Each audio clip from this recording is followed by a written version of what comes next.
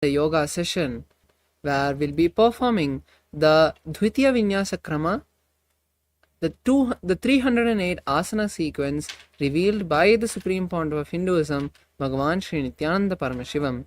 Let us now invoke his presence by chanting the Sadguru Vandanam. Let's all sit straight with our head, neck and spine in a straight line.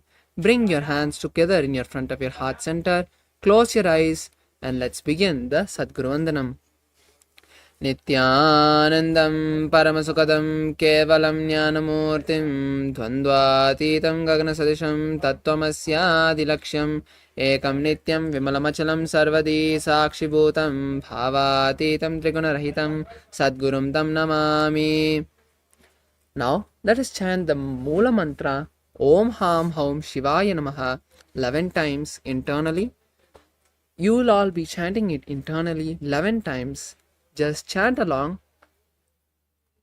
if you don't know. Om Ham Haum Shivaya Namaha. Om Ham Haum Shivaya Namaha. Om Ham Haum Shivaya Namaha. Om Ham Haum Shivaya Namaha. Om Ham Haum Shivaya Namaha. Om Ham Haum Shivaya Namaha. Om Ham Haum Shivaya Namaha. Om Ham Haum Shivaya Namaha.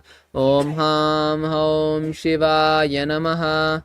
Om Ham Haum Shivaya Namaha. Om Ham Haum Shivaya Namaha. Now slowly relax and let us move into the Tattvachamanam, the ritualistic cleansing process.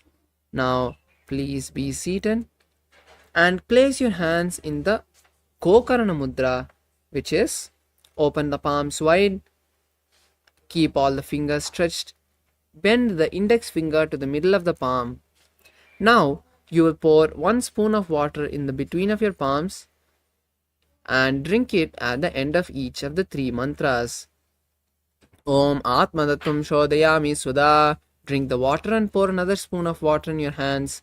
Vidya Tattvam Shodayami Sudha. Drink the water again and pour another spoon of water in your hands. Shiva Tattvam Shodayami Sudha. Drink the water and pour another spoon of water in your hands. Now wash your hands with a spoon of water and wipe your upper and lower lips twice with the base of the right hand thumb. Om Ham Hridayaya Namaha. Now wash your hands again with a spoon of water. Now with the index, middle and ring fingers touch above the upper lip and below the lower lip. Wash your hands with a spoon of water. Now with the right hand index and thumbs touch the right nostril, the left nostril, and with the right hand ring finger and thumb touch the right eye, right ear, left ear. Wash your hands with a spoon of water. Now, with the little finger and thumb, touch the navel, the right chest and the left chest, and with all the fingertips, touch the above the head, the right shoulder, the left shoulder, and the heart center. Wash your hands again with a spoon of water. Now, let's enter the next step, which is the Sankalpa, the conscious resolution. Now, placing your right palm on your left palm and keeping both the palms on your right thigh,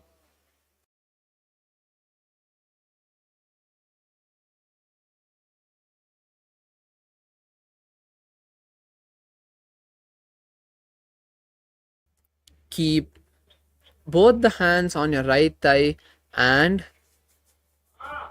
visualize a particular reality you want to manifest by performing today's yoga as we chant the Sankalpa mantra. Om Mamo Partha Samasta Duridakshaya Dvara Bhagavat Shri Nithyananda Paramashiva Prityartam Shri Nithyanandeshwari Paramashiva Shakti Sameta Shri Nithyanandeshwara Paramashiva Prityartam Cha Adya Purvokta Evam Guna Visheshena Vishishtayam Asyam Shubhaditau पूर्ण आरोग्य युक्त दृढ़गात्र यौगिक शरीर सिद्ध्यर्थम परमशिव शक्ति आविष्करणार्थम नित्यानंद योगाभ्यासम करिष्ये. Now wash your hands with a spoon of water. Om Apaupasprisya. And yes, now let us enter the first asana, Sukhasana. Please keep your Panchapatrams and Uddar apart away from you. And let us enter into this beautiful sequence of the Dvitiya Vinyasa Krama with the first asana, Sukhasana. Now be seated in a comfortable position with your legs crossed, your hands on top of each knee in Bindha Mudra, which is touching the index and thumbs and keeping the other fingers stretched. Visualize Lord Paramashiva. Perform the Mahamudra Bandha, and for the next following asanas, perform the Samana Kumbhaka, which is inhaling, holding the breath, visualizing intense fire as long as you can, and then exhaling. Hold the japa Soham in your inner space.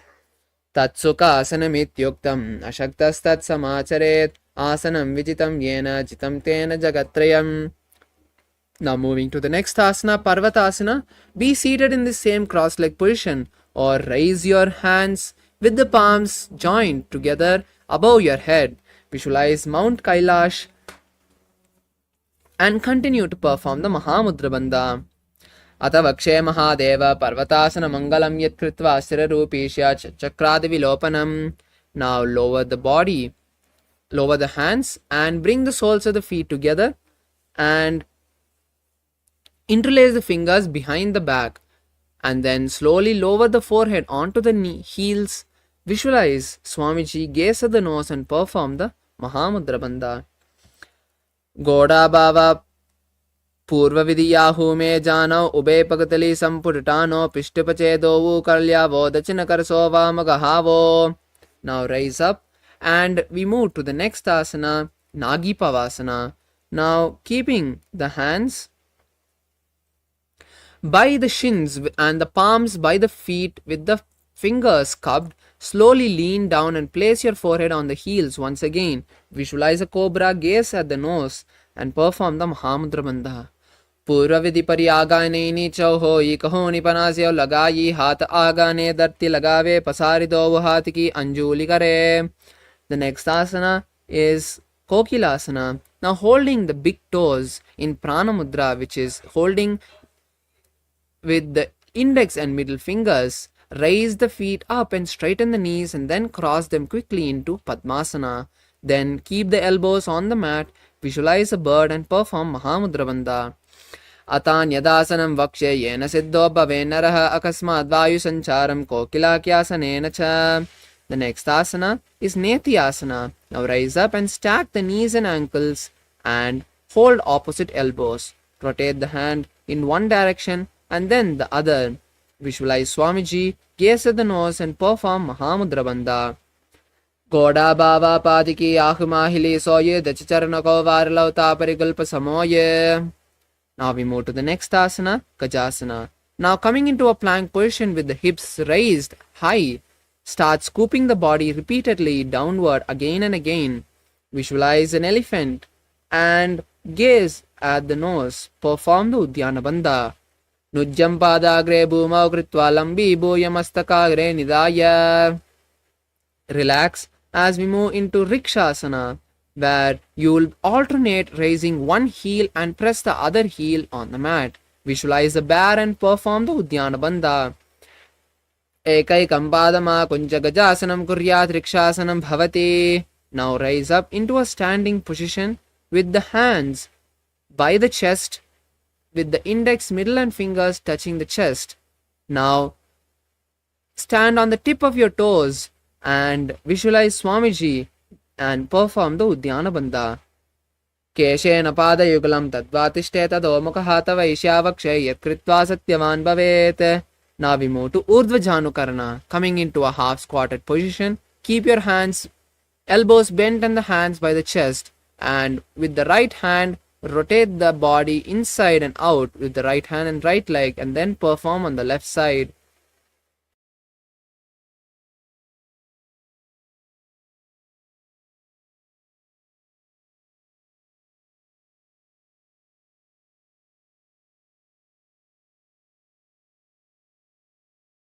Now we move to the next asana, which is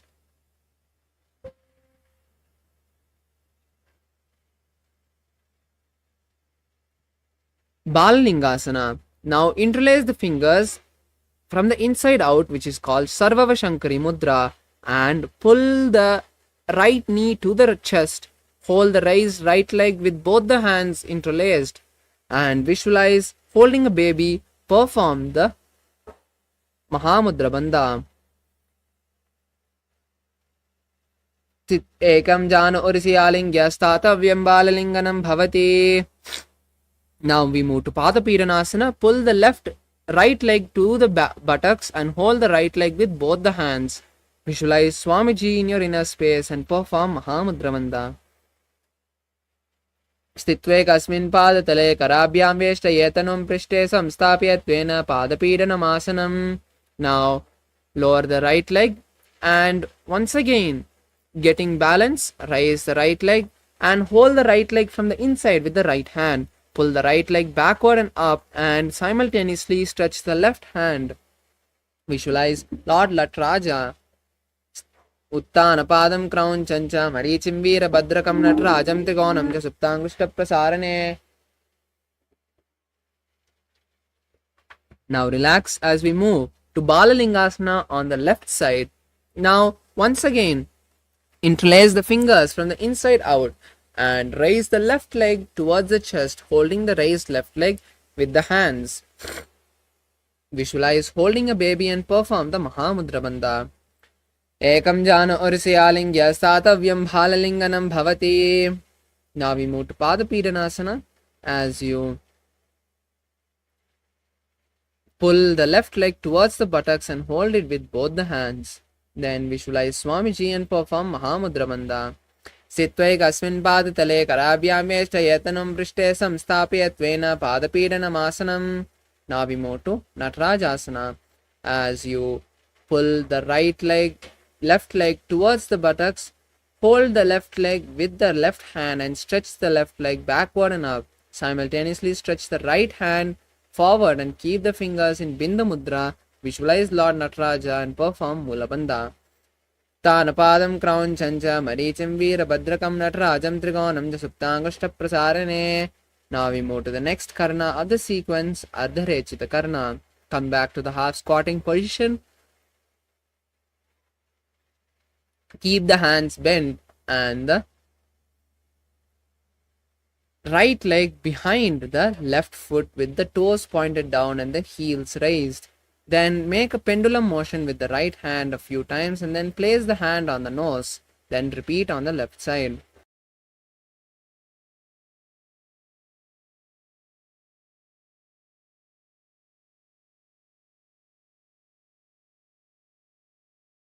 Now we move to the next asana, which is skeleton dance. Now start intensely shaking your body in all directions with your visualization being you are a complete skeleton structure with no muscles or anything else, just a complete bone structure. And see all your laziness, tiredness leaving the system.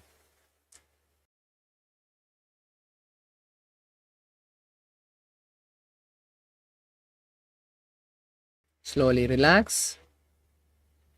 Let your breathing settle. As we move into the next asana, Katichina Karana. Now come back to the half squatting position. Cross your hands above the head and turn to the right side and open the palms and hands wide. And then come back to the center and cross the hands above the head. Then turn to the left and repeat the same.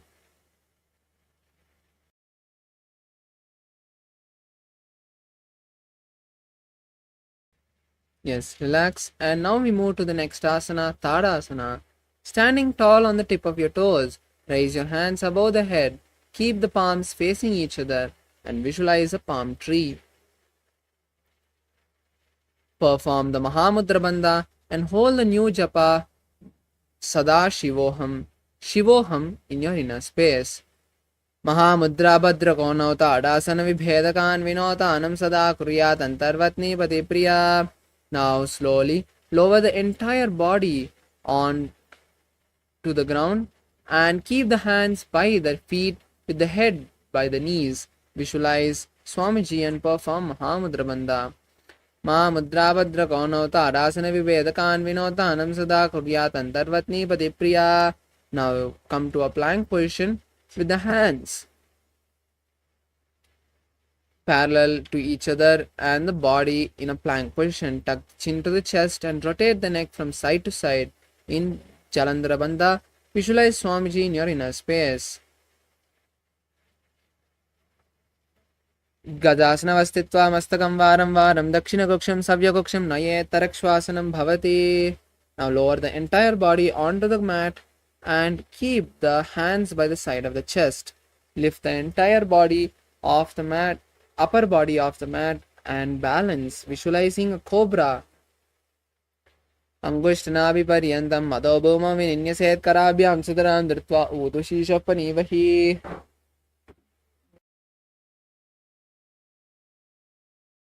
Now we move to the next asana, Shashasana. Rise up into a plank position once again and alternate bringing one knee to the chest. Start performing the Saja Kumbhaka, which is inhaling and exhaling comfortably. Gajasana samsitau janadvaima kunja varam varam kartavyam shashasanam bhavati. Now we move to Ratasana. Place one foot, alternate placing one foot between the palms and visualize a chariot. Gajasana samsitau ekaikam padam puro margena brahmetva kartavyam ratasanam bhavati. Now keep the right foot forward and the left leg back. As we move into Virabhadrasana, bend the right knee in a 90-degree angle, keep the hips turned forward and the hands above the head with the palms facing each other. Visualize Lord Virabhadra, gaze at the third eye and perform Udyana Bandha. Tanapadam crown chancha marichim Virabhadrakam natrajam trikonam jasuptangushta prasarane. Now we move to Virabhadrasana on the opposite side as you switch the position of the hand of the feet and once again raise the hands above the head. Keep the front left knee bent in a 90-degree angle. Visualize Lord Virabhadra and gaze at the third eye. Vashishtamata kaundinyam urdhakukkutam evachashta vakramato tanam mayuram sed bandhanam. Now rise up and keep the feet together as we now move into Vrikshasana. Now bring the right leg to the inner left thigh and keep the hands together in front of the heart center and raise the hands above the head. Visualize a tree and perform Udyana Bandha. Vamo Ramola Deshe cha Yamyam Padam Nidayato Tishtet Vrikshavad Bhuma Vrikshasanamidam Viduho. Now lower the hands and place the right thigh in front of the left thigh. Place the right leg in front of the left thigh and keep the hands once again together in front of the heart center. Visualize Lord Garuda. Garudasana Mavakshe Yanadhyanam Sirambovi Sarvadoshadvinir Mukto Bhavatiya Mahabali. Now we move to Vrikshasana on the opposite side as you once again keep the foot by the left foot by the right thigh and keep the hands above the head with the palms together. Visualize a tree and perform Udyana Bandha. Vashishtamata kaundinyam Vamo Ramula Deshe cha Yamyam Padam Nidayato Tishtet Vrikshavad Bhumo Vrikshasanamidam Viduho. Now lower the body, lower the hands and the feet and then place the left foot on front of the right thigh and bring the hands together in front of the heart center. Visualize Lord Garuda. Garuda Asana Mavakshe Yanadhyanam Chirambovi Sarvadoshadvinir Mukto Bhavatiya Mahabali. Now we move to Trikonasana. Place one foot forward and the other foot back. Keep the right foot forward and the left foot back. Raise the hands parallel to the ground and bring the right hand to the right leg. Gaze at the sky as you keep the left hand pointed upward. Visualize a triangle. Uttana Padam Crown Chancha Maricham Veera Bhadrakam Natrajam Trigonam Chuttangushta Prasarane. Now switch the position of the feet and lower the left hand this time to the left leg and visualize a triangle. उत्तानपादं क्रौञ्चं च मरीचिं वीरभद्रकं नटराजं त्रिकोणं च सुप्ताङ्गुष्ठप्रसारणे. Now we move to Nikutaka Karna. As you come to a half squatting position once again, bring the hands parallel to each other and alternate, switching the position of the palms.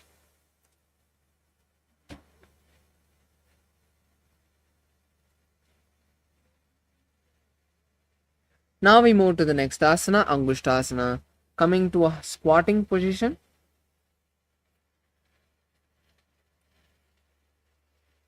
keep the knees together and the palms in front of the heart center. Visualize Swamiji and start performing a buzzing sound called Brahmari Kumbhaka, which is making a buzzing sound.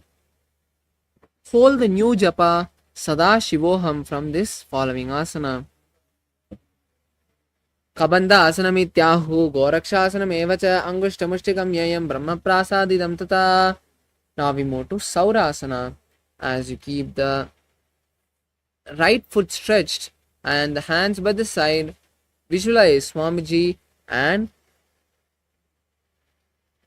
continue to perform the Moola Bandha. Prasadya ekam padatalam samsthapitveka padakam. Now we move into Vidunanasana. As you lower your body, holding the right leg with the right hand and the left leg's heel with the left hand. Visualize Swamiji and continue to perform the Moola Bandha. Gulpastitau padamekam prasarya tatpadagram samsite tatkarena. Now relax, pulling the right leg back and stretching the left leg forward.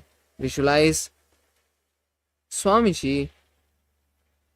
Prasarya ekam padatalam samsthapitveka padakam. Now we move into Vidunanasana. As you hold the left leg with the left hand and the right leg with the right hand, visualize Swamiji and lower your body to the knee. Gulpau tu spadamekam prasaryekam tatpadagam samsite tatkarena. Now raise up. As we move into Brahmajarankushasana, bring the heels together and keep the back of the palms on each knee. Visualize Swamiji in your inner space and tuck the chin to the chest in Jalandhara Bandha. Do panapani hoy vese edi do guda nivese korbakadalya ki mahili aisamahera semili. Now we move into Kapilasana. Place the knees on the mat and the palms on each knee. Visualize the great sage Kapila. Gaze at the nose and perform Udyana Bandha. Ubhay Pagatali Samata Harave Tiniki Mahili Kor Milave. Now we move into the next asana, Bhadragorakasana. As you switch the gaze to the third eye in the same asana. Do Pagatali Samputakare Korvarli Bhuparidare Korvarli Raki Ese Tapanamula Dwaritiki Bese. The next asana is Suryasana. Now bring the soles of the feet together and raise the knees off the mat. Raise the hands above the head with the little finger and thumb touching and the fingers stretched wide apart. Visualize Lord Surya and perform Udyana Bandha. Edi do gudatiriyane panapani bedikubuditane. The next asana is Mandukasana. Now come to a seated position on the heels and keep the hands on the respective knee. Visualize a frog, gaze at the third eye, roll the tongue and touch the back of the throat in Manduki Mudra. Pada talau prishya deshe angushtadvecha samsprishet jano ikram puraskritya sadayan Mandukasanam. Now we move to Uttana Mandukasana. As you raise your hands above the head, cross the hands and touch opposite shoulders. Continue to perform the visualization of the frog, gazing at the third eye and the Manduki Mudra, and perform Udyana Bandha. Manduka asana madhyastam kurparabhyam shramdataha etadbe kavaduttanam etaduttana mandukam.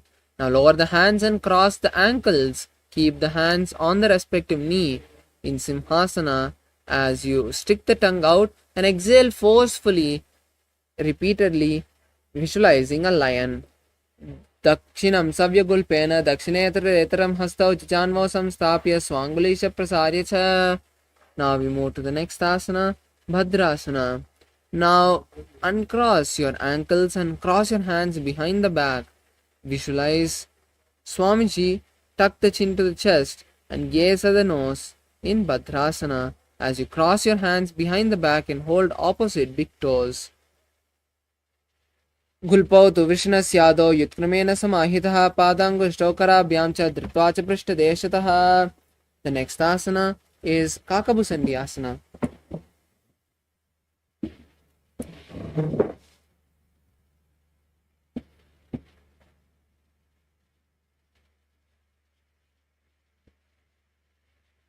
Now come to a squatting position and from the inside wrap your hands around the knees and interlace the fingers behind the back. Visualize a crow and gaze at the nose. Pratame ves ukratane do hath pagam vich ane tinki modi nalya parilave pishtapache kankasi karave. Now we move to the next asana, Kani Pavasana. Now keeping the hands at the shoulder level, place the knees on the back of each palm and lean onto the hands, raising the feet off the mat. Visualize Swamiji and perform the Mula Bandha. Asana Gauguna Asidista Hoi to Achi Hoi. The next asana is Kapali Asana as you come into a headstand position. Now, keeping your hands wide apart, place the forehead on the mat, making a triangle between the hands and legs, and place the knees on the elbows. Then slowly raise the feet and straighten the knees. Visualize Swamiji in your inner space. Sisi sadarti teki pagdovi milva ucha gugare. Slowly lower the entire body. And now we move to the next asana, Parshamayurasana. Now coming into a squatting position, turn to one side of your body. From this asana, we'll be performing the Murcha Kumbhaka, which is exhaling completely, holding the lungs empty as long as you can, and then inhaling. Now, perform the Parshamayurasana as you slowly lean onto the hands and stretch the legs to the side, visualizing a peacock and gazing at the third eye. Mayuram dandavat kuryan mayuram danda namakam kuryan mayuram parshvabhyam mayura parsha namakam. Now relax and turn onto the opposite side of your body as you once again align the elbows to the knees and hips, lean onto the elbows and stretch the legs to the side. Visualize a peacock once again. Mayuram dandavat kuryan mayuram danda namakam kuryan mayuram parshvabhyam mayura parsha namakam. Now we move to Pairagnatha. Coming into a plank position, place one foot from the outside between the palms. Visualize Lord Kalabhairava and gaze at the third eye. Asana Gauganupi Tijayi. Now perform the same Bhairagnatha as you once again keep one foot between the palms and push the hips forward. Visualize Kalabhairava in Bhairagnatha. Asana Gauganupi Tijayi. Now we move to the next asana, Unmukha Pitasana. Now keep the forearms on the mat and visualizing Lord Kalabhairava push the hips up and high. Visualize gazing at the third eye and perform the Rechika Kumbhaka. Bhunyastau janani hastau chatuspadam vanmukam mutta pitangri yugla chatuspadam biruka. Now we move to Vashishthasana as you once again come into the tall plank position. Roll onto one hand and stretch the other hand high. Simultaneously, gaze at the sky and visualize Lord Vashishta. Urta Kukkuda Vashishta Marichiyala Matsyakampari Vrittim Chodarasya Vividandar Rasanam. Now roll onto the opposite hand. As you once again raise the hand and gaze at the sky, visualize the great sage Vashishta. Urta Kukkuda Vashishta Marichiyala Matsyakampari Vrittim Chodarasya Vividandar Rasanam. Now sit down and stretch your legs. Keep the hands underneath each respective buttock. Visualize Hanuman and tuck your chin to the chest in Jalandhara Bandha. continue to gaze at the nose and perform the new japa Om Mahasada Asanam दो की करा की ube हथेली कोरवारली मेले भेली सो आगाने बुपरिदासे महाने अंगुल मिली रासे.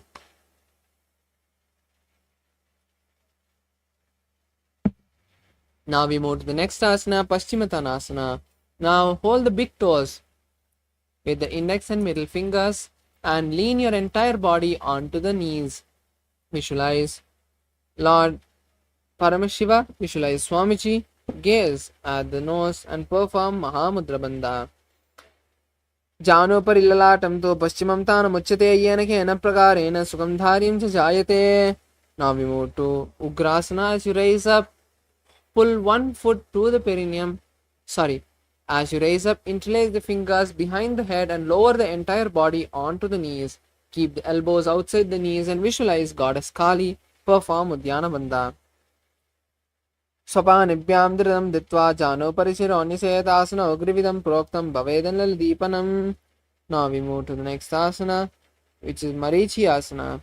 Now pull one leg towards the perineum and from the inside wrap that raised leg and interlace both the hands behind the back. Visualize the great sage Marichi and continue to perform the Mula Bandha. Asanam Uttanapadam Kraunchancha Marichim Veer Bhadrakam Natrajam Trikonam Suptangushta Prasarane. Now we move to the next asana, which is Mahamudrasana. Now place the raised foot back on the mat and hold the stretched leg with both your hands. Then place the forehead on the stretched knee. Visualize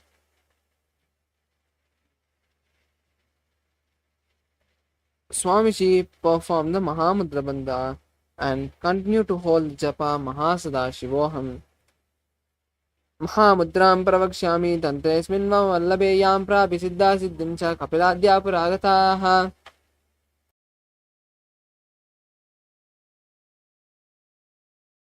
Now we move to the next asana, which is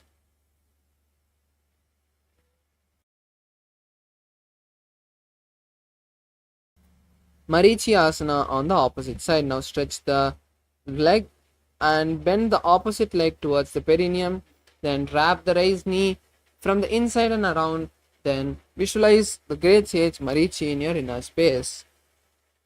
Uttanapadam Kraunchancha Marichim Veerabhadrakam Natrajam Trikonam Suptangushta Prasarane. Now we move to the next asana, which is Mahamudrasana. Place the raised knee back on the mat and hold the stretched leg with both the hands. Visualize Swamiji and perform Mahamudra Bandha. Mahamudram pravakshami tantresmin vallabeyam prapi siddha siddhim cha kapladhya puragataha. Now we move to the next asana, Bhadrasana 2. Now pull both the feet together and keep the soles of the feet together and hold the soles of the feet with the respective hands and visualize Swamiji, gaze to the third eye and perform the Mahamudra Bandha. Mulpauta Vrishnasyadaha Shivanya Pashvi Akshipet Pada Pashvi Kripanibhyam Dridam Badvasu Nishtalam. Now we move to the next asana, Gwali Pavasana. Now slightly push the feet away from the perineum and keep the hands on the knees. Tuck the chin to the chest in Jalandhara Bandha and gaze to the nose. Visualize Swamiji. पूर्वचर पर चौक कहियो सोही वाही विधियो की जी सोही या में AD बिंदु जरा से अंगुल आत अंतरोरा से. The next asana is Joni asana. Now pull the feet back to the perineum and hold the feet, then lower the entire upper body down to the mat and keep the forehead in front of the toes. Visualize the Yoni Mandala, physical representation of Paramashiva Shakti, and gaze at the nose. दो पगतली संपुट करे AD made के दिन करतरे आधा हाथ को अंतर्रा से लात पगतलिया ऊपर दासे. Now we move to Midiki Pavasana. Raise up, pull the feet away from the perineum, stretch the hands to the side and lower the body onto the heels again. Visualize Swamiji Purvabedi Paripakatali Samput Soli Edi Mini Irase Yajasuma Hilikor Angutala Darti Lagave. Now raise up and place the hands underneath the shins with the palms facing upward. Visualize Lord Surya and gaze at the nose. दो पगतली संपुट करे soul में आगा में दरे अंतरातलो धरती लगावे पसारी दो हाथ की अंजुली करे. Now raise up and keep the hands on the feet and pull the feet to the perineum. Open the feet like a book and visualize Swamiji in your inner space. दो पगतली एडी धरती मगवा में लगावे पगतली माहिली कौन अंगूठा सदी सदी जोड़े.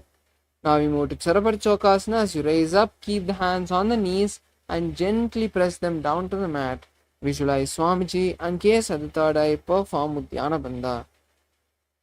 दो पगदली संपुट दरे आगाने कर जारे पसारे दोड़ा बूसो लगता रासे हाथ दो गोड़ा परिदासे. Now we move to the next asana, Bhairavasana. Now bring the soles to the perineum and lift the heels up with the toes down. Visualize Lord Kala Bhairava and gaze to the third eye. Perform the Uddiyana Bandha. Gulpau Sampirya Chanyonyam Rutkramen Samahitaha Janvopa Ashwagado Hastau Dandavad Bhairavasanam. Now we move to Samanasana. Now keep one foot by the perineum and the other foot by the chest. Visualize Swamiji, gaze to the third eye and perform Mula Bandha. Kevalam Padame Samana Asanama Vakshe Siddhamantradi Sadhana Teka Padamaro Tattva Guhyonyalinga Vatrake. Now place this raised leg on the respective shoulder and keep the other hands by the side and straighten the leg forward. Then visualize Swamiji and gaze to the third eye. केवलं पादमे कंच स्कंदे चारभ्यतः एकपादेन गगने तिष्ठेति नन्दवत् प्रभो. Now we move to Samanasana on the opposite side. Now once again keep one foot by the perineum and the other foot by the chest. Visualize Swamiji and gaze to the third eye. Samana asanama vakshe siddhamantradi sadhanate. Now we move to the next side. Next asana. As you place this raised foot on the respective shoulders, stretch the other leg forward. Keep the hands by the side and continue to visualize Swamiji. Gaze at the third eye. Savya dakshin. केवलं पादमे कंच स्कंदे चारोप्यतः एकपादेन गगने तिष्ठेति दण्डवत् प्रभो. Now we move to Gomukasana. Now cross the feet, keep the heels by the opposite hips and the hands interlaced on the top knee. Visualize Swamiji and gaze at the nose. Visualize the face of a cow. Sabye dakshina gulpantu prishtapashve niyodye dakshine pita sabyam gomukam yata. Next we move to Anusuyasana. As you hold each foot with the index and middle fingers, visualize the Rishika Anusuya. दक्षिण गोड़ोनी कोटाने वामोता के ऊपर आने गोड़ा संधि मिलावे भारी आडा पुनिद्वे निदे संधि पसारी. The next asana is Garudasana. Sanusuyasana 2. Now interlace the fingers behind the back and lower the entire body down. Then visualize Rishika Anusuya and perform Uddiyana Bandha.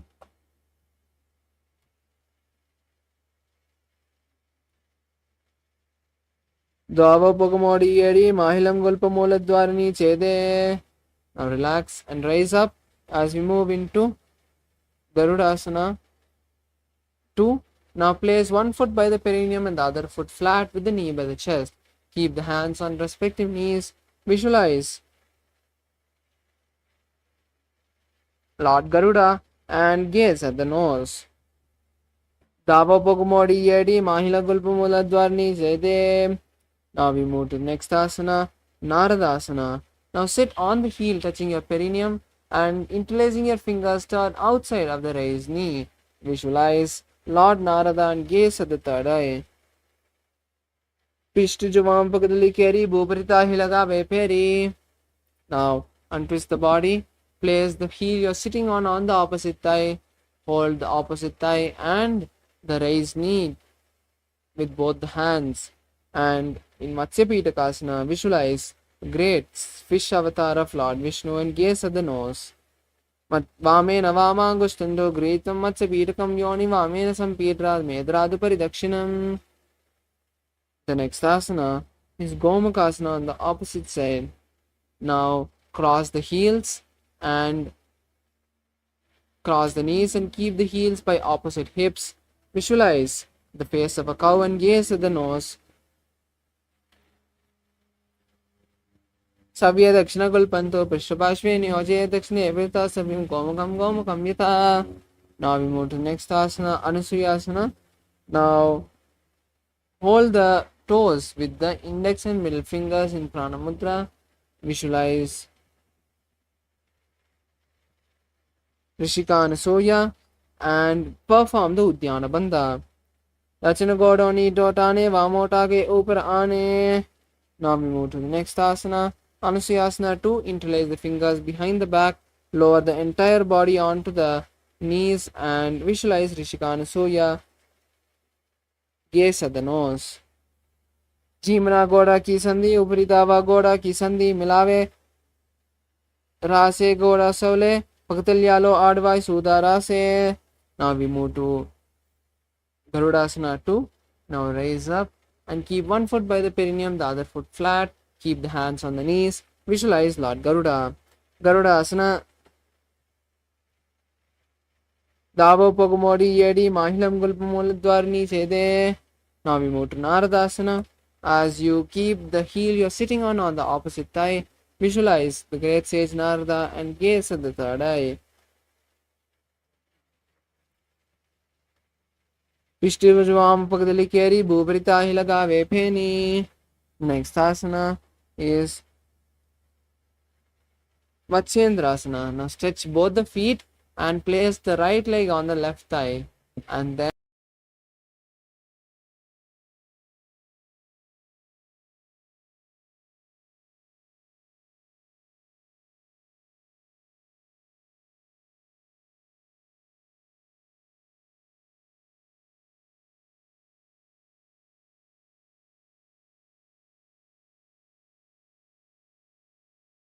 place the right leg on the left thigh and then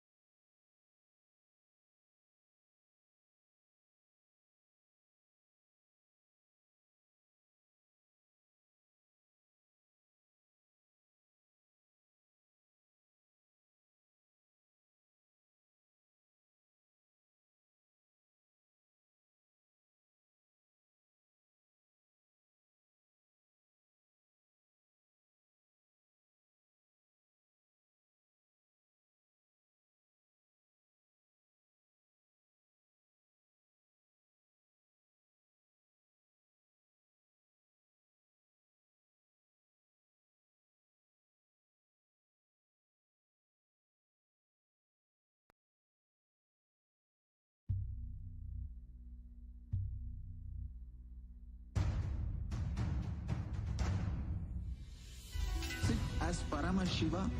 Inhale and exhale deeply with 25 heads and 75 eyes and 50 hands. Visualize, meditate, connect with him. He is a living, alive being. Drop your form into his form and dissolve. Remember, you are a Sarupya Mukta, means your form is dissolved.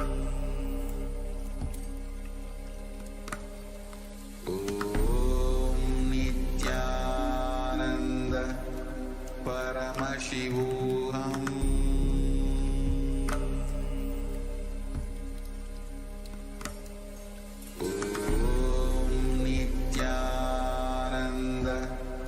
Paramashivoham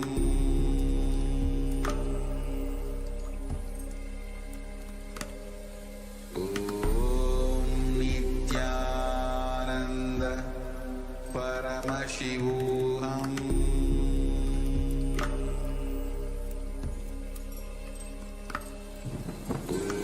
Om Nithyananda Paramashivoham Paramashivoham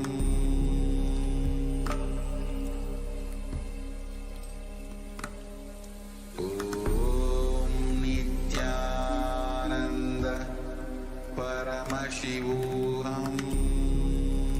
Nithyananda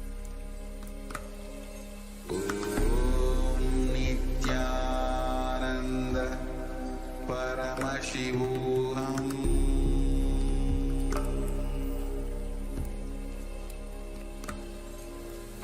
Om Nithyananda Paramashivoham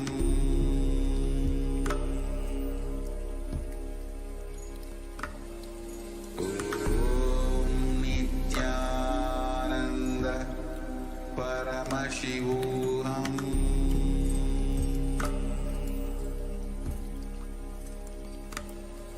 Om Nithyananda Paramashivoham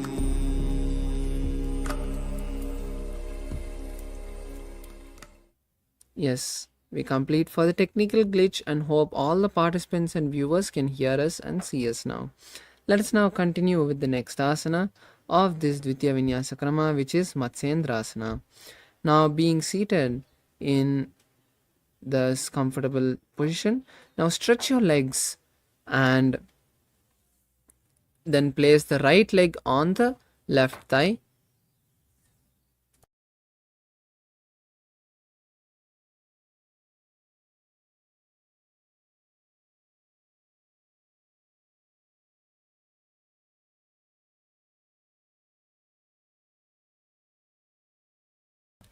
Now placing your left leg on the right thigh, bend the right knee and turn outside of the right knee. Then keep the right hand on the mat behind you and turn backwards as you gaze to the third eye. Visualize the great sage Matsyendranatha. Udaram paschimabhasam kritva tishtati yatnatah namrangam vamapadam hi dakshajano parinyasete. Now we move to Kubasana. Place the left hand on the right leg and the right hand on the right ear. Visualize the camel.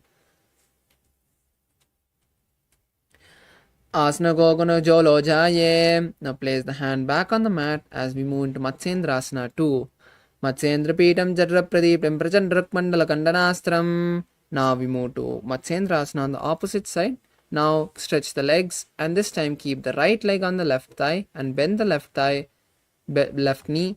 Turn outside of the left leg. Place the right hand on the left leg and keep the left hand on the mat behind. Visualize the great sage Matsyendranatha. Udaram paschimabhasam kritva tishtati yatnatah. Now place the right hand on the left leg and the left hand on the left ear. Visualize a camel. Asana Gogana Jolo Jaye. Now place the hand back on the mat and visualize Matsyendranatha. Matsyendra Pitam Chhatra Pratipim Prachandrak Mandala Kandanastram. Now we move to Padmasana. Keep the legs on opposite thighs and be seated with the hands on the respective knee. Visualize Paramashiva and perform Mahamudra Bandha.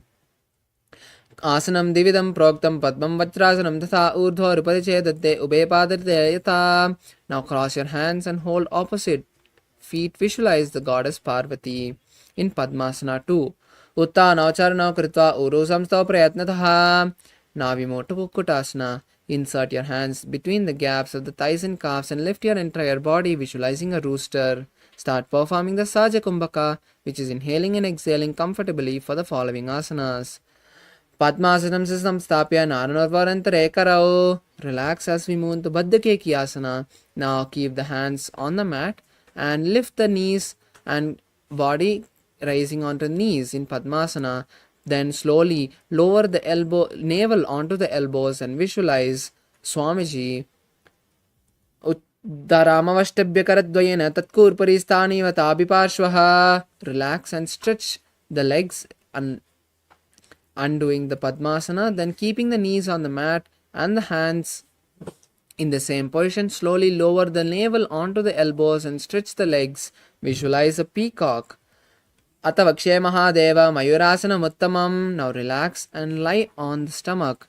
Lowering the entire body onto the mat, keep the legs wide apart with the toes pointed sideways. Interlace the fingers behind the head. Visualize a crocodile. Adhyasisete padayugmam vashtam Hridayam nidaya bhumau cha padau cha prasaryamano. Now we move to Shalabhasana as you keep the hands by the side and lift the legs off the mat, visualizing a locust. Adhyasisete karayagmam vaksho bhumim avashtabhya karayostalabhyam. Now bend the knees and bring them to the side of the hips in Ustrasana. Holding the legs, push them down to the side on the ground. Adhyasisete padayugmam vashtam prishte nidaya didam karabhyam.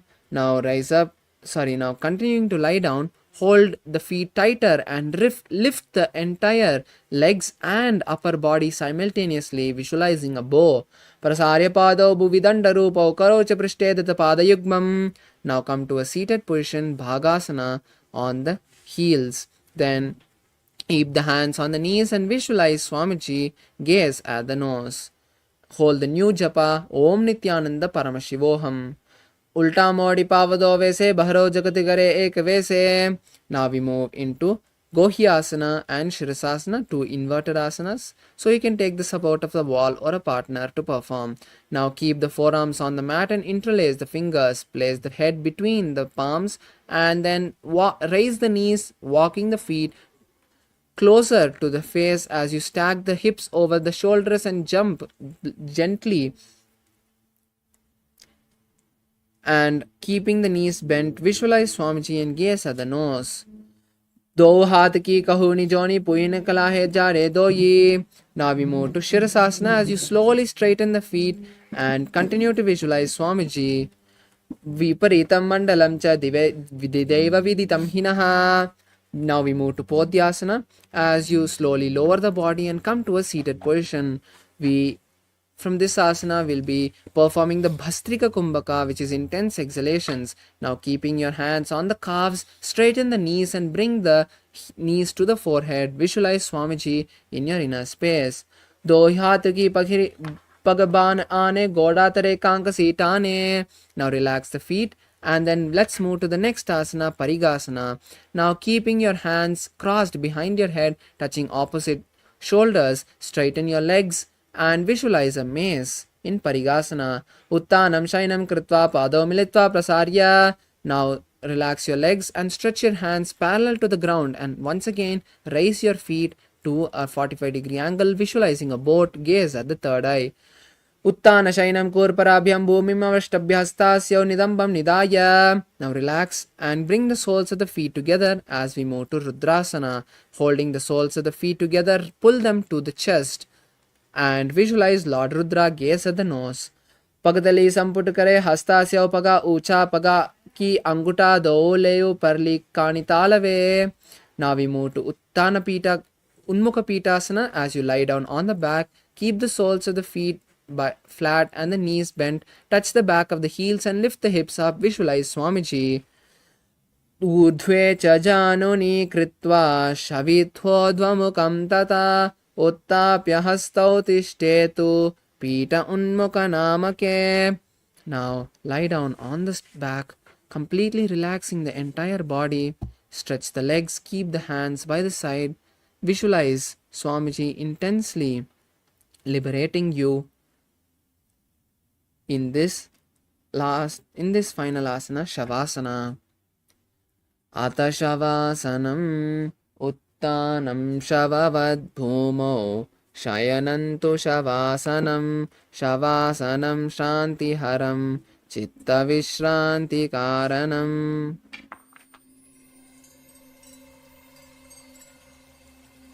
I welcome you all with my love and respect. Let you all open all your three eyes. Om Nithyananda Paramashivoham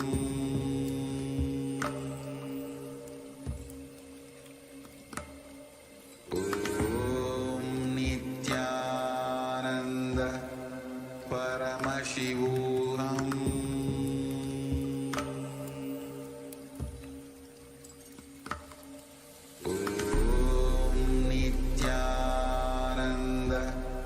Paramashivoham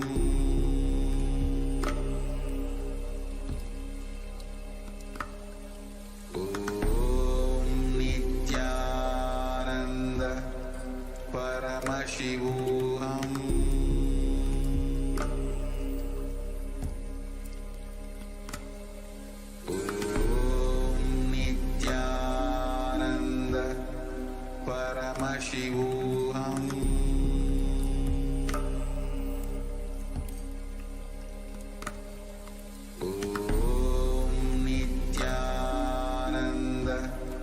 Paramashivoham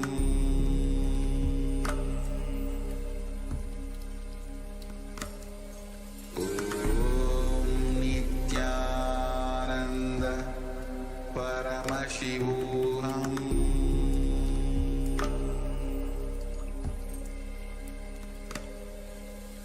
Om Nithyananda Paramashivoham Paramashivoham Om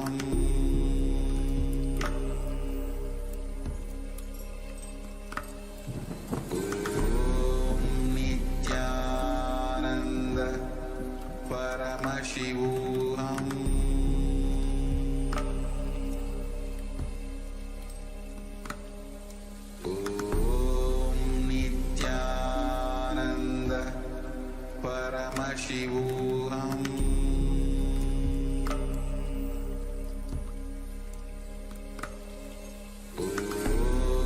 Nithyananda Paramashivoham Paramashivoham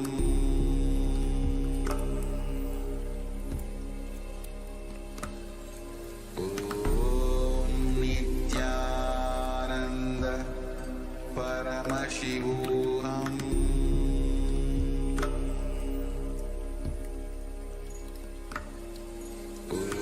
Om Nithyananda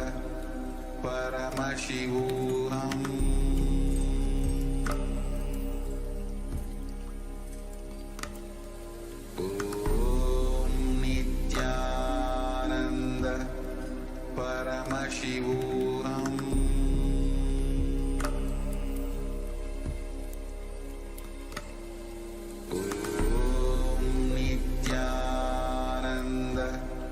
Paramashivoham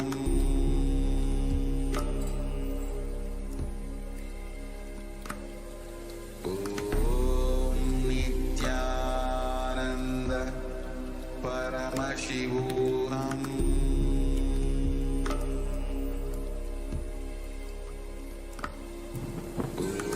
Om Nithyananda Paramashivoham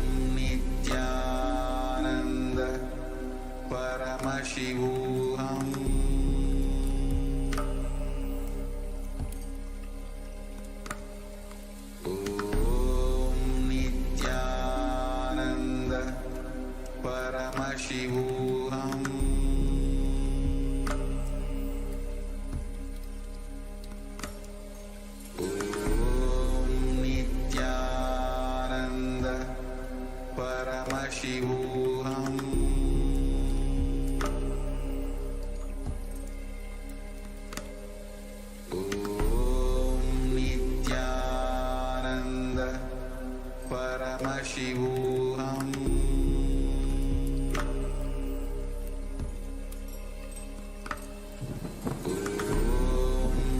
Nithyananda Paramashivoham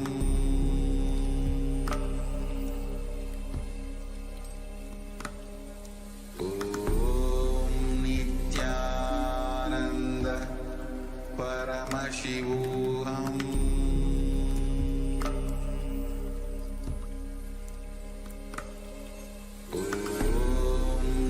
Nithyananda Paramashivoham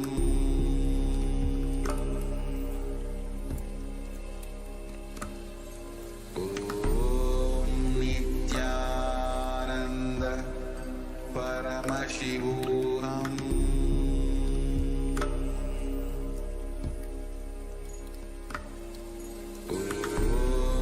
Nithyananda Paramashivoham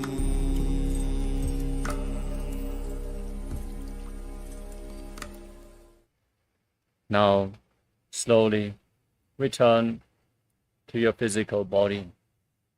Start to wiggle your fingers and toes, your wrists and your ankles, your elbows and your knees.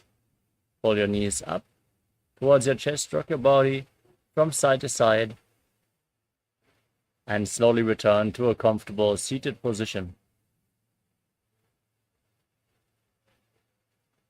Congratulations, you completed the Pratama Vinyasa Krama 108 asana sequence. With this, we conclude today's Nithyananda Yoga session. For all the Paramashivoham Level 1 participants, thank you all so much for joining us today. Please stay tuned. We are going to have the next Acharya join very soon and start the next segment of the day. All the Paramashivoham Level 2 and 3 participants, let us now continue the preview for the Tritiya Vinyasa Krama, the 508 asana sequence, which we started yesterday. Yesterday we covered 15 new asanas from the sequence. Let us continue with the next set of 15 asanas today, starting off with Yoga Narasimhasana. Now sit with your feet flat, crossed in front of your body, the knees raised. Place the back of your hands on top of the knees. And gaze to the nose, stick your tongue out and exhale forcefully again and again as you visualize Lord Narasimha, the Lion Man avatar of Mahavishnu. Breathe in Samana Kumbhaka and internally chant the Mahavakya. मायूरस्पिञ्छ मायूरं पद्मपीठसमन्वितं कौकुटस्गर्भपिङ्गं च कौर्मं योगनृसिंहकम्. Now, keep your legs crossed and rotate your hands on top of the knees. Gaze to the nose and visualize a flock of crows in Kakarupa Skandhasana. अथ वक्षे काकरूपस्कन्धासनमनुत्तमं कलिपापात्रमुच्येत वायवीं वशमानयेत्. Next up is Utkatikasana. Now, uncross your legs. Keep the feet flat, the knees raised, and place your hands on top of the knees. Gaze to the tip of the nose and visualize sitting in the space of Upanishad with Swamiji as you breathe in Ujjayi Pranayama. Make an ocean-like sound with your mouth. श्लिष्टर्गुले श्लिष्टगुल्भो भूश्लिष्टोरुप्रसारजेत् यत्रोपविश्य पादौ तद्दण्डासनमुदीरितम्. The next asana is Dandasana too. Now extend your legs forward. Keep them flat on the ground. Your neck and back straight as you place your hands on top of the knees. Gaze to your nose and visualize yourself as Paramashiva's Yoga Danda in Dandasana too. श्लिष्टर्गुली श्लिष्टगुल्भो भूश्लिष्टोरुप्रसारजेत् यत्रोपविश्य पादौ तद्दण्डासनमुदीरितम्. Next up is Kataka Mudrasana. Now lean forward and down, hold onto the big toes and Prana Mudra. Bring your head towards the knees. Engage Ujjana Bandha and Mula Bandha. gaze to your nose, and visualize yourself as a tank of water. सभाग शीर्ष सर्वांग महामुद्रा च ताटकी बद्धकोणस्बद्ध पद्मं दण्डं पश्चिमतानकम्. The next asana is Prayankasana. Now place your hands flat on the ground next to your body and lift your body off the ground with your legs extended forward. Then rock your body from left to right and visualize yourself as a cradle rocking side to side. प्रेङ्खावत् स्थित्वा पादाग्रे मस्तके परिनीत्वा पृष्ठभागे भूमौ निधाय तिष्ठेत्. Next up is Prayankasana 2. From the same position, rock your body front and back as you gaze to your nose, visualizing yourself as a cradle rocking back and forth. प्रेङ्खावत् स्थित्वा पादाग्रे मस्तके परिनीत्वा पृष्ठभागे भूमौ निधाय. The next asana is Yogasana 3. Now, sit with your feet flat, knees raised, cross your arms and place your hands on opposite knees. Gaze to your third eye and experience Advaita, oneness with the Supreme Pontiff of Hinduism, Swamiji. पृष्ठे भेदान्वितं पादं तस्य हस्तेन बन्धयेत्. अथ योगासनं वक्ष्ये यत्कृत्वा योगिराट् भवेत्. The next asana is Vrishapati Asana. Now, place the top of the left foot on the mat and sit on the left heel, crossing the right knee over top. Keep the right heel at the left hip and place your hands on opposite knees. Gaze to the tip of your nose and experience the energy of a temple inside you as you breathe in Sit Karikumbhaka. Press your tongue against the palate of your mouth without touching the teeth and hiss through your teeth while inhaling. जीमना गोडो अग्र करिडावो पगजीमणि पाशति आनी. Next up is Durvasana. Now, place the foot outside the hip. Sit down on the ground.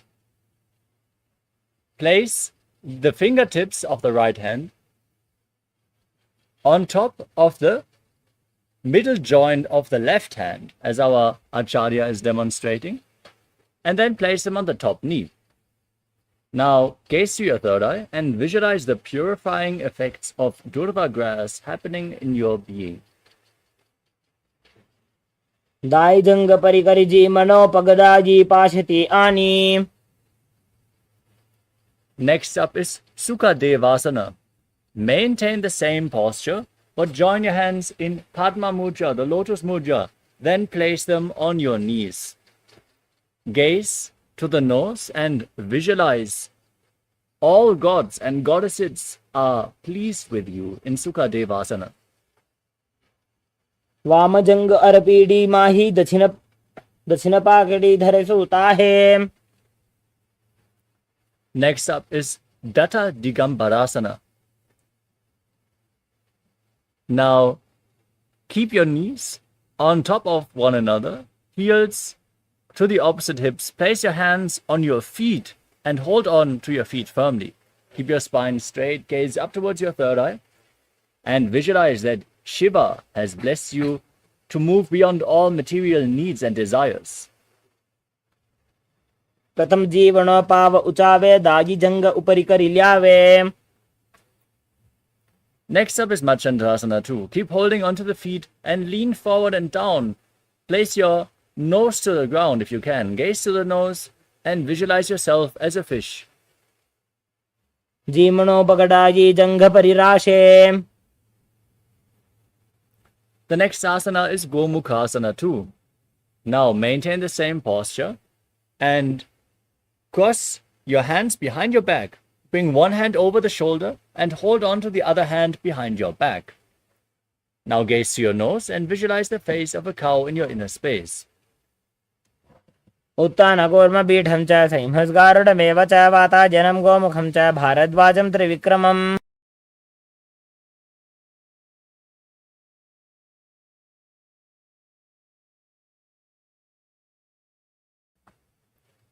Now we are repeating Vrishapati Asana on the other side. Now place the top of the right foot on the mat and sit on the right heel. Bring the left knee over the right and hold on to opposite knees with your hands as you gaze to your nose and experience the energy of a temple inside you. Jimana godo agrakariravo pagajimani pashati ani. With this, we covered all the 15 asanas of this preview. Let's get ready for the continuation of the Dvitiya Vinyasa Krama.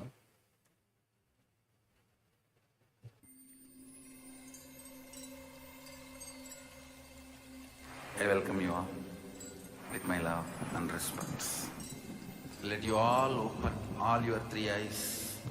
Om Nithyananda Paramashivoham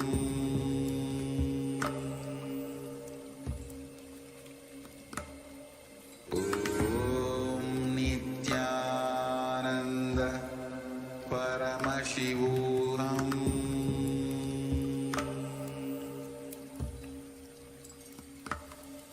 Om Nithyananda Paramashivoham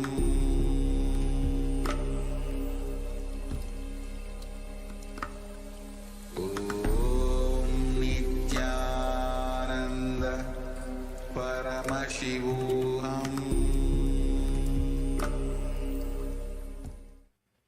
Yes, now let us get ready for the Dvitiya Vinyasa Krama. Starting off with Yathasana. Now sit in a comfortable posture that brings ease to your physical and mental space. Keep your hands on top of the knees in Bindu Mudra. Visualize Swamiji, breathe in Samana Kumbhaka. Meditate on the fire in your navel region as you internally chant Om Nithyananda Paramashivoham. Paryankam tatsamaghyatam yata samstam yata stitihi. From the cross-legged position with your hands on the knees in Bindu Mudra, inhale and exhale deeply again and again in Samasana as you visualize Swamiji in your inner space. Idanim garbhininam yogavyasau yata lagau sukha prasavalabhaya pratyate praktanepati. Now, place the left foot against the perineum and the right foot on top of the left. Keep your hands flat on the knees, gaze to your nose, and visualize yourself as a sage liberated by the supreme pontiff of Hinduism in Muktasana. Nipidya sivinim sukshmam dakshinetara gulpataha vamam yamena gulpena muktasanamidam bhavet. Next up is Siddhasana. Maintain the same posture, gaze up towards your third eye, and visualize Swamiji in your inner space. Sthanum mitendriyo chaladrisha pashyan bravorantaram chaitan mokshakapata vedajanakam siddhasanam prochyate. Now gaze down to the ground in front of you, engage all three bandhas, Mahamudra Bandha, and visualize Swamiji in your inner space. Vamapadaki kedi jano shivanamadi sukontano. Now rotate your hands on top of the knees into Bindu Mudra. Gaze up towards your third eye and visualize yourself as Lord Rudra in Rudrasana too. Vamacharana parijachana rake ekajugati ase vididhake. Next up is Santadhunasana. Maintain your hands in Bindu Mudra on top of the knees, gaze to your nose, and embody tranquility and an unshakable nature. Asanaki gunamanaki chanchalatamiite. Next up is Siddhasana 2. Now bring your hands in front of your navel. Cup one hand over the other in Samputa Mudra, resembling a lotus flower, as you visualize Swamiji in Siddhasana 2. Rujukaya samashinam siddhasanam udiritam prasarya bhuvi padoto dorbhayamangushtamadarat. We move on to Bandhayoni Asana. Maintain your legs in the same position. Set the sankalpa to manifest through the womb of creation. And get ready to enter Shanmukhi Mudra. Inhale all the way and hold your breath. Close your mouth with your little fingers, your nostrils with the ring fingers, your eyes with middle and index fingers, and your ears with your thumbs. Yatra madhye mahadeva bandhayonya nau yatkritva kecharo bhutva vicharedishwaro yata. Next up is Virasana. Now place the right foot onto the left thigh and the left foot underneath the right thigh. Place your hands on the knees in Bindu Mudra and embody the state and space of bravery, Vida. Ekam padamate kasmin vinyasyorini samsitaha itarasmin tata chorum virasanam udiritam. Next up is Valmikasana. Maintain the posture. Gaze up and visualize sage Valmiki, the great poet and author of Ramayana. Dava padatali puniedi he joye. Now rotate your hands on top of the knees. Keep them flat. Gaze to your nose and visualize the Yoni Mandala, the visual representation of Devi Paramashiva Shakti, as you can see in the top right corner of the screen in Joni Mudrasana. Vamapagaki pagatali jahimahiri kore. Now shift your gaze upwards. Maintain the posture and the visualization in Yoni Asana. Yonyasanam parvatena yogam yogabalenidam tatkala tavat kecharo yavadevahi. Now bring the soles of the feet together in front of your body, heels close towards your perineum. Hold your feet with both hands interlocked. Push your knees down to the mat, gaze to your nose, engage Uddiyana Bandha and Mula Bandha and visualize yourself as Lord Veerabhadra in Bhadrasana 3. Gulpo Vichana Shadaha Shivantyaf Parshva Yokshipet Savya Gulpam Tata Savya Daksha Gulpam Dakshine. Maintain your legs in the same posture. Keep the left hand on the respective knee. And cover your mouth with your right hand. Close your left nostril with the index finger. Inhale through the right nostril. Then close both nostrils. Hold your breath. Then exhale through the left nostril. And then again inhale through the left, inverting the breathing flow in Apyanta Kumbhaka. As you gaze to your third eye, press your tongue upwards in Kechari Mudra along the nasal tract, the pharynx if you can. And visualize yourself as an Agori in Agorasana. Purvaka hobishtika johi vahi vidiki je soyi. Next up is Kanari Pavasana. Now separate the heels. Keep the feet close towards the perineum and lean forward and down, placing your elbows on the heels. Rest your chin on your hands. Gaze to the nose. Engage Uddiyana Bandha. Breathe in Rechaka Kumbhaka. Exhale all the way, then hold your breath again and again on all the exhalation. And visualize yourself as a female elephant drinking water in Kanari Pavasana. Gwali Pavasana kahyo he jaise yahum me jane viditai se. Next up is Padasana. Now raise your knees, bring your arms underneath the shins, and interlock the fingers in front as you lift your feet off the mat. Now, gaze to your nose and visualize Swamiji in your inner space. Tator dvamrecha yed vayum mridunishvasa samyutam. We move on to Gopi Chandasana. Now, interlock your fingers around the toes. As you lift your feet up against your chest, rest your chin on your hands, gaze to your nose, and embody the state and space of a king. Purva vidipagaki anguta kantaku parase. Next up is Udadasana. Similarly, bring your arms below the legs and interlock the fingers around the toes. As you lift your feet up, rest your chin on your hands, gaze to the nose, and visualize your body free from any defects. Do pagatali samputane ubahasti hurda hitane. Now raise your feet higher in front of your face. Keep the fingers interlocked in front of your forehead as you visualize yourself excelling in everything in Vishishtasana. Do pagatali jodi samput kare. Next up is Bhujasana. Now bring your legs over the respective shoulders and bend your elbows upwards so you can interlock your fingers behind your neck. Now visualize yourself as a cobra in Bhujasana. Shirasanam tu vijnayam kakshasanam atah param grivasanam cha paramam bhujasanam hochate. Now bend your elbows down, keep the legs over top of the shoulders and interlock your fingers behind your back as you gaze to your nose and visualize yourself as a beautiful, auspicious goddess in Kalyanasana. Do vatapagam vicha ane tinako godani chetane. The next asana is Sankatasana. Now place the top of the left foot on the mat, sit on the left heel, and stack the right knee over top, hands on opposite knees. Gaze without focusing anything externally in Vaishnavi Mudra. Visualize yourself as an elegant swan and breathe in Ujjayi Pranayama. Make an ocean-like sound with your mouth. Vama padam chiter molam sanyasadar nitale pada dandena yamyena veshayadvana vama padakam janu yugmam kara yugmam etat sankatam asanam. Next up is Dhenukasana. Now slide the left foot outside the hip, sit on the ground. Engage Uddiyana Bandha. Keep your hands on the top knee and visualize a cow in your inner space. अनुसागी नागरपञ्चदं ऋषिरिन्दगल्यम्नि. We move on to Machandrasana. Now place the right foot onto the left thigh and the left foot on the right knee.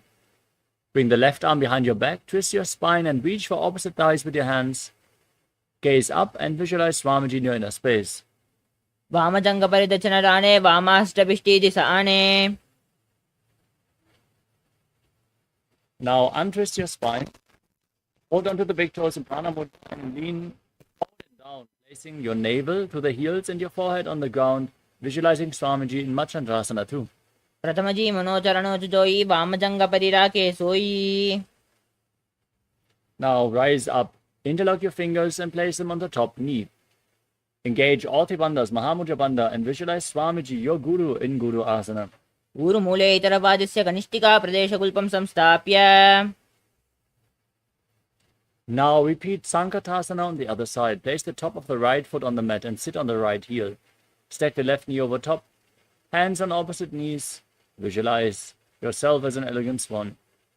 वामपादं चितेर्मूलं सन्न्यस्यधरणीतले पादण्डेन याम्येन वेष्टेद्वामपादकम्. Now slide the right foot outside the hip, sit on the ground. Place both hands on the top knee. Engage Uddiyana Bandha and visualize a cow in Dhenukasana. अनुसागी नागरपञ्चदं ऋषिरिन्दगल्यम्नि. Now repeat Machandrasana. Bring the left foot onto the right thigh and the right foot on the left knee.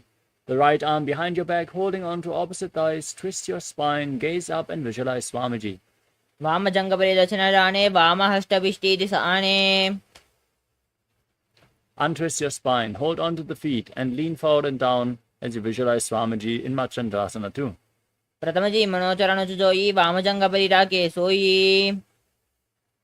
Rise up, interlock your fingers, place them on the top knee, engage all three bandhas, Mahamudra Bandha, and visualize your Guru in Guru Asana. ऊरुमूले इतरपादस्य कनिष्ठिका प्रदेशकुल्पं संस्थाप्य.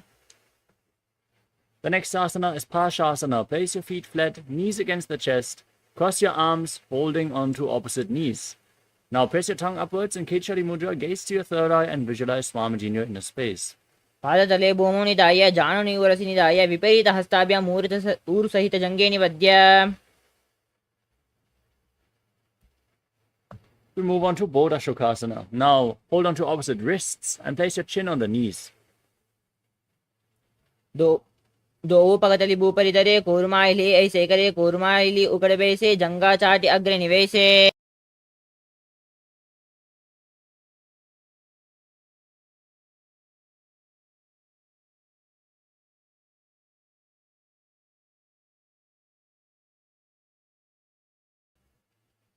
Next up is Kurakatasana. Now bring your arms underneath the legs and hold on to opposite elbows. Gaze to your nose and visualize Swamiji in your inner space. दो हाथ पगबरिल्यावे गोड़ा नीचे ले तहरावे. Next up is Sumati Asana. Now cross the right foot over the left, toes pointing up, gaze to the nose and visualize the great sage and Maharishi Sumati. मूलद्वारि धरती परिताने दावा पगबरिदचपादाने. Now extend your legs forward and hold on to opposite. Interlock your fingers and raise your arms up above your head with the wrists pointing outwards. Engage all three bandhas, gaze to your nose and visualize Swamiji in Dandasana. इदानीं गर्भिणीनां योगाभ्यासौ यत् अलगौ सुखप्रसवलाभाय प्रोच्यते प्राक्तनेपति. Now lean forward and down. Hold on to the big toes of the front foot. Now bring your head towards the knees and breathe in Nadi Shodhana. Inhale through one nostril, exhale through the other. Cleanse Ida and Pingala Nadi as you visualize Swamiji in Adambhasana. दो पग मिलावा पसारी पग अंगूठ पकड़ी लीलाट गोड़ लगावे. Now separate your feet and slightly raise your heels off the ground. Bring your arms underneath the shins and hold onto the soles of the feet from the outside as you lean forward and down. Gaze to your third eye and visualize Swamiji in Bidukasana. प्रथम बैसी दो पाव पसारी कचको कुकुरडो दारे. Next up is Jalandhari Pavasana. Now join the soles of the feet. Keep the feet extended away from the body. Bring your hands underneath the shins with the palms facing up, elbows on the ground, and place your face on your feet as you gaze to the nose and visualize Swamiji in your inner space. दो AD मैलिकी दीजिए हाथ पसारी.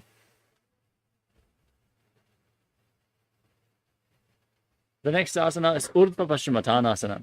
Now lift one leg behind your neck and lean forward and down, holding onto the front foot as in Paschimottanasana. Breathe in Pratyahara Pranayama. As you visualize, the prana is flowing through various points of your body, the soles of the feet, the regenerative organs, the navel, the heart, the throat, the uvula, the top of the forehead, the center of the eyebrows, and the crown of the head. These are the 9 points revealed by Mahadeva. Visualize the prana flowing upwards and visualize Swamiji in Urdhva Paschimottanasana. पश्चिमतानवस्थितं कृतं एकं पादं ग्रीवायां धृत्वा तिष्ठेत्.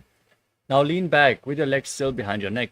Hold on to the foot with the opposite hand as you extend the opposite leg forward and visualize yourself being infinite, unending, endless, Ananta in Anantasana. उत्तानशयनी एकैकं पायी ग्रीवायां विन्यस्य. Next up is Ankushasana. Now roll onto the side of the hand holding onto the foot. Gaze to your nose and feel in complete control in this asana. उत्तानसहित एकैकं पादं ग्रीवायां कुर्वन्. The next asana is Durushasana. Now lay on your back, pull your knees up against your chest and encircle your legs with your hands interlocked.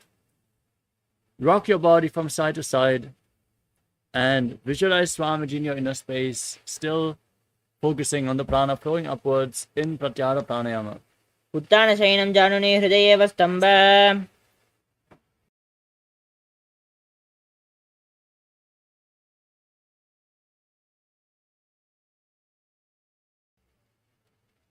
Now repeat Urdhva Paschimottanasana on the other side. Lift the other leg behind your neck and lean forward and down, holding on to the front foot with both hands as you visualize Swamiji in your inner space. पश्चिमतानवस्थितं कृतं एकं पादं ग्रीवायां धृत्वा तिष्ठेत्. Now lean back, hold onto the foot behind your neck with the opposite hand as you visualize yourself being unending, Ananta. Gaze to your nose. उत्तानशयनी एकैकं पायी ग्रीवायां विन्यस्य.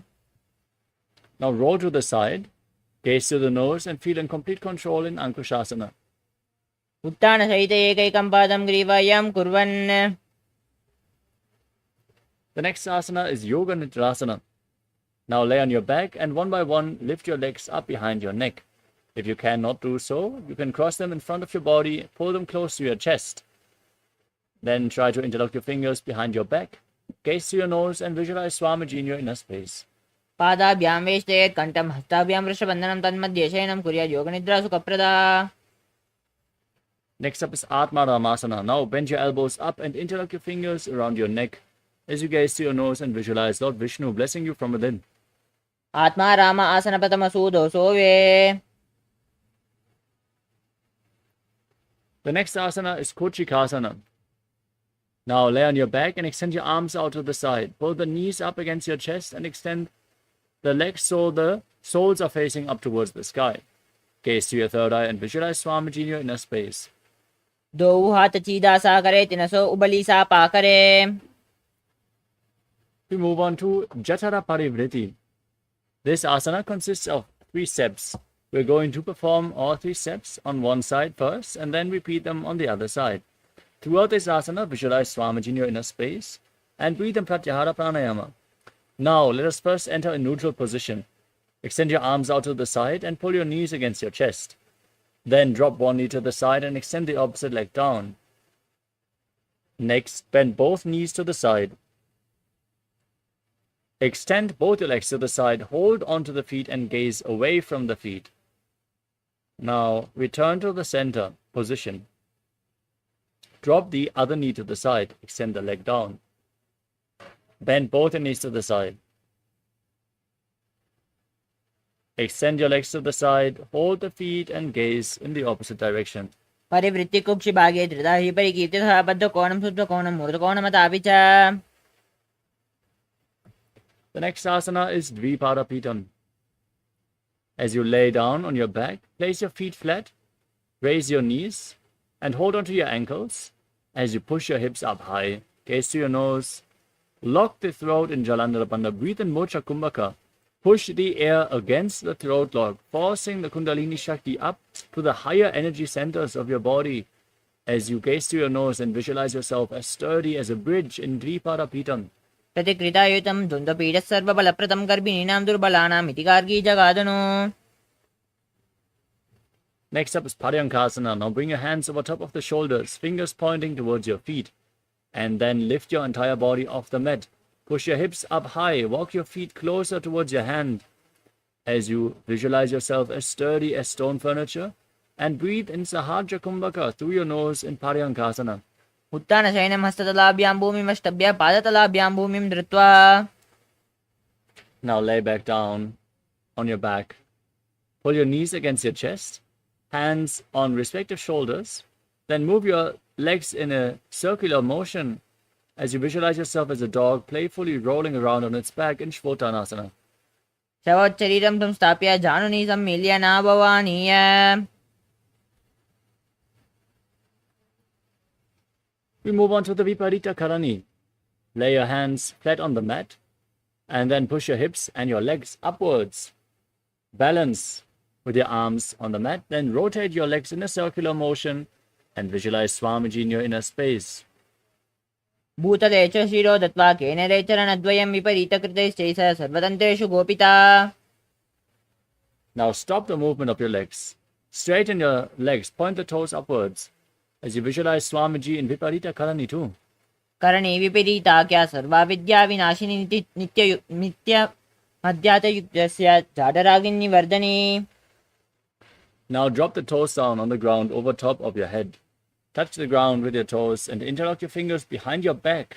Push your hands into the mat, stabilizing your body as you visualize yourself as a plow in Langalasana.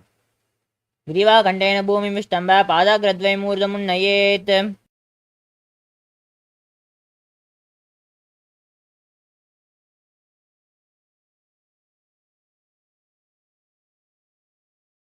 The next asana is Shaita Paschimottanasana. Now from the same posture, hold onto your feet and lock the throat as you internally chant Om Nithyananda Paramashivoham. Visualize Paramashiva as this is one of the 84 asanas revealed directly by Lord Paramashiva himself. Shaita Paschimottanasana. तानं शयित्वात् कुर्वीत शयितपश्चिमतानकम्.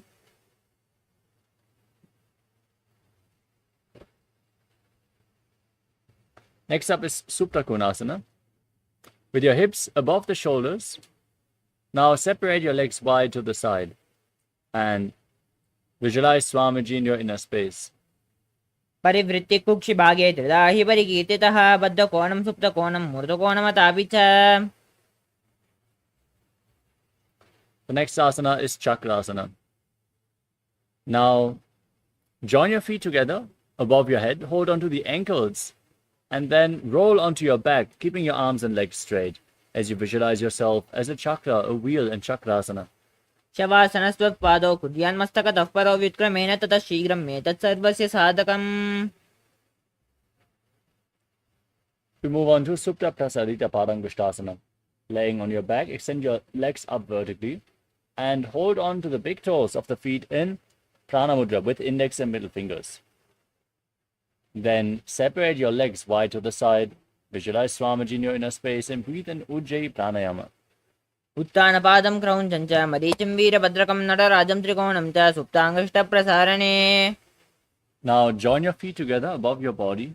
Keep holding onto the big toes and visualize Swamiji in Supta Padangushtasana. उत्थानपादं क्रौञ्चं च मरीचिं वीरभद्रकं नटराजं त्रिकोणं च सुप्ताङ्गष्टप्रसारणे.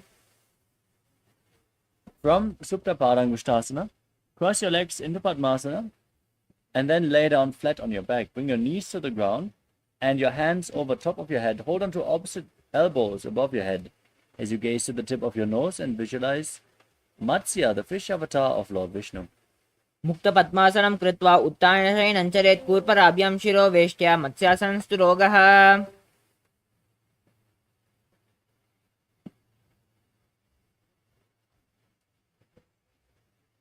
Next up is Parasharamasana. Now, with the hands over top of your head, place the backside of the right hand onto the left palm, palms facing up. Keep your legs in Padmasana, the gaze to the nose, and visualize Lord Rama in your inner space in Padashadamasana. प्रथमकरे पद्मासन आचे सूदोषोभे भूपरिपाचे. Next up is Sarvangasana. Now, raise your knees and your hips off the ground. Support your lower back with your hands, elbows, bearing the weight of your body, resting on the ground. Gaze through your nose and visualize Swamiji in your inner space as you breathe in Murcha Kumbhaka with Jalandhara Bandha and Mula Bandha engaged. अथ वक्षेत्र संक्षेपात् सर्वाङ्गासनमुत्तमं यत्कृत्वा योगनिपिनो विद्याभिपण्डितो यथा. Next up is Vrishchikasana. Laying on your back, place one foot on top of the opposite thigh and pull the opposite knee towards your chest. Extend your arms above your head, tuck your chin to the chest and hook your fingers forward as the stinger of a scorpion as you visualize yourself as a scorpion and gaze to your third eye in Vrishchikasana. प्रथमशयन सूदोषी शकेशिकी सन्धि सुधाके. Now repeat Vrishchikasana on the other side. Place the other foot on top of the opposite thigh. Pull the knee up, extend your arms up, gaze to your third eye, visualize yourself as a scorpion. प्रथमशयनो सूदोषी शकेशिकी सन्धि सुधाके. The next asana is Vrishabharakshipasana. As you lay on your back, extend your legs and interlock your fingers around your neck in Padashamudra. Then lift your legs off the mat and alternate pulling one knee in towards your chest back and forth as you visualize Swamiji and breathe calmly through your nose in Sahadra Kumbhaka. प्रथमशयनो शीशकेशिकी सन्धि सुधाके.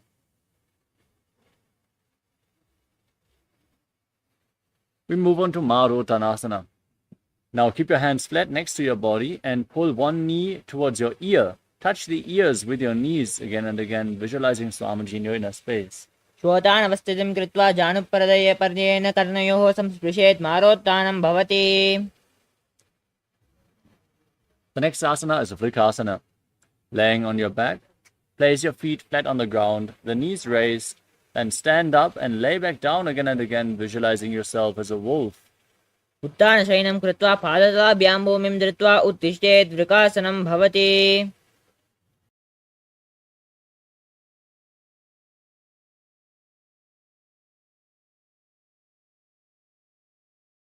The next asana is Lutasana.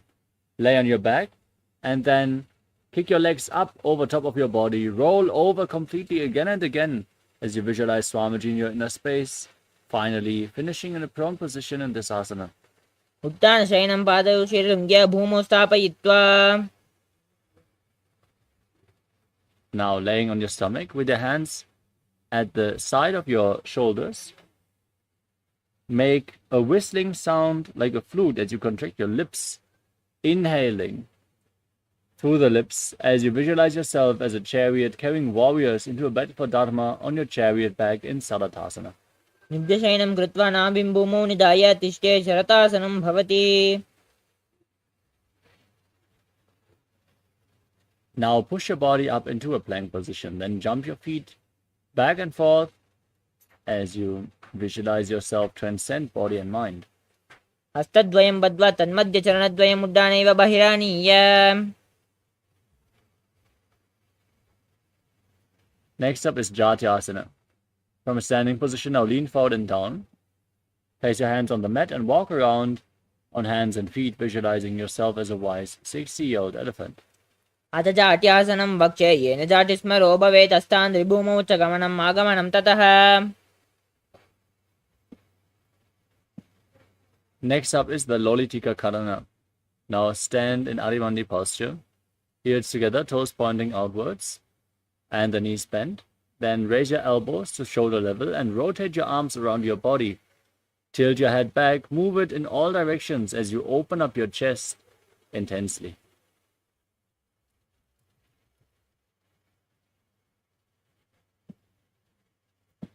The next asana is Sadapasana.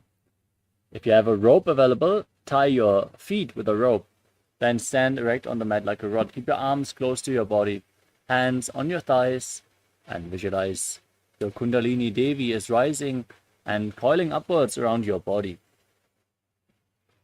अथ सर्पासनं वक्ष्ये वायुपानाय केवलं शरीरं दण्डवत् तिष्ठेत् रज्जुबन्धस्तु पादयोः.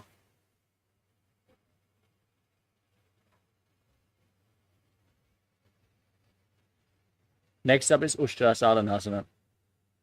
Now lean forward and down. Place your hands on the ground. Step your toes onto your fingers and clench your hands into fists. Walk around on the mat, visualizing yourself as a camel. मुष्टिकनिष्ठिकाप्रदेशभूमौ निधाय उपरि पादतले संस्थाप्य उष्ट्रावतुष्ट्रासनं भवति.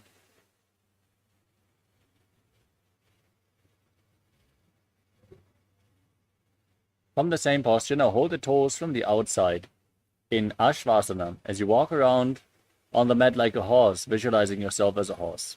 मुष्टिकनिष्ठिकाप्रदेशभूमौ निधाय उपरि पादतले संस्थाप्य अश्वावच्छरीरं चलनीयम् अश्वासनं भवति.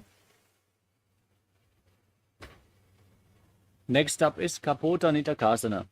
Now stand with the heels touching and interlock your fingers behind your back in Parusha Mudra. Pull your hands down towards your calves. Open up your chest. Tilt your head back all the way. Breathe calmly through your nose in Sahadra Kumbhaka. Inhale and exhale deeply in this position as you visualize yourself as a soaring bird diving. पादतले भूमौ निधाय पृष्ठभागेन हस्तौ जङ्घपर्यन्तं नीत्वा कपोटनिरकं भवति.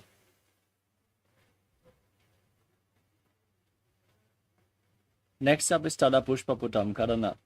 Now stand in Arimandi.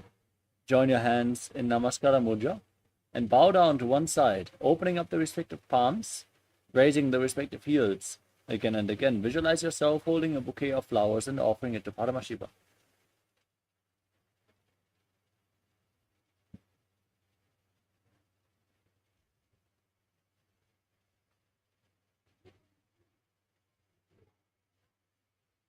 Next up is Khadgasana. Stand on the mat and visualize yourself as a rhinoceros as you lay down on your stomach. Then jump your feet towards your hands and stand again. Join your hands in Namaskara Mudra, extended away, resembling the horn of the rhinoceros as you gaze through your nose. निजशरतमासनं कृत्वा पादतलाभ्यां भूमिमष्टभ्य उत्तिष्ठेत् कड़ुवासनं भवति. We move on to the Uttanotanam. Now, hold on to weights. Sit down on the ground and stand back up again and again. Gaze to your nose and visualize Swamiji in your inner space. Calmly breathe through your nose in Sahajra Kumbhaka. पुनः पुनः उत्थातव्यम् असितव्यम् इति उत्थानोत्थानं भवति. Next up is Musalasana. Now stand on the mat and raise your arms up above your head. Jump repeatedly as you visualize yourself as a mace. शरं स्थित्वा ऊर्ध्वं बाहुन्नयेत्.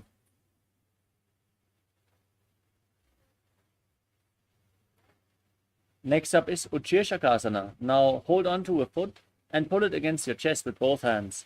As you sit down to the ground and stand back up with the other leg, alternating on both sides, gaze to your nose and visualize Swamiji in your inner space. हस्तद्वयेन धृत्वा तिष्ठेत् उच्चीषकं भवति.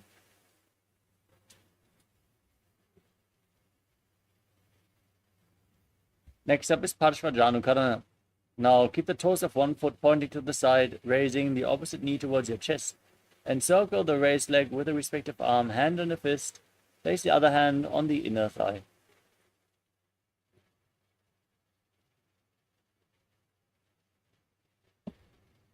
We move on to Tandavasana. Hold on to weights if you want to intensify this asana.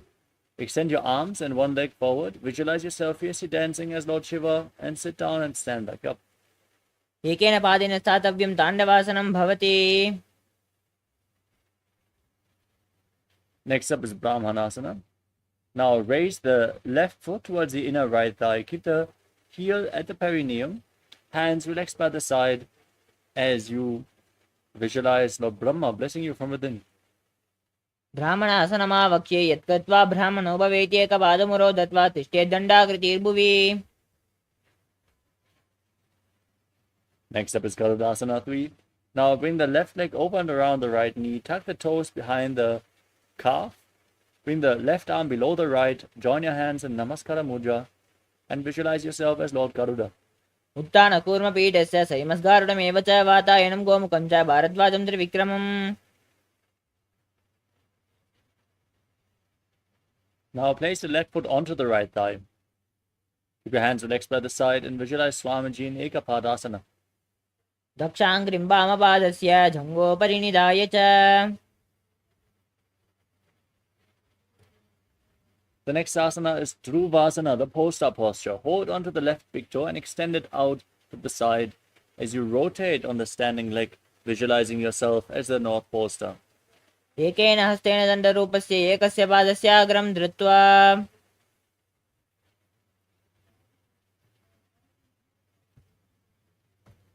The next asana is Trivikramasana. Now stand on the mat and lift one leg behind your neck. Then sit down and stand back up, performing the 3 steps of Lord Vishnu. Visualize Lord Vishnu blessing you from within. ग्रीवायं पादं संस्थाप्य स्थातव्यम् उत्थातव्यं त्रिविक्रमासनं भवति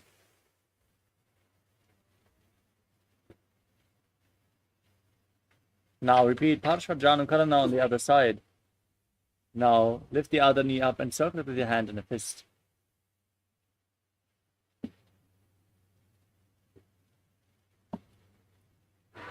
Now repeat Tandavasana on the other side. Visualize yourself fiercely dancing as Lord Shiva and sit down and stand back up on one leg.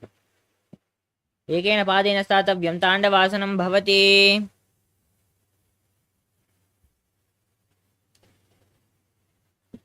Now repeat Brahmanasana on the other side. Lift the right foot to the left inner thigh and keep your hands relaxed by the side. Visualize Lord Brahma.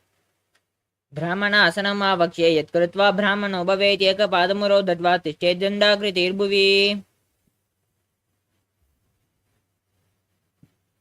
Next up is Garudasana 3. Now bring the right foot over and around the left knee. Tuck the toes behind. Join your hands in Namaskara Mudra as you bring the right arm below the left. And visualize yourself as Lord Garuda. उत्थानकूर्मपीठस्य सैमस्गारुणमेव च वातायनं गोमुखं च भारद्वाजं त्रिविक्रमम् Now bring the right foot onto the left thigh. Keep your hands by the side and visualize Swamiji in Ekapadasana on the other side. दक्षाङ्घ्रिं वामपादस्य जङ्घोपरि निधाय च Now repeat Dhruvasana, the poster posture on the other side. Visualize yourself as the North Poster as you rotate on the standing leg.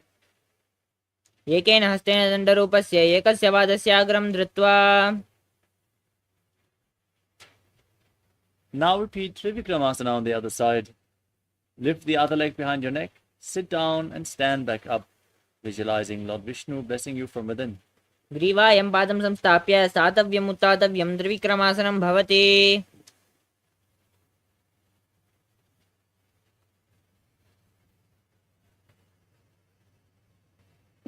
Next up is Samanaka Karana. Now stand relaxed on the mat, heels together, toes pointing outwards, hands slightly extended away from the hips, fingers pointing one by one. Feel the energy flowing through your body. After this intense sequence of asanas, get ready for the final 100 asanas of this sequence, starting off with Gorak Anjali Asana. Now, squat down and bring your arms in between the legs from the outside, interlocking the fingers in front of your navel. As you visualize a great sage Goraknath, founder of the Nata Yoga Hindu Sampradaya, breathe in Jivachara Kumbhaka, inhale all the way, hold your breath, and then move the prana freely along with your mind as you perform the Mula Bandha. प्रथम ही उबो होई बाहुरी नीचे पुनि होवे Next up is Kanchi Asana. As you squat down, interlock your fingers behind your lower back. Visualize Swamiji in your inner space. ऊरुमध्याधस्थौ निवेश्य नितम्बं धृत्वा पादतलाभ्यां भूमिमष्टभ्य तिष्ठेत् काञ्चासनं भवति Next up is Bhairava Asana. Bring the heels of the feet together, close towards your perineum. Interlock your fingers behind your back and gaze to your navel as you visualize Bhagavan Kala Bhairava, the Lord of Time. दो पगा की तल्या की माहिली कौर मिलाई पना पानी उकड़ मोड़ वैसे The next asana is Varahasana. Now keep the heels together, toes separated. Join your hands in Anjali Mudra behind your head and point the fingers down towards the ground as you gaze to your nose and visualize yourself as Varaha, the boar avatar of Mahavishnu. पकतल्ली की माहिली core मिलाई पनापान उकड़ बैसे. Next up is Plipitasana. Now hold on to the big toes and raise your hips to the same level as your knees as you visualize Swamiji in your inner space. पार्श्वद्वय सम्मील्य स्थित्वा नितम्बं जानुप्रदेश आनीय तिष्ठेत् प्रिपियासनं भवति. The next asana is Bakasana. Now place your hands on the ground, shoulder width apart. Bring your knees onto your arms towards your armpits. Lean forward, find balance, and lift your feet off the ground as you visualize yourself as a crow. हस्ताभ्यां भवनिमष्टभ्य. Now place your head on the mat. Form a triangle between your hands and your head. Lift the feet off the ground and bring your hips above the shoulders, extending the legs up and then crossing them into Padmasana. Now gaze to your nose and visualize Swamiji in your inner space. आसन कौगुण कपाल आचो होये. Come to a kneeling posture and sit in between the heels. Keep the heels outside the hips. Hands on the knees. Gaze to your nose and visualize yourself sitting in the secret seat with Paramashiva and Guru in Guptasana. जानुर्वोरन्तरे पादौ कृत्वा पादौ च गोपयेत् पादोपरि च संस्थाप्य गुडं गुप्तासनं विदुः. Next up is Vrikshasana 2. Now, set yourself up in front of a wall. Everyone should perform this asana to purify the 7 chakras as you place your hands on the mat and raise your legs up above your body into a handstand. Now, visualize yourself as a tree with deep roots growing into the ground in Vrikshasana 2. सप्तचक्रक्षालनाय vrikshasana विशेषकान्. Next up is Shibu Asana. Now gaze to your third eye and visualize that Tejas energy is flowing towards your third eye. दो उपगा की जोई माहिली गुल्प मिलाये. Gently lower your body down. Now place your hands on the mat. Step your feet back into a plank position. And lower your body to the mat and push it back up again and again. In Matsyasana 2, visualizing yourself as a fish. निब्जशयनं कूर्परो पार्श्वभागाभ्यां मूर्ध्वकृत्य.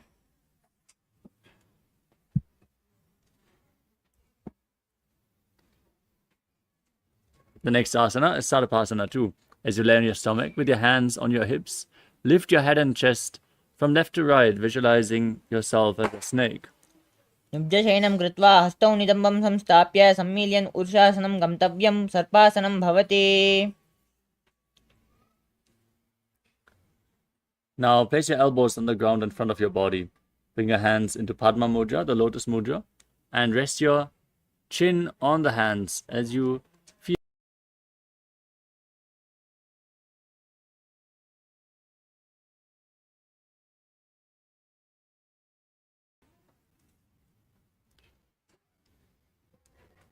Next up is Chaturasana.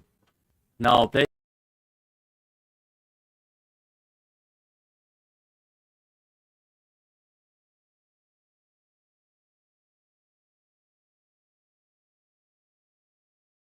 अवस्थित्वा हस्ततलाभ्यां भूमिमष्टभ्यां नुयात् छत्रासनं भवति.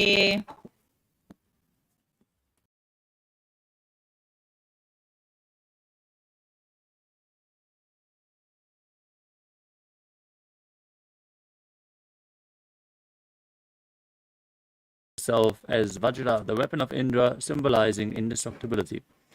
इदानीं गर्भिणीनां योगाभ्यासौ यथालघौ सुखप्रसवलाभाय प्रोच्यते प्राक्तनेपथि.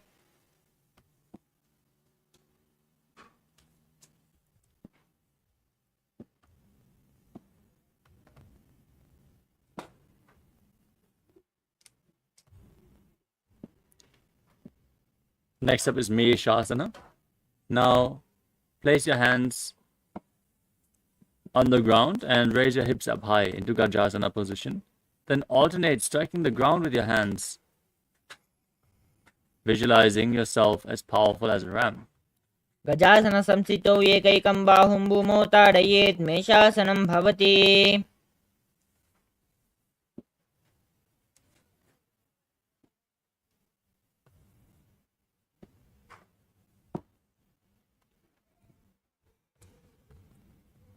Next up is Ajasana.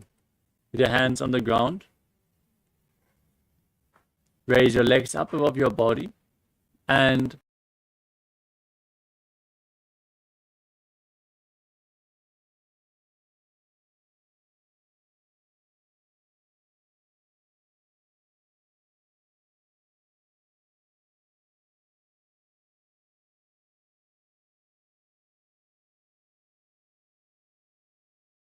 the next asana is Dhanantarasana. Now come to a kneeling posture and hold onto the big toes, pulling them towards your perineum. Then place your hands on the knees, gaze through the nose, and visualize Swamiji in your inner space. पूर्व विधि परिहता की काकसी से पनासरा मोड़ी. Now interlock your fingers in front of your body and move your arms up, down, left, right into all directions, visualizing Swamiji in your inner space. Now repeat the movement behind your back. Give massage to various different joints and muscles of your body in the Angamottanam. हस्तयोः अङ्गुलिमेर्बद्ध्वा हस्तयोः मध्यात् सर्वमङ्गं निष्कासयित्वा तिष्ठेत् अङ्गमोत्थानं भवति.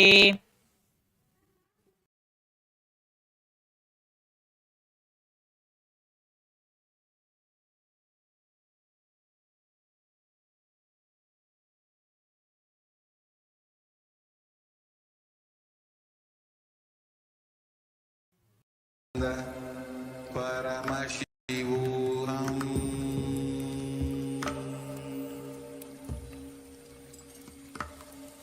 Om Nithyananda Paramashivoham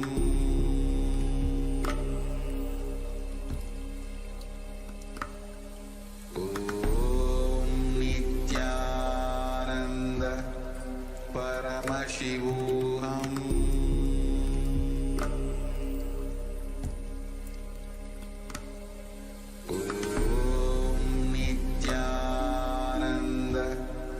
Paramashivoham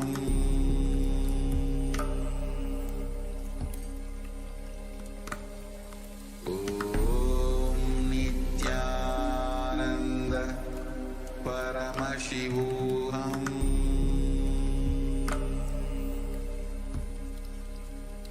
Om Nithyananda Paramashivoham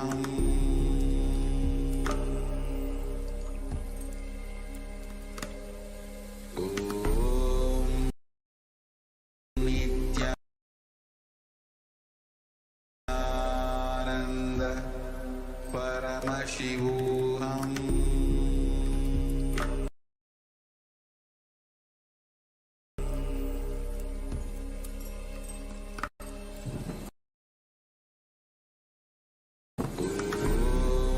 Nithyananda Paramashivoham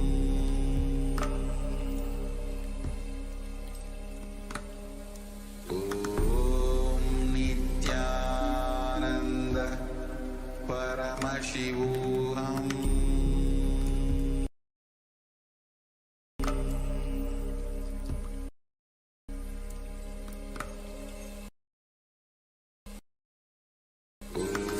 Om Nithyananda Paramashivoham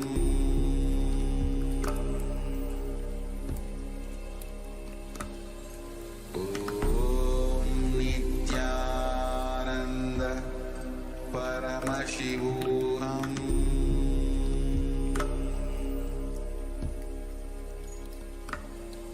Om Nithyananda Paramashivoham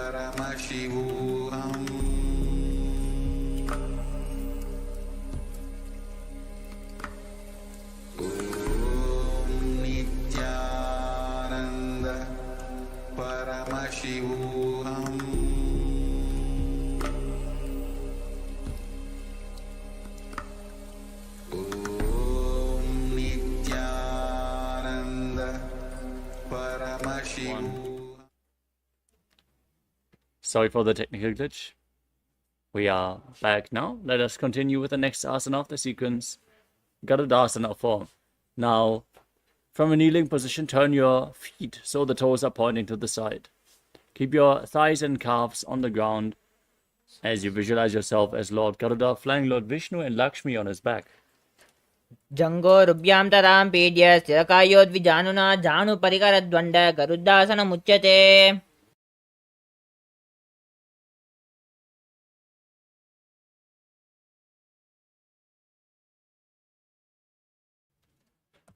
The next asana is Ananda Mandirasana. Now bring the soles of the feet together, toes pointing back, knees separated, and hold onto your ankles as you place the front of your buttocks on the ground. Gaze to your third eye and visualize yourself residing in the blissful space of a temple. अथ वक्षे वीरनाथ आनन्दमन्दिरासनं यत्कृत्वा अमरो धीरो भवत्येवेह साधकः Next up is Mandukasana 2. As you cross the feet, sit on the heels, place your hands underneath the knees, and visualize yourself as a frog, pressing your tongue up against the palate of your mouth and engaging Uddiyana Bandha and Mula Bandha in Mandukasana 2. पृष्ठं सम्पीड्य कुल्पाभ्यां जान्वग्मे सवल्याकृतिः हस्तौ पादतले क्षिप्तौ मण्डूकं पाददोषहृते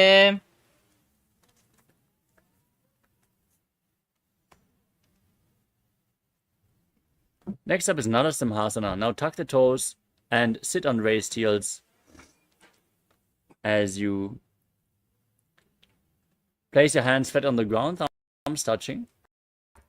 Gaze to your nose out, exhale forcefully again and again, visualizing yourself as Narasimha, the lion man avatar of Lord Vishnu in Narasimhasana. दोवो पनापानि होय वैसे AD मिलरुकुडा निवेसे Next up is Vishlakasana. Now sit on raised heels, cover your mouth with both hands, bring your thumbs underneath the teeth, close your mouth, inhale through the right nostril, exhale through your mouth in Vishlaka Pranayama as you gaze to your nose and visualize yourself as Devi, victorious over all your fears. दोवो पगांकी एडी जोई गोड़ा पनवाण उपनि होये Next up is Makadasana. With the soles of the feet together, point the toes back and sit on the heels. Keep your knees separated. Raise your elbows. Bring your fingers towards your armpits and imitate as if you are a monkey scratching yourself. Visualize yourself as a playful monkey and gaze to your third eye. दोवो पगतरि संपुट आने तिनकी पिष्टि Bhoom बिरिताने Next up is Vajrasangarasana. Now, bring the soles of the feet together and raise your knees off the mat. Separate them widely. Hold on to opposite elbows behind your back as you gaze to your nose and embody diamond-like strength for you and your Sangha, your spiritual community. प्रथम पनापानि होय बेसे AD गोडुआ निवेसे गोड़ा उबारा के तीर आड़े वायवसारे धीरा Next up is Kanjanasana. Now cross your feet and sit on your heels. Place the knees on the ground separated. And then keep your hands on the ground next to your body. Engage Uddiyana Bandha, the abdominal lock, as you gaze to your nose and visualize perfect health beyond any and all physical or mental ailments. कञ्जनासनमावक्ष्ये यत्कृत्वा शुष्टिरो भवेत् पृष्ठपादद्वयं बद्ध्वा हस्तौ भूमौ प्रधारयेत् Next up is Kurmasana. From the same posture, place your hands on the knees and visualize yourself as a turtle with a stable body and mind to live for centuries as you make your upper body and neck stiff like the shell of a turtle. Gaze to your nose and breathe in Ujjayi Pranayama. Make an ocean-like sound with your mouth. गुल्पौ च वृषणश्चादो विक्रमेण समाहितौ ऋजुकाय शिरो ग्रीवं कूर्मासनमितीरितम् Next up is Yogasana. Maintain the same posture. Relax your upper back and neck. Gaze to your nose and visualize Swamiji in your inner space. गुडं नियम्य गुल्पाभ्यां व्युत्क्रमेण समाहितः योगासनं भवेत् एतदिति योगविदो विदुः Now stand on your knees and cross your legs. Bring the feet near the opposite knees and hold onto your calves with the fingers inside and the thumbs outside. Gaze up and visualize a space of eternal oneness Advaita with your Guru in Vijyogasana. गोडां वामनो उभो होई गोडा आडे राके दोई दचपादकी पाणी रहावे पनाव वाम गोडा डिगिल्यावे Next up is Ushtrasana 2. As you stand on your knees, place the feet flat. Hold onto your heels and lean back. Push your hips forward and visualize yourself as a camel. मेरुदण्डग्रन्थिदात्या सम्पिपाद इषुपुमान् कपोतोष्ट्रासनाभ्यासं कुर्यान्मितहितासनः. Next up is Jatyasana 2. Now lean back, place your elbows and the back of your head on the ground as you hold onto your feet. Gaze to your nose and visualize yourself as a lotus blooming. दोऊ एडी सम्पुटकरे सोले मूलद्वारितरिधिरे. Next up is Viratasana. Now lay back all the way, place your back on the ground and raise back up again and again. You can use the support of your hands if needed as you gaze to your nose and visualize the healing and liberation of all causal, subtle forms of your body. जङ्गाप्रतिभूमौ निधाय जङ्गोर्दयोः ऊर्णि संस्थाप्य पृष्ठिवं संवारं वारं स्पृशेद् विराटासनं भवति. Next up is Kapotasana. Now lean back, bring your arms over top of your shoulders and your forearms on the ground holding onto your feet as you bring your head in between the feet. Visualize yourself as a beautiful dove. मेरुदण्डग्रन्थिदात्या सम्पिपाद इषुपुमान् कपोतोष्ट्रासनाभ्यास कुर्यान्मितहितासनः. Next up is Vadasana. Now stand on your knees and hold on to opposite arms. Keep your toes tucked, heels raised, gaze to your nose and visualize Paramashivoham. Internally chant the Mahavakya. This is the boon-fulfilling posture. Receive your boon from Paramashiva. जानुनि भूमौ संस्थाप्य हस्ताभ्यां बाहु परस्परं धृत्वा सरलं तिष्ठेत् वरासनं भवति. Next up is Varahasana 2. Now lean forward and down. Place your perineum on the raised heels and your forearms on the mat, resting your head on your hands as you visualize yourself as Varaha, the boar avatar of Lord Vishnu in Varahasana 2. सूर्यं चन्द्रं वेदनानि आसनानीति कथ्यते खूर्परो भूमौ स्थापयित्वा. Now interlock your fingers and keep your head on the ground as you raise your hips up. Walk your feet forward, lift your legs above your body and extend them up. As you gaze to your nose, visualize yourself as a lob tree and breathe calmly through your nose in Sahadra Kumbhaka in Mundasana. अधो मुण्डासनं भक्षे सर्वेषां प्राणिनां सुखम्. Now gently lower your legs down, come to a kneeling position with your feet flat. Separate your knees and lean forward and down, placing your head in between the knees. Hold onto your head with both hands, elbows outside the knees. Inhale through your nose and exhale through your mouth as you gaze to your nose and visualize Swamiji in Andhasana. प्रथम पगदली समतः हतावे कोरुमाहिली ube मिलावे पना पानी उकड़ कर बैसे ओ AD गुड़ा निवेसे. Next up is Viparita Shalabhasana. Lay down on your stomach and extend your arms up above your head. Hold on to weights to intensify this asana. As you lift your arms, your legs and your chest off the ground, visualize yourself as a locust. शलभासन वेदश्च नटभेरुण्ड नामके घण्टभेरुण्ड सहिते शीशरन्दासनं तथा. The next asana is Kapalasana. Now place your forehead on the ground and your hands next to your hips. Raise your legs off the ground without lifting your chest as you visualize a skull representing the mind with purified thoughts and the strong will to attain enlightenment in Kapalasana, the skull posture. कपालं भूमौ निधाय ऊर्ध्वं पादौ नयेत् कपालासनं भवति. The next asana is Akasha Kapotasana. With your arms flat, bend your knees and raise your legs above your head. Place the feet flat on the ground in front of your face as you visualize yourself as a free and open dove. उष्टासने स्थित्वा चरणौ भूमिर्ताप्य मस्तकोपरि नीत्वा. Now come to a kneeling posture.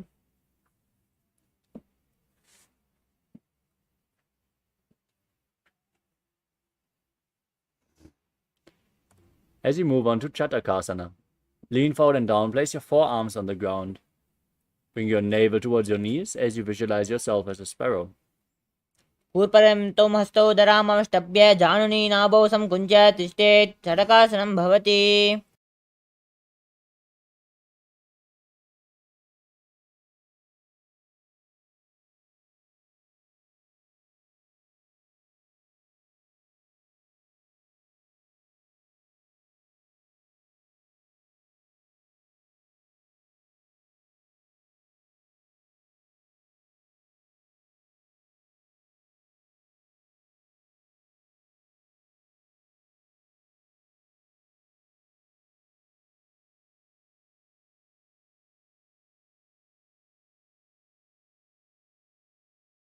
The next asana is Vrishchikasana 2.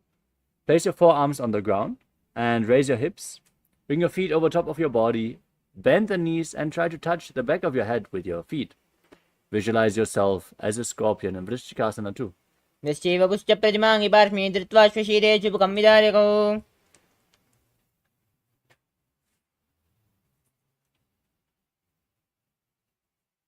The next asana is Vrishasana. Sit down on the right heel and keep the left foot outside the hip with the toes pointing to the side. Keep your hands on the ground in front of your knees. Visualize yourself as a bull and forcefully inhale through your nose. Hold your breath for a short while and then again exhale through your nose in Antaranga Kumbhaka in Vrishasana. याम्य गुल्पे पादमूले वामभागे पदेतरं विपरीतं सुपृशेत् भूमिं वृषासनमिदं भवेत्. Next up is Lolasana. Now push your hands into the mat and lift your legs off the ground. Cross the toes of the left foot over the right and visualize Swamiji in Lolasana. लोलासनं सदा कुर्यात् वायुलोलापघातनात्. Now repeat Vrishasana on the other side. Sit on the left heel with the right foot outside the hip, visualizing yourself as a bull. याम्य गुल्पे पादमूले वामभागे पदेतरं विपरीतं स्पृशेत् भूमिं वृषासनमिदं भवेत्. Next up is Balagunasana. Now tuck the toes of the left foot, sit on the left heel with the right foot flat in front of your body. Knee raised against your chest. Keep your hands on respective knees and visualize Balagunahai, one of the 84 siddhas in your inner space. आसन कौगुण जलविकारजायी. Next up is Grahasana. Now rise up and squat down. Bring your arms in and around the legs, holding onto your ankles as you visualize yourself as the entire planet. पादतले भूमौ संस्थाप्य जानुमध्ये कूर्परौ स्थाप्य हस्ताभ्यां गुल्पप्रदेशो धृत्वा तिष्ठेत् ग्रहासनं भवति. Now repeat Balagunasana on the other side. Sit on the right heel with the left foot against the chest, hands on the knees, visualizing Balagunahai. आसन कौगुण जलविकारजायी. Next up is Utkatasana. Step both feet in, sit on raised heels. Keep your hands on the knees as you hold on to weights to intensify this asana. Visualize Swamiji in your inner space. युजास् पिजोस्येता ऊर्वजान यत्रासने पादतलोपरि. Next up is Vajrasangarasana 2. Join the soles of the feet and separate your knees to hold on to opposite elbows behind your back. Visualize Swamiji in your inner space and keep breathing in Antaranga Kumbhaka. प्रथम पनापाणि होय जैसे दो AD गुड़ा निवेशे गोड़ा उबारा केतीय आड़े वाय पसारे धीरा. Next up is Anilasana. Now place your hands on the ground and step your heels onto the back of your hands. Keep your arms straight and squat down. As you gaze to your nose, visualize you are able to live off of air alone. दो हाथ भूम परिताने कहनी जाड़िना भी लगाने. The next asana is Padukasana. Now stand up and lean forward and down. Place the back of your hands on the mat and step your feet onto your hands. Wrap your hands around the feet like shoes and walk around on the mat, visualizing yourself wearing padukas walking across India. हस्ततलयोः पादतले कृत्वा तिष्ठेत् गच्छेत् पादुकासनं भवति. The next asana is Kukkutoddanasana. Now place your hands on the ground and kick your legs up and let them fall back down again and again. Breathe in Antaranga Kumbhaka and visualize yourself as a rooster. हस्ततले भूमौ कृत्वा पादतले च ऊर्ध्वम् उड्डाणं कृत्वा.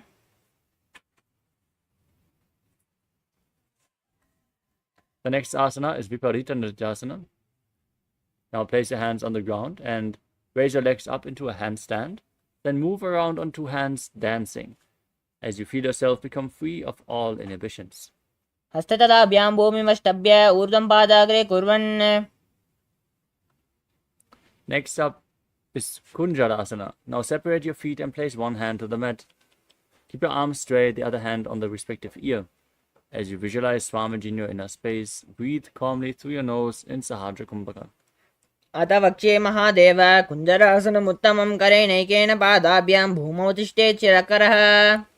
Exchange the position of your hands. Repeat Kunjarasana on the other side. अथ वक्ष्ये महादेव कुञ्जरासनमुत्तमं करेणैकेन पादाभ्यां भूमौ तिष्ठेत् शिरकरः. Next up is Kadambasana. Now squat down all the way, hold on to your ankles, and lift your feet off the ground balance on your heels as you visualize yourself as a Kadamba tree, a pious tree that promotes a long life in Kadambasana. पार्ष्णेभ्यां भूमिमष्टभ्य हस्तद्वयेन गुल्पाधृता तिष्ठेत् काडम्ब भवति. We move on to Pavana Muktasana. Now sit on the ground and keep the feet flat, knees raised against your chest, arms crossed in front, holding onto opposite knees as you visualize any excess vata being released or balanced within your system. द्वयोस्तु पादयोः पाणिं लात्वा स्वस्थनितम्बके जानुनि वक्षसि साधुर्बभ्रति करबन्धनैः. Next up is Chakorasana. Now lift one leg behind your neck and extend the opposite leg forward. Keep your hands at the side for balance and then lift your entire body off the mat. Gaze to your third eye and visualize yourself as a powerful source of energy. पूर्वतानं चतुष्पादं पीठं वज्रासनं तथा. Next up is Dhanurasana 2. Now hold onto the big toes in Prana Mudra. Extend the right leg and pull the left foot towards your ear as you visualize yourself as a bow. पादाङ्गुष्टौ तु पाणिभ्यां गृहीत्वा श्रवणावधिः धनुराकर्षकाकृष्टं धनुरासनमीरितम्. We move on to Ashtavakrasana. Now lift the left foot over top of the respective shoulder, hook the right foot over the left foot and extend your legs out to the side. Lean forward, lift your body off the ground and balance, visualizing yourself as a flying crane. वासिष्ठमदकौण्डिन्यं मूर्धकुक्कुटमेव च अष्टावक्त्रमदोत्थानं मयूरं सेतुबन्धनम्. Next up is Pranasana. Now place the right foot on top of the left thigh. Bring the left shoulder underneath the raised left knee. As you press the right knee to the mat, gaze up and visualize that you are immortal and able to exist solely on prana. एतत् प्रभेदं वक्ष्यामि करोति yes चामरः एकपादमुरो बद्ध्वा स्कन्धेऽन्यत्पादरक्षणम्. Next up is Parashvamatsindasana. Now bring the right foot outside of the left hip. Step the left foot over top of the right knee. Bring the right elbow outside the left knee, the hand below. Interlock your fingers behind your back. Gaze up and visualize Sage Matsindana, the master of Hatha Yoga in Parashvamatsindasana. मत्स्येन्द्रपीठद्धरप्रदीप्तिं प्रचण्डलुक्मण्डनकन्द्रास्तम् अभ्यासतः kundalini प्रबोधं दण्डस्थितत्वं हि ददाति पुंसाम्. Now repeat Chakorasana on the other side. Lift the other leg behind your neck. Extend the opposite leg forward and lift your body off the ground as you gaze to your third eye and visualize yourself as a powerful source of energy. पूर्वतानं चतुष्पाद पीठं वज्रासनं तथा.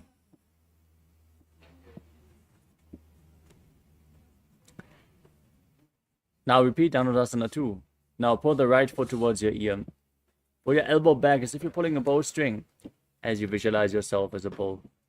पादाङ्गुष्टौ तु पाणिभ्यां गृहीत्वा श्रवणावधिः धनुराकर्षकाकृष्टं धनुरासनमीरितम्. Next up is Ashtavakrasana. Now lift the right leg over the shoulder. Hook the left foot over top and extend the legs out to the side as you balance on your arms, visualizing yourself as a flying crane. वासिष्ठमदकौण्डिन्यं मूर्धकुक्कुटमेव च अष्टावक्त्रमदोत्थानं मयूरं सेतुबन्धनम्. Now bring the left foot onto the right thigh, the right foot flat, right knee raised, your shoulder underneath the right raised knee. Gaze up and visualize that you are immortal and able to exist solely for prana. एतत् प्रभेदं वक्ष्यामि करोति yes चामरः एकपादमुरो बद्ध्वा स्कन्धेऽन्यत्पादरक्षणम्. Now repeat Parashvamatsindasana. Now bring the left foot to the right hip, step the right foot over the left knee, twist your body around and interlock your fingers behind your back as you gaze to your third eye and visualize Sage Matsindana. मत्स्येन्द्रपीठं जठरप्रदीप्तिं प्रचण्डलुक्मण्डनकण्डनास्त्रम् अभ्यासतः kundalini प्रबोधं दण्डस्थितत्वं हि ददाति पुंसाम्. The next asana is Ardha Paschimottanasana. Now bring one heel to the perineum and extend the other leg forward. As you lean forward and down, hold onto the front foot with both hands. Breathe in Jivachala Kumbhaka. Freely move the prana within your system as you gaze in Vaishnavi Mudra, not focusing on anything external, and visualize Swamiji in your inner space. एकं पादं प्रसार्य एकं पादस्य पार्श्वना Seoni सम्पीड्य. Next up is Crown Shasana. Now bring the left foot outside of the hip with the top of the left foot on the ground. Hold on to the right foot and extend it up in front of your face. Keep the knees straight and visualize yourself as a crane. उत्थानपादं क्रौञ्चं च मरीचिं वीरभद्रकं नटराजं त्रिकोणं च सुप्ताङ्गुष्ठप्रसारणे. Now repeat Ardha Paschimottanasana on the other side. Bring the other heel against your perineum. Lean forward and down and visualize Swamiji in your inner space. एकं पादं प्रसार्य एकं पादस्य पार्श्वनाशीवनी सम्पीड्य.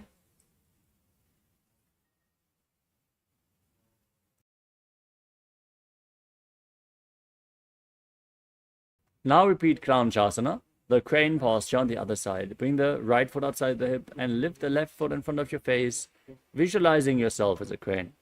वाशिष्ठमदकौण्डिन्यम् ऊर्ध्वकुक्कुटमेव च अष्टावक्त्रमतोत्थानं मयूरं सेतुबन्धनम्. The next asana is Swastikasana. Now sit in a comfortable cross-legged position with your feet in between the thighs and calves. Keep your hands on top of the knees, gaze to your nose, and embody peace, well-being, good fortune, and prosperity. Visualize a swastika in your inner space. जानुर्वोरन्तरे सम्यक् कृत्वा पादतले युगे ऋजुकाय समासीनं स्वस्तिकं तत्प्रचक्षते. Maintain the same posture, but cover your heels with your hands in Gorakshasana as you tuck your chin to the chest, gaze to the nose, and visualize the great sage Goraknath, the founder of the Natha Yoga Hindu Sampradaya. जानुर्वोरन्तरे पादौ उत्थानव्यक्तसंस्थितौ गुल्पौ चाचाते हस्ताभ्याम् उत्थानाभ्यां प्रयत्नतः. Next up is Bhagasana 2. Now bring the left heel against the perineum and the right foot on top of the left thigh. Gaze to your third eye. Visualize Swamiji. Meditate on Arihanta, the enlightened one. As you inhale all the way, hold your breath and then close your mouth with little fingers, nostrils with ring fingers, eyes with middle and index fingers, and your ears with your thumbs in Shanmukhi Mudra. वामपार्श्वगुणं संस्थाप्य दक्षाङ्घ्रिं वामजगणे. Next up is Yogasana 2. Now, place your feet onto opposite knees. Keep your hands on the ground next to your body, palms facing up. Gaze to your nose and visualize Swamiji as you start breathing in Kaka Chantra Kumbhaka. Keep your mouth in the shape of the beak of a crow and inhale through the mouth, exhale through your nostrils. उत्थानौ चरणौ कृत्वा संस्थाप्योपरि जानुनो आसनोपरि संस्थाप्य चोदानं करयुग्मकम्. Next up is Urdhva Kukkutasana. Now rotate your hands at the side of your body. Place them on the mat and lift your body up with your legs in Padmasana, visualizing yourself as a rooster. वाशिष्ठमदकौण्डिन्यम् ऊर्ध्वकुक्कुटमेव च अष्टावक्त्रमतोत्थानं मयूरं सेतुबन्धनम्. Next up is Siddha Haratali Asana. Maintain your legs in Padmasana. Place your hands on the mat and stay seated on the ground. Don't lift your body up. Gaze to your nose and visualize Swamiji in your inner space. प्रथम पद्मासन को करे हस्तदो व गोडासन्धिधीरे. Next up is Hamsasana. With your hands flat on the mat, now lift your body up. Pull your knees up towards your shoulders and balance as you gaze to your nose and visualize yourself as an elegant swan. कुक्कुटासनस्थित्वा स्कन्दपर्यन्तम् ऊरुनीत्वा तिष्ठेत् हंसासनं भवति. Next up is Karmukasana. Now, with your legs in Padmasana, raise your hips and bring your arms in between the legs. Interlock the fingers in Parasha Mudra. Behind your back, place your forehead on the ground and visualize yourself as Pinaka, Lord Shiva's bow. प्रथम पद्मासन को करे गोडासन्धि माहि करे देरे. Next up is Kurmasana 2. With your legs in Padmasana, raise your knees and bring your arms in between the thighs and calves. Then bend your elbows and hold on to the respective shoulders as you visualize yourself as a turtle having a stable body and mind to live for centuries in Kurmasana 2. वामी जंग परि दक्षिण भाव दाहिनी जंग परि बामिल्यावा. Maintain this posture, tuck your chin to the chest, gaze to the nose, and rejoice knowing you're sitting in Shiva's secret knot posture, Granthi Bedasana. अथ वक्षे नीलकण्ठ ग्रन्थिभेदासनं शुभं ज्ञात्वा रुद्रो भवे क्षेत्रं सूक्ष्मवायुन् शैवनात्. Next up is Uttana Kurmasana. Now roll onto your back. With your legs in Padmasana, the hands in between the legs, holding onto the shoulders, gaze to the nose and embody a turtle laying on its back. कुक्कुटासनबन्धस्थं कराभ्यां धृतकण्डरम्. Next up is Pangu Kukkutasana. With your legs in Padmasana, bring your hands in between the thighs and calves. Place one hand on the ground and hold its wrist with the other hand. Lift your body up on one arm, visualizing yourself as a rooster. कुक्कुटासनं स्थित्वा एकेन हस्तेन अन्यस्य मणिबन्धं धृत्वा Now repeat Pangu Kukkutasana on the other side. Place the other hand on the mat and lift your body off the ground, visualizing yourself as a rooster. कुक्कुटासनं स्थित्वा एकेन हस्तेन अन्यस्य मणिबन्धं धृत्वा. Next up is Gridasana. In Padmasana, place your elbows on your toes, interlock your fingers in Parasha Mudra and rest your chin on the fingers as you press your thumbs against your throat. Now visualize you have gone beyond all greed and covetous. जानुर्वोरन्तरे पादौ उत्थानौ व्यक्तसंस्थितौ. The next asana is Padmasana 3. Now place one hand on top of the other, palms facing up in your lap. As you engage all three bandhas, Mahamudra Bandha, gaze to your nose and visualize Swamiji in your inner space. उत्थानौ चरणौ विधाय विधिवक्षिस्थिरौ योगिरात्. Now place your hands on the knees, gaze to your nose, and visualize Paramashiva in your inner space as you internally chant Om Nithyananda Paramashivoham in Padmasana 4. एतत् पद्मासनं कुर्यात् प्राणवायुप्रसिद्धयेत् शुभासनं सदा ध्यायेत् पूरयित्वा पुनः पुनः. Next up is Karmukasana 2. Now keep the left hand on the left knee, hook the right hand around the big toe, move it around as you visualize yourself as Pinaka, then hold onto the other big toe and repeat the movement in Karmukasana 2. अथान्यासनमावक्य योगपूरकरक्षणात्. Now sit in Padmasana and cross your arms behind your back. Hold on to the big toes in Prana Mudra as you engage all three bandhas and visualize yourself as Pinaka in Karmukasana 3. कार्मुकासनमाक्षित्य उदरे पूरयेत् सुखं तदा वायुर्याति कालेन सूक्ष्मवायुना. Now raise your chest, gaze up and visualize yourself as the action of Paramashiva's third eye, destroying anything you come across in Dridhasana. ऊरुभ्यामुपरिस्थाप्य पादयुग्मं प्रयत्नतः दक्षिणं सव्यदेशे च सव्यं दक्षिण दक्षके. Next up is Nagrasana. Now roll onto your back with your arms crossed, legs in Padmasana. Keep holding onto the big toes in Prana Mudra. Gaze to your nose, visualize yourself as a snake and breathe calmly through your nose. प्रथम पद्मासन कोंताने दो हाथ पाचाने आमने. Now free your arms and legs. Pull your knees towards your chest and interlock your fingers around the legs. Squeeze your body into a ball. Bring your chin to the knees in Khandukasana. वेचरासन स्थित्वा अष्टपादान् निष्कुष्य. Now place your feet flat, knees raised, hands interlocked around your neck. Gaze to your nose and visualize Swamiji in Urdhva Pavanasana. प्रथम सूर्यो San करावे घोड़ा उबारा से मिलावे. Next up is Malakatapittasana. Now bring your hands underneath the heels, push your hips up, lock your throat, and visualize yourself as a powerful alpha ape. उत्तान शयनं पादतले उत्तान हस्तयोः स्थापयेत्. The next asana is Uttana Shikipitakasana. Bring your hands to the lower back.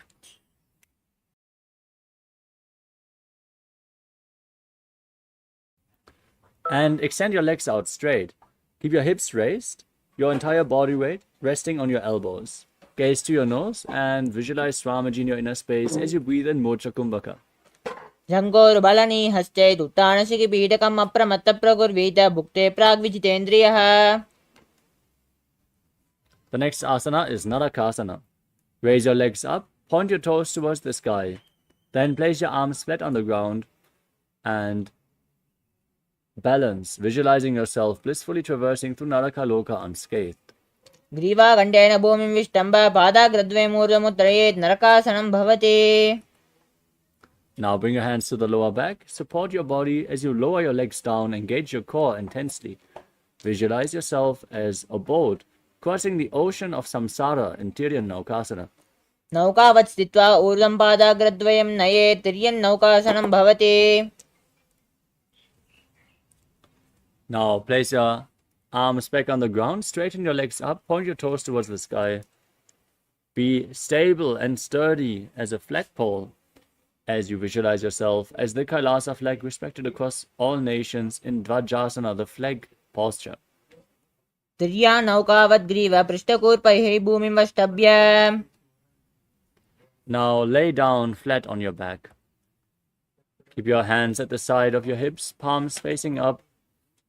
Pull the Kundalini Shakti up along your spine in Shakti Charan Mudra from the Muladhara all the way to the Sahasrara Chakra, piercing the Brahmarandha, the center of the crown of your head. Intensely push the Kundalini Shakti up.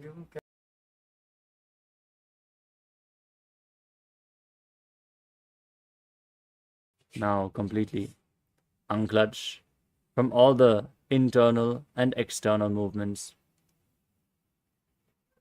Visualize your body is dead, and Swamiji, the Supreme Pontiff of Hinduism, is liberating you in Mritasana as you internally chant Om Nithyananda Paramashivoham.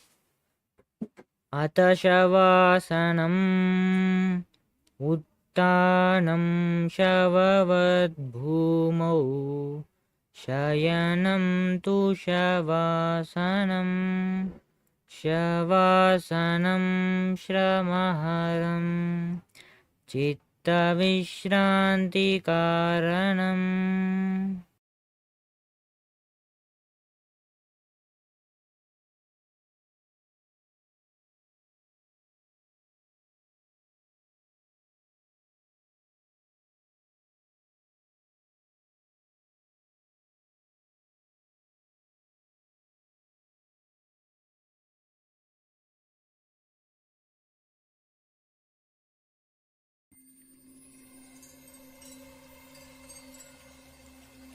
I welcome you all with my love and respect. Let you all open all your three eyes. Om Nithyananda Paramashivoham.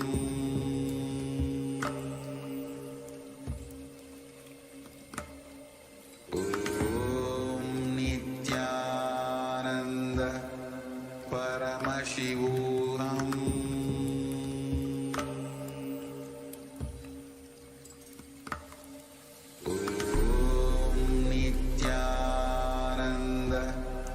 Paramashivoham.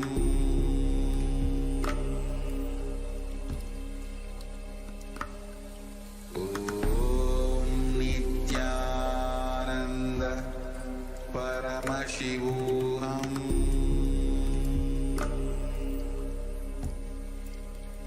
Paramashivoham. Om Nithyananda Paramashivoham. Om Nithyananda Paramashivoham. Paramashivoham.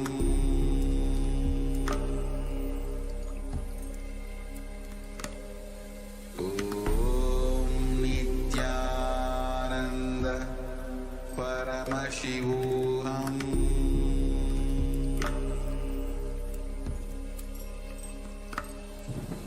Om Nithyananda Paramashivoham.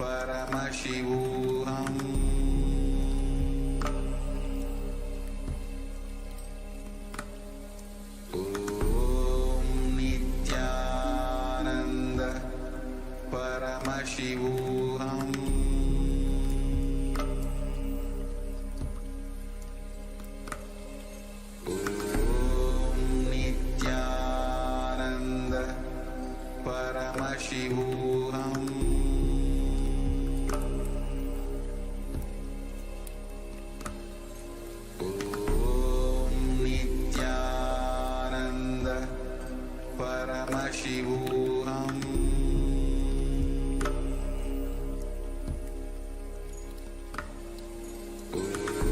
Om Nithyananda Paramashivoham. Paramashivoham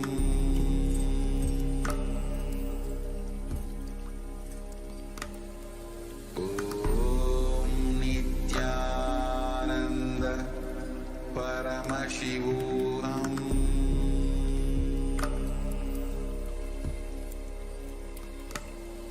Om Nithyananda Paramashivoham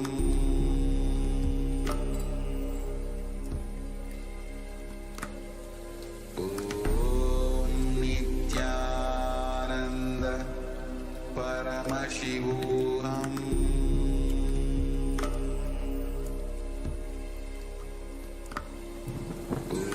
Om Nithyananda Paramashivoham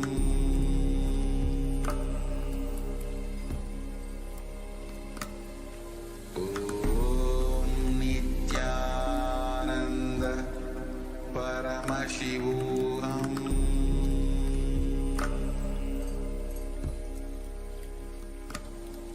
Om Nithyananda Paramashivoham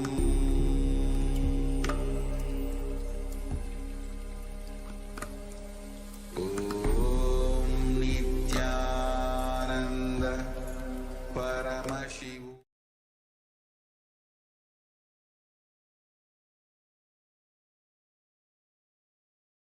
Now, slowly, return to your physical body. Start to wiggle your fingers and toes, your wrists and your ankles, your elbows and your knees. Pull your knees up towards your chest. Squeeze your body into a ball and rock it from side to side as you slowly return to comfortable seated position.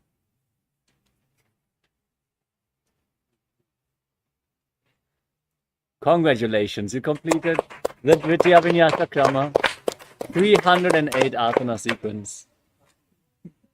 With this, we conclude today's Nithyananda Yoga session. Thank you all so much for joining and participating as we all get ready to enter the next session, which is going to be the power manifestation.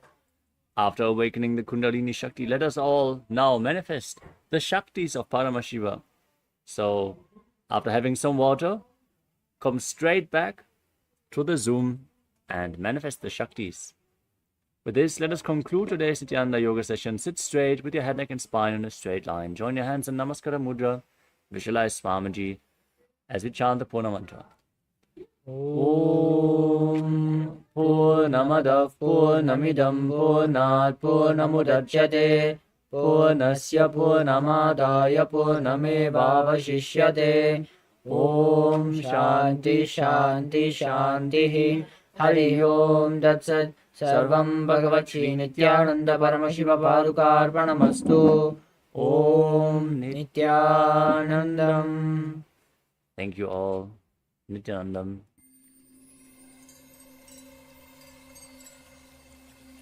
I welcome you all with my love and respect. Let you all open all your three eyes. Om Nithyananda Paramashivoham.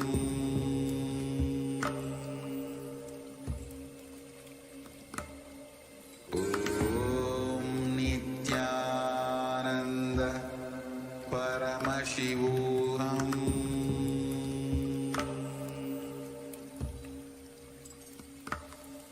Om Nithyananda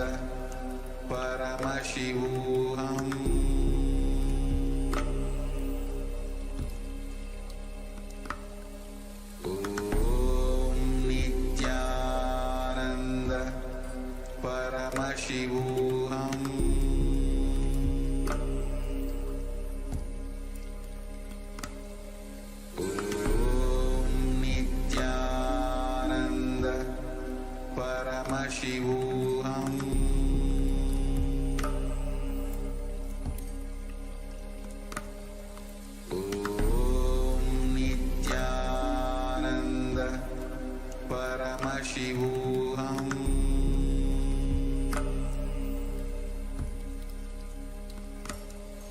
Om Nithyananda Paramashivoham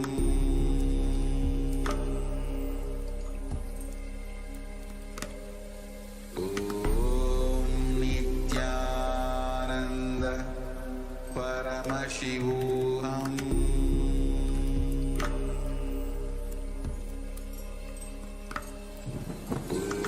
Om Nithyananda Paramashivoham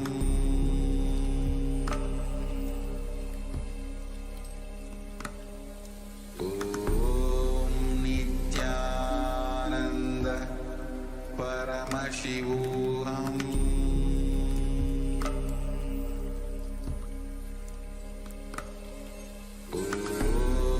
Nithyananda Paramashivoham Paramashivoham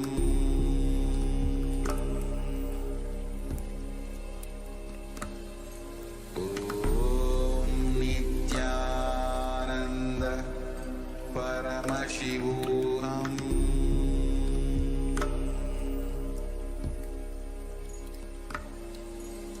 Om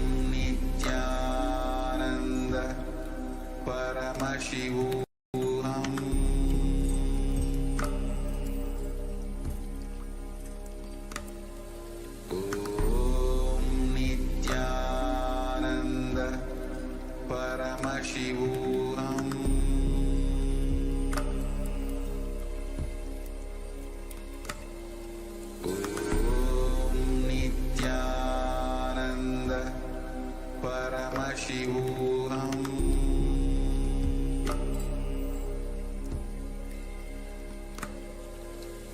Om Nithyananda Paramashivoham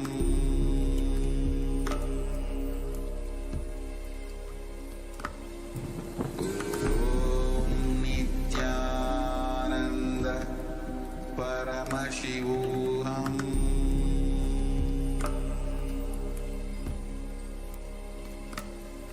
Om Nithyananda Paramashivoham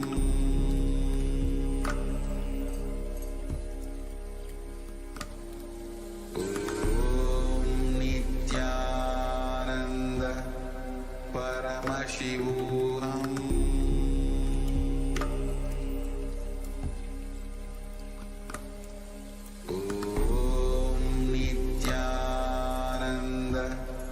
Paramashivoham Om Nithyananda Paramashivoham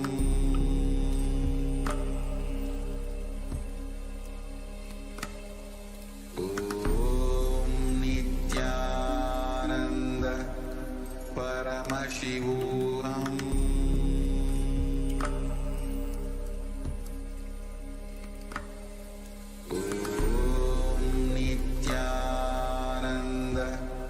Paramashivoham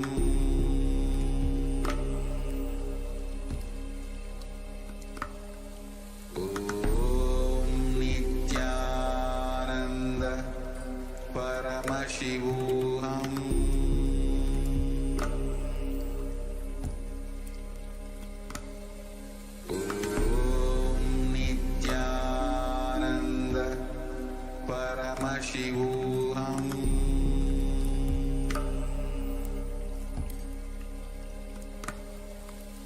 Om Nithyananda Paramashivoham Paramashivoham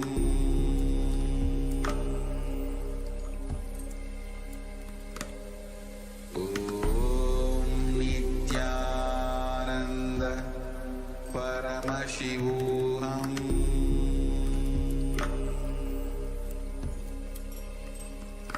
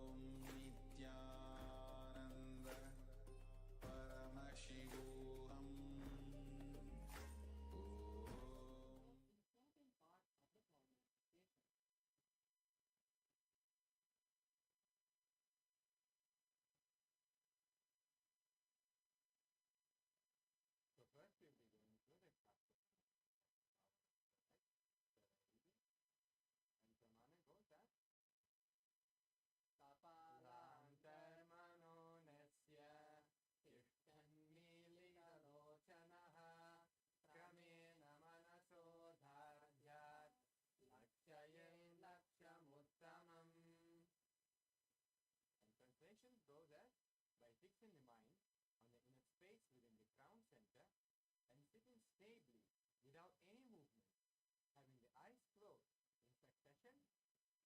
By that stability of the mind and inner space, through the power of the third eye, one directly sees the ultimate goal, Lakshya, by having the vision beyond the sight that reveals any objects of late, attaining the space of oneness with the source, Paramashivoham. So that was a beautiful translation. And this is also Paramashivoham Nithyananda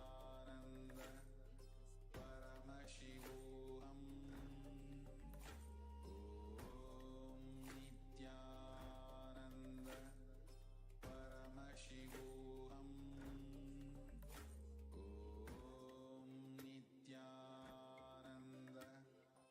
Nithyananda Paramashivoham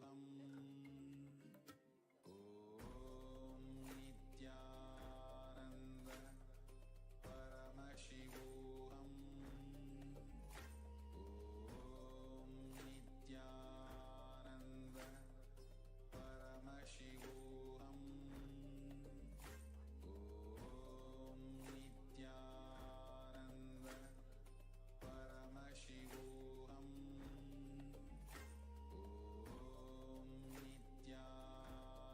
Paramashivoham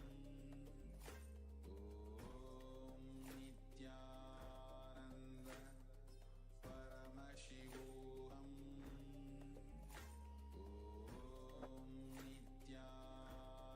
Nithyananda Paramashivoham Nithyananda Paramashivoham Nithyananda Paramashivoham Nithyananda Paramashivoham.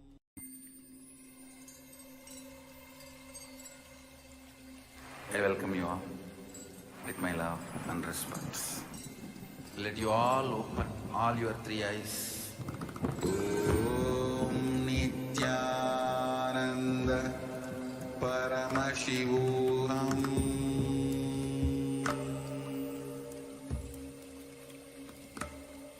Om Nithyananda Paramashivoham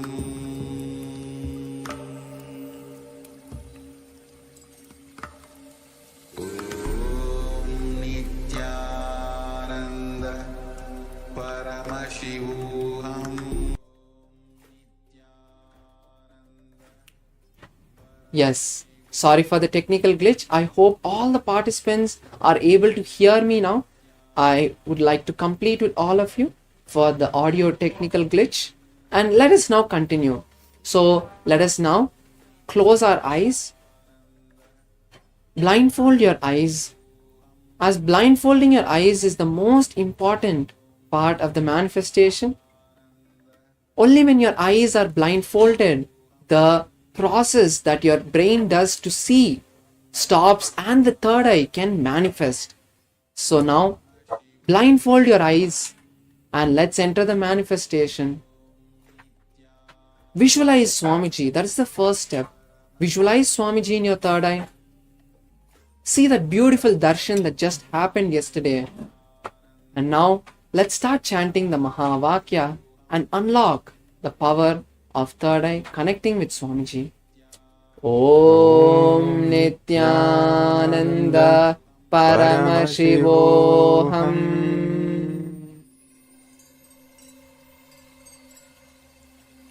I welcome you all with my love and respect. Let you all open all your three eyes. Om Nithyananda Paramashivoham.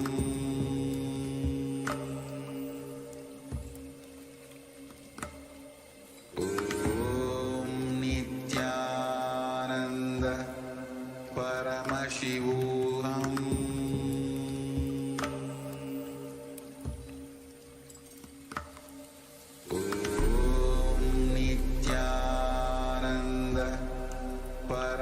Paramashivoham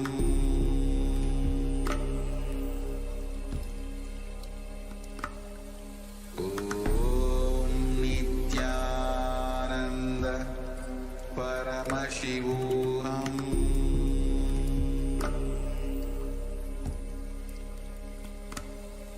Om Nithyananda Paramashivoham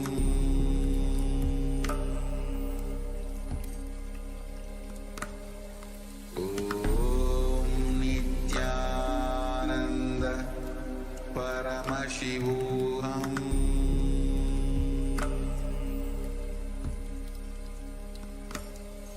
Om Nithyananda Paramashivoham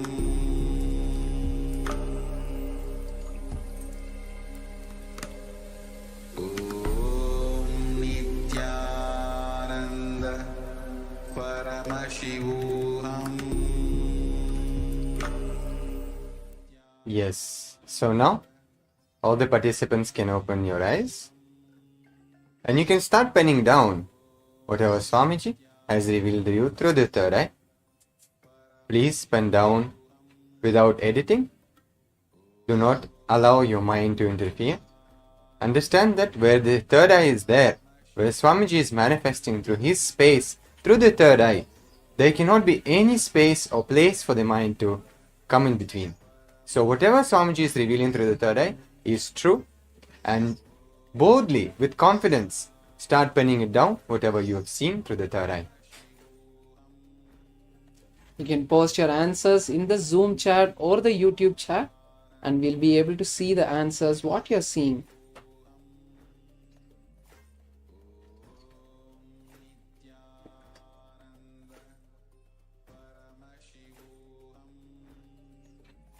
Yes, so now let's enter the verification process where we'll be now seeing the image that was projected to all of you. You can see it's a beautiful drawing, black and white drawing of Bhagavan Sri Krishna as a small child. So if you saw a small child, or you saw any jewelry, you saw Swamiji, you saw black color, that is perfectly fine. You have started manifesting. And even if you have seen just black, that is okay. Don't feel like, oh, obviously I would see only black and I would not see anything else. I can't manifest. Don't put that self-doubt or self-denial on you. The manifestation that happens every time is Paramashiva himself flowing through us. So yes, so this is the image that all of you were seeing with your eyes closed. Now let's move to the next round. Today onwards, we are going to be having quick rounds, only of 40 seconds, around 40 to 30 seconds each round. So make sure that you completely dissolve yourself. And now let's enter the next round of the manifestation. Once again, blindfold your eyes. Keep your eyes closed now once again. Let's now visualize Swamiji in our inner space. The beautiful form of Swamiji. And now let's chant the Mahavakya. Om Nithyananda Paramashivoham.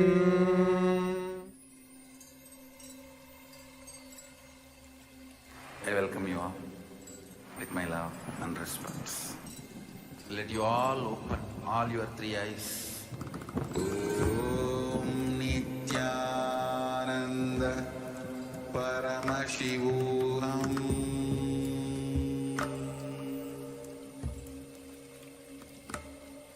Om Nithyananda Paramashivoham.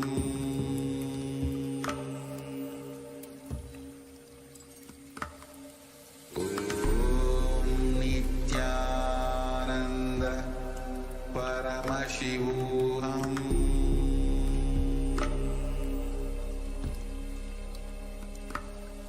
Om Nithyananda Paramashivoham.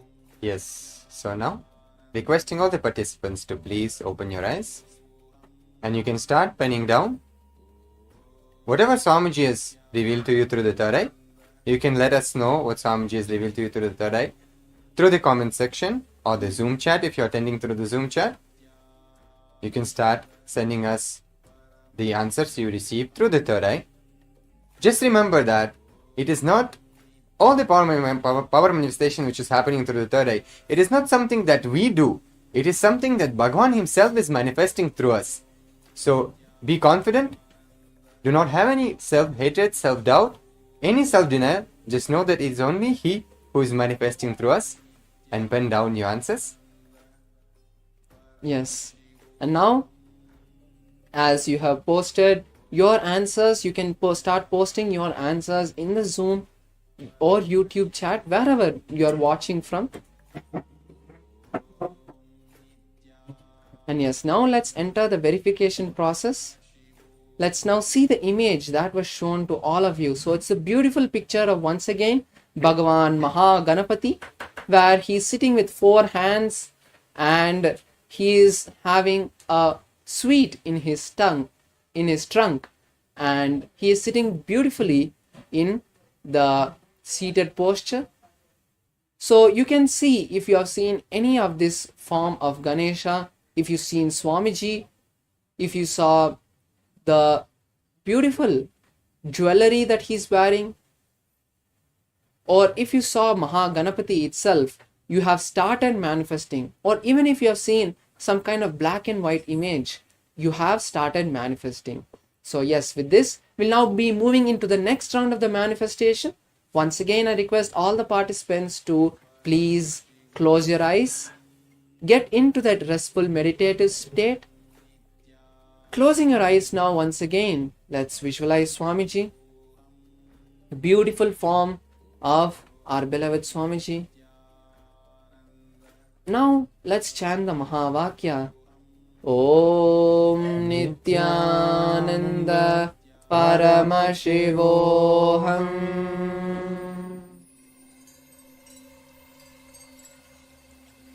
I welcome you all with my love and respect. Let you all open all your 3 eyes. Om Nithyananda Paramashivoham.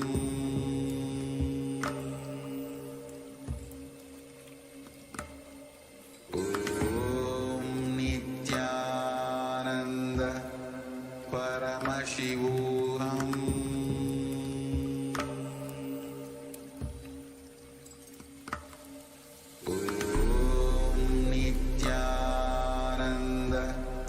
Paramashivoham.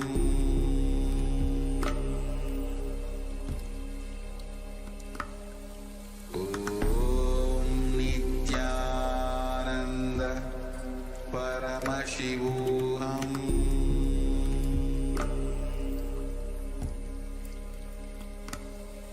Om Nithyananda Paramashivoham. So now, all the participants can open your eyes. Slowly, please open your eyes. And start penning down, authentically, without any editing, what Swamiji has revealed to you through the third eye during this round of power manifestation. And you can let us know what is it that you are able to see through your third eye in the Zoom chat if you are attending through the Zoom, or the social media in the comment section through whichever social media you are joining us from. You can start penning it down and sending us. And yes, I want all the participants to know that when you manifest the power of third eye, even if you're not seeing the images itself, this is the most powerful time you are building the foundation for you to start manifesting powers. Because it's not that for all of us, every power manifests. For each one of us, some or the other power manifests, but the will, persistence, and the ability to allow Paramashiva to flow through us is most important. So now we'll go into the verification. Let's all now see the image that all of us were seeing during the blindfold reading. So it's the beautiful picture of Bhagavan Nataraja. So this is the form of Paramashiva. There is fire around him, and there's a circle. So even the shapes you have seen, there's a circle there is different shapes like triangle, you can see circle and triangle mainly, which is there. And if you've seen other elements like water or fire, that is also beautifully there, because around Nataraja the fire is burning, and on his jatas there is Ganga. So this is the final round of the manifestation today we'll be having. I request all the participants to now share in social media. That is the most important part of the manifestation. Sharing with the world how you have experienced Paramashiva in you. That strengthens the confidence you have on you, on why Paramashiva is flowing through you, and you can also tell others how you have experienced healing or any other miracle during this manifestation. So now let's take a few minutes as we move into the next session to get ready, refresh ourselves, and share on social media our experiences during the manifestation. So with this, we thank all the participants for your participation, and let's get ready for the next session. Thank you all. Nithyanandam.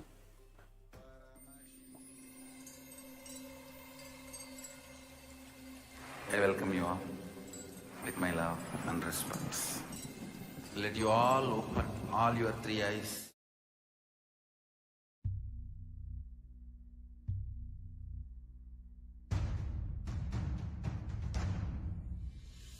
Sit as Paramashiva.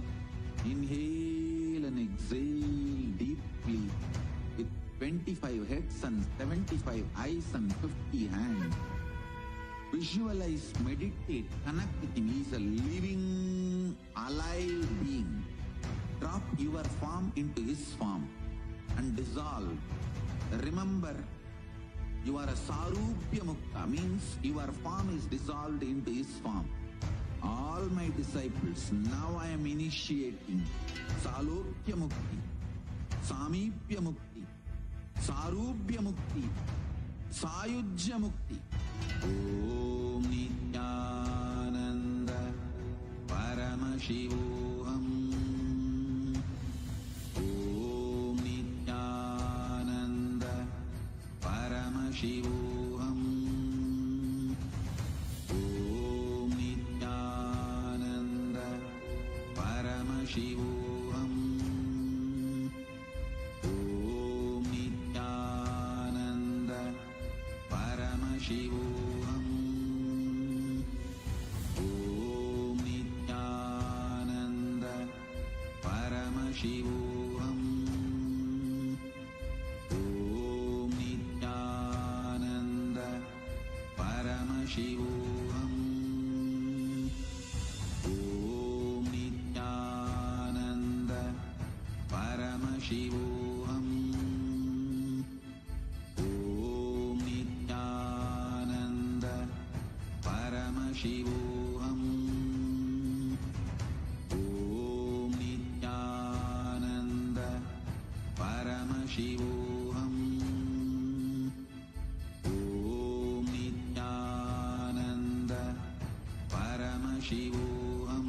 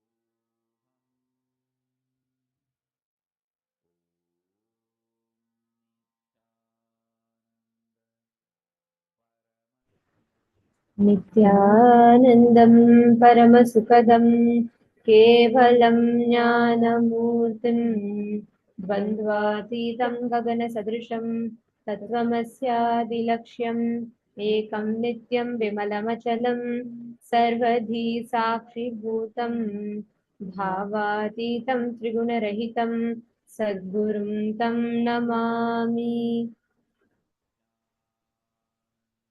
Nithyanandam, we welcome all the participants, every one of you that are sitting here with us today.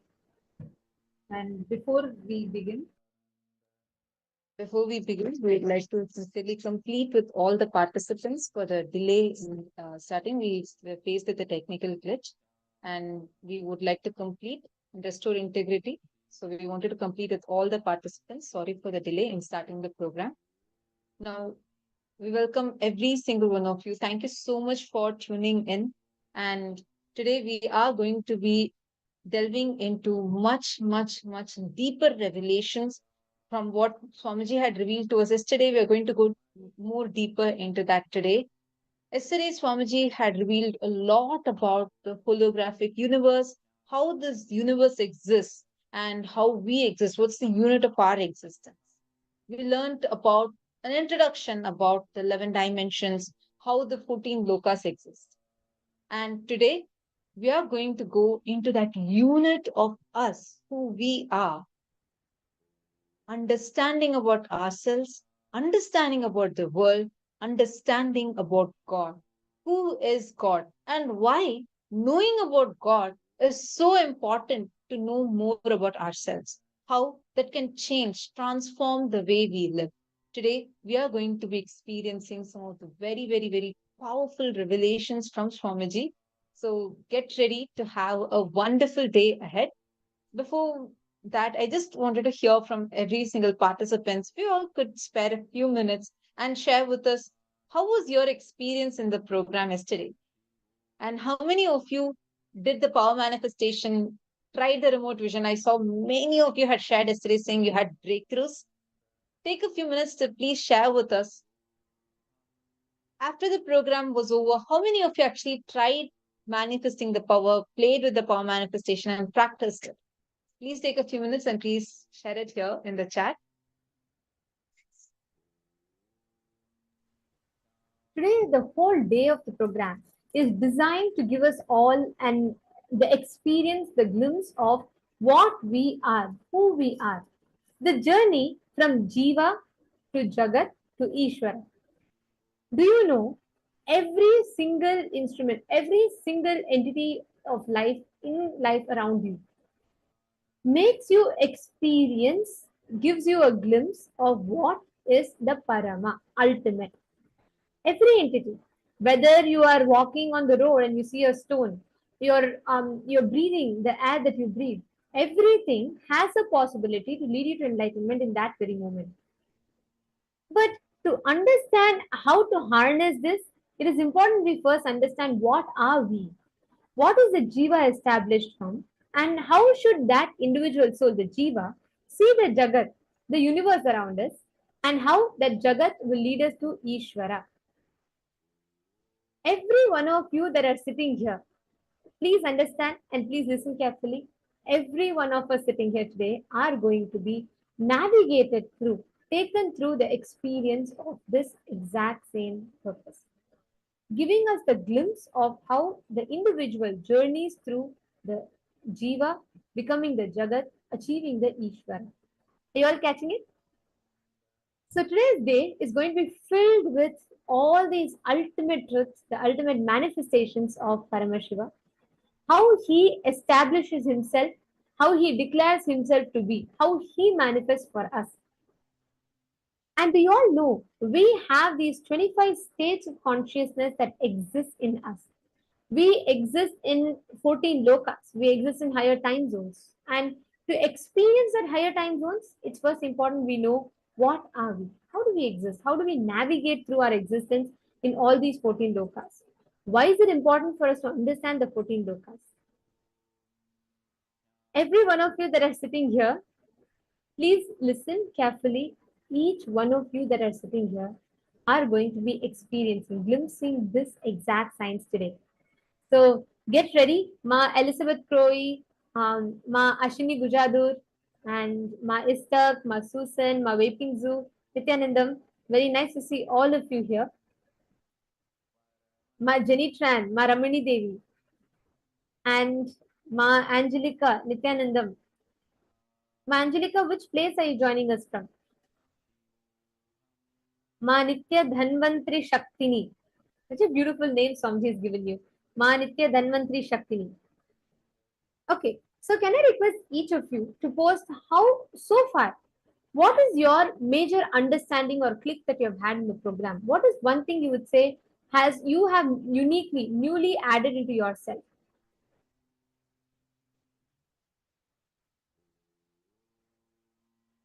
What is one thing that you really clicked with, that you learned? Okay, I see different people posting different points which you felt was something new. Ma Ashini Gujadur, you're saying you still want to understand deeper about length, breadth, and depth. You know what, Ma? Today you're going to be entering into the depth of understanding these 11 dimensions. Because to understand the 11 dimensions, it is important we understand first about the 25 states of consciousness.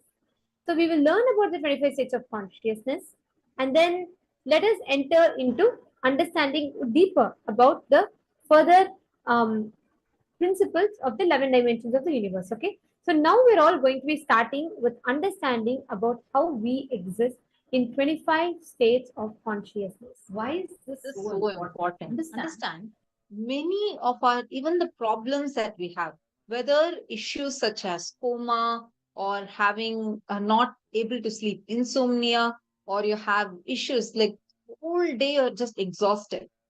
We usually address problems like stress, probably my job, probably my diet.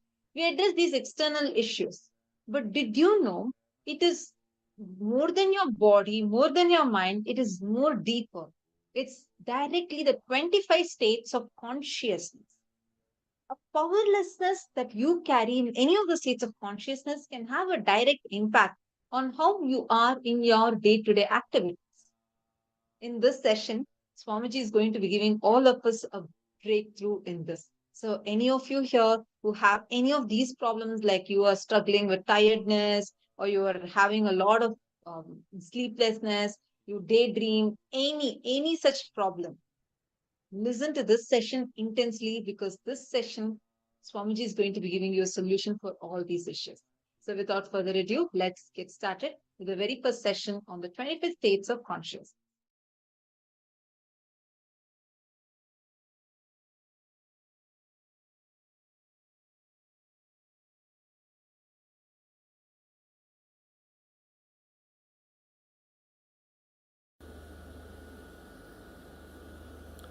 You have two levels of existing. Listen carefully. Two levels of existing. One with the thought currents, without the thought currents.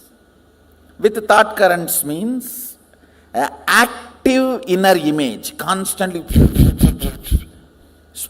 spitting thoughts.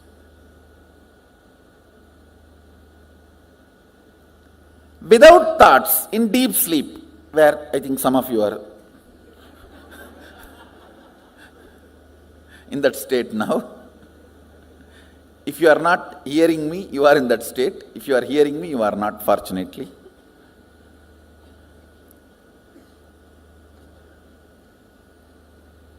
I'll repeat, listen. With thoughts, without thoughts. With thoughts, all of you know, constantly picking fight with everyone, everything. Actually, with thoughts is nothing but constantly picking fight with everything. When you stop picking fight with everything, there will be no thought.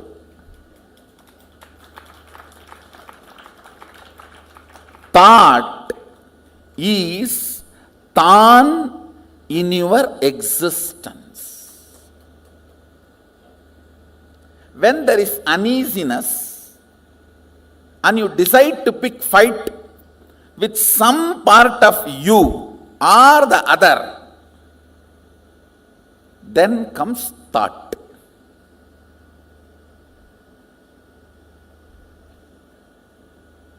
Without thought, deep sleep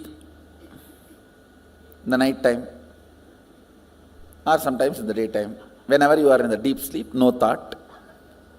So these two, same way, listen. With thought, without thought. Same way, with your existence, remembrance of your existence, without the remembrance of your existence.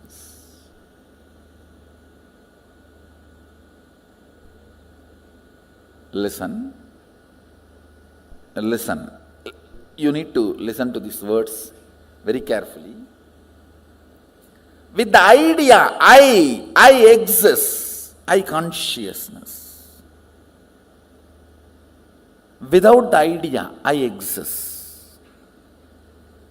These two states, how many of you are able to understand?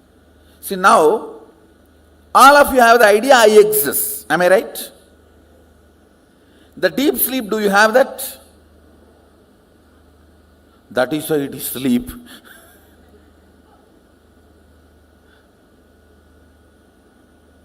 So,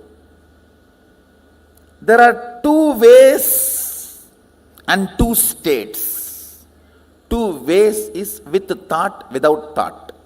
Two states is with the idea I exist and without the idea I exist.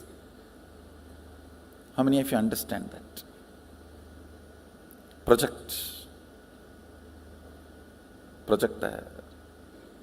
Listen.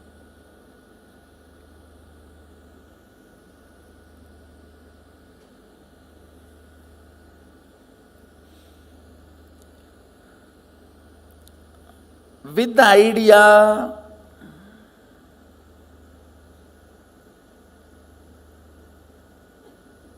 I exist, and with thoughts, listen carefully, because you need to understand this unit. This is the fundamental unit.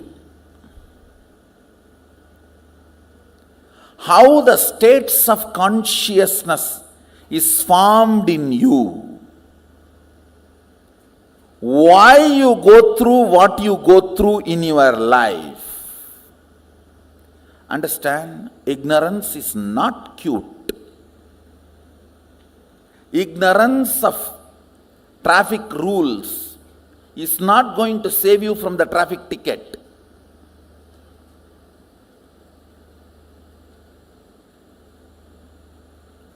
Ignorance of traffic rules is not going to save you from ticket. Ignorance cannot be a reason for not following. Same way in the cosmos, ignorance is not cute. Yes, you can be victim, singing song, oh, I am ignorant, innocent devotee. Who is going to care? No. A devotee cannot be ignorant. Jnana varishta bhakti, devotion established on knowledge and understanding, with thoughts, with the idea I exist, I consciousness, that state is called thinking, Jagrat. All of you are able to understand the word wakeful state, Jagrat? If you understand the word Jagrat, wakeful state, raise your hand. Great. I am using the Sanskrit word so that I will not forget and all of you also will not forget. So let me go to the next word. I am introducing these 4 words. With thoughts, without the idea that I exist. That's called swapna. You may say, no. In dream also I remember I exist. No, listen carefully. In the dream, you will be writing your college examination with sitting with your son.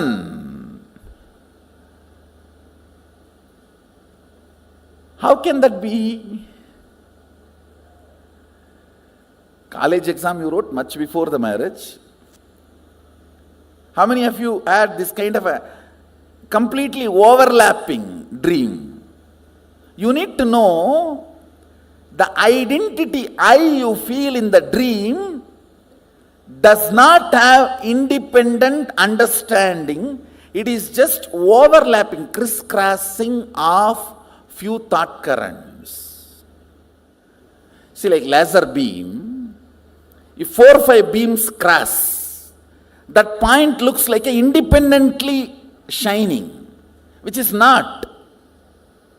Same way, in the dream, few thought currents crossing, you feel as if your identity exists, but it is not. It does not have consistency. In one dream itself, that will change 20 times. How many of you have observed? In the waking state itself, it changes. Why do dream state? How many of you say that? But in the waking state, at least little decent. In the waking state, it's more like an unstable spouse. Every half an hour divorce. And every 1 hour patch up. But in the dream state, it doesn't even behave like an unstable spouse. It behaves like a 10 minutes son, 10 minutes boss, 5 minutes brother, 5 minutes enemy. You just don't know how it behaves. Listen carefully. The number of thoughts gives idea that you exist for a spark. That's what happens in the dream state. How many of you are able to understand what I am saying? That is why the idea of I in the dream state is so illusory.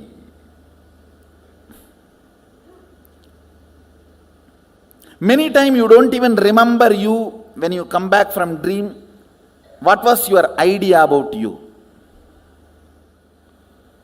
Seen but does not exist. That's a direct translation of the word swapna. Seen but does not exist. Where the idea of I does not exist, but the thoughts exist. Means the frequency of the thoughts is much higher. The idea of I, it has no existence. That frequency is almost like a zero. Then third word I am introducing, listen, where neither the idea I exists nor the idea thoughts exist. That is what is called deep sleep, sushupti. These three all of us experience in our day-to-day life. The fourth word I am going to introduce, it has no word. That is why it is called turiya. Turiya means fourth in Sanskrit. In Sanskrit, the word turiya means fourth. That's all. Because there is no word for it.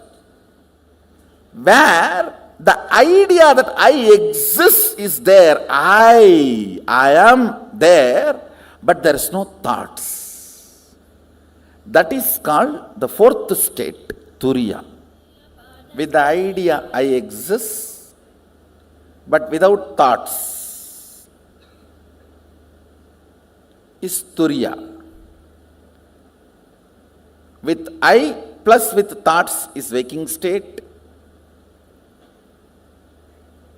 Without I but thoughts is dream state. Neither I nor thoughts is deep sleep state. Only I, no thoughts is turiya. Now I want you to remember these 4 words. Let me repeat. Jakrat means waking state. Swapna means dream state. Sushupti means deep sleep state. Turiya means fourth state, awakened state. There is a fifth word Mahadeva introduces in Agama called Turyatita, means not only you are awake, you are alive, you can move anything you want. See, if you have manifested the powers of moving a matter, how many of you are successfully able to move a matter? You have seen the glimpse of Turyatita. Turyatita is the state where awakening becomes power manifestation.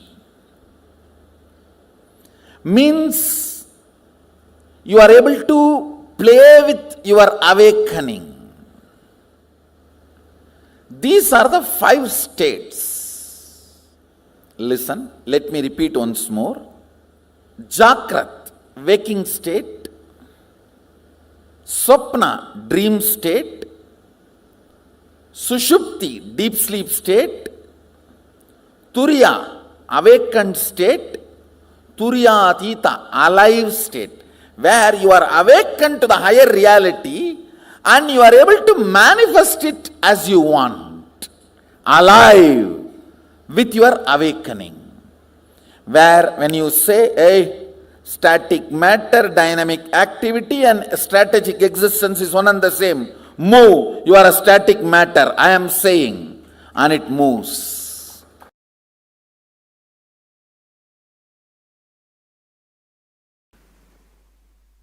So listen, when your head is in Sushupti, heart is also in Sushupti, it is called Sushupta Sushupti, deep sleep, deep sleep. Very rarely you experience this. Even in your deep sleep, if you are lying on your bed for 8 hours, maximum you may experience this deep sleep for 20 to 30 minutes, not more than that. Please understand. Head, heart, both parts of you experiencing Sushupti and Sushupti, deep sleep and deep sleep.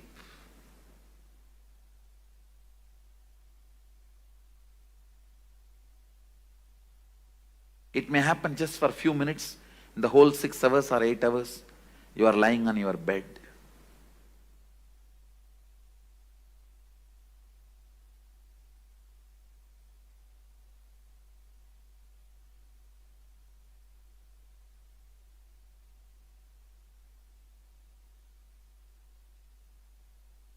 When your head experiencing dream state and your heart experiencing deep sleep, you can perceive this experience when you dream and just fall asleep without even waking up. You will dream something and you will fall asleep without waking up. Again you will dream something, you will fall asleep. Maybe 3rd time or 4th time when you dream only you will wake up. How many of you have experienced this? When you wake up, you will remember all the 3-4 dreams. That is what this state, that Sushupti and Swapna, Sushupti and Jakrat, Sushupti and Turiya, Sushupti and Turyatita. Understand that horizontal line is line of logic. Mind, what is your strategy? See, one part of you constantly strategizes about your future, your life, logically goes on analyzing right, wrong, how to get the maximum out of everything. That line of head, logic line. And the other part, heart, emotion. Even the word heart may not be right word, because somehow unfortunately you have that very good idea about heart. I'll develop some other word. The crying child, the immature child inside you, which goes on throwing tantrum. Whatever your father says is wrong. Once you decide, just goes on saying no, no, no, no, no, that becomes mantra. The no becomes mantra for one part of you. A complete frustration about everything. Anything which can be seen and which can't be seen. People get frustrated because they can't see Sadashiva.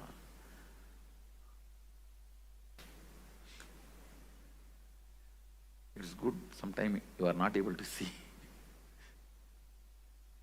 No, we get frustrated even with things which we have never seen, we never experienced, we never perceived.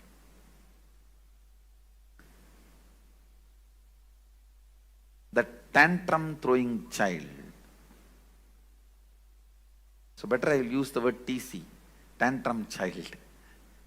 The tantrum child is the vertical line. The tantrum child in you is the vertical line, and logical, strategizing mind, that is the horizontal line. Both of you go through, please understand, some of you are small family inside, some of you are giant families inside, some of you are apartment complex inside. Please understand, do not believe you are one person. If you think you are one person, even you will not be able to answer many of your questions about your own self. How many of you feel there are many things which you are not able to answer about you? Then how will anybody else find the answer? That is why if somebody questions you too much, you get angry about them. Even I don't know, how can I explain to you? How many of you feel many times even you are not able to handle yourself? Raise your hand. That is what I mean, exactly the tantrum throwing child. Just saying no, no. I will face whatever it may be. Whatever comes, I'll face. But when it actually comes, you will not be able to face that. Now, how many of you do? Listen carefully. Clearly, you take a very stupid decision with the thought current. When it comes, I will face. Whatever, come what may. And when it comes, you will collapse, you will not face. How many of you? That is what I am calling tantrum throwing child. Just saying no. Does not bother even about you getting lost something. You just want to collapse, destroy everything. Even if I die, that is okay. Let me destroy the world and die. Let me pull the whole thing down and die. The tantrum throwing child experiences different state, and the logic, strategizing logic, which constantly plans for your life, that personality experiences different state of consciousness. That is why you go through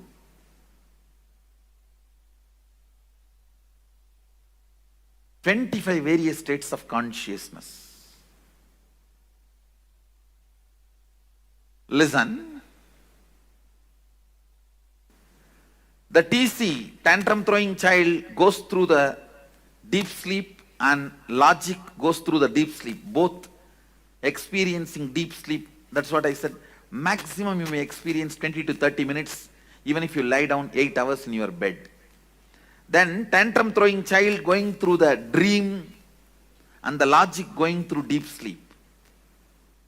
Earlier I explained that side, now I am explaining this side. Listen carefully. Earlier I gave one example. You going to dream, falling asleep without waking up.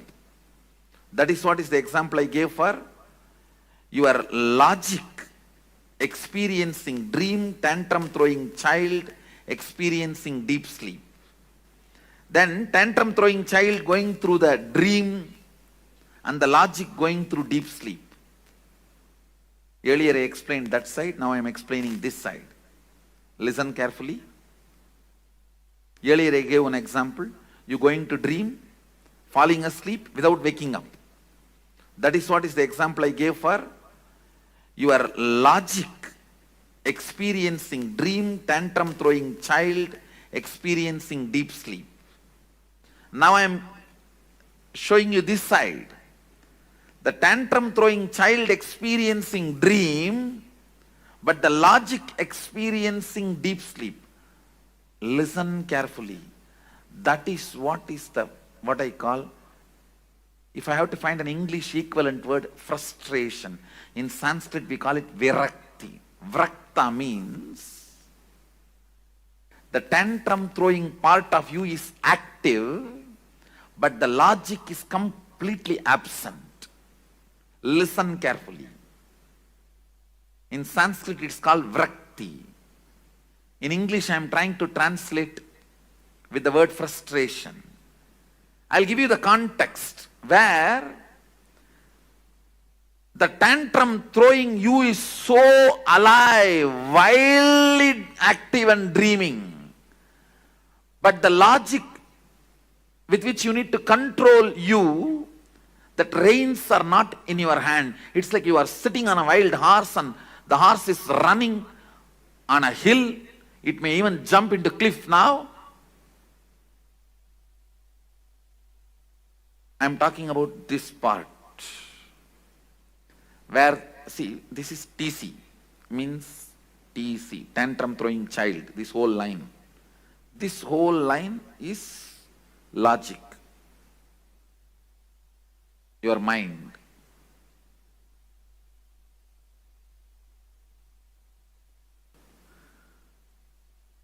I'm talking about this state. The tantrum throwing child experiencing swapna, dream, wild, going literally wild. And your logic, which is supposed to control, put a rein, is sleeping. It's like you are sitting on a wild horse and you are not able to control the wild horse, it is running. It may jump anytime off the cliff. All the decisions you take in frustration, please understand, all decisions you take in frustration will destroy you. Even if you think it is good decision, I tell you, do not do permanent damage to you because of your temporary sadness. Just don't take decisions when you know you are frustrated. Whenever you know your tantrum throwing child is wildly active and your logic with which you need to control your perception is absent, don't decide. You will be overloaded with frustration. Don't decide. How many of you understand you went through this in your life? In waking state, but your logic is in deep sleep. It means you are not frustrated, you are very destructive. Understand? Very consciously you agree for destruction. You agree for the kind of a tantrum throwing lifestyle. You agree to be in denial. What can I do? That's all. Very consciously you wind up. You withdraw. I may use the word self-denial for this state. The state now I am circling. The state now I have circled, I'll call that as self-denial, where the tantrum throwing child is awake, I should use the word wake up. It's in a waking state. But your logic, the strategizing mind, the strategizing component of you is completely asleep. The next, the tantrum throwing child entering into Turiya,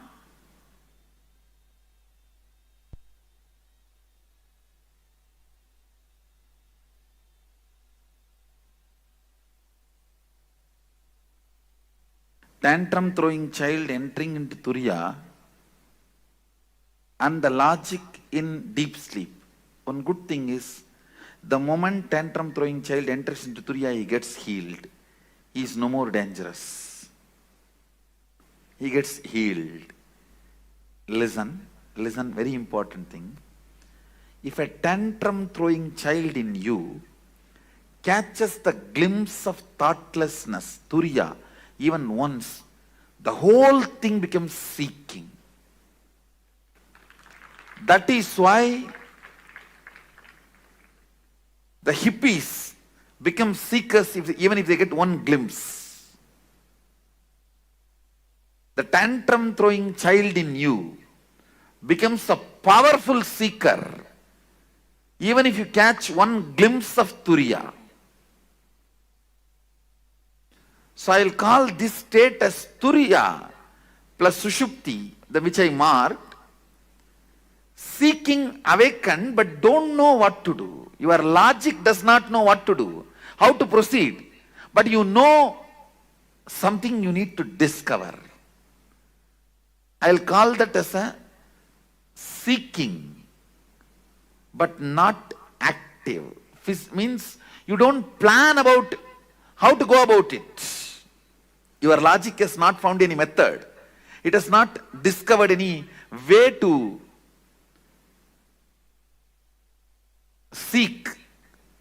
But the tantrum throwing child is now throwing tantrum about everything which is seen or felt, which is not matching with the reality of the Turiya. See, now the Turiya becomes the benchmark, the awakened state becomes the benchmark. Anything which is not matching up to that mark, you throw tantrum about it, but you don't know how to make everything match up to the standard. Understand?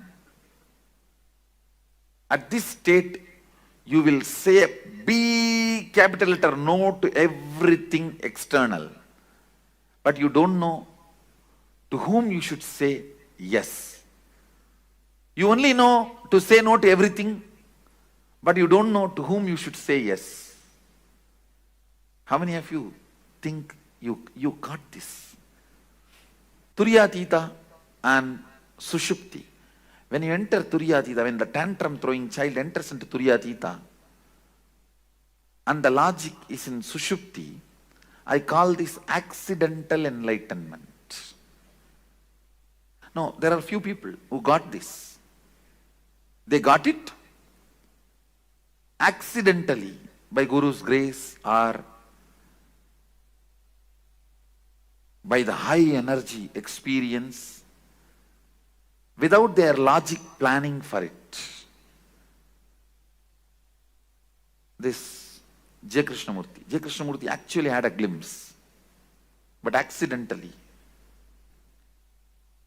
Your tantrum throwing child experiencing deep sleep and your logic experiencing dream state. Understand? This is very interesting. Just now I explained. Where you dream but go back to the deep sleep, again dream and go back to deep sleep. You need to know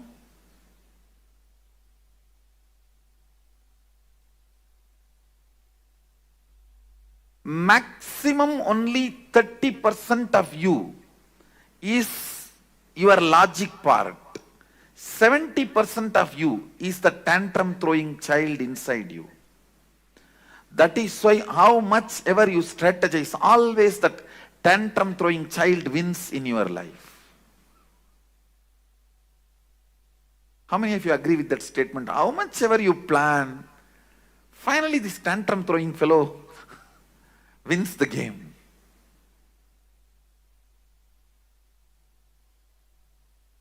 Even if your logic, for example,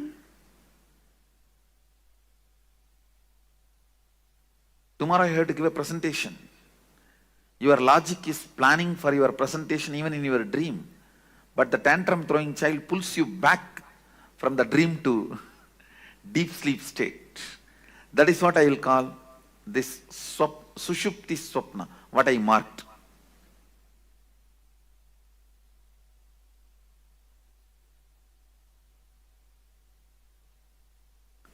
Next, the tantrum throwing child experiencing deep sleep, but the logic experiencing waking state. I'll say in this state, your logic thoroughly plans for your future. You will sit and think, nicely plan. But within next 24 hours, you will forget the whole thing and you will start thinking again the same thing and do the same plan. As if the whole thing got control deleted. How many of you experienced this? Your logic's plan, but your tantrum throwing child is not even interested in looking at it.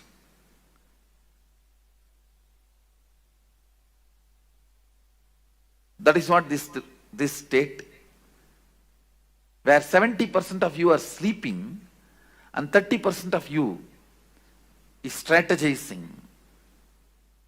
It's like 70% of you boycott that meeting.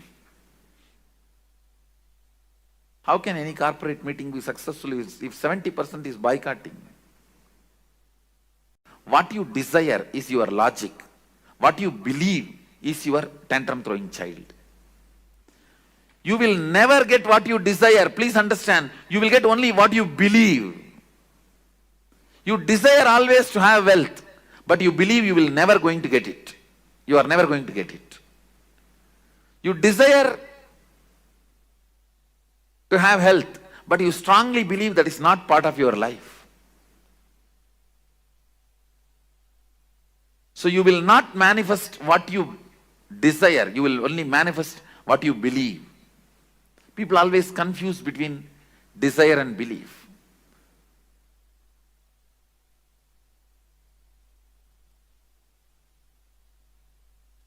Your desire is your logic, your strategy, your future plan. Your tantrum throwing child is what you believe as you. I think now it's too clear. How many of you are catching what I am saying, this statement? Understand, next, your tantrum throwing child is in deep sleep, but your logic is in Turiya. During these moments only you get the darshan, vision of gods, goddesses, guru. But it goes away. It doesn't stay permanently, because anything only if your tantrum throwing child also cooperates only stays with you. For example, if your tantrum throwing child means the TC, if he enters into Turiya, and your logic is in Sushupti, which I circled now, at that state, if you get any experience of God, Guru, Darshan, it stays with you permanently, because 70% receives it. But this state, anything you get will not be permanent. It will not stay with you. It doesn't stay with you. In both states you get, but this, only if your tantrum throwing child enters into Turiya and you experience something, it becomes permanent. Means your belief enters into that state. not your desire. When your desire enters, your belief will pull you back. Ramakrishna gives a very beautiful example. All his examples are completely from Bengali villages because he lived his whole life in Dakshineswar, which was a village in those days, and he was born in Kamarpukur, which is a remote village.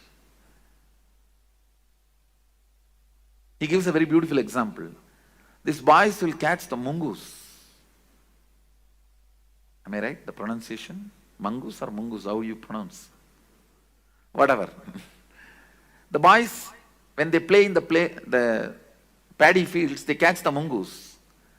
If they catch more than 5, 6, they can't keep them under control. So they will tie a rope in their tail and put a brick in the other end and leave them to go for further hunting. These fellows, they will enter into their home, which is like a dug below the ground. Even if they enter and hide in their nets, in their holes,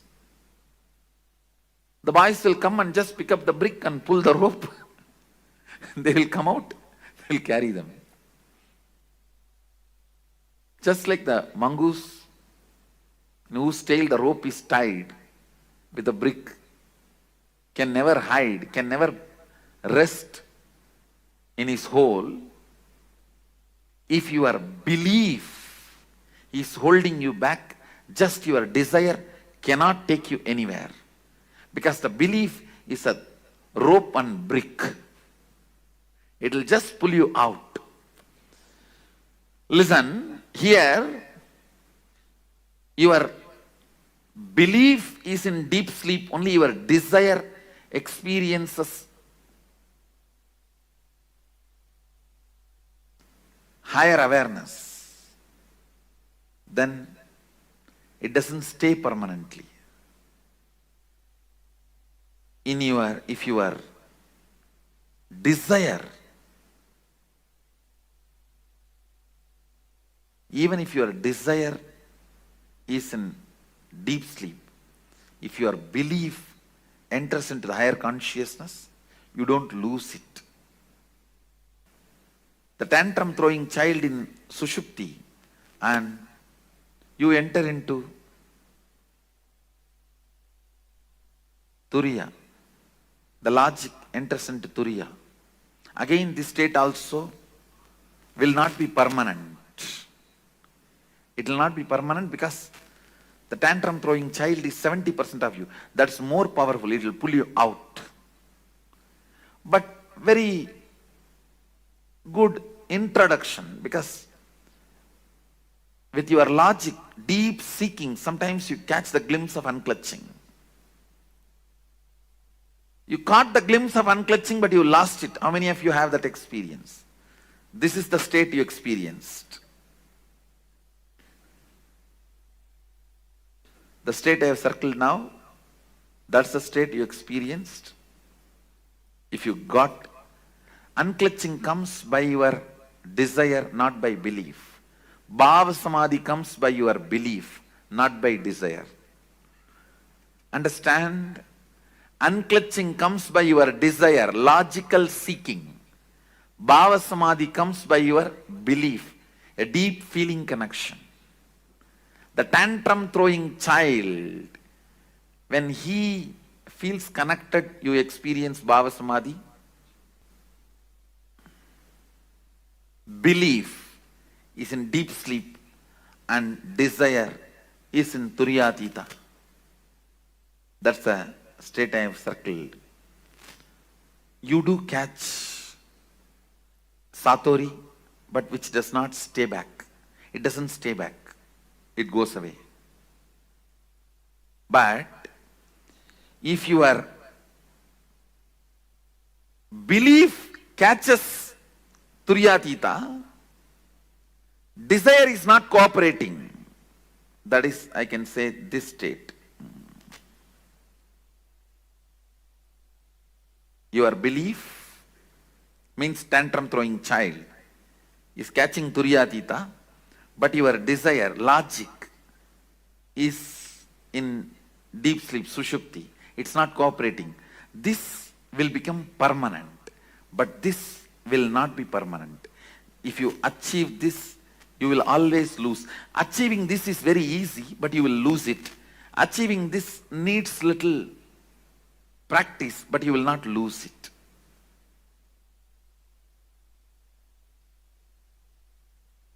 This comes by bhava samadhi, feeling connection. This comes by unclutching your own effort.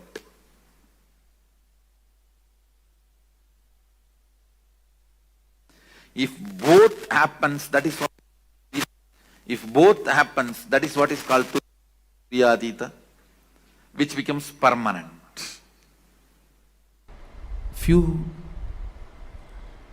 basic truths.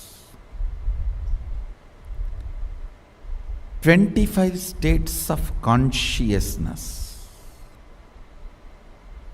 is multi-dimensions of you. Listen. All the 25 states are part of you. Nothing is good, nothing is bad. Deep sleep is as much you need.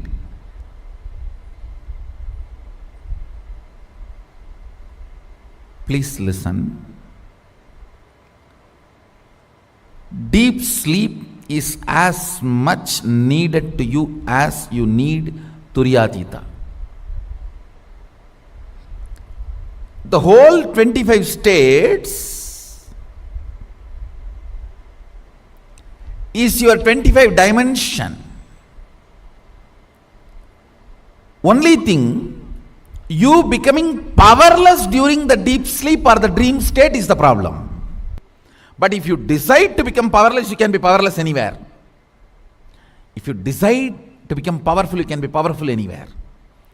Fundamentally, this whole 25 state is 25 phases of you, 25 dimensions of you. Nothing is bad, nothing is good.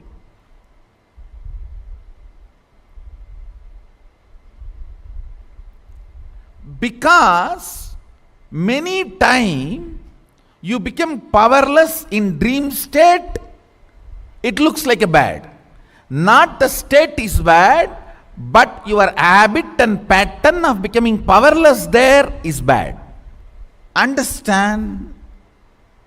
Your ability to have power over your internal and external things makes certain state is good or bad. That's all. Shall I repeat? In the deep sleep state, you don't have power over anything. You just become completely powerless. That's why we feel it's bad. In the dream state, we have power over certain few thought, but not more than that. In the waking state, the powerfulness is little more. In Turiya, the powerfulness will be complete internal and external. In Turiyatita, the powerfulness over everything exists. So fundamentally, your focus need to be on being powerful, not on changing the states of consciousness. Understand? Rich people don't work for money, they work for excellence. Money follows them.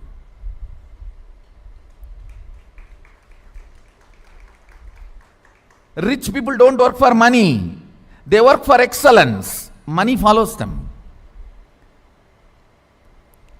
Powerful people work for powerfulness. All the 25 states of consciousness follows them.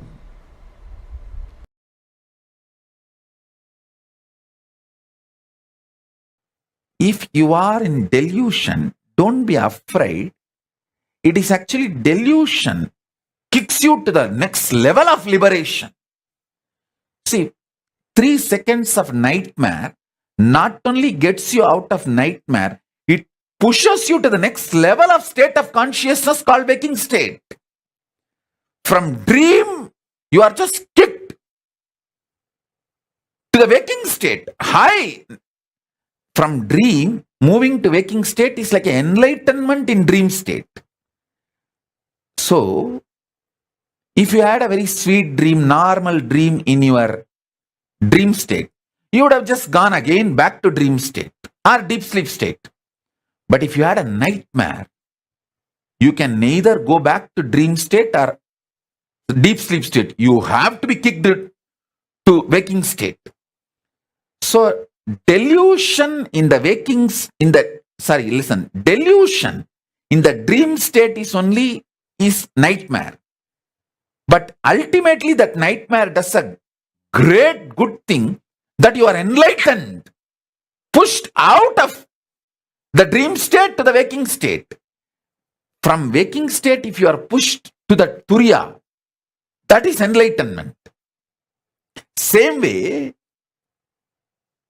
from dream, if you are pushed to waking, that is enlightenment in this level. Understand? Enlightenment means getting pushed to the next higher state of consciousness.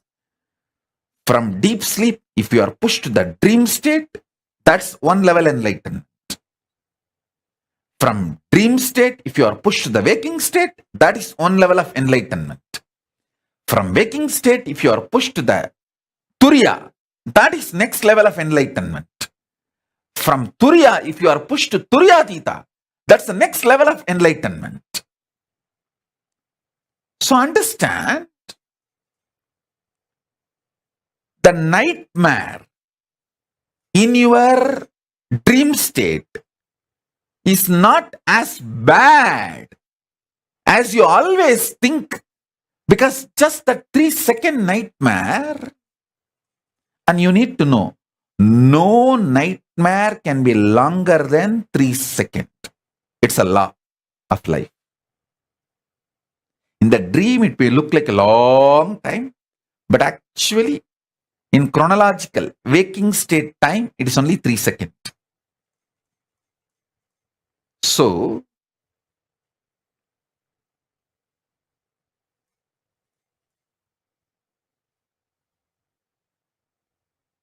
all nightmares are enlightenment in the dream state, because it has pushed you from dream state to the waking state, which is a level of enlightenment as far as the dream state is concerned. I should call there are 4 levels of enlightenment. From deep sleep, when you are pushed to the dream state, it's called dream enlightenment. From dream state, if you are pushed to the waking state, it's called waking enlightenment. From waking state, if you are pushed to turiya, it's called awakened enlightenment. From turiya, when you are pushed to turiyatita, it's called living enlightenment. Daniel Kunkler is asking, Swamiji, is the 25 states of consciousness, 11 dimensions of Jagat, 5 aspects of Ishvara, are they all Maya or just different permutations and combinations? Where in it does Sadashivoham exist? Or is it only outside of that matrix that we exist? Listen to this example. You are in a forest. A tiger sees you. You see the tiger. It is chasing you. You are running for life. That is Maya. Because the way you want to see, you create what you want to see.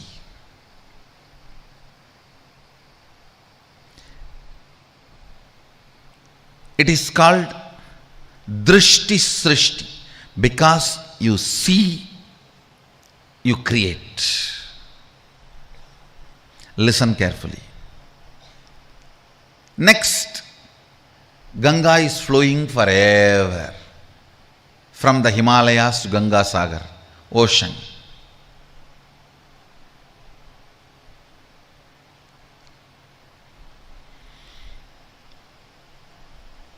That is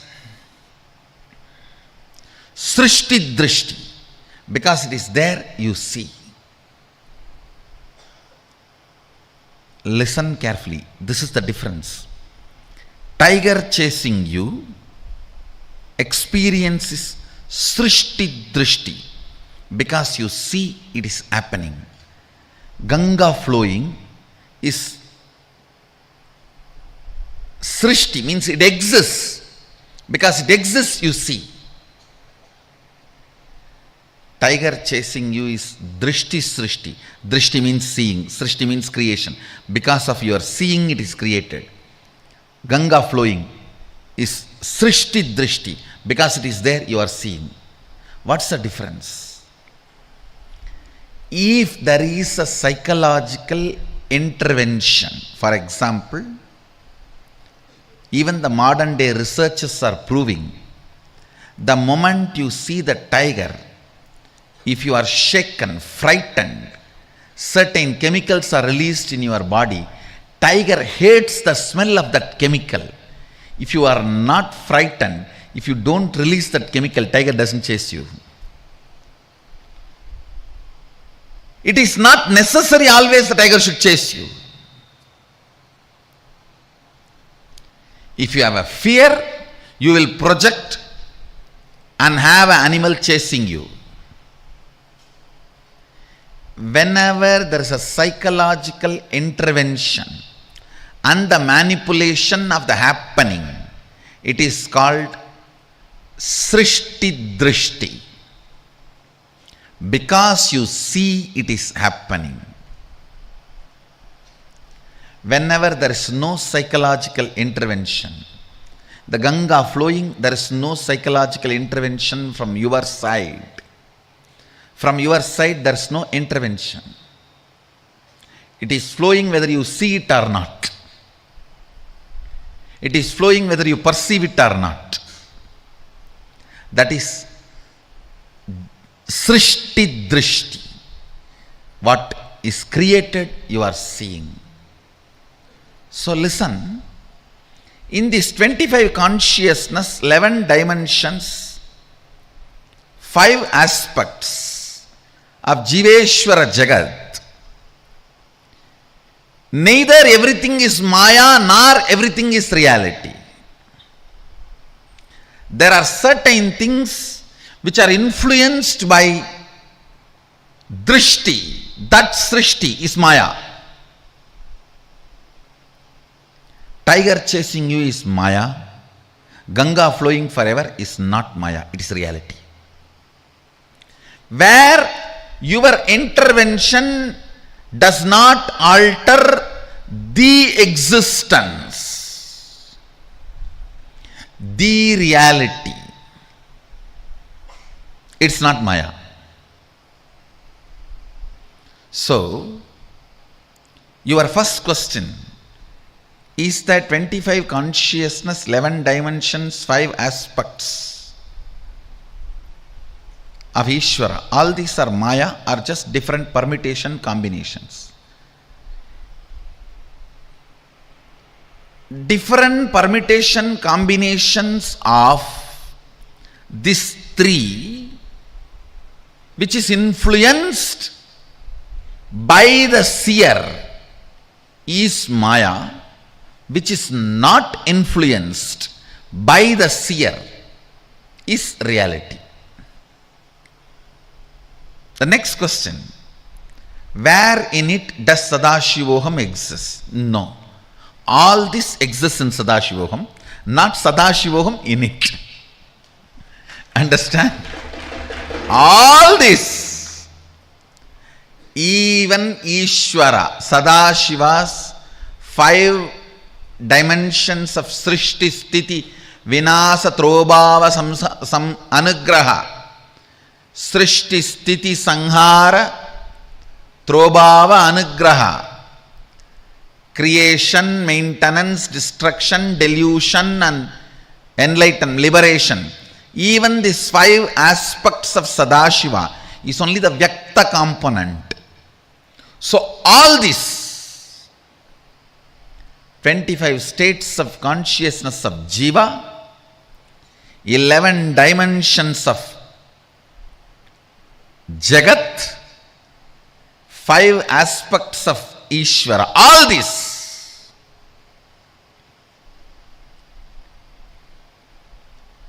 is established on Sadashivoham. All this exists on Sadashivoham. Sadashivoham does not exist in any of this. All this exists in Sadashivoham. And you are asking, or is it only outside of that matrix we exist? Please understand. Sadashivoham exists outside of all this matrix. All this.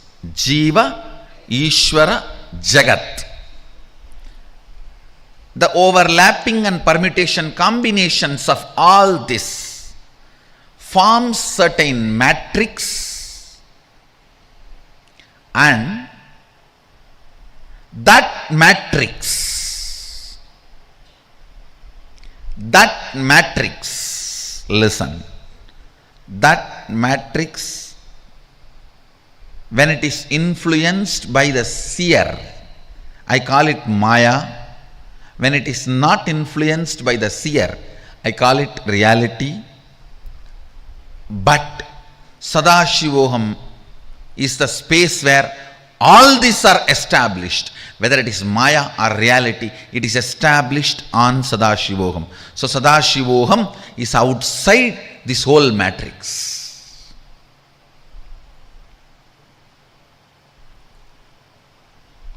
Actually, you are going to experience Sadashivoham, the space outside this matrix, in this Sadashivoham 2016.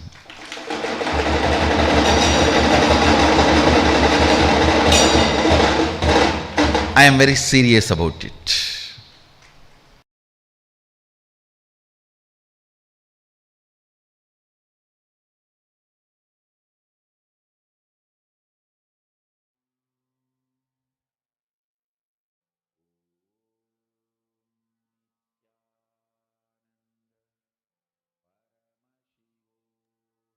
So, Swamiji explained to us, revealed to us very, very powerfully about how this 25 states of consciousness exist. The difference between our logic, the mind, and that tantrum throwing child that is there inside of us, how they exist. So powerfully, Swamiji revealed it to us, right? Now, I request all the participants to take a few minutes and post what did you understand from this so far?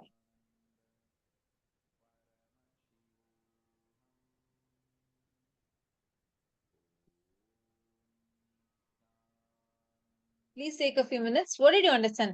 When Swamiji says this 25 states of consciousness, what is it the permutation combination of? What did Swamiji explain as a permutation combination for this 5 into 5 becoming 25?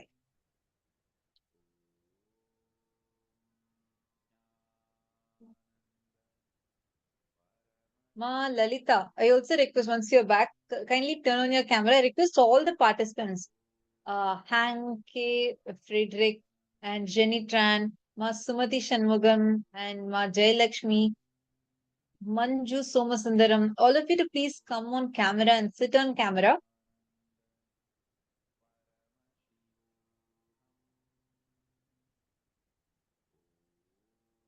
Ma Anjalik, I just read your message about what you enjoyed yesterday when you heard about how Swamiji's how Swamiji descended and recorded supernova. Absolutely right. Actually, it's so fascinating. First time when we found out about it, it was so fascinating. Swamiji had already revealed about it years back, and then later we found out about it. So it was so cool, as you say. Actually, life with an avatar is so cool, like so cool. You'll find in the smallest to the smallest things, you'll only find miracles, miracles, and miracles. And it's like you won't even feel that there is something separate as a miracle happening after a lot of struggle. Life will be so magical. I remember very well. Swamiji used to take a small group of us to walk every morning, all the way from the Rajya Sabha in the Adinam, all the way from Rajya Sabha. If you have been to Adi Kailash, you know the place I'm talking about. All the way from Rajya Sabha, Gurukul to the temple. We'll literally go for a full campus round. Every day we'll go to temple with Swamiji. Our mornings will start like that. A group of Gurukul kids. And for a few days, right, Swamiji was only walking towards one side of the road. Swamiji will only go in, I think, the right side. Swamiji will only go in the right side and come back in the right side.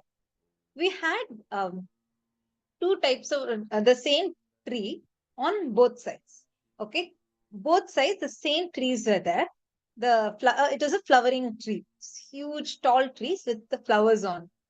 And first 3 days when Swamiji is walking there, every day only on that part of the road there'll be flowers. Fully flowers would have come there. On the other side there will not be any flowers. So then Swamiji said on the fourth day, I remember very clearly, Swamiji first walked half on this side, and then suddenly Swamiji switched to the other side. And Swamiji said, okay, now I'm going to start walking only in this side. And Swamiji showed to us, see, only the flowers have fallen only on the right side. So now let's start walking on the left side.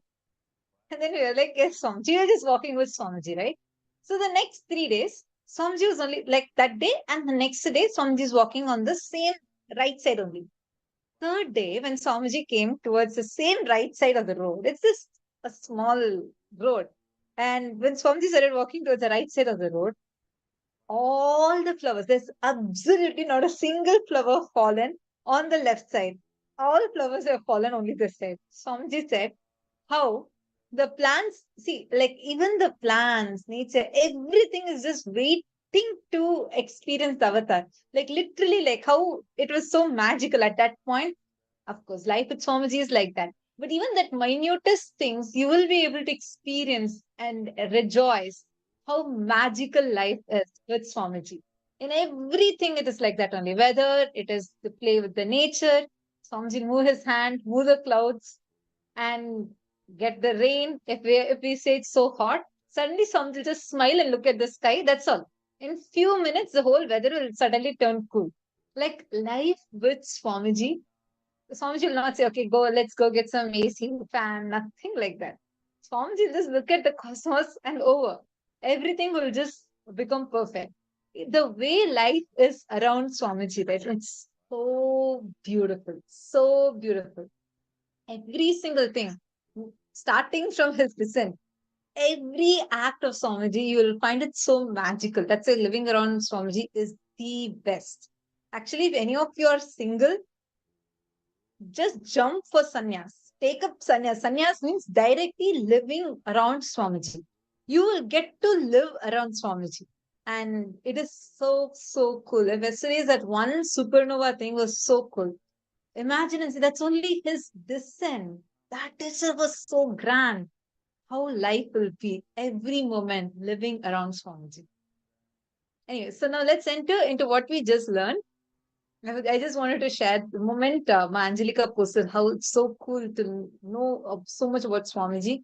I just remember this incident, so I wanted to share. See, now Swamiji explained to us about how this 25 states of consciousness exist. How we experience the 25 states of consciousness. It's not something is above, something is below, nothing like that, but a powerlessness that is caused while we are in a certain state of consciousness is what is creating a conflict inside us. The first four fundamental states, Swamiji explained, right? The first four, which is Jagrat, Turya, the Shushupti, Swapna, Jagrat, and Turya.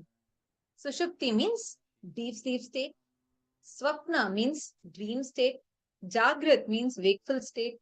Turiya means the blissful state, where you are in total awareness. Or you can simply say this is the fourth state.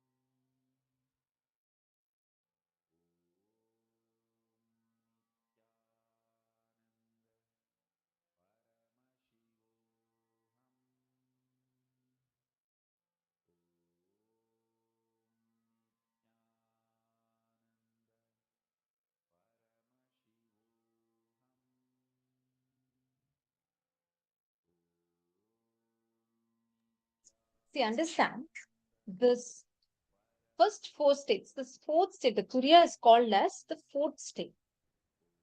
There is fifth state. Fifth state is where you go beyond this Turiya. You are not just in this fourth state alone.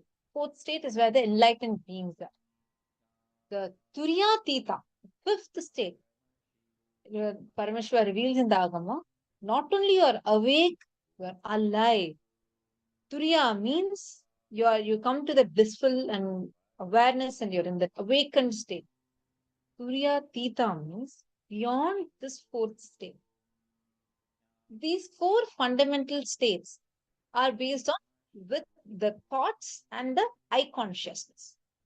When you have no thoughts, no I consciousness, it is this deep sleep state. You all can look at this chart. I'm going to show the chart again. Where there is deep sleep, meaning there's no thoughts, there's no I consciousness. You don't realize, right? How we are not aware when we are actually experiencing the deep sleep. You're only aware after you come out of. That is called as the deep sleep state. Next, the swapna, the dream state. Here, I consciousness is very less and there is a lot of thoughts. That is why you have random dreams. You'll be dreaming like you're sitting and writing an exam. Simultaneously, you'll be sitting and talking to your boss. Like there's no logic for it. The I consciousness is very low. The number of thoughts is very high. The next, Jagrat state, where you have the I consciousness and you have thoughts. This is the state we all are in right now. The next state is the Turiya state, the fourth state, where you do not have any thoughts, but you have pure I consciousness. You don't have thoughts, you're an ultimate unclutching, but you have pure awareness, restful awareness of yourself. The next one, Turiya Tita, the fifth state, is where you don't have that. It's beyond actually this fourth state, any of this description, because not only you have the I consciousness inside of you, the consciousness is so expanded. You start manifesting powers like reading through another person's third eye. You can do anything through any object. You will be having an ability, like for example, Swamiji comes and gives darshan to us in our dreams. That's not our dream, but it is actually Swamiji coming and giving darshan. It's a vision we have. So where the Turyatita state, from the Turyatita state, Swamiji is coming and giving darshan to us. So like this is the way how the five fundamental states of consciousness are split. And also each of us navigate through all of these five states of consciousness. The various permutations, combinations of these forms the 25 states of consciousness. When for example, when you're in deep sleep, when the length, the vertical lines represents what happens for the body, and the horizontal lines is what happens with the mind. So now, when your body is in deep sleep and when your mind also in deep sleep, we call that as sushupti sushupti, which is deep sleep, deep sleep. So the permutation combination of what your body and mind goes through the day, through your life, is called the 25 states of consciousness. This is literally like a chart, like a map of how our consciousness exists. We navigate all our life, we navigate through these 25 states of consciousness and we experience the various states. Like, for example, let's say your body is in deep sleep, your mind is highly in Jagrat state. So, now what happens with us at that point in time?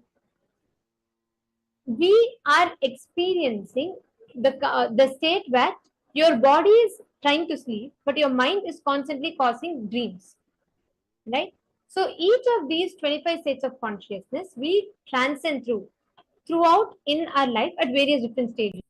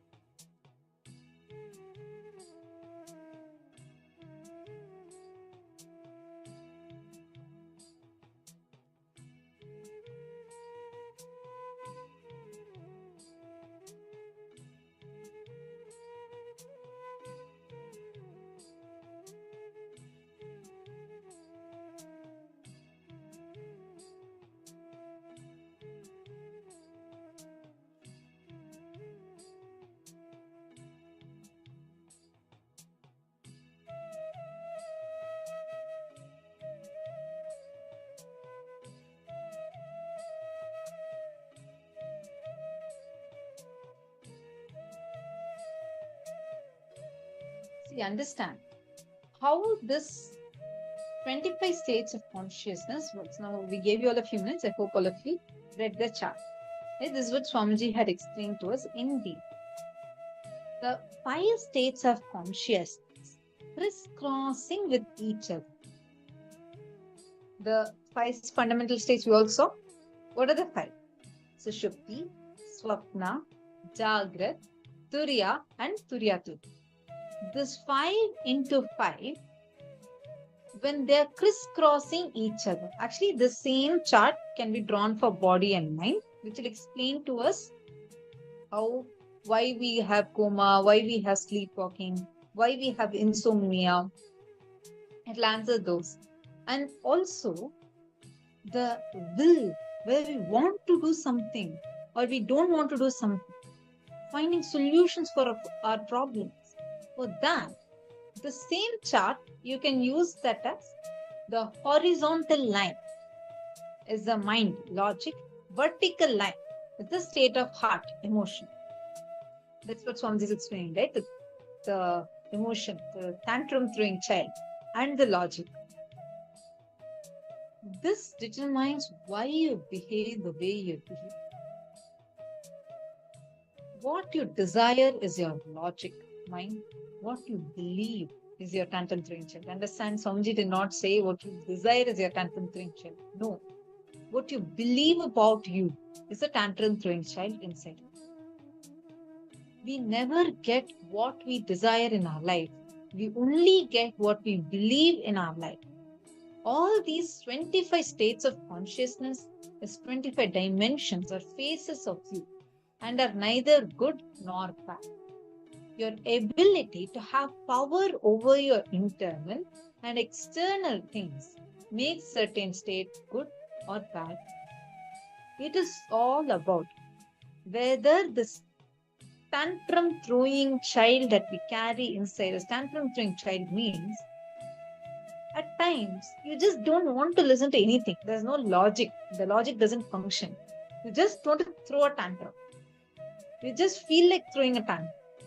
That is when the heart, the emotion, that tantrum throwing child takes over you.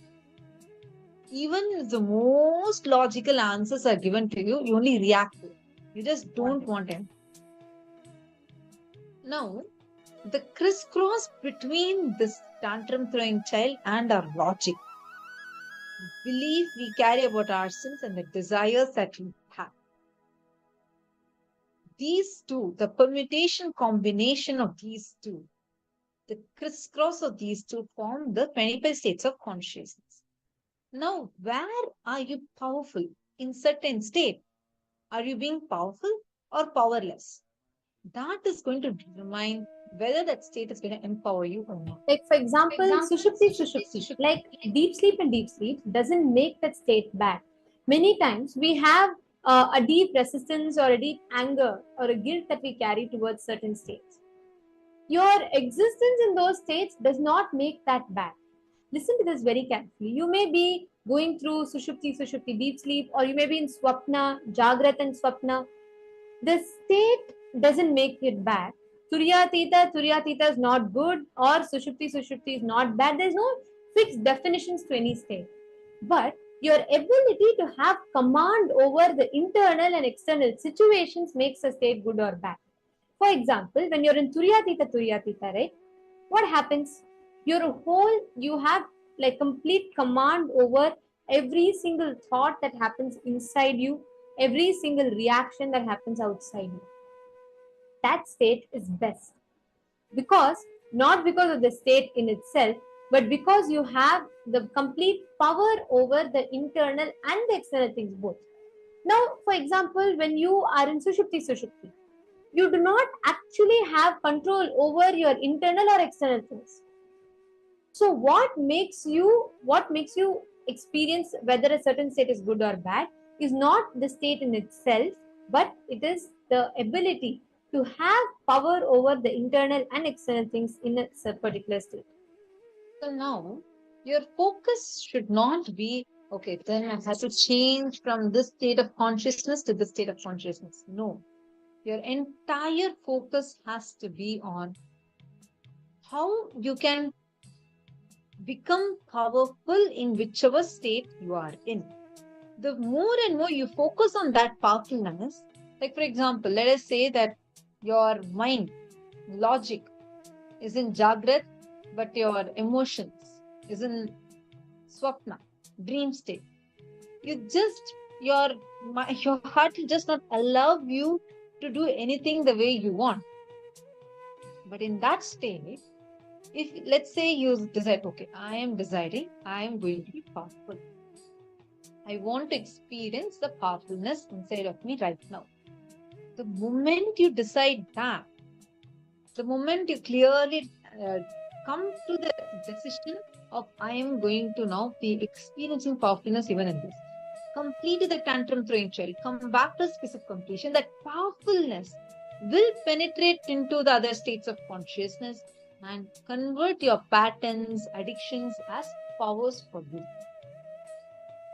So now take a few minutes and pen down 5 instances where in whichever state of consciousness you are in and where you felt powerless about it. You have to go in detail and write this down.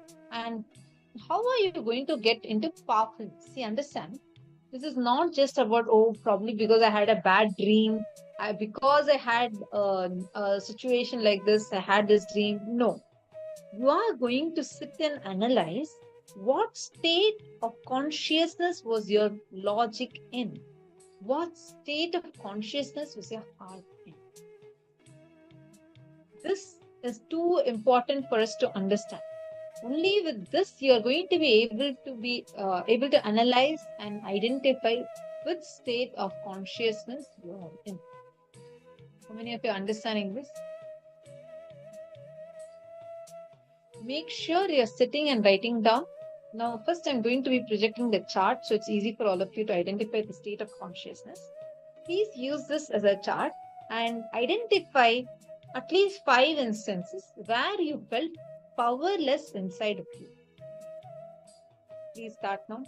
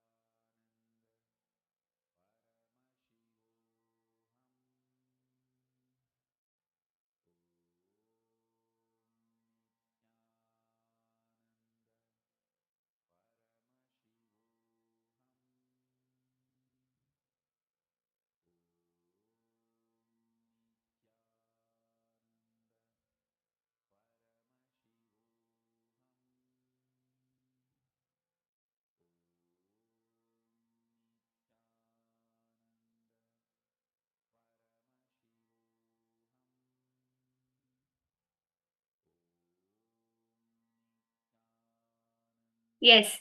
Nithyanandam, everyone. So nice to see you all again. Let us now enter into the power manifestation session. I can see so many familiar faces and so many people are there joined in the Zoom. Ma Ananda Mahapurna, Ma Jnana Pradayini, Ma Istak, Ma Nitya Prema, Ma Anandeshwari. So many people are there. So nice to see all of you again. And how are all of you doing? How so far? How have you enjoyed this this Paramashivoham season 7 and the beautiful darshans which Swamiji is giving us every day? How have all of you enjoyed the season so far? Please let me know in the chat section below. And without further delay, let us enter into the power manifestation session. Today, we are going to manifest the power of third eye, being able to identify images, more precisely, numbers. So before we enter directly into the power manifestation, let us chant the Shastra Pramana, which is the scriptural reference for the power of third eye. So I'll all chant, and I request all of you to sit straight with your head, neck, and spine in a straight line and repeat after me. Okay? Are all of you ready? Yes. So this Shastra Pramana comes from the Vijnana Bhairava Tantra, Sutra 34, Dharana 8. Kapalantar Manonyasa Tishtanmili Talochanaha Kramena Manaso Dardhyat Lakshaye Lakshyamuttamam. Okay, great. So the translation goes, by fixing the mind on the inner space within the crown center and sitting stably without any movement, having the eyes closed in succession, by that stability of the mind and inner space through the power of third eye, one directly sees the ultimate goal, Lakshyam, by having the vision beyond the sight that reveals any object or place, attaining the space of oneness with the source, Paramashiva.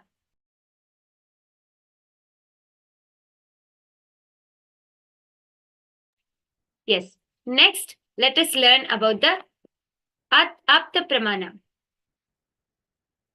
This Apta Pramana goes back to the time where during the Mahabharata war, Krishna initiates Arjuna into the power of third eye. In the 11th chapter of the Srimad Bhagavad Gita, 8th verse, Bhagwan Shri Krishna beautifully says, न तु मां शक्यसे द्रष्टुम् अनेनैव स्वचक्षुषा दिव्यं ददामि ते चक्षुः पश्य मे योगमैश्वरम्. Bhagavan Krishna says to Arjuna, you cannot see my cosmic form with these physical eyes of yours. Therefore, I grant you the divine third eye vision. Behold my cosmic opulence. In the Hindu Purana, the Srimad Bhagavad Gita, Bhagavan Krishna initiates Arjuna into the power of third eye to behold his Vishwarupa Darshan, the vision of his cosmic form. The 11th chapter of the Srimad Bhagavad Gita contains the description of Bhagavan Krishna's cosmic form, completely narrated by Arjuna as he sees Bhagavan Shri Krishna through the third eye. This is the Apta Pramana, the foolproof, time-tested experiences of our ancestors, the rishis, siddhas, munis, and all of those beings who have manifested these extraordinary shaktis. The next is the Atma Pramana. The Atma Pramana is the experience of none other than our beloved Swamiji, the Supreme Pontiff of Hinduism. Swamiji says in his own words, the first experience that I had is that I was able to see everything around me, above me, and the whole 360-degree vision, 10 directions below me, everything. I realized not only I was able to see, I was able to feel and experience that is me. I felt that the skin of the stone on which I was sitting and the skin of this body both carry me equally, and I exist in both. The air, the breeze, the setting sun, the rising moon, the whole Arunachala hill, all the plants, bush, shrubs, trees, everything just became so alive. The idea that something is inside and something is outside was completely lost. First, I was able to see all the 10 directions, then 360 degrees. The next moment itself, I realized not only I'm able to see, I'm able to experience all of that as me. This is the beautiful experience of the 360-degree vision which Swamiji experienced sitting on the Pavarakundra rock in Tiruvannamalai, where Swamiji beautifully had his first experience of the third eye, was able to see everything around him, and as Swamiji says in his own words, he not only saw, he felt that everything around him was a part of him. And the last is the Pratyaksha Pramana and the Sakshi Pramana, which all of you are going to manifest now.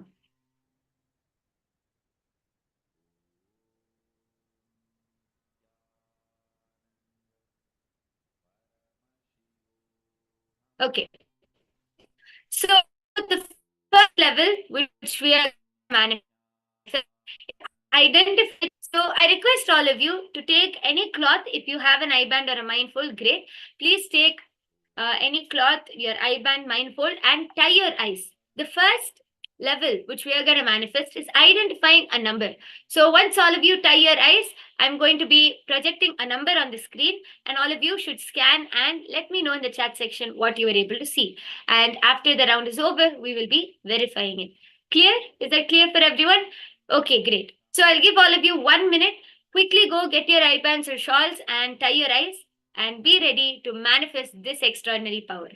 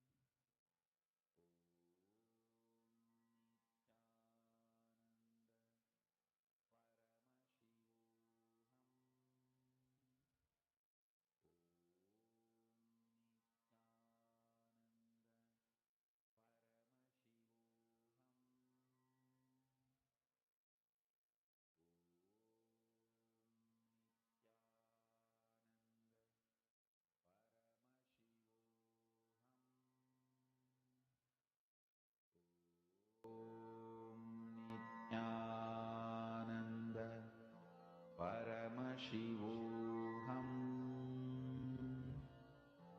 Om Nithyananda Paramashivoham Om Nithyananda Paramashivoham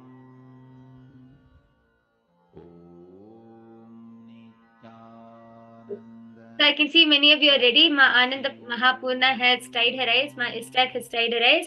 Yes. I request all of you to tie your eyes, and I am going to be projecting the image in front of all of you now. Okay? And I will be guiding all of you. First, sit with your head, neck, and spine in a straight line. Connect to Swamiji. Start chanting the Mahavakya. When you chant the Mahavakya, let it reverberate through your entire being. Remember that you and Swamiji are one and the same. From that same space of oneness, as you continue chanting the Mahavakya, you will start establishing a space of feeling connection, oneness with Swamiji. So when you start doing that, automatically the things around you, the things in front of you will start getting revealed to you. Now I request all of you to close your eyes. I'm going to be projecting the picture and giving all of you 2 minutes to scan.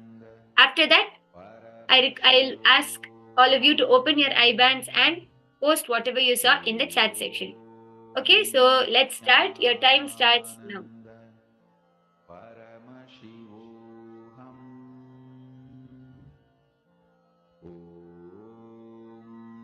Nithyananda Paramashivoham Om Nithyananda Paramashivoham Om Nithyananda Paramashivoham Om Nithyananda Paramashivoham Om Nithyananda Paramashivoham Om Nithyananda Paramashivoham Om Nithyananda Paramashivoham Om Nithyananda Paramashivoham Om Nithyananda Paramashivoham Om Nithyananda Paramashivoham Om Nithyananda Paramashivoham Om Nithyananda Paramashivoham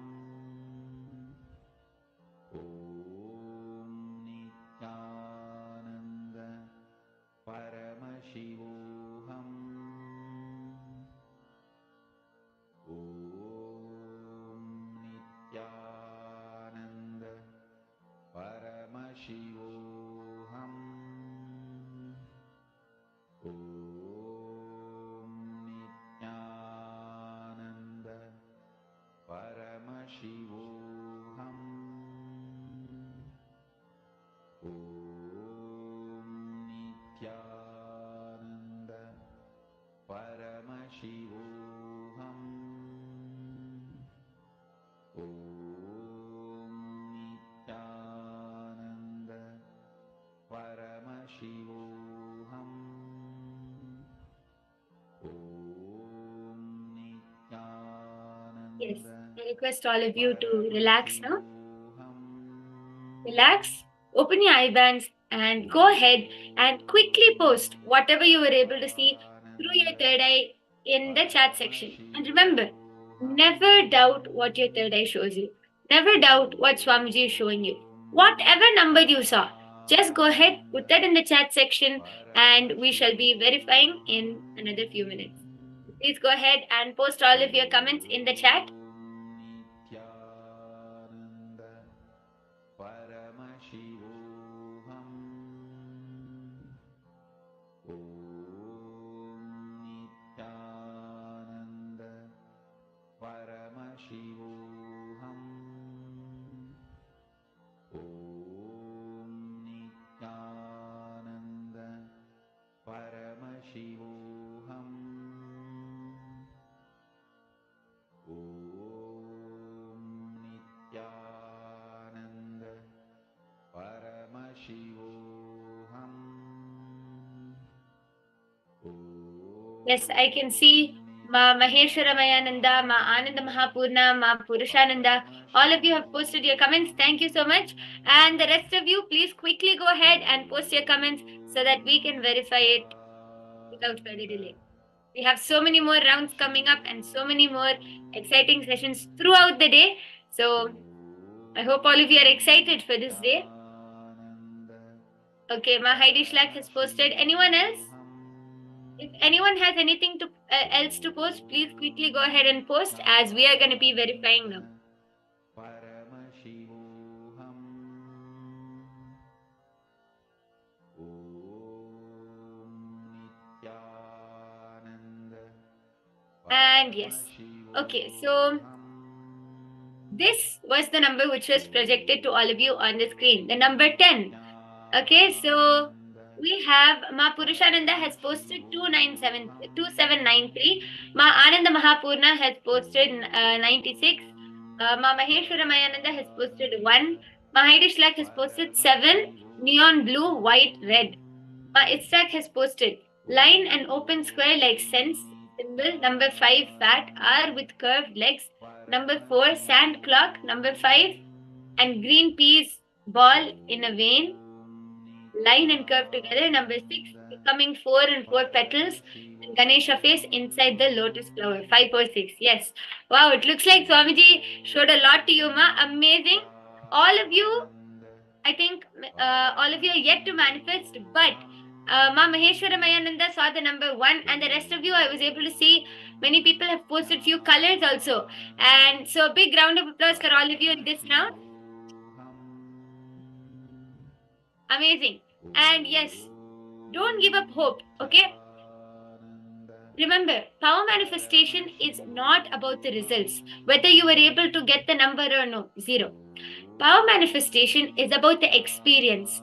The moment you start connecting to Swamiji in the space of oneness, the moment you start establishing that space of oneness with Swamiji, it already means you have started manifesting, because automatically you will start seeing everything around you.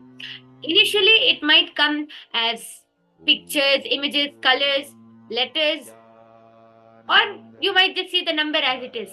But all of you are able to manifest, and we have many more rounds for you all to practice. So, yes. Ma Ananda Mahapurna has also put, yes, I'd seen these colors. Yes, amazing, Ma. Again, a big round of applause for all of you. Yes.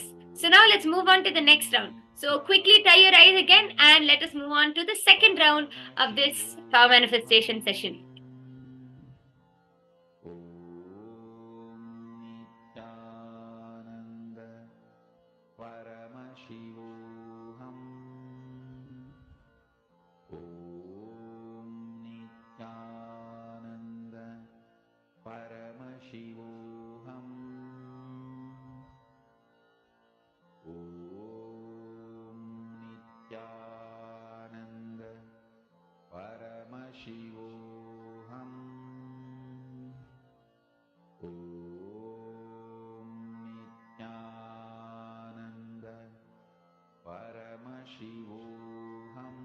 Okay, have all of you tied your eyes? Okay, yes, I can see many of you have closed your eyes. And now I'm going to project the number. Yes. So the number is now projected on the screen. I request all of you to sit straight with your head, neck, and spine in a straight line. Chant the Mahavakya and connect to Swamiji. Remember, just trust whatever Swamiji shows you. Whatever you're able to see on the screen through your third eye, just trust that, unclutch from all of the thoughts. Sometimes your logic might be telling you, oh, you can't manifest. How can I see something with my eyes closed? Something or the other. But never let your logic control you, because it is not you who is manifesting the power. It is Swamiji who is manifesting the power through your body. So with that same space of oneness, connect to Swamiji and start scanning. Okay, you have 2 more minutes left. Please continue chanting the Mahavakya.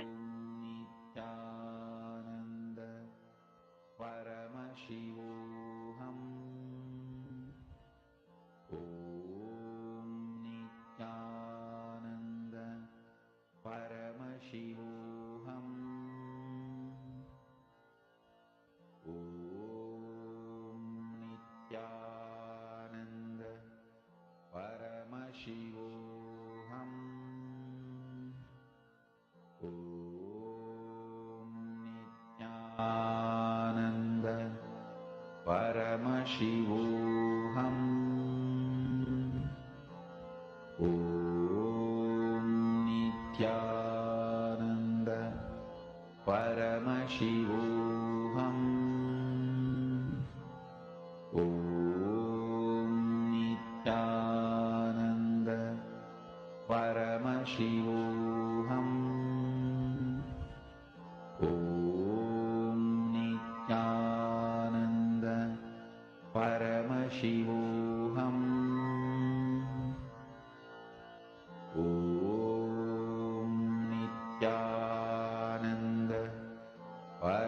Paramashivoham. Om Nithyananda Paramashivoham. Om Nithyananda Paramashivoham. Om Nithyananda Paramashivoham. Om Nithyananda Paramashivoham. Om Nithyananda Paramashivoham. And yes, all of you can remove your eye bands now. Relax. Remove your eye bands and go ahead and post whatever you saw through your third eye in the chat section. Okay? I saw so many of you intensely manifesting Ma Ananda Mahapurna, Ma Agama Priya, Ma Heidi Shlak, Ma Istag. So nice to see so many of you manifesting intensely. Please go ahead and post whatever you were able to see through your third eye. And yes, once again, I request all of you to come on the camera, as it will be easier for us to guide each and every one of you. Ma Maheshwara Mayananda, Ma Manushi, Ma Ratna Prabha, Ma Julie Silla, Ma Elizabeth, Ma Karine. I request if all of you can come on the camera.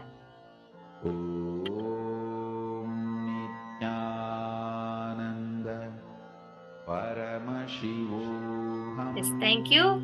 Okay, so Ma Maheshwara Mayananda has posted the number 14. Ma Purushananda saw 78, 1 and black and white.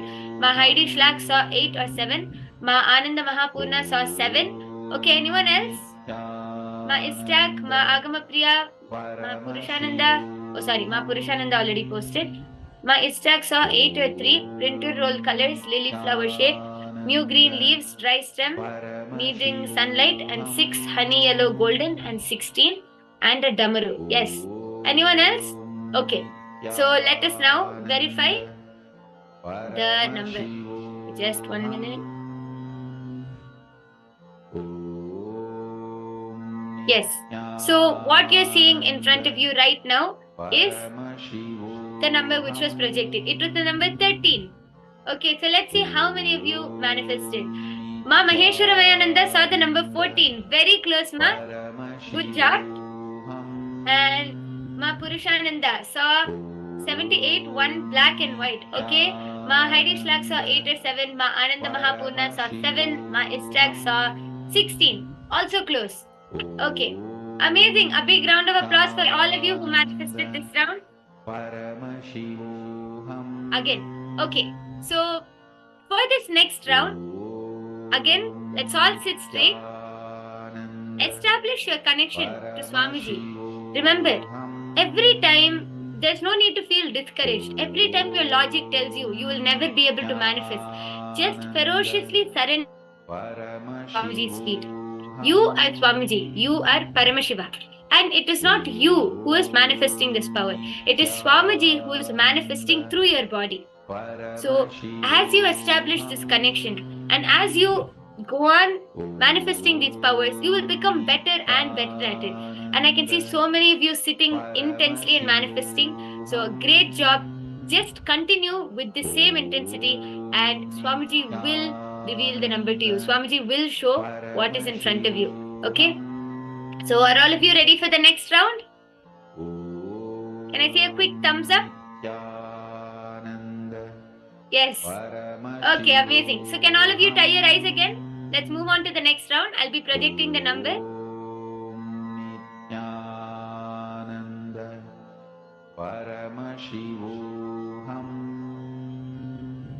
Yes, can all of you tie your eyes again? Okay. I can still see a few more people who have not tied their eyes yet. Can you please, I request all of you to tie your eyes so that I can project the number. Okay, great.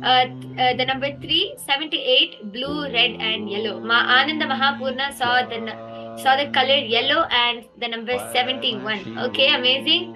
What about the rest of you? Ma Maheshwara Mayananda, Ma Jnanapradayini, Ma Heidi Schlack has posted 7 and 18. Okay.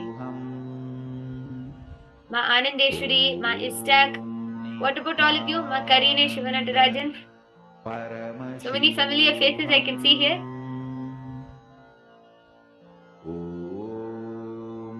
And a kind request to all of those who are not on camera, please come on the camera, as it will be easier for us to guide you and help you throughout this power manifestation session. Okay, and Ma Maheshwara Mayananda has posted the number 28.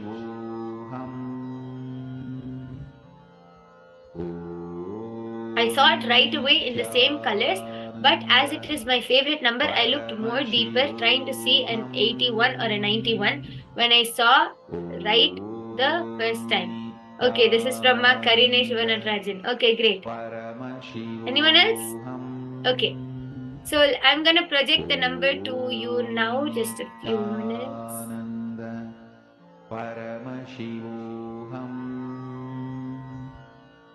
And yes, so the number was 17, and I actually can see Ma Heidi Schlack saw 7 and 18. So you are pretty close, and your third eye showed you. I think maybe you got a little confused in the middle, but a big round of applause.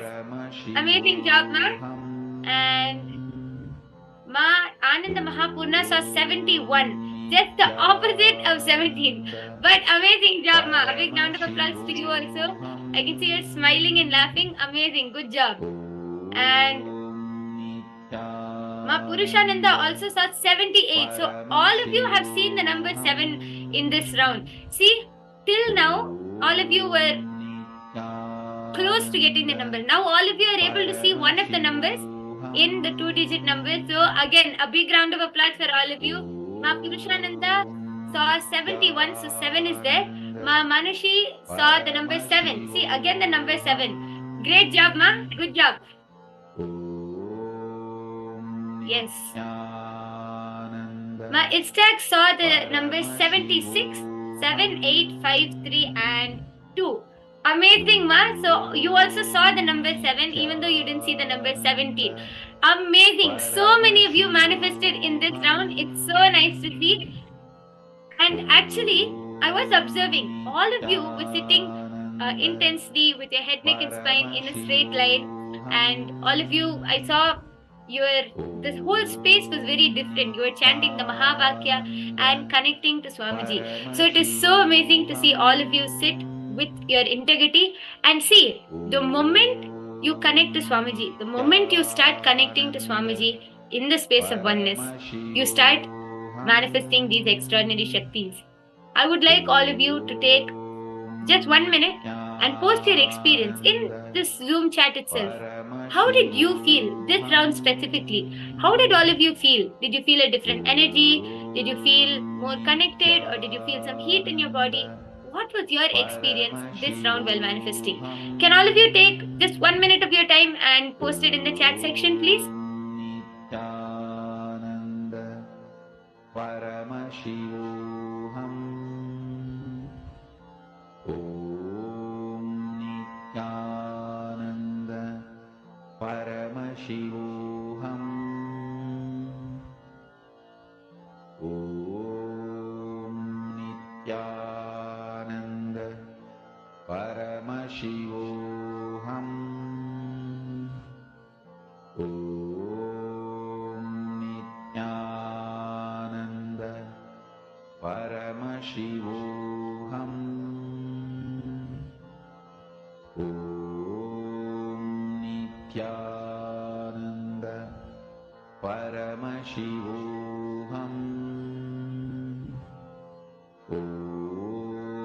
Okay, so Ma Manushi has posted, I feel an energy in the middle of my heart area. So in your Ananda Gandha center. Yes, Ma, amazing. Thank you for sharing your experience. Ma Istak has posted, it is interesting to see that many of us saw the number 7. For me, it was very good to hear. It is Swamiji manifesting through this channel. Relax and let him flow by chanting the Mahavakya. Thank you. Yes, a very nice sharing, Ma. As I said, the more and more you manifest, the more and more you start establishing that connection. As a side effect, you start manifesting these powers. So you don't even need to put any effort from your side. All you need to do is just unclutch, relax, and chant the Mahavakya. Simply Swamiji will flow through you. Ma Ananda Mahapurna has posted, I feel happy. Yes, Ma, I can see the smile. I can see the wide smile on your face in the camera. So nice to see that. Yes. And Ma Heidi Shlak has posted, I cannot see the numbers, but you saw words. Amazing, Ma. As I said, for everybody, the third eye starts manifesting in different ways. Few people, actually, I would like to share a quick experience. Few people, before even seeing the word or seeing an image, few people heard. So there was one of the power manifestors, and the word which was in front of her was water. Instead of seeing the letters water, she heard the sound of water. Can you believe it? She heard the sound of water flowing, and she said, I'm able to hear water, and the word in front of her was water. So the third eye expresses to us in different ways. Either you can hear the word, or you can see it, sometimes you can smell it, sometimes you can even taste it. But that's why we are always taught that the third eye is never limited to only the one sense of sight. See, for example, for example, our 5 senses are limited only to our sense organs. Through our nose, we can only smell. We can't taste through our nose. We can't smell through our ears, can we? So our senses are limited to our sense organs. But our intra organs, our third eye, is not limited to any of these senses.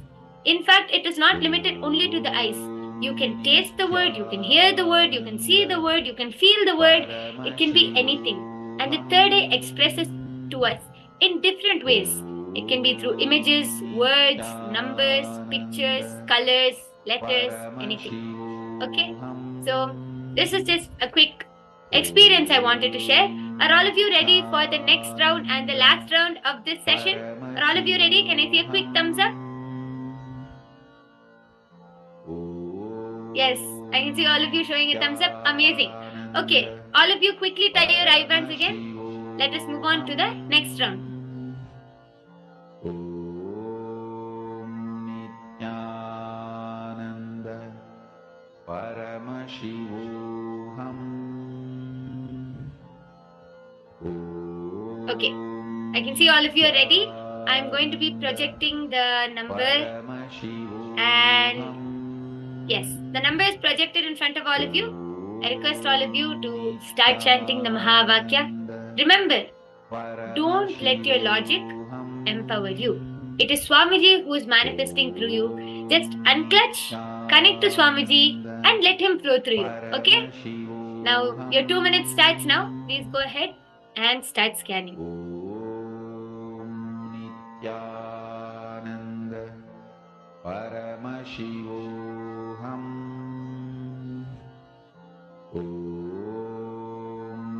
Nithyananda Paramashivoham.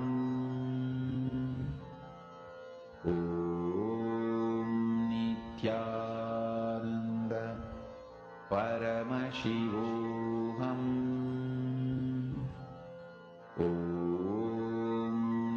Nithyananda Paramashivoham. Nithyananda Paramashivoham.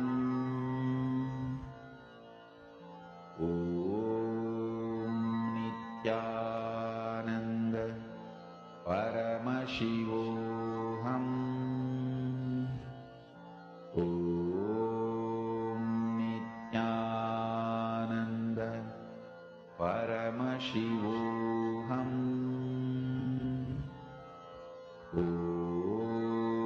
Nithyananda Paramashivoham.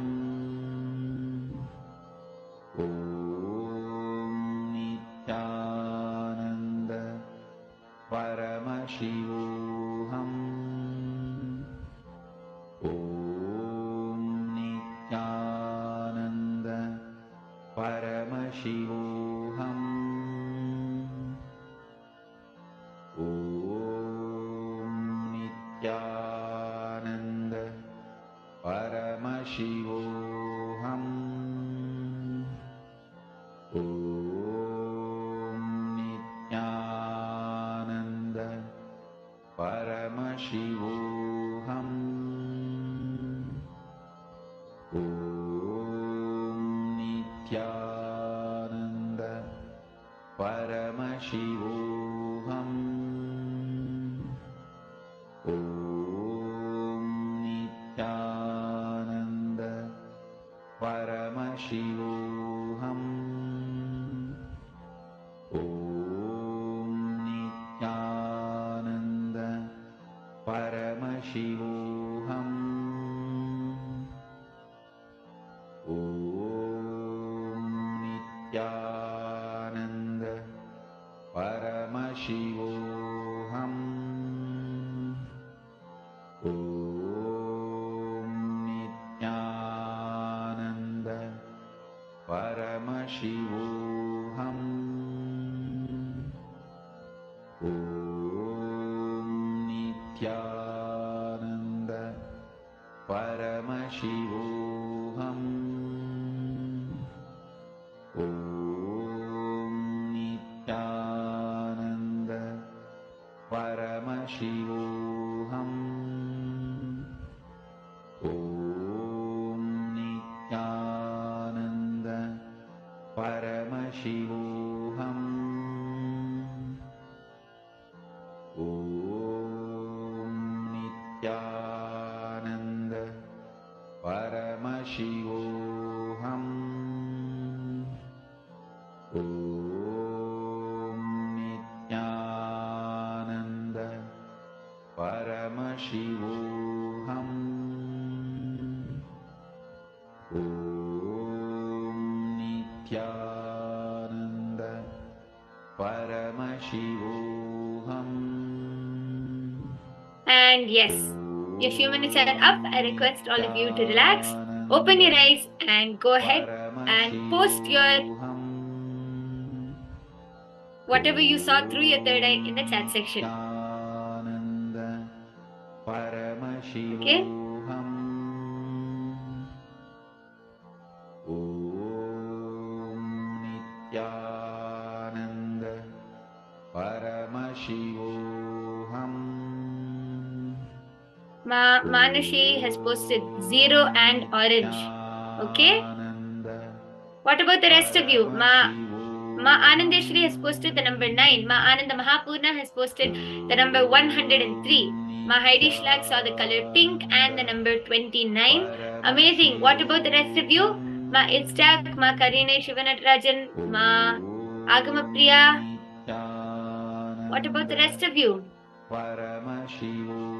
Ma Purushananda saw the numbers 1, 14, 13, 18, 19, 3 and lots of colors, blue, red, yellow, etc. Wow, it looks like Swamiji shown you so much in this round. Amazing, ma.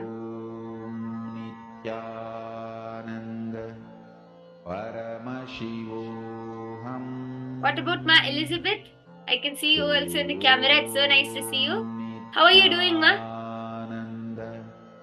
I can see you showing your hand in the camera. Yes. So nice to see you. What were you able to see, ma, through your third eye? Okay, ma, Karine has posted 81 again, 43, 35, 58, not so sure on anything. See, ma, whenever you feel that you're not sure, that is your logic telling you. When you close your eyes and connect to Swamiji, just simply start writing down or typing or revealing whatever you're able to see. Because the moment you leave space, the moment you leave time for your logic to come and interfere, then you will stop trusting your third eye. You will stop believing in yourself. So never let your logic control you, okay? Whatever you're able to see, just start revealing that. There's no need to have any doubt in what you're able to see. Okay, ma?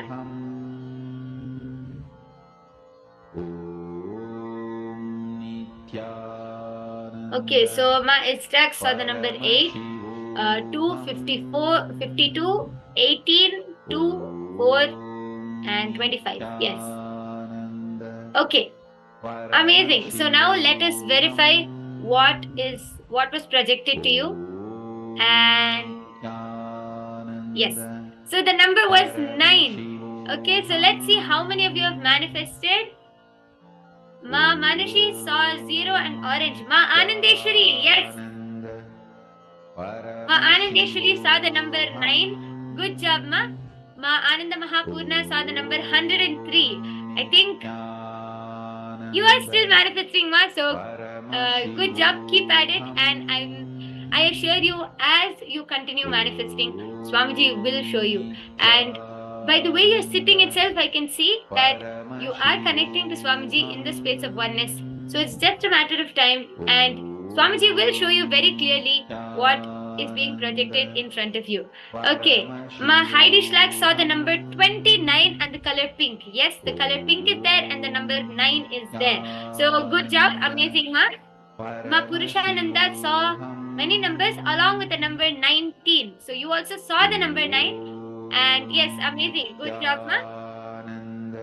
Next, Ma Karini Shivanatarajan saw 81, 43, 35, 58. Okay, it's fine, Ma. As I'm telling you, it is about the experience. As you continue establishing your space of oneness with Swamiji, you will clearly start seeing what is being projected to you. So don't at all worry about this. And Ma Istak saw the number 8. So close, Ma. Amazing job. Yes. Can we all take a moment and give a big round of applause for all of those who were able to manifest today and for all of those who had a great experience? It is so nice. It is so nice seeing all of you manifest, sitting straight, chanting the Mahavakya, all of you so intensely connecting to Swamiji. It is so nice to see all of this, and I guarantee all of you that by the end of this program, you will not feel the same. You will be a complete different person, and this is not it. You have many more exciting powers to manifest, exciting sessions, and so many exciting initiations and darshans from Swamiji. So all of you stay tuned, and really I think all of you are going to have a blast. So also take a moment, connect to your family members, friends, enrich them. Share this experience, how you're able to manifest, how you feel in this program. Take a moment and share this experience with your loved ones, near and dear ones, to also give them a chance to experience their highest possibility, to give them a chance to have this breakthrough and the experience which all of you are having. Okay? So take a moment. I request all of you to take a few moments, post your experience in the KAILASA's Paramashivoham Facebook page. And if you have done that, I kindly request if you could just put yes in the chat section if you have posted your experience in the Facebook page.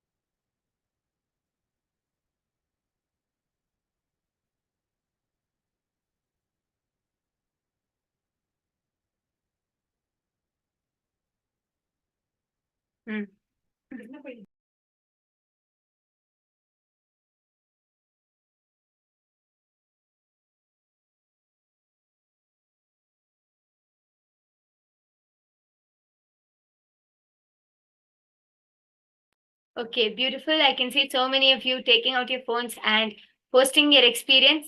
So nice to see all of you. And with this, we come to the conclusion of this session. Hope you all enjoyed this session.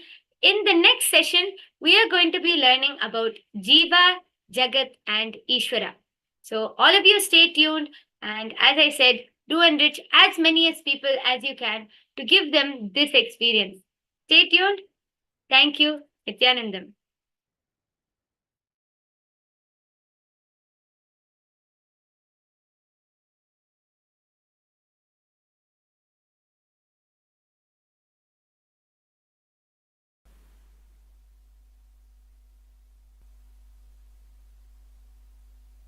I welcome you all for the experiential session on Jiva. Listen, first let me define Jiva. What you perceive yourself as of now to whatever you can perceive you.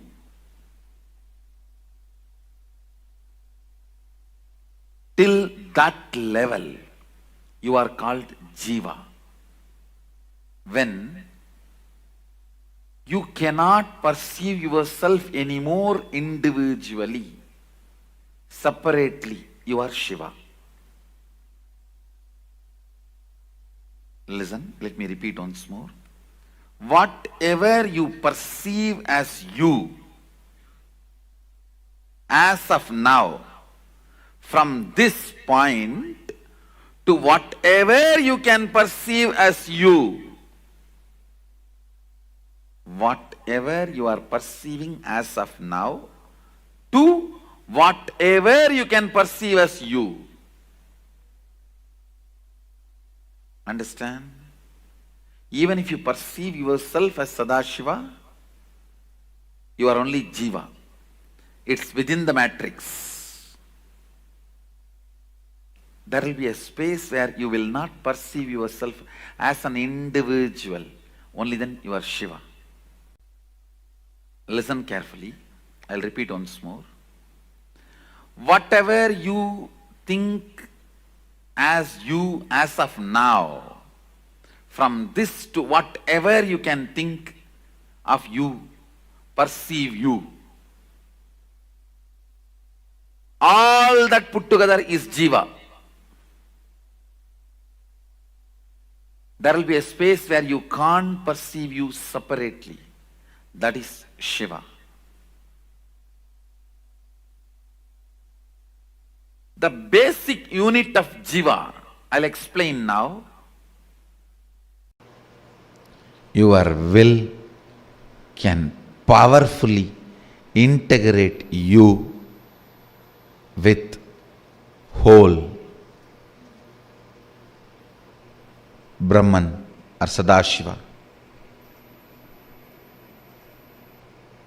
The word Sadashiva seems to be more tasty, juicy, because not only it is the source of everything, it manifests not just experiences, powers too. Brahman seems to be more experience. Sadashiva is experience and expression put together.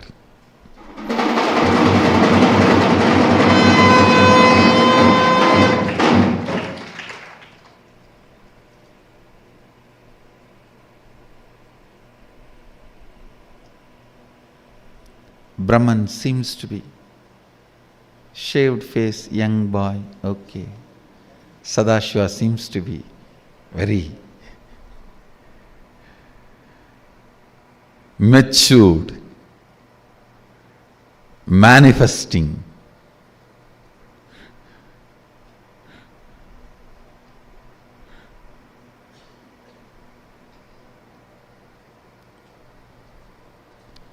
Whether it is Brahman or Sadashiva,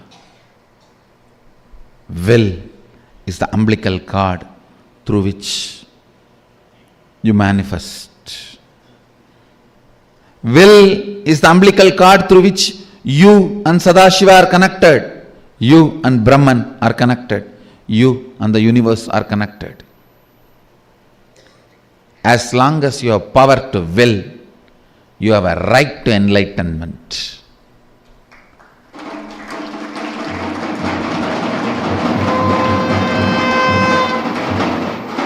Power to will is the right to enlightenment. When you have the key to treasure, when you have the key to treasury and not enjoying the treasures, you are fool. When you have the will, which is the key to enlightenment and manifestation of all the powers, and you are not manifesting it, you are fool. Don't waste your will. Don't wait. It will be there forever with you, even if you don't use. Don't think. It will be there forever with you, even if you don't use. And don't take your will for granted. When you have it, better use it. When you are having it, better use it. If you don't use it, Sadashiva may think, oh, I think he doesn't need it, and it can be taken away any day. Before it is taken away, use it. Come to Kashi when you have 2 legs to walk. Don't wait for 8 legs to carry you.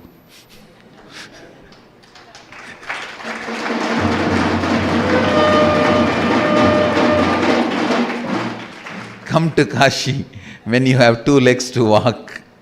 Don't wait 8 legs to carry you. Use your will.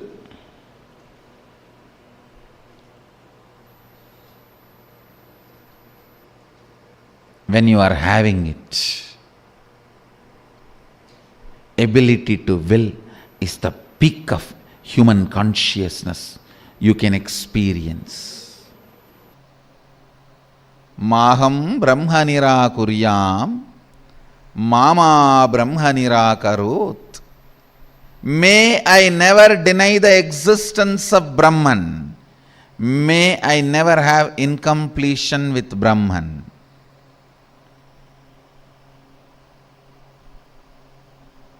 May Brahman never deny me or withdraw its grace from me. Some of the worst stupid things human beings does. Listen. When they have an incompletion, suddenly they will deny the existence of God itself. I have seen. When they pass in the exam, they will break coconut in front of Ganesha. When they fail in the exam, they break Ganesha itself.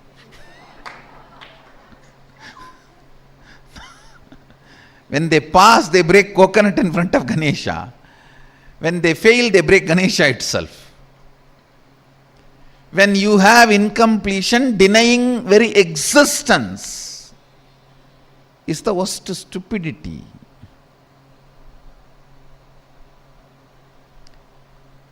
Because your father did not give you packet money, you can't declare you are no more father for me.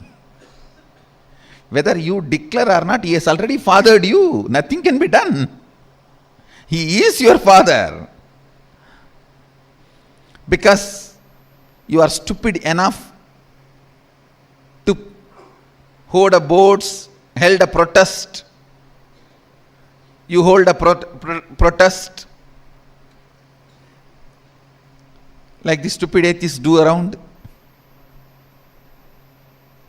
All these fellows gather together and put a big board. No, no God, no God. God is going to disappear or what? No.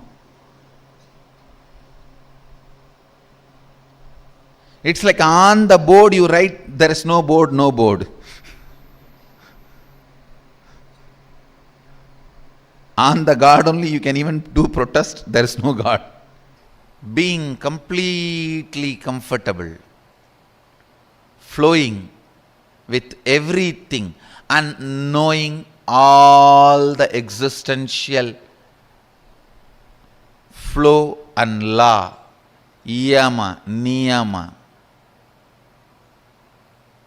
When you know the flow, that does not mean you will try to break the flow. Even though you have a power to break the flow, you are so beautiful to flow with everything. First and foremost thing you need to do in your life is Sarvam Brahmopanishatam.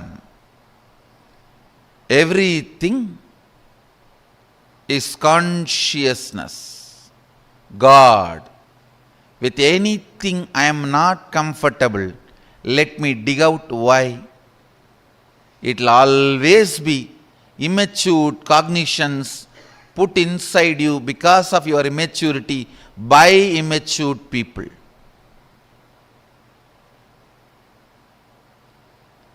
Dig out, at least know it. Know it.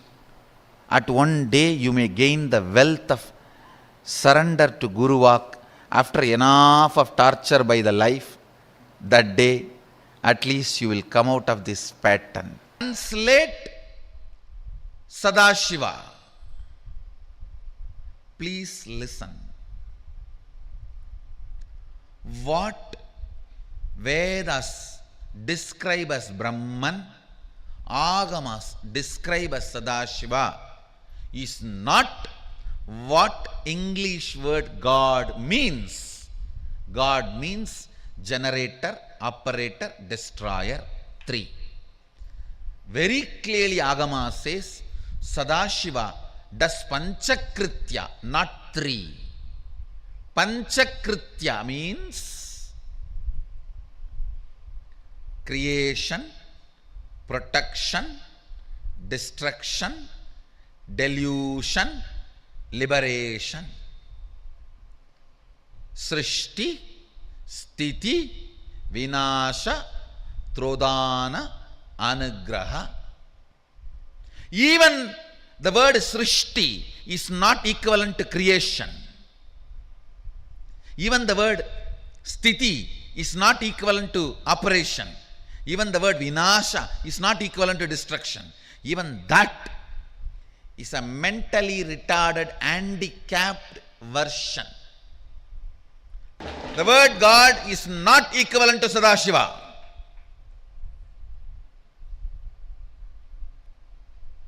The very scope. West does not understand something called delusion and liberation. It understands only creation, operation and destruction. What they understand from their scope, they created their God. Understand what they could grasp, based on that they created their concept of God. What we experienced, from that we expressed Brahman and Sadashiva. So the Brahman in Vedas, Sadashiva in Agamas is not described, presented properly by the word God. I am first making this statement clear. So, the moment I have discarded even the word God, where is the question of getting absorbed into that God? Understand, supernatural, paranormal, magical, all these words no way relates with what Agama describes, Upanishad describes as Shaktis. Nothing is supernatural for us. Nature itself is super, or super is nature. Karmas get burnt just by cognizing Paramashiva is real and vibrating even once with his name Shiva. Shiva. Shiva.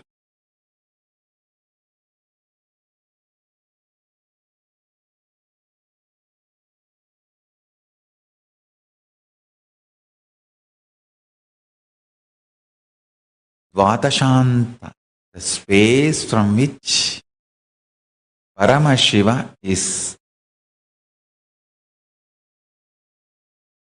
ruling and running the whole universe, the source. It is described in various agamas in various ways, but you just remember that where Paramashiva resides and operates this universe. I tell you honestly, yan manasa namanute yena hurmano matam tateva brahmatvam viddi nedam yatitam upasate. That which cannot be thought of by the mind with its modified functions of intellect, intelligence, contemplation, cognition, but by which they say the mind is able to think and cognize, being illumined by the light of the infinite cosmic intelligence. You must know that very source of mind, that reality alone as Brahman. Please understand, Upanishad rarely repeats itself. If at all it is repeating itself, the concept, the sacred secret, the truth is too important. If it is not that important, it will not be repeating itself. Sometimes you feel you have not said what you really wanted to say. You feel the whole thing has not yet come out. It is still sitting. You delivered only the first baby. Second baby is still sitting inside. From morning I am exactly feeling like that to deliver the Tamil satsang in the evening.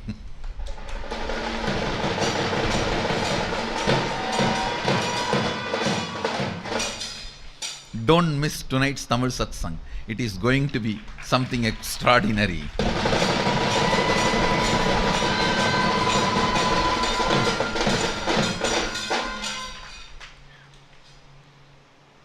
I was actually afraid I may just start suddenly speaking in Tamil in the morning satsang, because the remaining is still sitting inside. The climax part of the yesterday's satsang is still sitting inside. Does not it come out?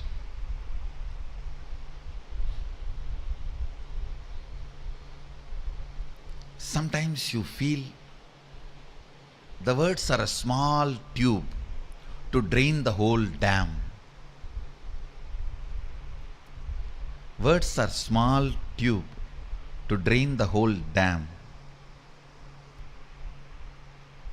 When words look too small to drain the whole dam, you will be forced to repeat.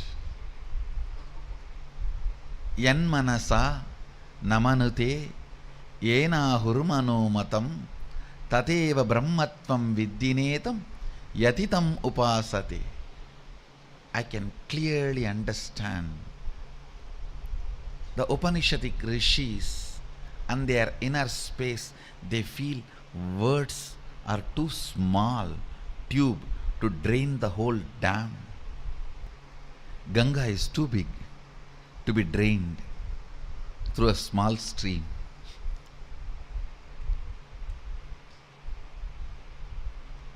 Words are too small stream. Ganga is too big. So when it is too big, you have to repeat yourself. That is why Upanishad is repeating itself. Yan manasana manute yena hurmano matam tateva brahmatvam viddi etam netam yatitam upasate. Upanishad is repeating itself, giving you one more chance for listening. Upanishad knows human beings are fools. They miss many times, but it continues to give one more chance. it continues to provide one more chance.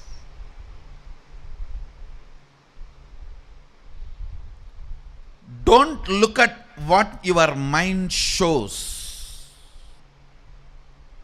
Look at what shows your mind to you. Not what your mind shows, but what shows your mind to you. Listen. Your mind, when it shows something good or bad, don't get trapped. Even if you try to defend, it's a trap. Don't get trapped. Don't even say yes or no. Just be unclutched. That is the only way you can save yourself from any trap. Understand? When your mind says you are a failure, you are wrong, even if you try to solve that issue, you are trapped. No. No. Look who is showing you your mind. Don't look where your mind is showing you. The first chapter, first part, 23rd Sutra. Atayeva pranaha. Breath is very superficial translation for prana. When they use the word prana, they really mean vital force. Vital force which functions inside your body, inside my body, inside the body of the macrocosm. It is vital prana which is called Kundalini. Otherwise, how do you think I am sitting here just by calling somebody's name? Their body is moving, jumping as I want from here. Whoever has been initiated into Kundalini awakening means whose prana is connected to my prana, which is cosmic prana, immediately responds. Sometimes thousands of kilometers, thousands of miles. How is it possible?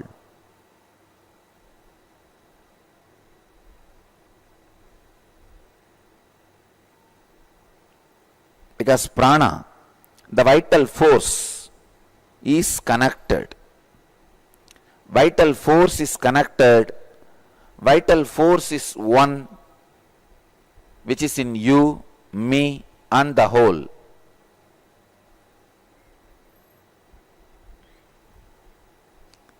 Let me give you some more references.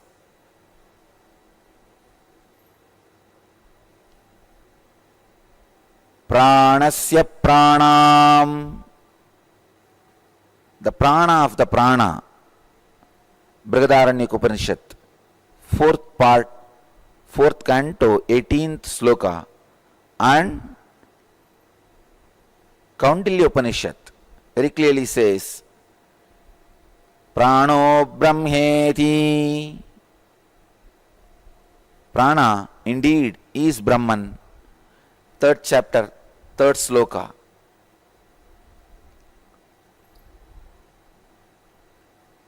If you see all the scriptural references, Upanishadic references, it is established prana is Brahman. Now we need to understand the practical implication. By knowing prana is Brahman, what am I going to do? By knowing vital force is Brahman, what am I going to do? Keep vital force as a first priority in all your actions. In all your actions and reactions, let the vital force be the first priority. In Brahma Sutras, First chapter, part 1, 24th Sutra, Jyotihi Charana Abhidanat.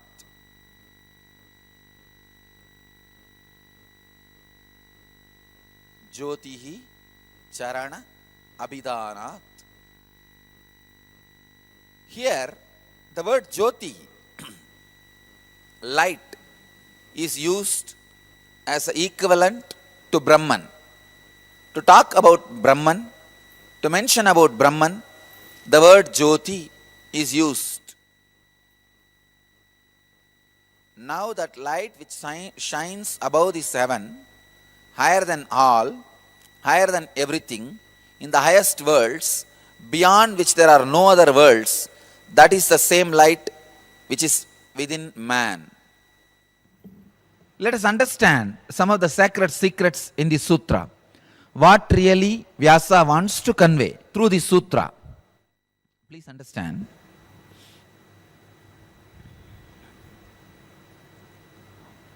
What really Vyasa wants to convey. Anything which you cannot comprehend by your visualization is equated, used for referring, used as a referral point for Brahman. Please understand. Anything which you cannot comprehend by the mind, which you are not able to catch it by the mind, is used as a referring method, referral point to refer Brahman. Just through this, Vyasa is trying to explain, to make us understand the inexplicable Brahman, which can't be caught by your mind, which you can't comprehend.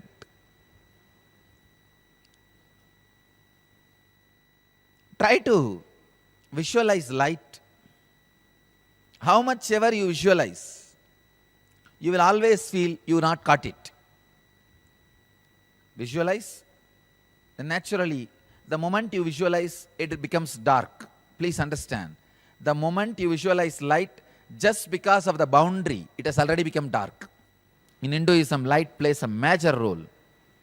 In my own native place, one of the oldest Vedic university, Arunachalam, light is worshipped as a main deity.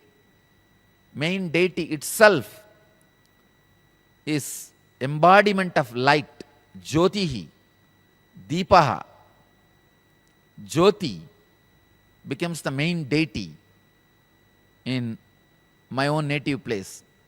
This festival is one of the oldest recorded festival in Vedic tradition, worshipping light. Putting a huge light on the top of the hill and worshipping it. So the light is the center of the worship. It represents Brahman in almost all traditions because you can't visualize it. Try to visualize light. Try continuously to visualize the light without boundary. You will disappear into it. Vacha eva ayam jyotishate palyayate karma kurute vibalyate iti. In Brihadaranyaka Upanishad, 4th chapter, 3rd canto, 5th sloka, with speech only as light, man sits. Whatever illumines something else may be considered as light. Whatever shows the other things and its own existence is light.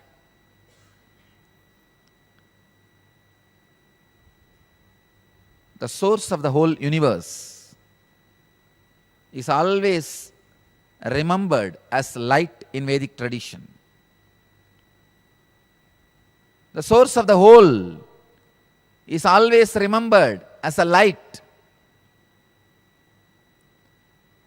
because light is something which you can't visualize. The negation has to be again and again explained.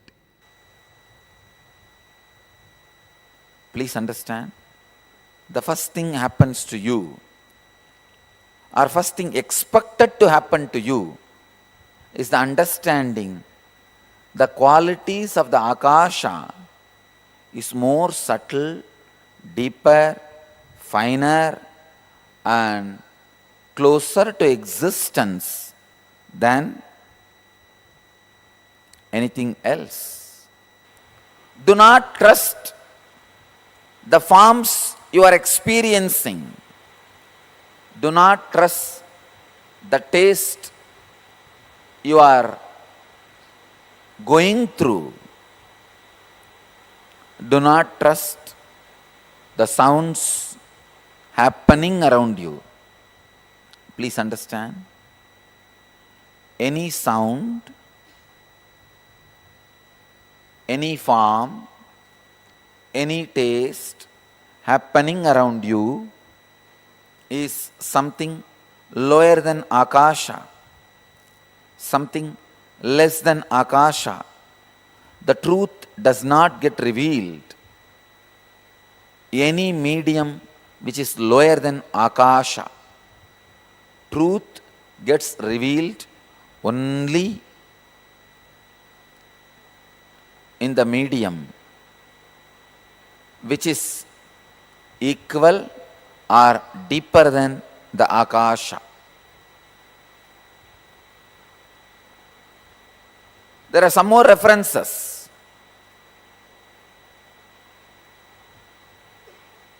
To mention about the qualities of Akasha and Brahman.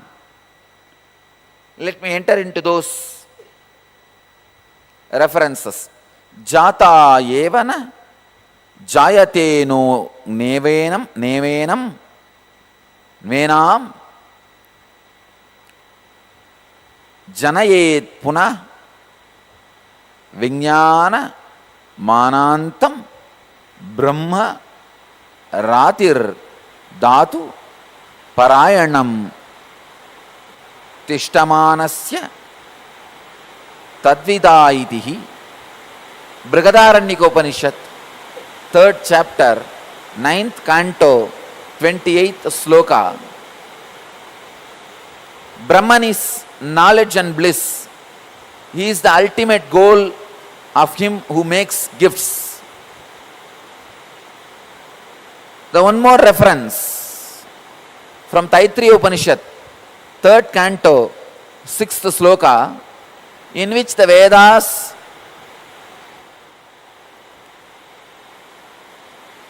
Saisha Bhargavi Varuni Vidya Parame Vyoman Pratishtitaha.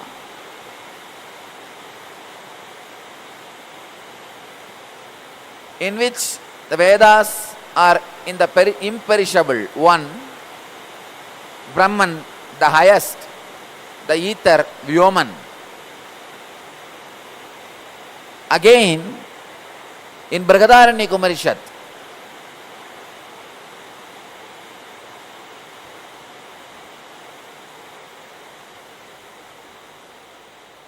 Om Kam Tadeva Kamiti Pranancha Hasmai Tatakasham Sochuhu.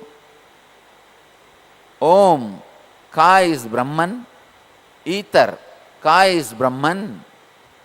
Chandogya Upanishad, 4th chapter, 10th canto, 5th sloka, and the old ether, Brihadaranyukopanishad, 5th chapter, 1st sloka. In so many references, again and again, Smriti, the scriptures say, Akasha is Brahman,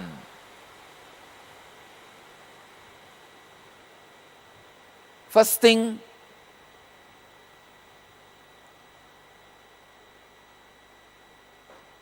you need to understand, if ether is ultimate, sorry, let me use the word, the soul of the ether. Even the ether looks very grass word. If the ether is ultimate, what Vyasa wants to teach all of us by explaining the ether is ultimate. First thing, all the experiences you go through, whether it's a pain or bliss or the joy, anger, lust, fear, greed, any experience you go through, because of forms and names, sounds, are not ultimate. They do not have base. Akasha, the nameless, formless, spaceless, that is the ultimate. That is where everything rests. That's the last resort.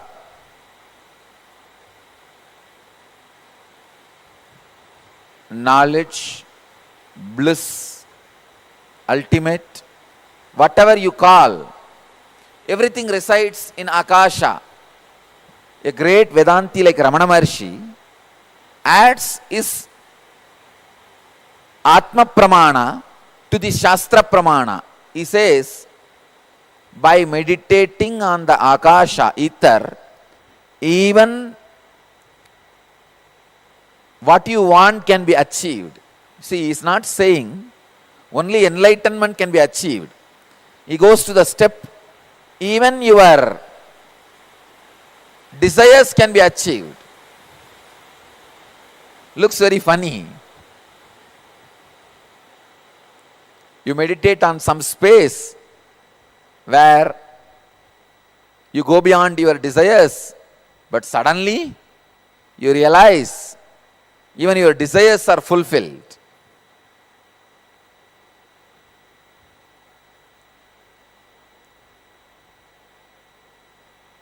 Vyasa is trying very hard to push us from the name and form to the nameless and formless. Understand, many Western traditions say,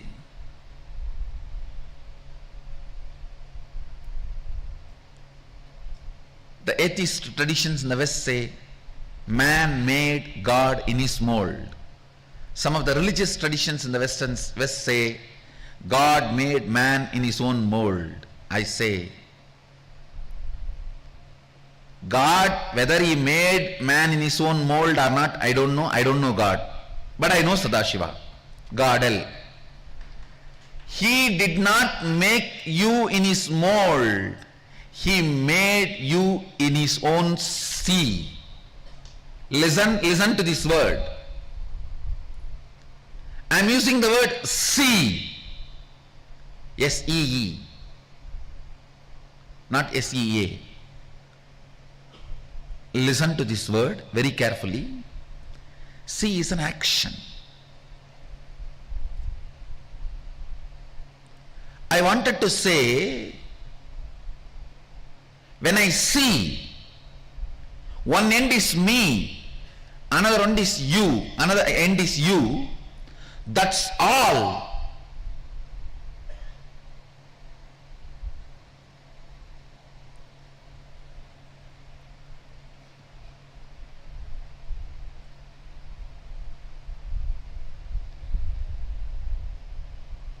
Because you are seeing with two eyes, what you are seeing, you can't absorb that into you. But I am seeing with the three eyes, what I see, I can absorb that into me. And I know it is my own other end. Understand? That is why I am using the word not even seeing, see. I am giving you exact, literally what I wanted to convey. The relationship between you and Sadashiva. You are the see, not seen, seeing, see of Sadashiva. Listen, just now I made a statement. When you see through the third eye, whatever you see, you can manifest, manipulate as you want. It means what you see will be your own extension. It is you. See, if I can make my right hand bend, do whatever I want I can do, means this is me. What you understand as me is what I convey through the word see. In you, the me is only materially which is connected to you.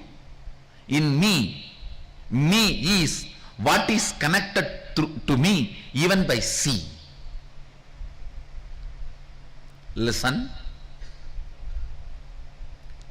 For you, me means what is materially connected to you.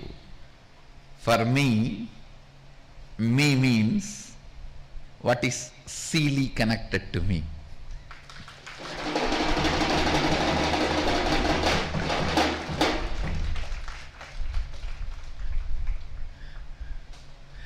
I don't know how much you catch it.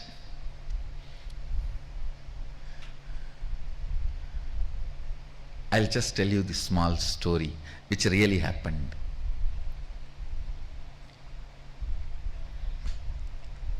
Arunagiri Vishra was trying to explain Advaita to me. He was sitting in the temple. This side, his left side was the Arunachala hill. Right side was the Garbha Mandir of the Arunachala temple. The front I was sitting. Exact eyes you guys are having now when I say me is see.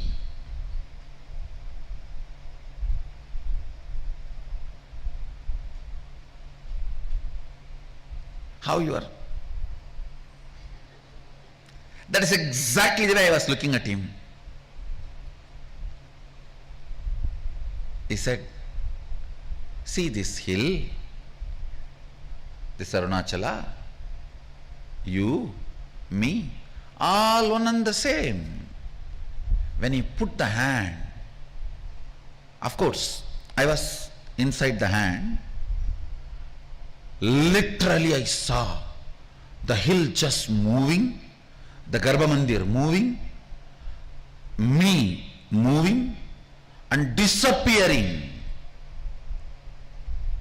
He, me, hill, Garbha Mandir, all disappearing into him.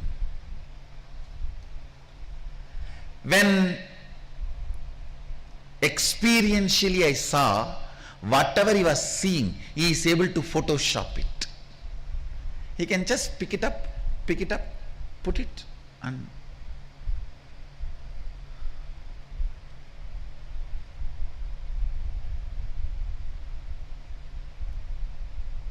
if you say, I wanted to ask thousands of things and came to energization, the moment you hugged me, everything disappeared. Everything disappeared, I forgot. Some things I remembered later, some things I don't even remember. How many of you have this experience? Then you can understand what I am trying to tell. He just merged the whole thing. Listen.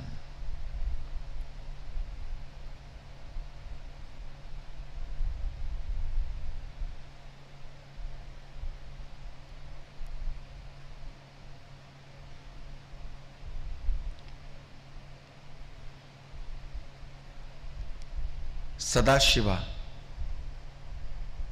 made all of us in his sea. Please do not alter the word. This is the Facebook status for all of you.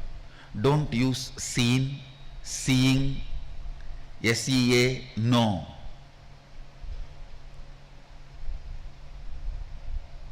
Sadashiva made all of us in his sea. Let the statement be understood as it is. Because you need to understand this concept that can be understood only by this grammatically wrong statement. Understand? It's called Arsha Prayoga in Vedic tradition, where the masters do not follow the grammar to explain certain intrinsic deep concept. Sadashiva made all of us in his sea. Not seen, not seeing, not SCENE, not SEA, no. When you see how it is simple extension of you, same way when Sadashiva sees, he feels all of us are simple extension, that is our existential reality. Everything else you believe is the manipulation of the matrix. Contemplate on this. This is the essence of Sadashivoham.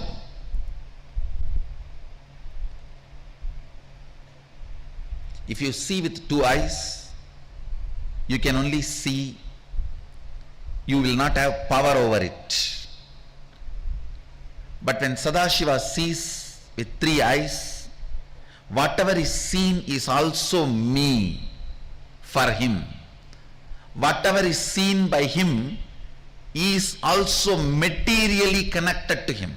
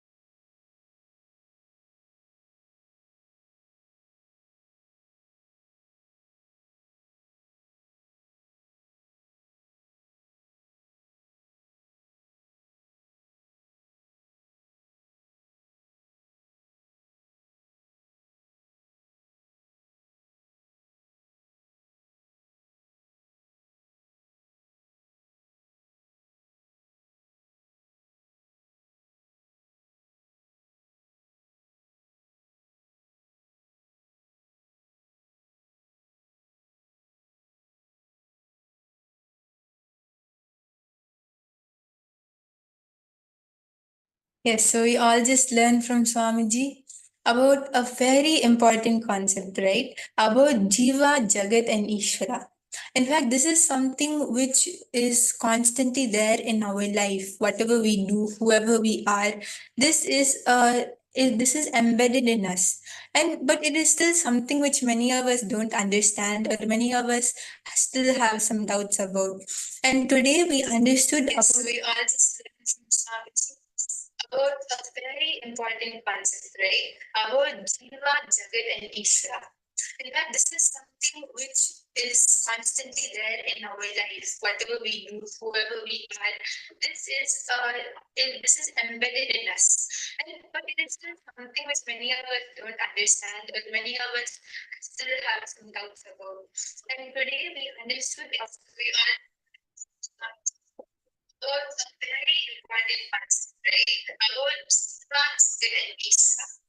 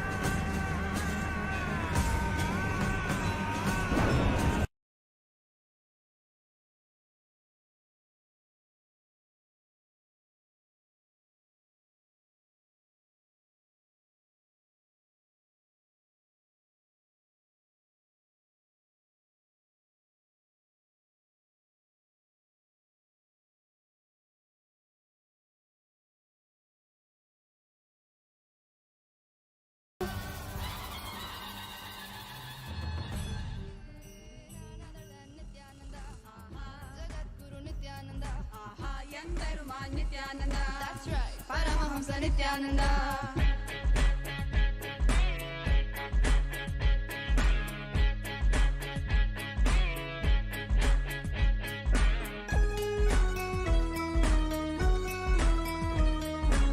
Om Namo Nithyanandaya, Namo Namo Nithyanandaya. Om Namo Nithyanandaya, Sadashivaya. Om Namo Nithyanandaya, Namo Namo Nithyanandaya. Om Namo Nithyanandaya, Sadashivaya. Nithyananda Sadashiva Mahadeva say, Inada Adaguna Jadamudi Miss. I see you and dumbstruck, my heart goes stuck stuck. Marainda Nida Pakumuna Yenoda Asai. Let's sing it once more. Nithyananda Sadashiva Mahadeva say, Inada Adaguna Jadamudi Miss. I see you and dumbstruck, my heart goes stuck stuck. Marainda Nida Pakumuna Yenoda Asai. He's Sadashiva Mahadeva. He's an avatar, drop everything at his feet. So feel free, just let it be. Watch him come while you listen to me.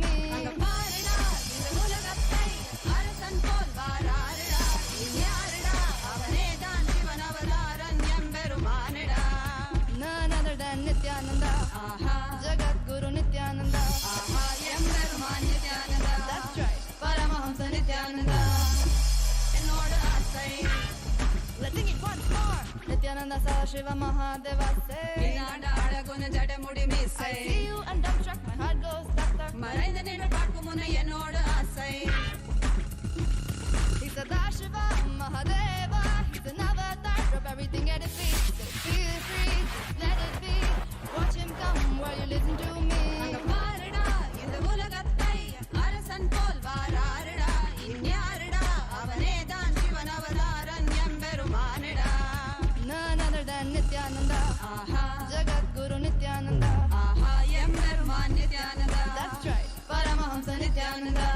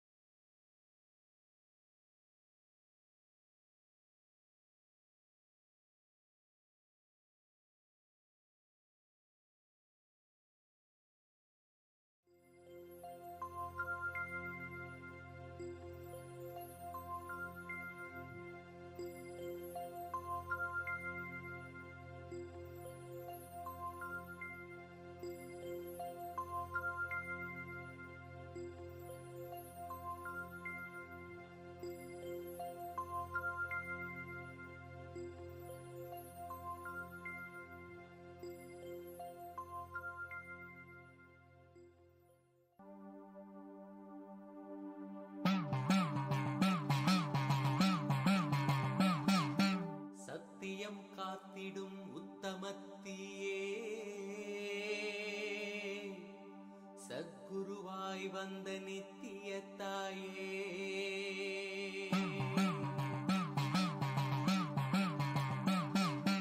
வேதங்கள் வணங்கிடும் ஆதியும் நீயே ஜோதிமலையிலே அவதரித்தாயே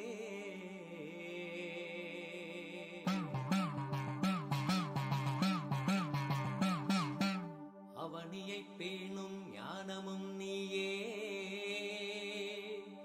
அக்னி வடிவிலே அருள் புரிந்தாயே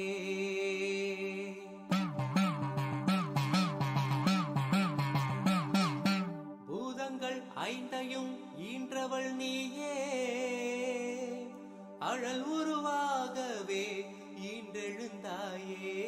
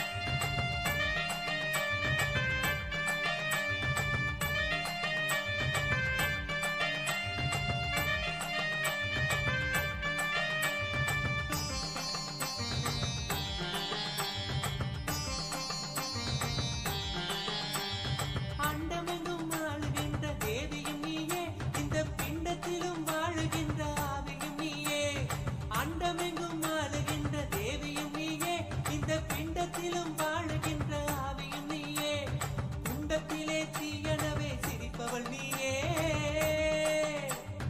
துண்டத்திலே தீயனவே சிரிப்பவள் நீயே யோக தண்டத்தையும் தந்த நித்திய ஞானத்தின் தாயே யோக தண்டத்தையும் தந்த நித்திய ஞானத்தின் தாயே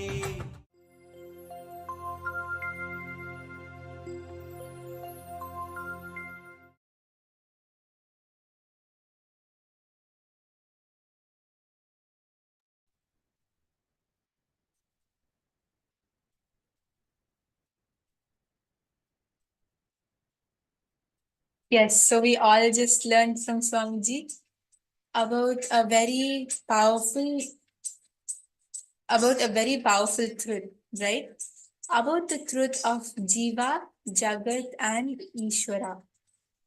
This is something which is embedded in our lives, in everything we do, and whoever we become. This is a fundamental truth which is part of our lives. But many of us are not exactly sure of what is Jiva, what is Jagat, and what is Ishvara. And that is what we have understood in this session with Swamiji today. We have understood how Jiva is the being, is the person who has the perception, who perceives, who sees things. That is the Jiva. Yes, so please understand anything which we can perceive, whatever we can think about perceiving, till that we are Jiva. Yes, so we all just learned from Swamiji about a very powerful truth, right? About the truth of Jiva, Jagat, and Ishvara. This is something which is embedded in our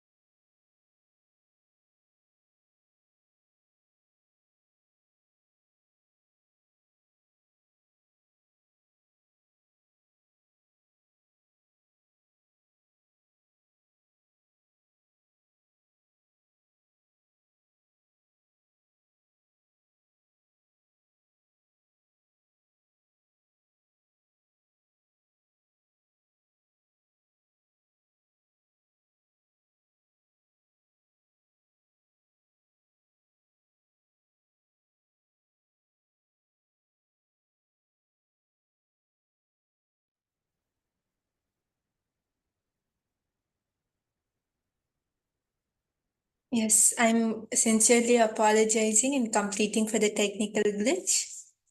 And I hope everyone is able to see us and hear us now.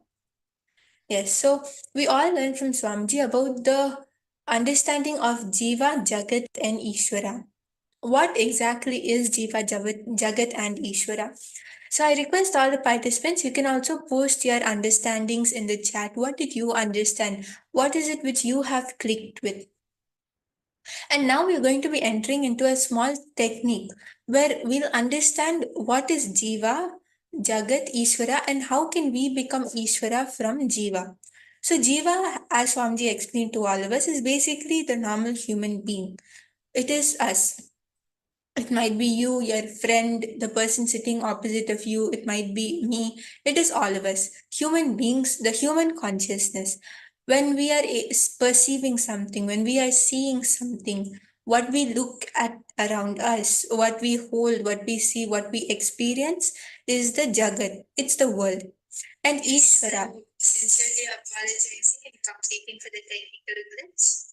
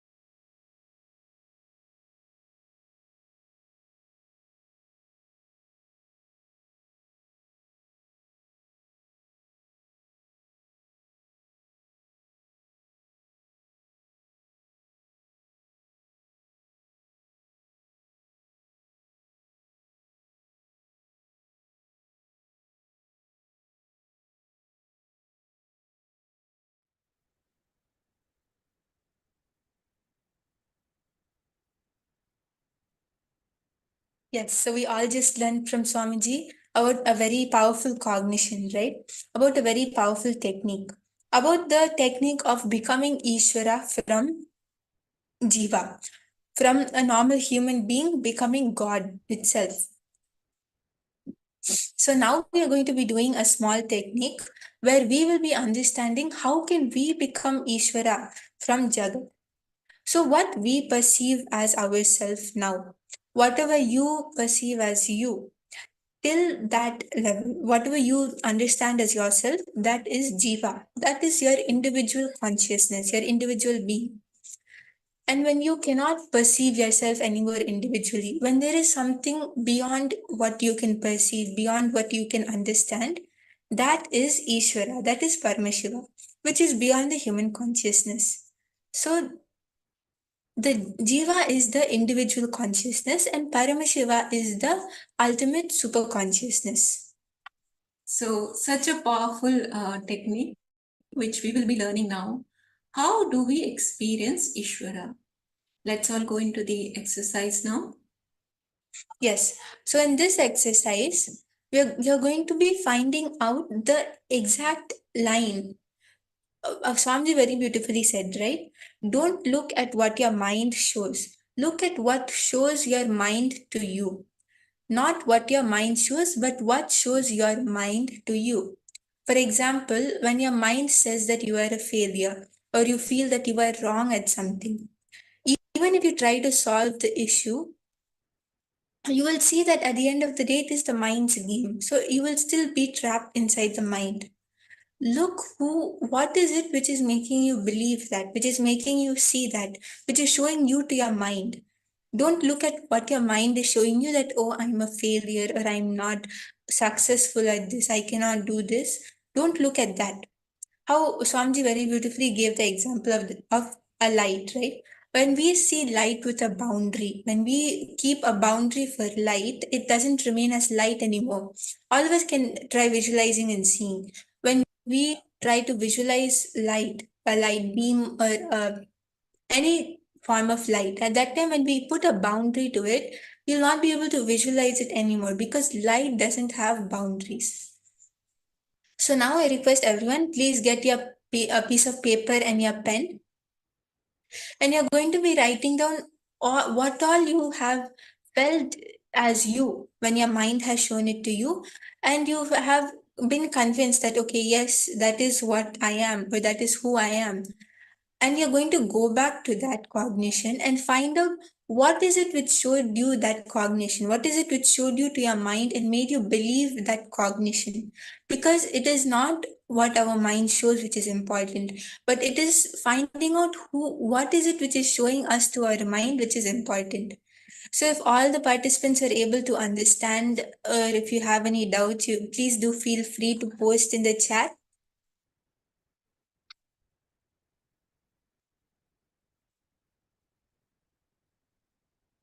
I could actually see that many of you were intensely listening and you were very intensely, like you were actively part of the session. So it is very nice to see.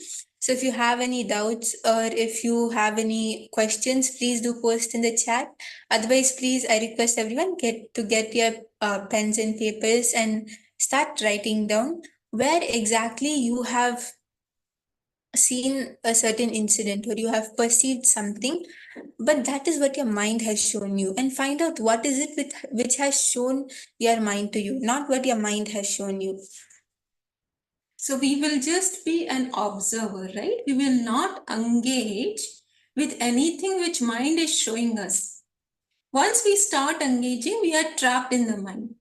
So we are not going to engage into that. We are only going to see what is it that is showing my mind to me.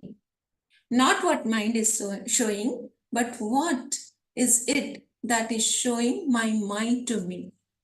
So we just be there and just observe that.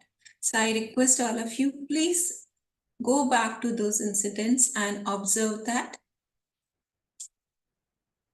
Ma Nitya Naresha, Ma Shukrandrana, Ma Saroj, Ma Madeline. It's nice to see you, Ma Madeline, Nityanandam.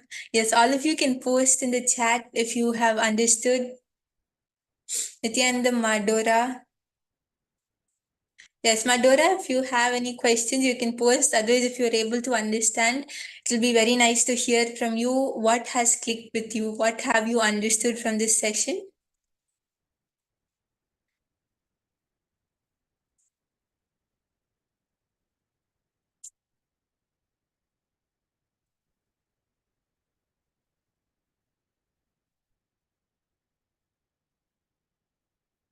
Let's take a few minutes and write down, please.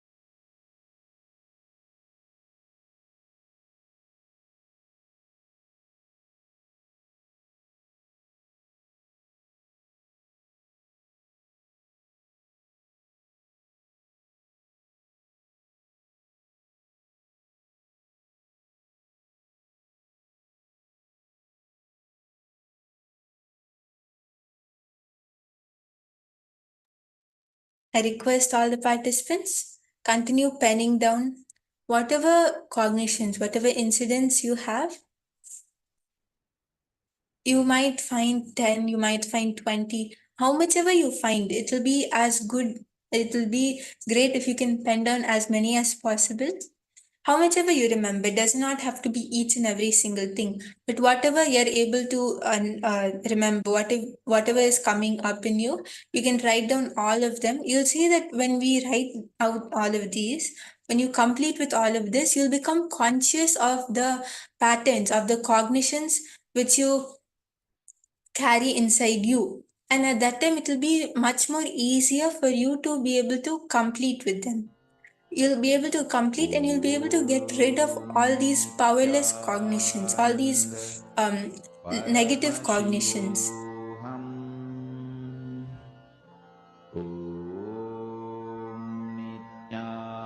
Nithyananda Paramashivoham Om Nithyananda Paramashivoham Om Nithyananda Paramashivoham Om Nithyananda Paramashivoham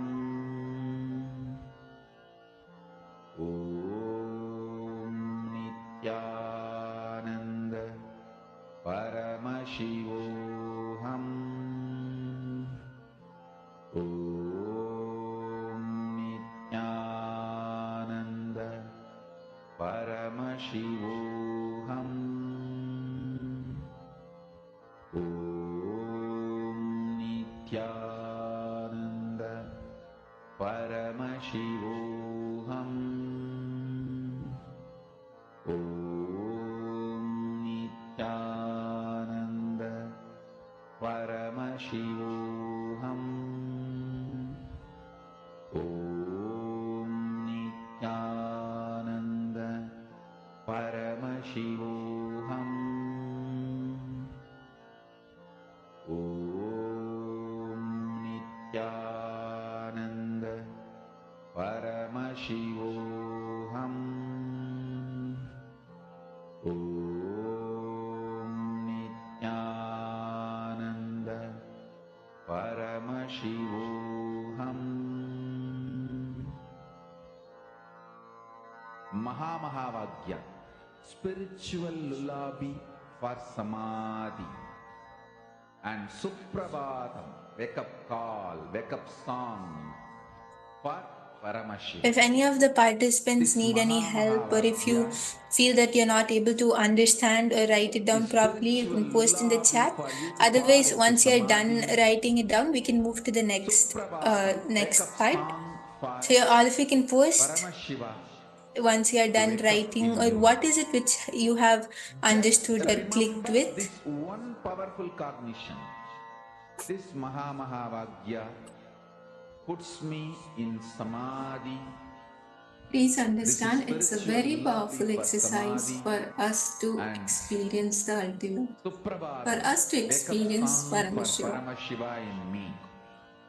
So when you just sit back, trusting the process, trusting Swamiji, you will see that it will just happen, it will just occur, you will simply experience it.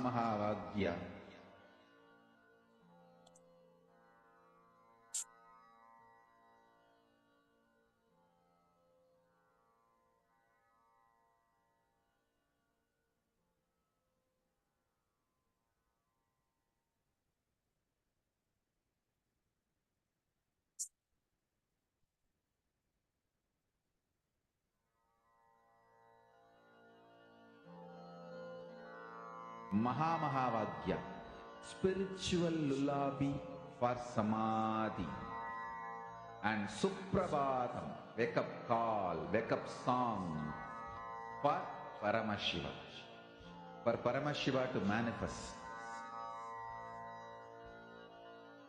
With this one spiritual powerful cognition, chant this Mahavagya. Om Nithyananda Paramashivoham. Om Nithyananda Paramashivoham. Om Nithyananda Paramashivoham. Yes, so Malita has posted, so it means that when we are shown the mind patterns, it is actually Paramashiva showing us what the mind is telling us about a pattern and showing us that we must not believe it because it is not real. Is this what it is, Ma? Did I understand this correctly? Yes, so basically that is correct, Ma. When the mind is showing us something, when the mind is giving us a cognition or showing us something, at that time, if it is a powerless cognition, it is not correct because Swamiji says that we are Paramashiva is the truth. Whether we accept it or deny it or find something against it, whatever it is, at the end of the day, that is the truth. And if we are Paramashiva, then Paramashiva does not have any of the powerless cognitions or negative thoughts. So how can we have it? It is impossible that we can have it, right? So at the end of the day, that when our mind shows us patterns, that is not the truth. That is why we have to find out what is it which is showing us the mind.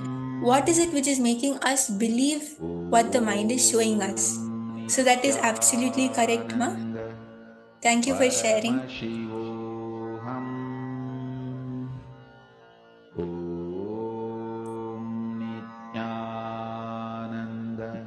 Yes, that's great. Malita has put it. The more I practice completion, the more I feel Swamiji's awareness showing in me, like pointing to me.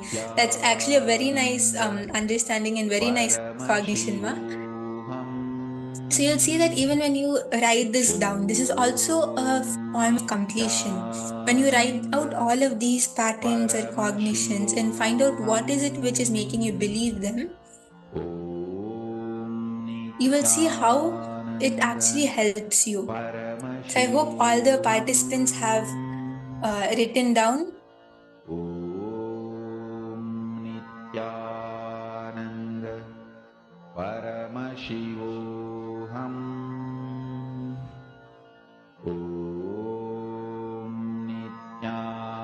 Yes, so whoever has not written down yet, you can continue to note down. If you have any doubts, you can post in the chat. You will see that this process will actually help you a lot. And now we are going to be moving to the next session where we would be learning from Swamiji about the Panchakritya of Paramashiva, the 5 cosmic acts. What are they and how exactly do they play a role in our life?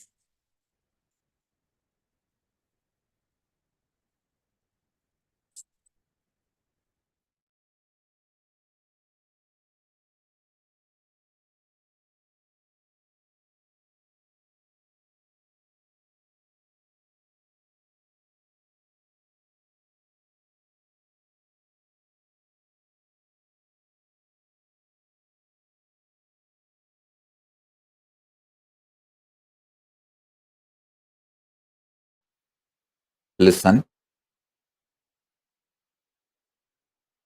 Paramashiva does 5 action: creation, sustenance, rejuvenation,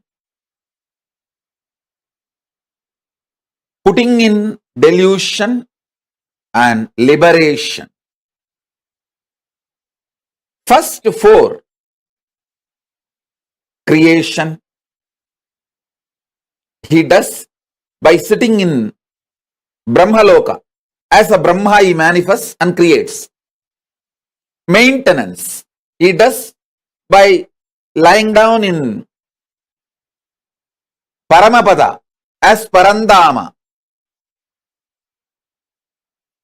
Rejuvenation, he does as Maharudra in Kailasa, from Kailasa itself.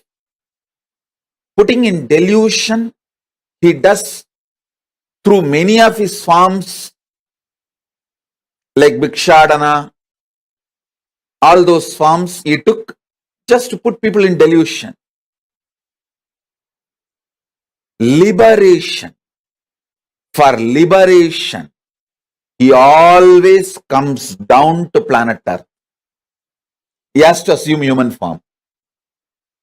The form he assumes for liberation is Guru. Keeping liberation as a predominant activity, the form he assumes is Guru.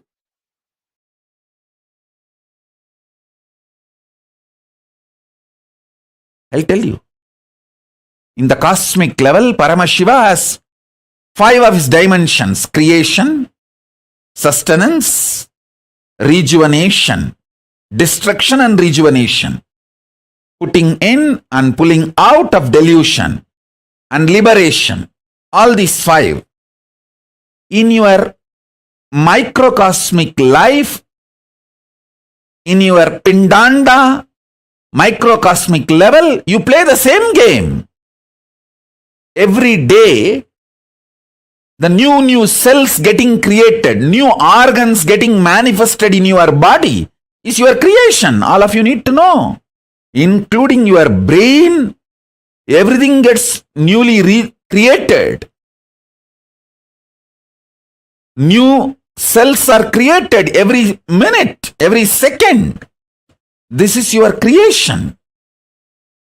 In microcosmic level, in macrocosmic level, the planets which manifest planets are getting created. In microcosmic level, the cells are created.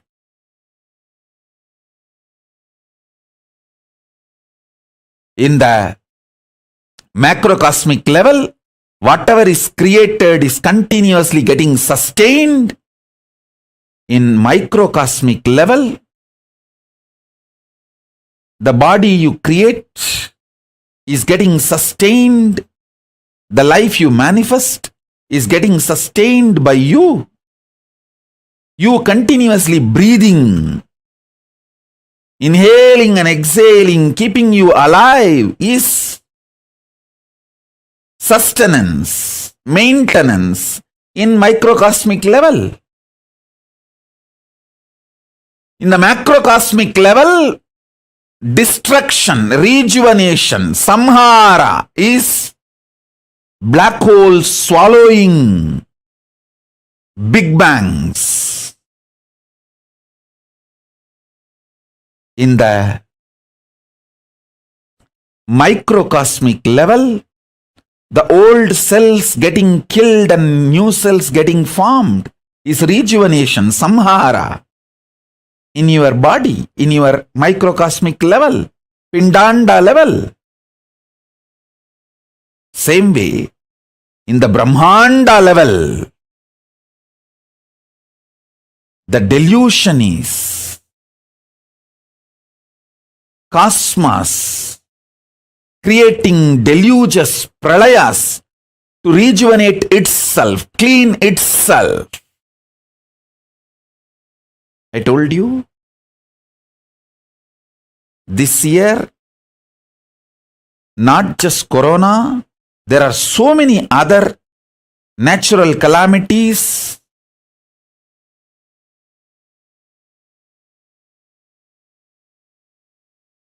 To clean the collective negativity will happen. This deluge, pralaya, will clean up a lot of collective negativity. You can see the heat wave all over the world. All the Panchabhutas playing and aligning itself. In the cosmic level, this is the delusion, throbhava going on. In the macrocosm, Pindanda level, you forgetting your existence as Paramashiva, higher reality, falling into the nightmares and going through, is the small scale throbhava. Delusion in the Pindanda, microcosmic level you go through. In the cosmic level, Brahmanda level, liberation, Anugraha is Paramashiva himself manifesting as this Nijavadara Nithyananda and making this Kailasa happen.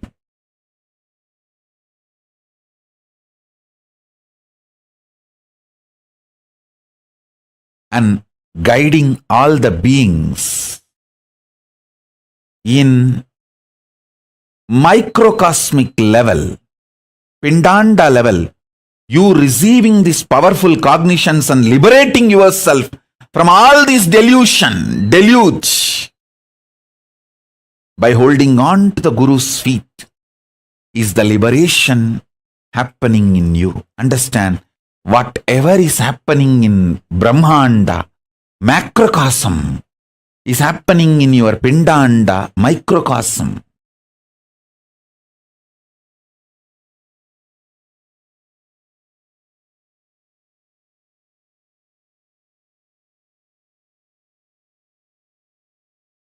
So don't worry about your delusions. Don't be powerless about it. Don't try to work with the facts and figures externally. Don't try to work with the seen. Work on the seer.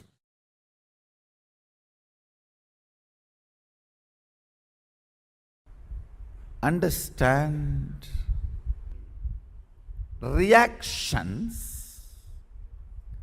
are irresponsible actions without realizing the astitva of you. Understand? Reactions are irresponsible actions without realizing your astitva. Perception is incomplete expression of the experience. More you start seeing beyond perception, more of the existential physics is understood by you. Understand? The physics of perceived is energy cannot be created or destroyed. Physics of the physics is energy can be created, manifested, transformed, interchanged, maintained, destroyed, withdrawn. Energy can be manifested, created, generated. Creation is different, generation is different. For generation, you need some raw material. For creation, you don't need. Srishti, Icha Matra Srishti. Without even having Sangalpa or Icha as the source material. Manifestation. With or without or no reason. It can be generated, created, manifested in any quantity and quality. Maintained, sustained, interchanged, transformed, transferred, played with, hidden, stored, covered, withdrawn, destroyed, can be made to disappear without even the trace that it existed. All this and something more.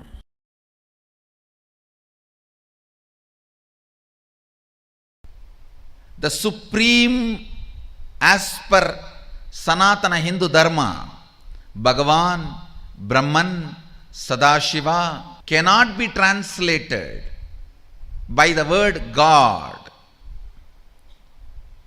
The Western definition of God is generator, operator, destroyer. Only three aspects. The Hindu understanding of supreme reality is generator, operator, destroyer, deluder, and liberator. The major two aspects of life unfortunately was never grasped anywhere else other than this Saraswati Ganges civilization. Only the Saraswati Ganges civilization understood the world beyond seen. If you don't understand delusion, you can't understand beyond the four dimensions. You can't understand reality in its completion. God is not Sadashiva. Maybe I can contribute a new word, Godel. G-O-D-D-E-L. G-O-D-D-E-L. Godel. Listen. Whenever God is not Sadashiva, Sadashiva, Brahman, Bhagavan, all these words used in the Brahman used in Upanishad, Bhagavan used in Puranas, Sadashiva used in Agamas, cannot be translated as G-O-D, God, used in Western theologies. Understand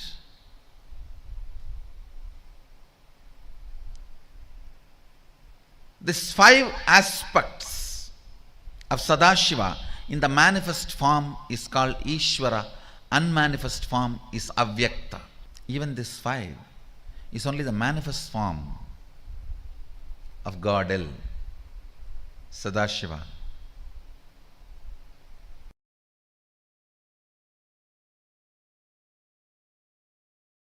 Let me explain. Listen, the moment I introduce the sacred secrets about Ishvara, the creation, protection, destruction, putting in delusion, liberation, srishti, sthiti, vinasha, or samhara, or troba. Next is trobhava and anugraha. Everyone has a question. Why should he put us in delusion? Fool. We should actually, I should not even be translating in English, putting in delusion. It should be enjoying delusion. Nobody has put you in Trobhava. You put you in Trobhava. You started enjoying and you forgot why you started enjoying. So it became suffering. All Trobhava.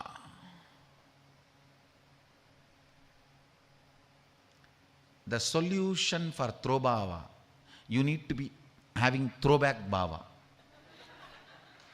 Just go back and understand why you decided what you decided. Throwback bhava will liberate you from throwbhava.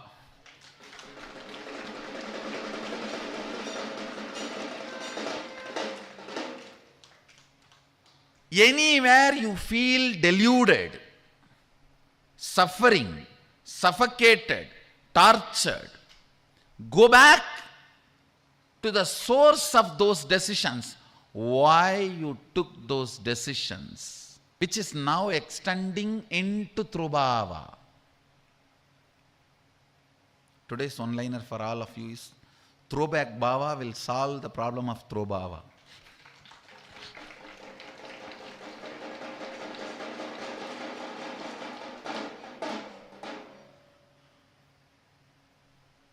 Nobody put you in delusion.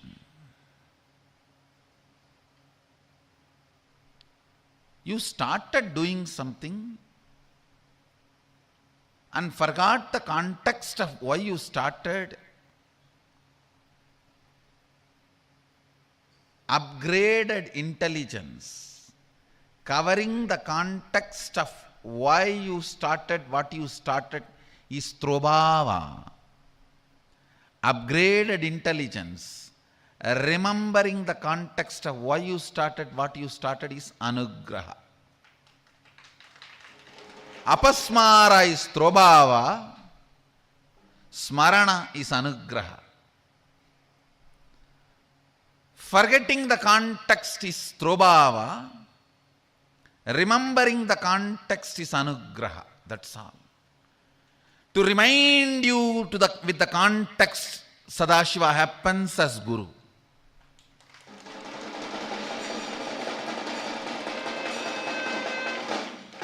That is the highest Anugraha he can do. Understand? All the four, Srishti, Sthiti, Samhara, Trobhava, is operated from Turyatita, TATA.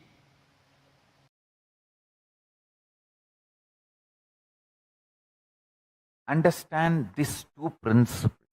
How to transform your death into rejuvenation, and how to transform your delusion into liberation, pulling out of the delusion.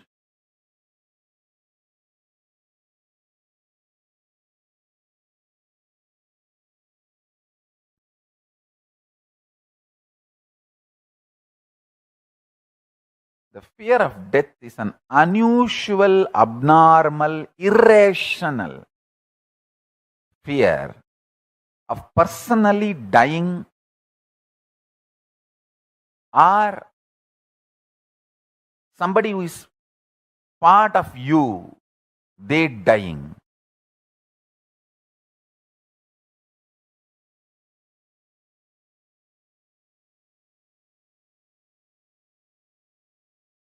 Understand this too, you will realize your Sadashivatva.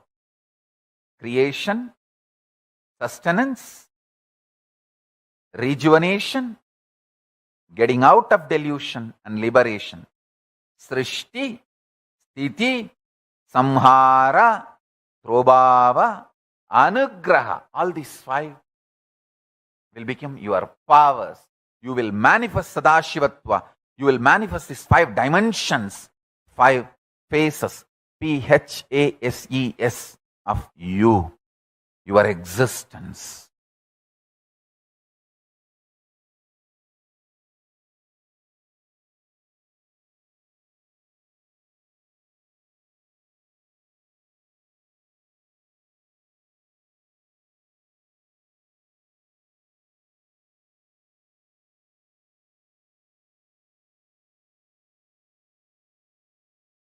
I tell you,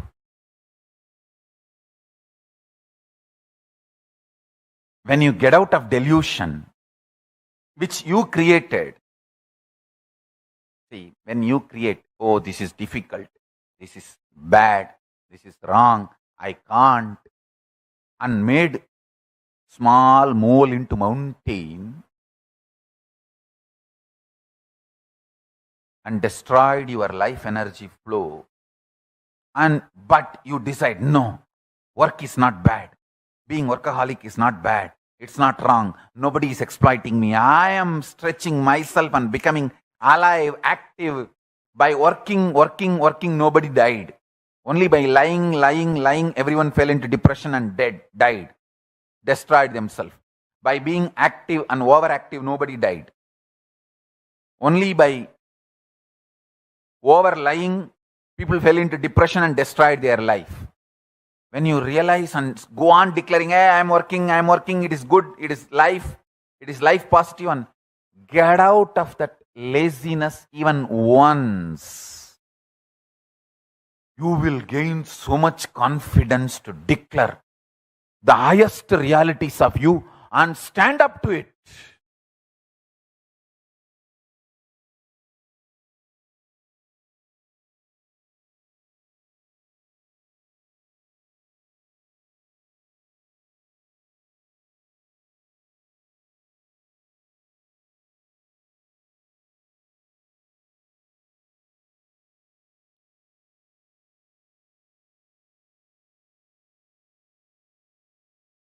Once I got addicted to this hotel coffee. In Tiruvannamala, there is a hotel, Udupi Hotel. My guru, Raghupati Yogi, used to take me every day, morning, and give me that coffee and take me for the yoga. I got addicted. And morning when I get up and come with my guru, first thing I'll say, get me coffee, I'll tell.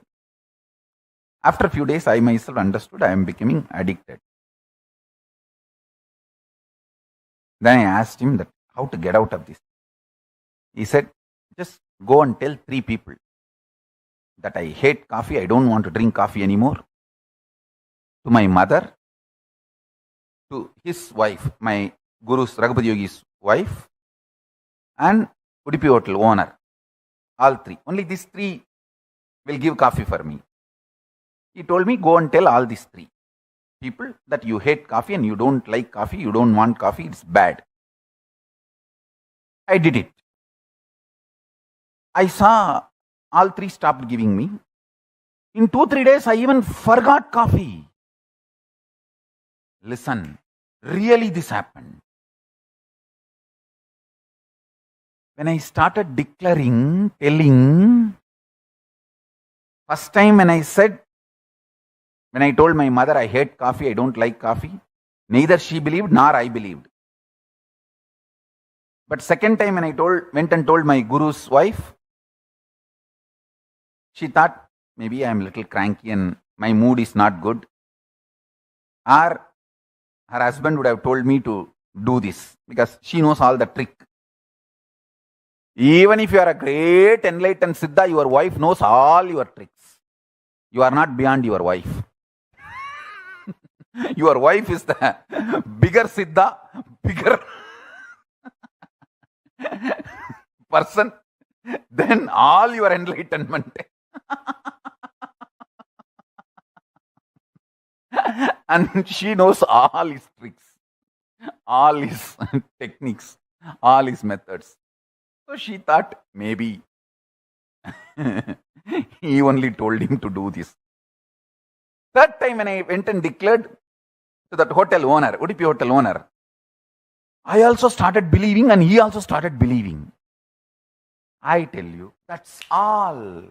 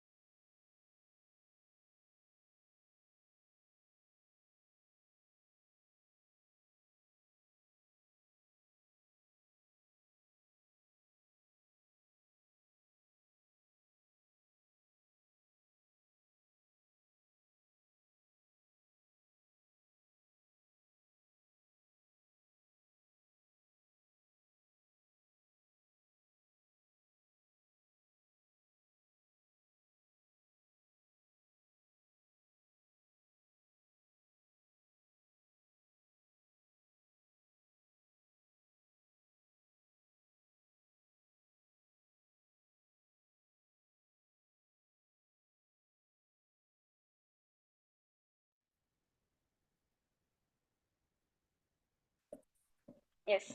Nithyanandam, to all the viewers who's watching us, to all the participants who's watching us live over here, Nithyanandam to everyone, Ma Karen, Ma Suginyana Surupini, Ma Veral Dusya, Ma Nityaprima, Ma Jnana Pradayini, Ma Ananda Mahapurna, Nithyanandam to all of you, to all the participants. That was a wonderful session Swamiji gave on the 5 acts, the 5 acts, the 5 cosmic acts, the Panchakrityas of Paramashiva. I request all of you to post if you have any questions or any doubts you have. Request all of you to post in the comment section, in the chat section. Please feel free to post in the chat section. It will be nice to have an interactive session for all of you. Yes. So understand. Let's now all of us understand the Panchakrityas of Paramashiva, the 5 acts of Paramashiva. Why do we need to understand them? Understand the Panchakrityas are happening in our own life. So the Panchakrityas are first the Srishti, the creation, the manifestation. The second is the Sthiti, maintenance, sustenance. The part of Paramashiva which does the sustenance, the maintenance. Third, Samhara, the rejuvenation process of the cosmos. The Paramashiva, the form of Sadashiva, which does the rejuvenation form.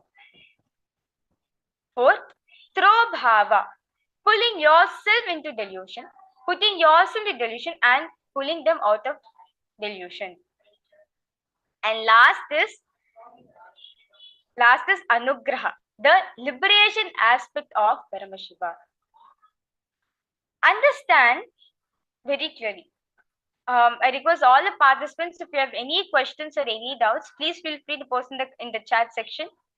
If you have little doubts, little confusion you're having also, it's going a little bit above your head, I request you to immediately post in the chat section and immediately I will clarify all your doubts. So now, these Panchakrityas of Paramashiva, these 5 cosmic acts of Paramashiva are happening in our day-to-day life. How? Swamiji says one thing beautifully, as all of you learned in the yesterday's session, that you are nothing but the manifestation of the cosmos. You are the miniature version. Understanding? You are the miniature version of the cosmos. The macrocosm is, when macrocosm is microcosm, which is us. And the microcosm is macrocosm. So, these 5 Panchakritya, these 5 aspects of Paramashiva happens in the universe and also happens in each and every one of our lives. How? Let us understand. To give an example, the Srishti part of Paramashiva, the function, the creation aspect of Paramashiva, whenever new cells are being born in our body, whenever something new is being created for your life, or whenever you create something, the creativity, where you create something, the creation aspect of you, that is the Srishti manifestation of Paramashiva through you. Now, the Sthiti, the sustenance. Now, all of us are maintaining our health, our wealth, our relationship. We take steps to maintain all these, right? We eat food to sustain our body. We do completion every day so we can have a better relationship with our people. We take better strategies in our life to maintain the wealth in our life. So these sustenance aspect, the action where you do the sustenance, where you do the maintenance in your life, is the Sthiti aspect of Paramashiva. You are doing Sthiti. The Sthiti function of Paramashiva you are experiencing. Now third is the Samhara. Whenever you feel something is being pulled out for you, whenever you feel something has been taken away from you, or you have like a missing feeling connection, or anything you feel like you're missing it for a very long time, that, understand one thing, destruction is different, rejuvenation is different. Understand, whenever you have this feeling of missing, or whenever you feel something is being taken away from you, it is only getting rejuvenated. Understand? It is not getting destroyed. It is only getting rejuvenated. Now, fourth is the Trobhava. Trobhava means the delusion aspect of Paramashiva. As Swamiji said very beautifully, the apasmara. Apasmara symbolizes the forgetfulness part of us. Delusion. Swamiji said very beautifully, what is delusion? Delusion is as long as you know you're in delusion, it is delusion. Not being aware that you're getting deluded is delusion. Basically, you yourself not reminding you are Paramashiva is delusion.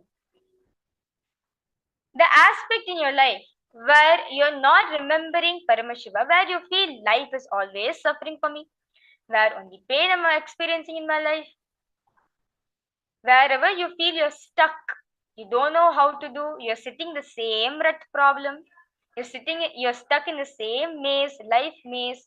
This is the Trobhava aspect which you are manifesting in your life. And fifth is the liberation aspect of you, where you do completion and break free from the maze, where you do completion, where you manifest power to experience a breakthrough in your life, where you break free from the feeling of stuck, where you break free, where you come out from the maze which you have made for yourself, is the anugraha aspect which you are experiencing.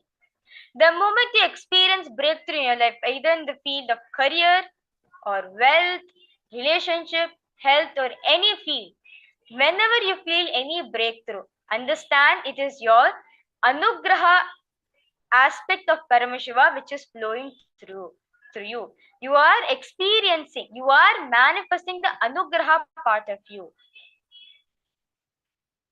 So everyone understanding this?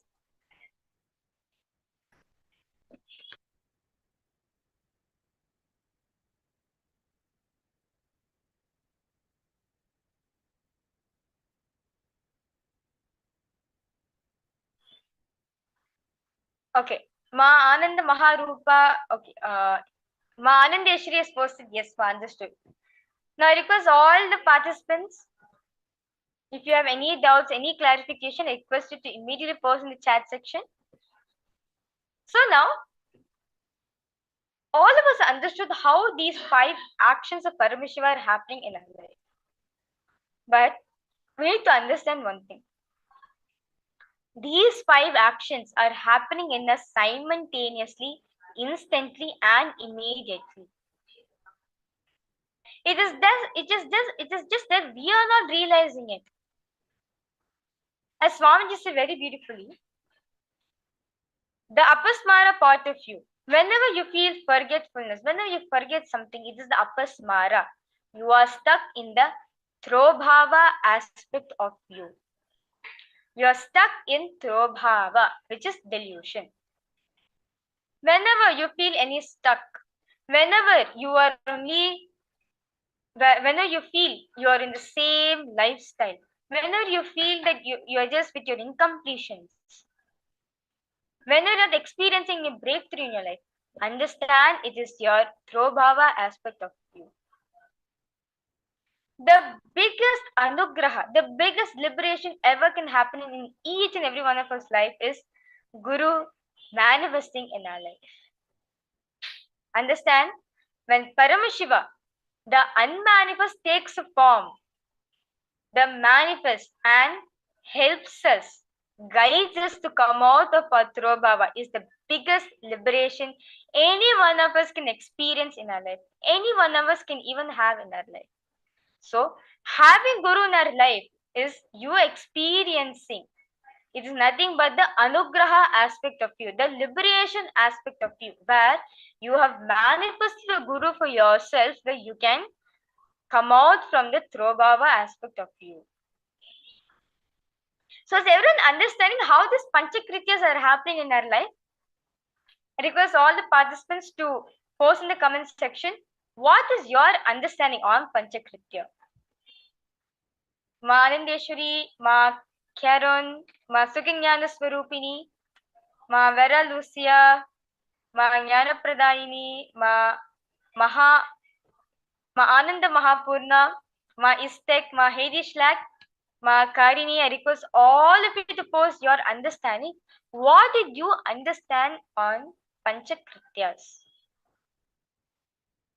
Understands these Panchakrityas are happening in each and every one of us. It is happening in our life simultaneously and instantly.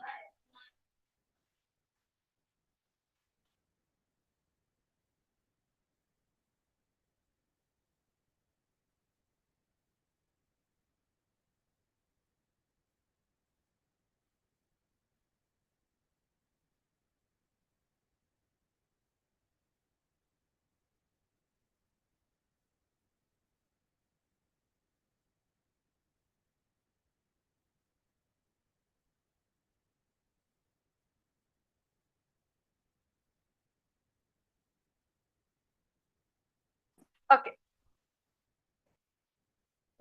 So now, I request all of you to write down. Take a pen and paper and write down how these Panchakrityas are happening in our life. Maybe you can put like 5 columns and you can put the creation aspect of me. Whatever you're creating, your creativity idea, you manifesting a job, you manifesting good health, all the creations you have done so far in your life, write it in the creation column. Now, in the second column, put as it your sustenance. What have you sustained so far? What have you maintained so far in your life? All this you put in the second column. Is all participants understanding? If you have any doubts in the exercise, request you to post in the comment section, in the chat section immediately. Okay, Ma Ananda Mahapurna posted. I understand we manifest the 5 aspects of Paramashiva in our life spontaneously, simultaneously, and instantaneously. Yes, Ma, wonderful. Now I request all the participants to take a pen and book and draw 5 columns and put one aspect of Paramashiva, one action of Paramashiva, one column. And you write, what have you created so far? You can put in the creation column. Whatever you have sustained so far in your life, your health, your wealth, your relationship, your career, everything, you can put it in the sustenance column. Now, in your samhara column, the rejuvenation columns, as Swamiji said very beautiful, wherever you feel something is taken away from you, whenever you feel you're being denied, whenever you feel something is missing from you, whenever you feel something is missing from you, you can put in the samhara column, because samhara is rejuvenate, it is rejuvenation. So all those things wherever you feel it is taken away from you, where you feel something is missing, where you feel it is missing, where something you missing in your life, it is only getting rejuvenated. Now in the Throbhava column, in the delusion column, all the tantrums, problems, sufferings, patterns, incompletion, whatever you're having in your inner space, that is your Throbhava column. And the liberation column, all the power manifestation, all the solutions, whenever you experience any breakthrough in your life, and not just breakthroughs, manifesting Guru in your life, you can write down in your Anugraha, the liberation column of you. So understand, when you do this exercise sincerely, understand one thing: these Panchakritya, these 5 aspects of Paramashiva are happening in our lives spontaneously, simultaneously, and instantaneously. So I request all the participants to take few moments and start writing down how these Panchakrityas are manifesting in your life, how you are doing these Panchakrityas in your life.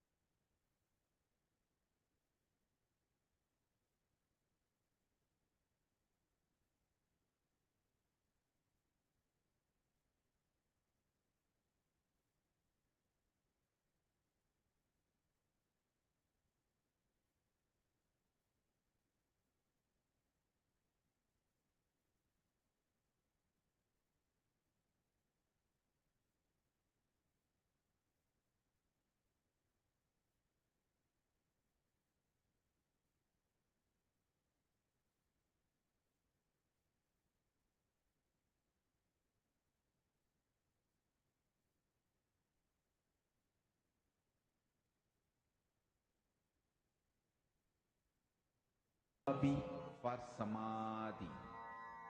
And Suprabhatam, wake up call, wake up song for Paramashiva. For Paramashiva to manifest.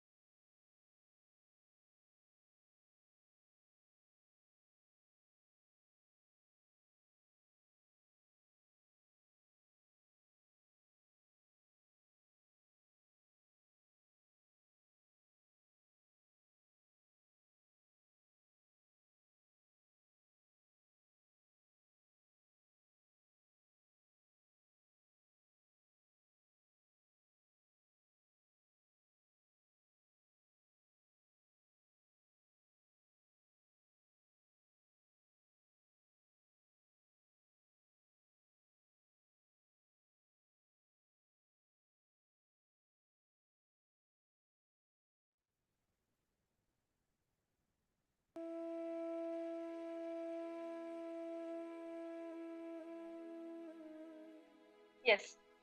So now, request all the participants to write down how these panchakrityas, how these 5 aspects, these 5 actions of Paramashiva are happening in your life. Himakari is saying, I have trouble to differentiate delusion and rejuvenation.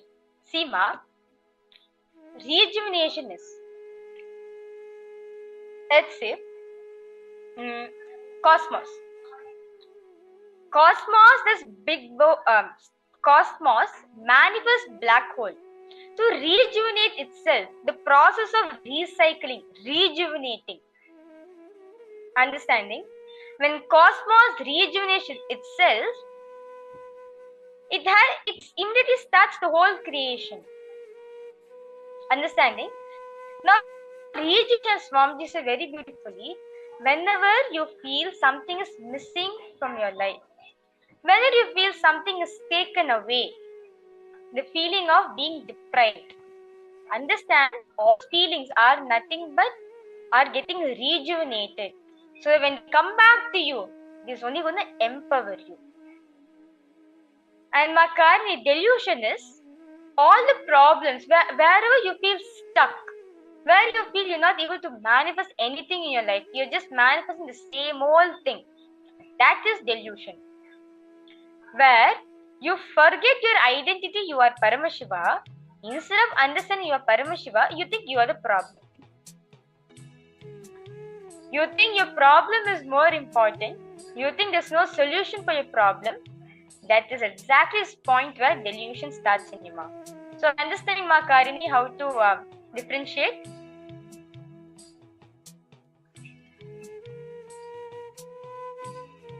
The moment you forget your identity with Paramashiva, the moment you forget you are Paramashiva, that is the exact moment where you start experiencing delusion in your life.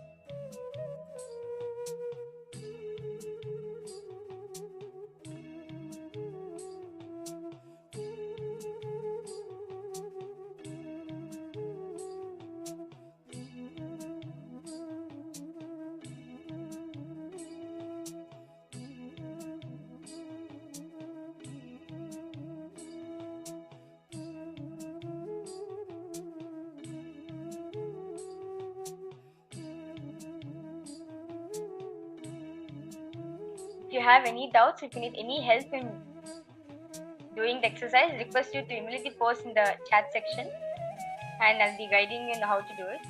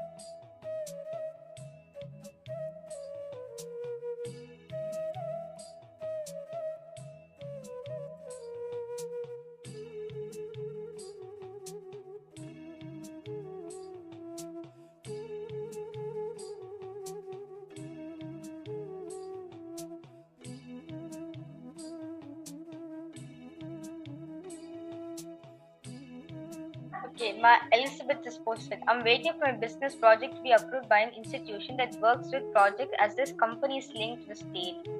It has taken many months to change the answer because there's lots of work. They say there's a lot of work and I have doubts about my business resulting from so much delay.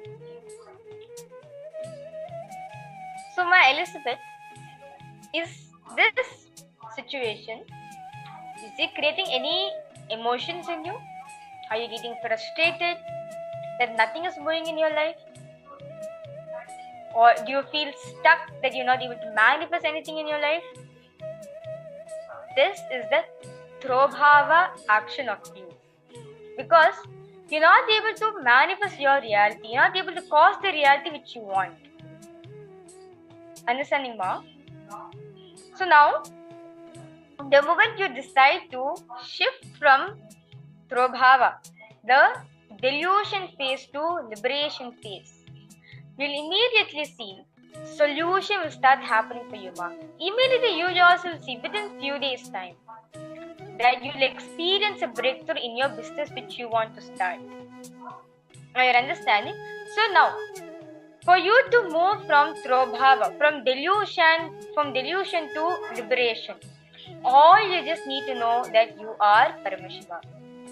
The moment you realize you are Paramashiva, you are just lifted from Throbhava and you move to Anugraha. You are lifted from delusion and you move to liberation. Ma Elizabeth, are you understanding? So, just decide, I am Paramashiva and I can manifest the reality the way I want. Swamiji has given me the signs. He has taught me to manifest what I want in my life. Through that, I'll manifest this. I'll manifest my business. The moment you decide this, Ma, you'll immediately experience breakthroughs in your life. Yes. So, yes, Ma Elizabeth, are you understanding?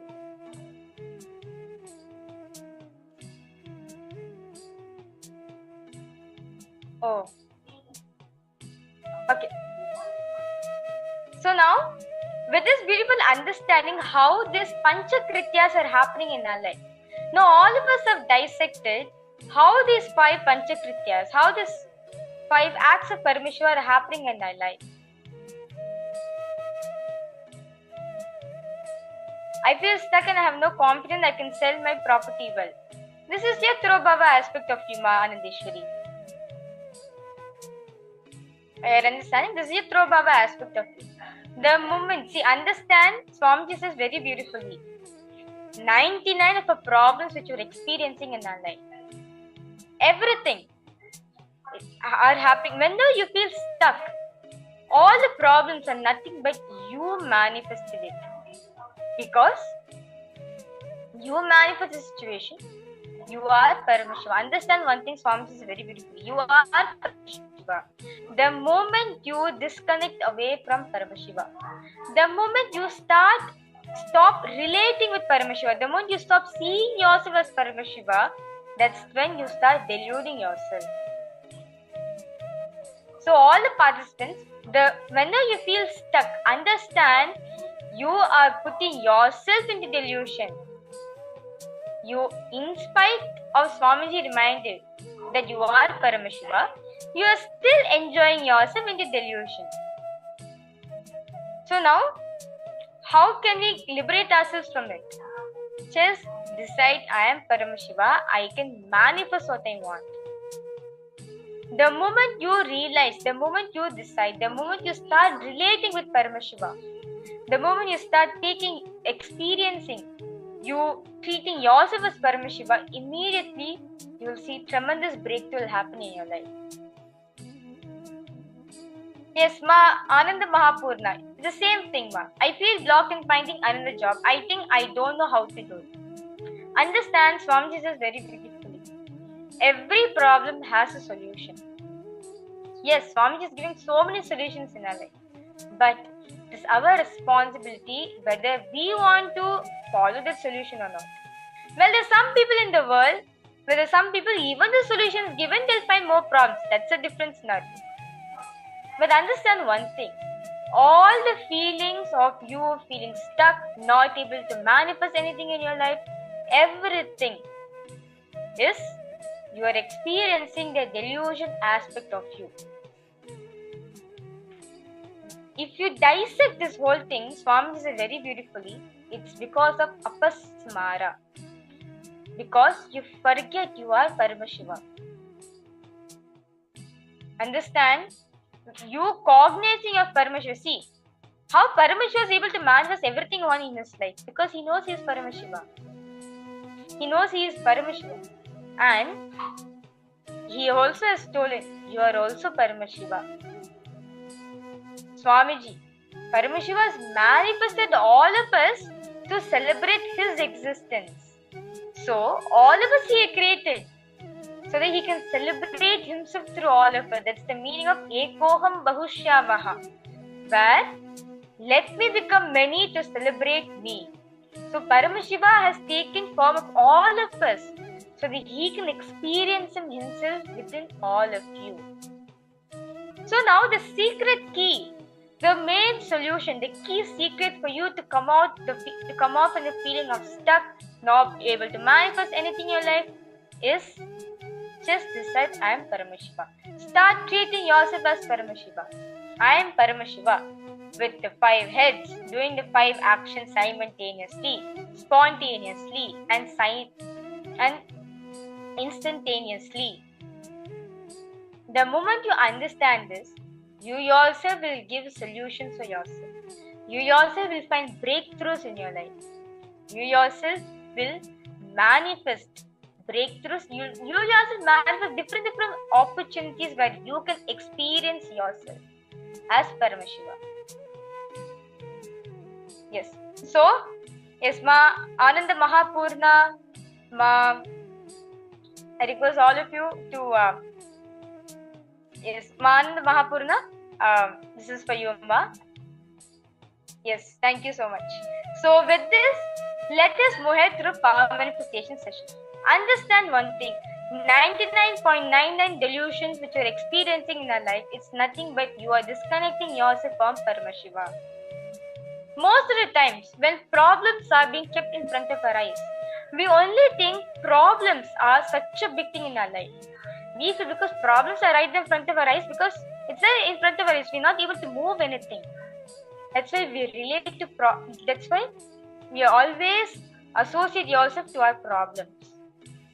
We think our problems is the first priority in your life. But understand, this is one more being who's sitting in each and every one of us, who's waiting to manifest through you. Swamiji is waiting to manifest through each and every one of you.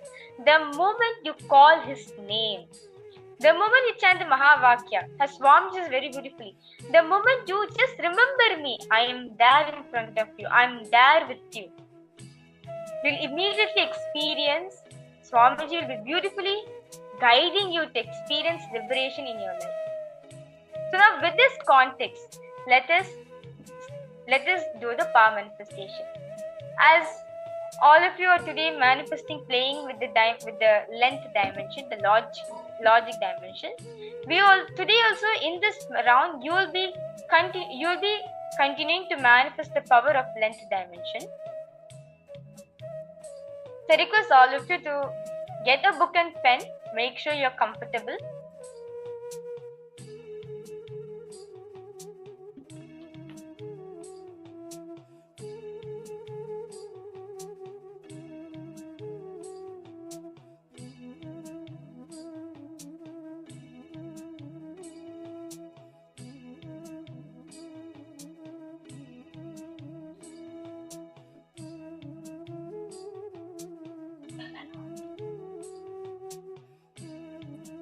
In this round, you will be manifesting the power of length dimension, where you will be finding the dimensions of an object.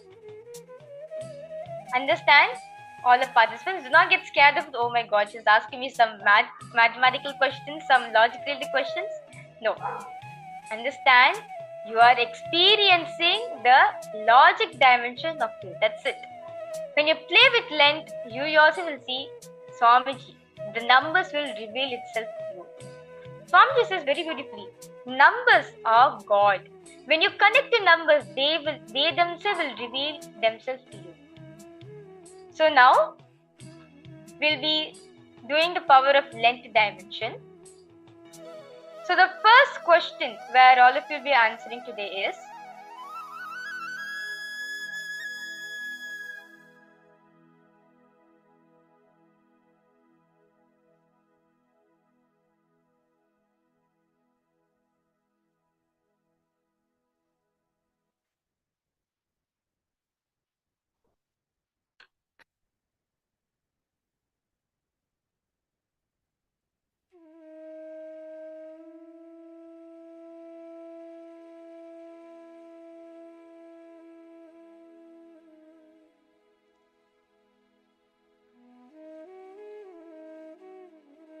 Yes.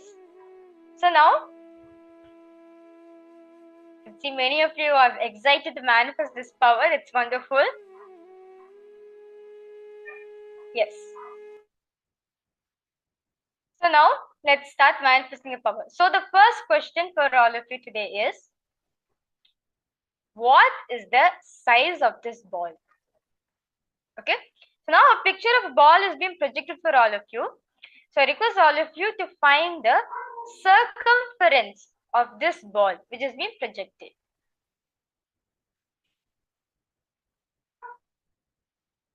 So now I request to everyone to sit with your head, neck and spine in a straight line.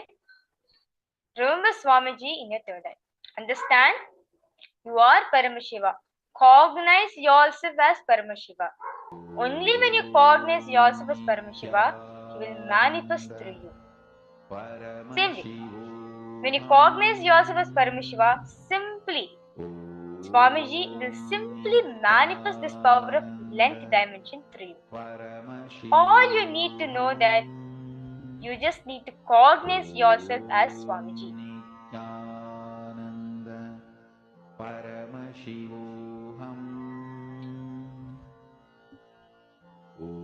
Now, all of you can start chanting the Mahavakya. Om Nithyananda Paramashivoham. Om Nithyananda Paramashivoham. Om Nithyananda Paramashivoham.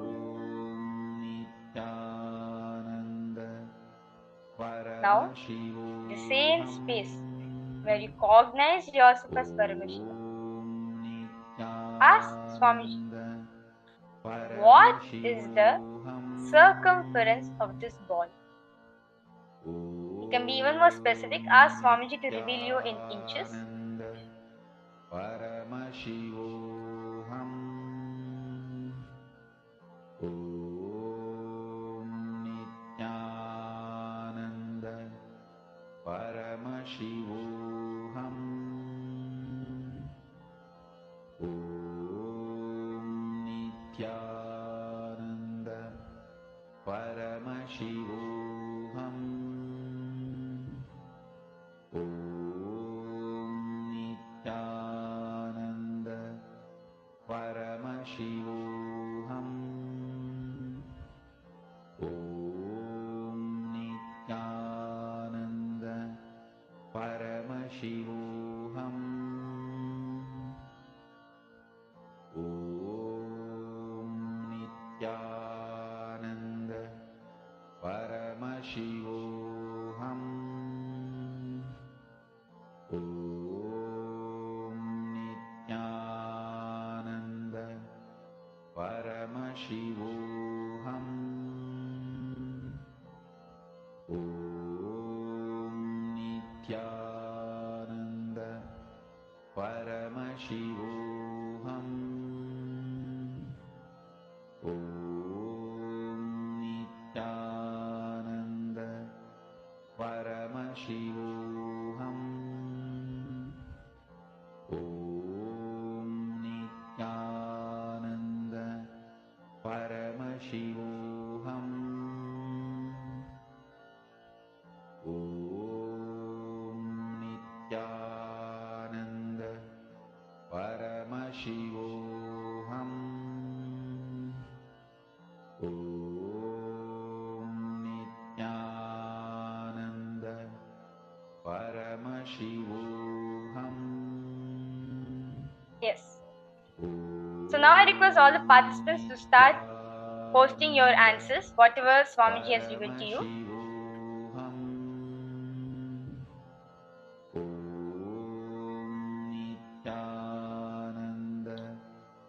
Ma Ananda Mahapurna, Ma Anandeshwari, Ma Elizabeth.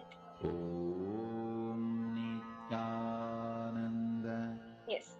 So we will now reveal the answer for the question. So So the size of this ball, the circumference of this ball is 28 inch. Yes, so whoever saw the number 28, you manifested. So the size, the circumference of this ball is 28 inches. Okay, Ma Anandeshwari, you are going, like, you are almost close. Ma Mahapurna also, you're very close. That's wonderful.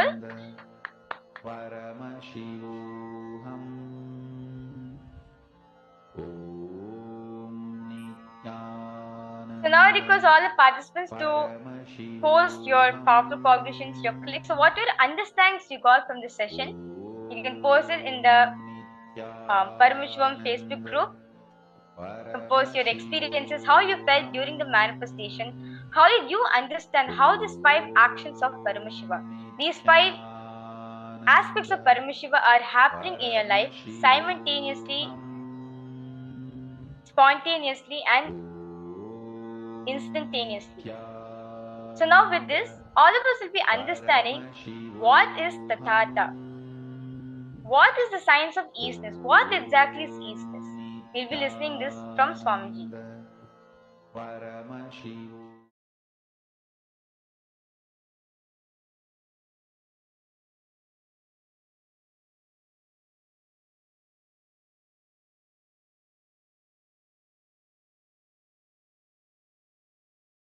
Listen.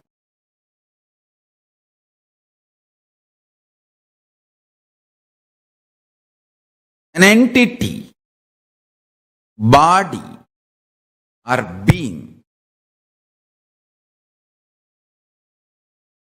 forgets it is consciousness, but still in the breathing space of consciousness. Movement done by that entity is karma. This is one principle. Keep it. Principle 2. Listen. Length, when it becomes intense to the level it cannot be experienced just as a length, it jumps into the dimension of breadth. Like if you keep line, infinite number of lines, then it cannot be measured, understood just by one length. It, by its very reproduction, understand? Reproduction is survival need. Anything which is alive has to be reproducing itself. Otherwise, it will not be alive. It's law of life. It is one of the fundamental law of constant, nitya. Easiness expands. So the easiness of the length, when it becomes infinity, it cannot be any more cognized just by one idea of length. It gives birth to the next dimension of itself called breadth. Understand? I'll repeat. Just imagine one thread, 1 meter thread. You call that as a length.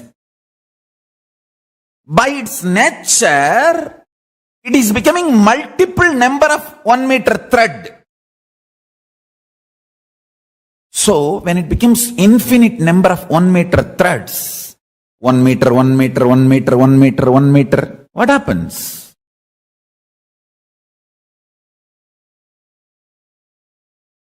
It cannot be measured, cognized, understood anymore by this one dimension called length. So it gives birth to its next dimension, breadth. So all the threads are kept. So now length and breadth is formed. Now, because of its very nature of existence as a survival need, the length and breadth, both of them are continuously giving birth, multiplying. Understand? Even if you are a sannyasi, only when you reproduce more sannyasis, means making more people sannyasis, you are living sannyas life. Otherwise you are not sannyasi. Be very clear. Anything by its survival easiness has to reproduce and expand. If you are a man, you are going to reproduce another human being. If you are sannyasi, naturally you will be producing the consciousness of sannyas in so many people's life, and so many will becoming sannyasi. How many become sannyasis is the proof of your integrity to sannyas. Understand? This is law of life. Success for a normal grihastha is what he achieves. For a sannyasi, success is what he inspires others to achieve. So, only if you are intensely making more people sannyasis, you are really in the easiness of sannyas. Otherwise, maybe you will be sannyas, not is sannyasi. The easiness multiplies by its existence. So the length by its easiness multiplies. When the multiplication breaks a point, it gives birth to the next dimension, length and breadth. Then these two go on multiplying. They give birth to the third dimension, means tons and billions of 1 meter thread kept. So length gives birth to breadth, and length and breadth multiplying gives birth to depth. Understand this example? This is the way the dimensions manifest and gives birth to the next dimension. Length gives birth to breadth. Length and breadth together give birth to depth. And length, depth together give birth to time. That is why I am saying time is not linear. There is no past, present, future. There is only time. What you perceive now as your experience, like you are inhaling and exhaling, you call as present. What you can recollect from your stored memory, you call as past. What you expect or hope inside your head, you call as future. The quality of the easiness is ananda, and the quality of ananda is sharing. Understand? The quality of easiness, nitya, is ananda. Anything which is in you is always celebrates its existence. Somebody was asking me, what is exactly easiness, Swamiji? Other than your body, what you think as ease. See, you think you are body, you are your body. And there are something more you think you are. Because many times when you feel depression, you feel you are your mind. Excited, you feel you are your mind. So it is not that you feel you are only body.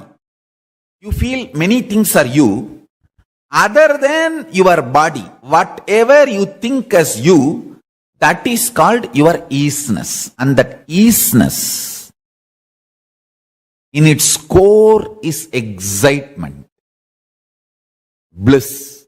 And anything which is and which is bliss expands its existence. Even when you are depressed, you are enjoying your depression. Understand? Be very clear. You are enjoying your depression. You may have your own reasons.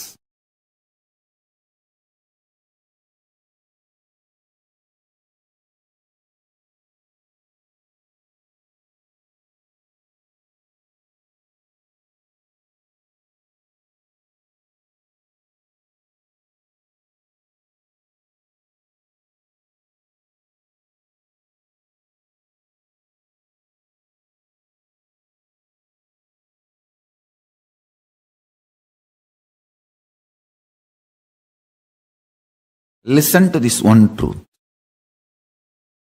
Enjoying your depression, you will reproduce more depressed people. If you are enjoying your easiness, you will reproduce more easiness. If you are enjoying your sannyas, you will reproduce more sannyasis. That's it. Easiness celebrates its existence, and anything which celebrates its existence reproduces by its very nature.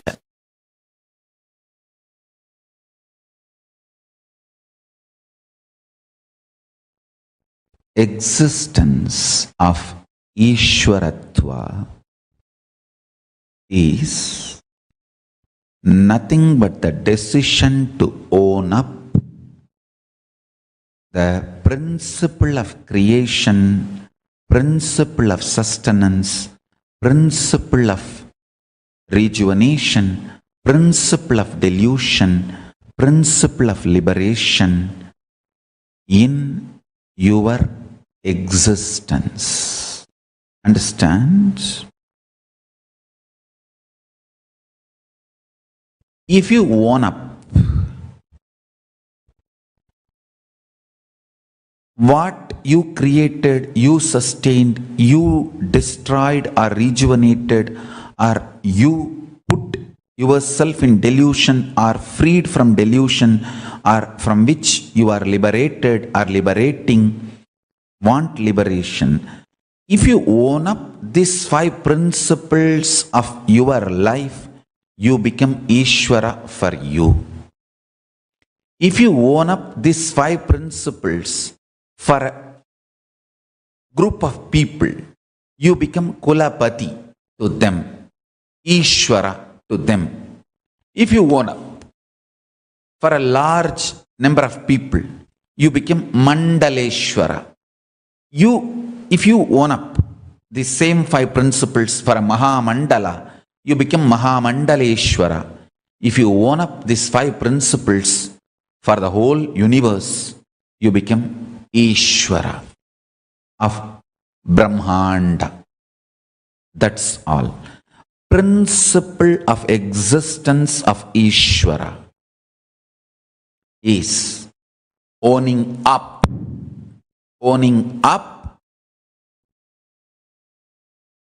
for the creation principle you created, sustenance principle you created, destruction principle you created, delusion principle you created, liberation principle you created. Just see your life.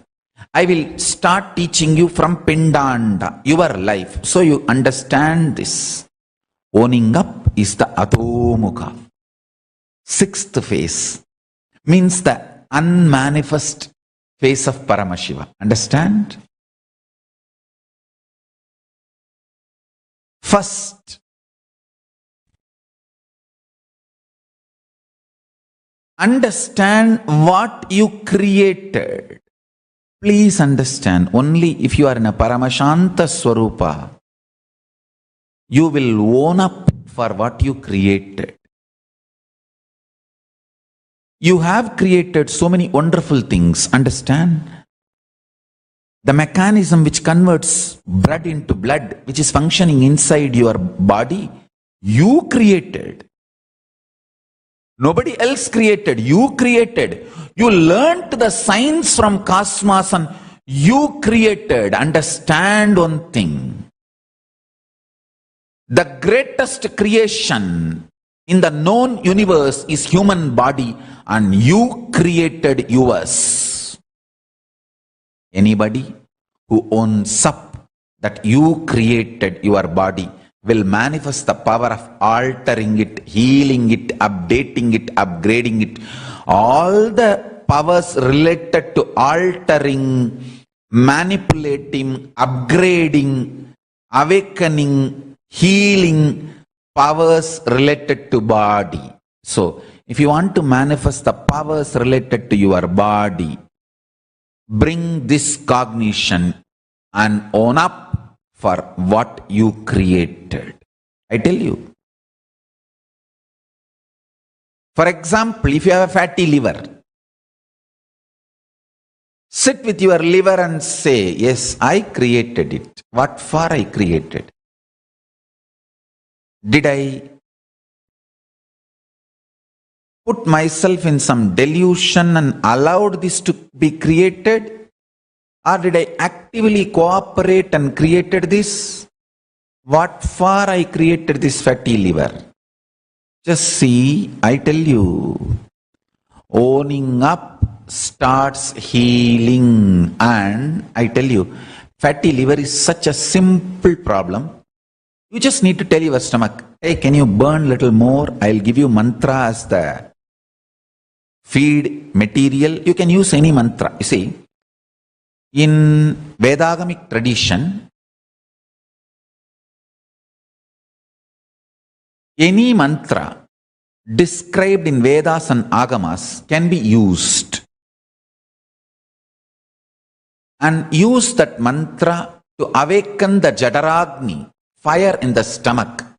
For example, if you feel strongly connected to Ganesha, talk to Ganesha, Ganapati, and tell him, I wanted you to be awakened in my stomach and clean up this fatty liver issue.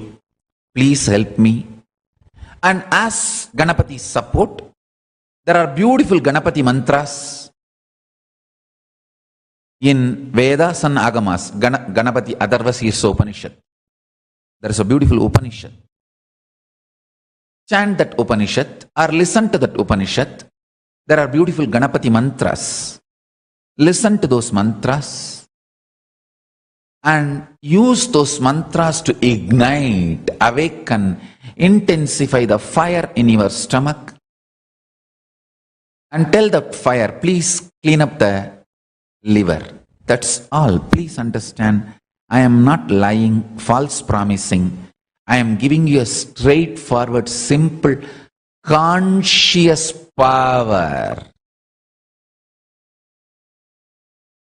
It is a conscious power. Same way, if you feel connected to Paramashiva, invoke him. Chant his mantra. Ask your stomach, Jataragni, to burn more and clean, detox the fatty liver. Same way, every step, everything. If you have a problem in your heart, and if you feel connected to Dakshinamurti, invoke Dakshinamurti. Oh Prabhu, please be awakened in my heart and heal it, detoxify it. In Hindu tradition, why just in Hindu tradition? I tell you, in reality, all these gods are available, alive. They are all in the dimension called isness, nitya. They are all established in that isness, nitya component. I tell you, just like length, breadth, depth, time, space, nitya, nityatva is the dimension. The eternal existence is a dimension. Amaratva, nityatva is the eternal existence, the isness is a dimension. Tatata is a dimension of the universe, and all gods and goddesses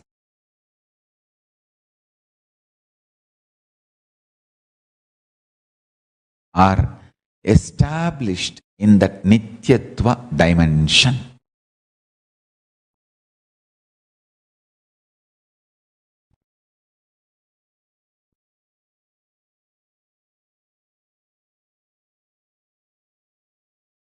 I tell you, owning up all that you created, whether physical health, external wealth, or mental health, or relationships, social status, conscious resources, powers. I tell you, being in Paramashanta Swarupa in the face of atrocities and injustice is a conscious power. And I can give you hundreds of examples. Ability to be in Nirahara Samyama means when that patterns are demanding food and it is flashing the pizza photograph in front of your eyes, or you are doing Nirahara Samyama, but within 24 hours in the dream you are having a full feast, and then you feel, what is this? What kind of a life? I am not even able to eat. What for I am earning? What for I am alive? What for? This is injustice. Hey, you being brainwashed to eat all the shit and junk and filthy food-like products continuously and fall sick is the real brainwashing happening to you.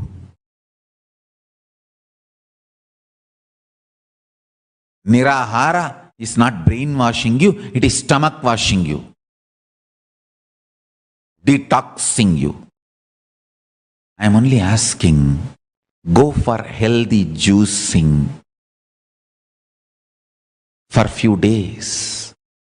When the patterns are pushing and demanding, aggressively forcing you to eat, and you being in Paramashanta Swarupa and managing Nirahara is a power, conscious power.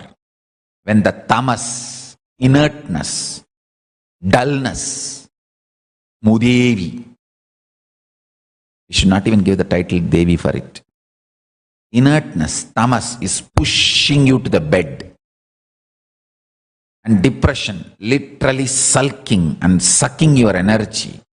You waking up and deciding to do yoga and start doing is a power.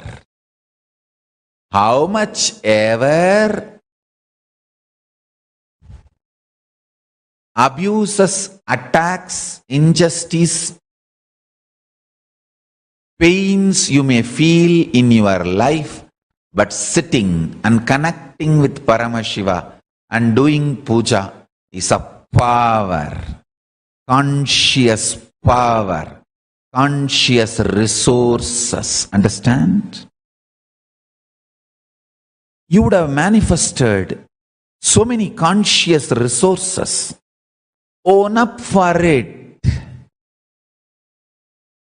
When you own up what you manifested, what you created, what you are sustaining, what you are destroying, and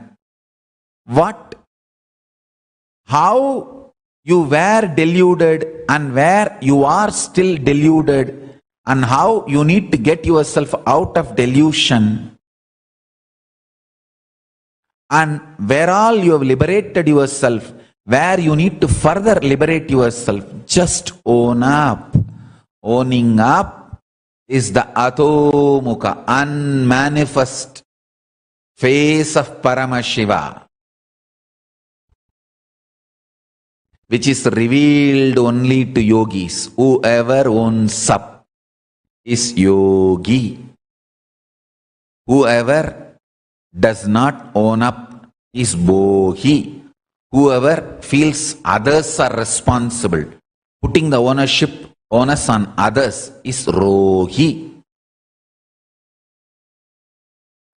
Who does not even think about this owning up is shogi.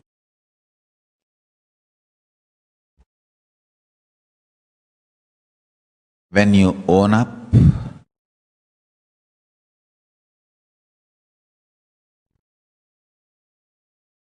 spontaneous, miraculous, immediate transformation starts in your life. Understand?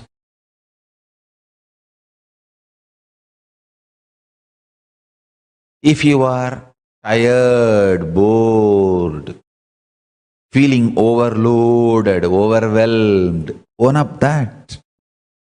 Own up that. Own up. Owning up is the secret of Ishwaratva.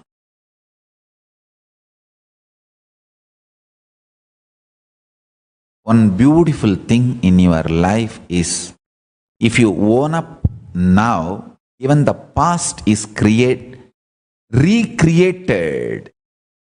Understand? Even the past is recreated because past is not dead as you think. Past tense is dead, but past is not dead. Future tense is yet to manifest, but future is not yet to be manifested. Future is as much as happened as past. Past is as much as yet to happen as future.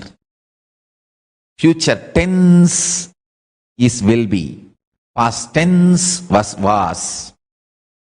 But past was not was. Past is. Future tense is will be. Future itself is not will be. Future is. Past, present, future is. Past tense was, future tense will be. But past, present, future is. Tatata, Nityatva, isness.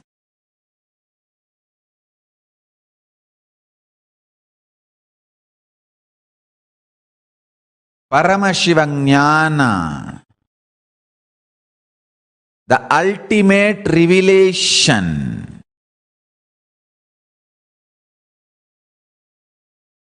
from the space of Paramashiva. Just settle down and sit with Paramashanta Swarupa and look around. Don't be afraid. That is the first thing. Understand, you have amazing resources. As I said yesterday, death is a conscious resource you have. You need to know, once you have manifested human body, the whole science of manifesting human body is in your bio-memory. You already have the technology, methodology of manifesting human body as part of your consciousness. Nobody can take it away. Unless you decide human life is too much of torture, let me not create human body, nobody else can stop you creating human body. That is the beauty of Paramashiva's existence, compassion, grace.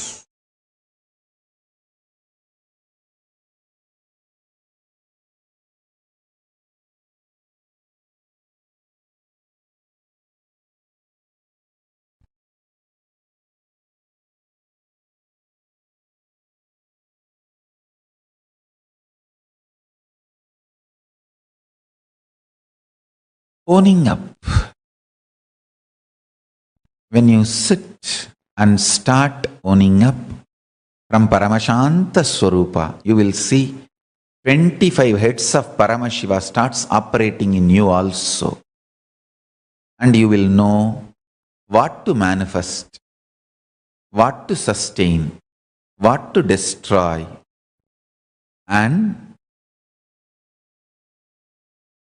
what to put in delusion, how to get yourself out of delusion, and from what you are liberated, from which you need to liberate yourself more. That's it. That's all. Nothing else.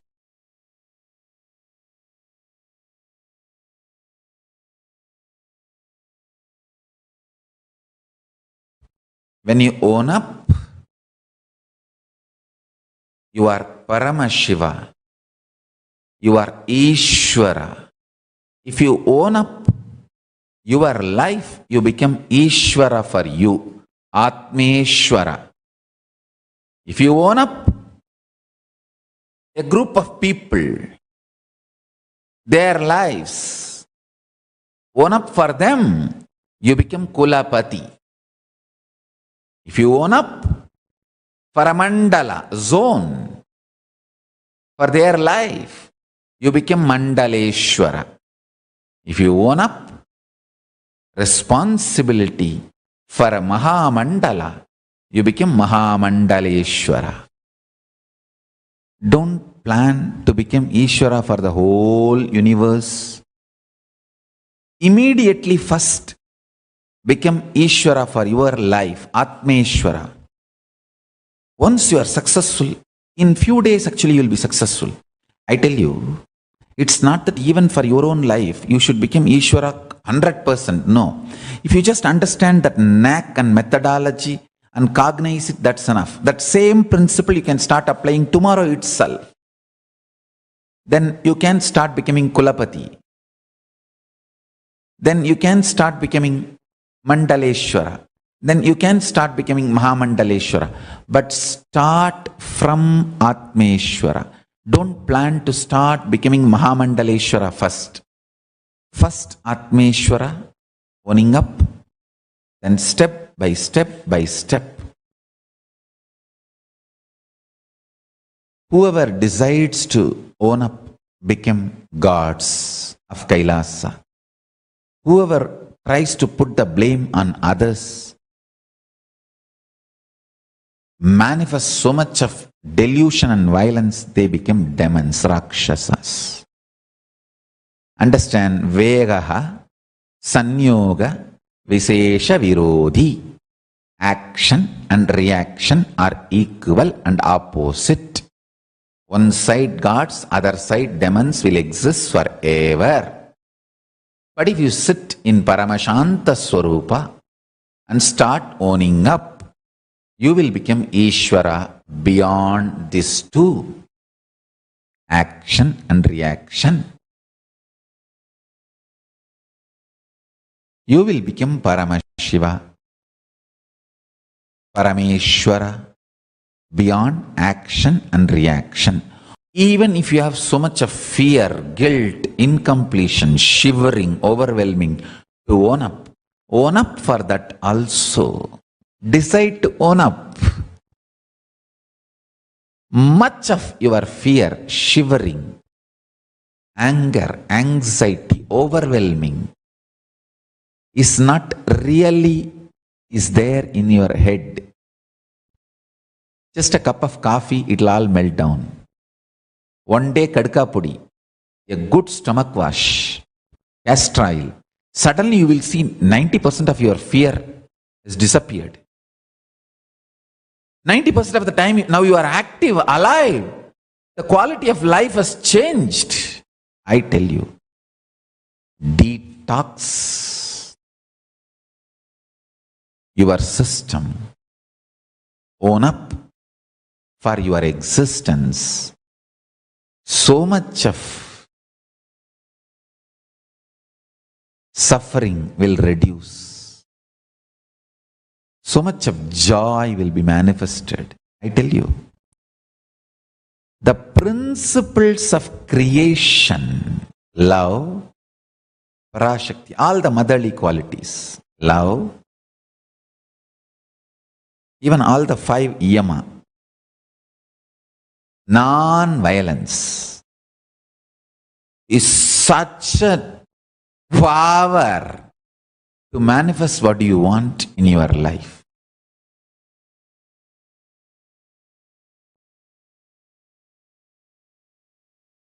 Aparigraha, living with minimal things, is such a power to manifest what you want.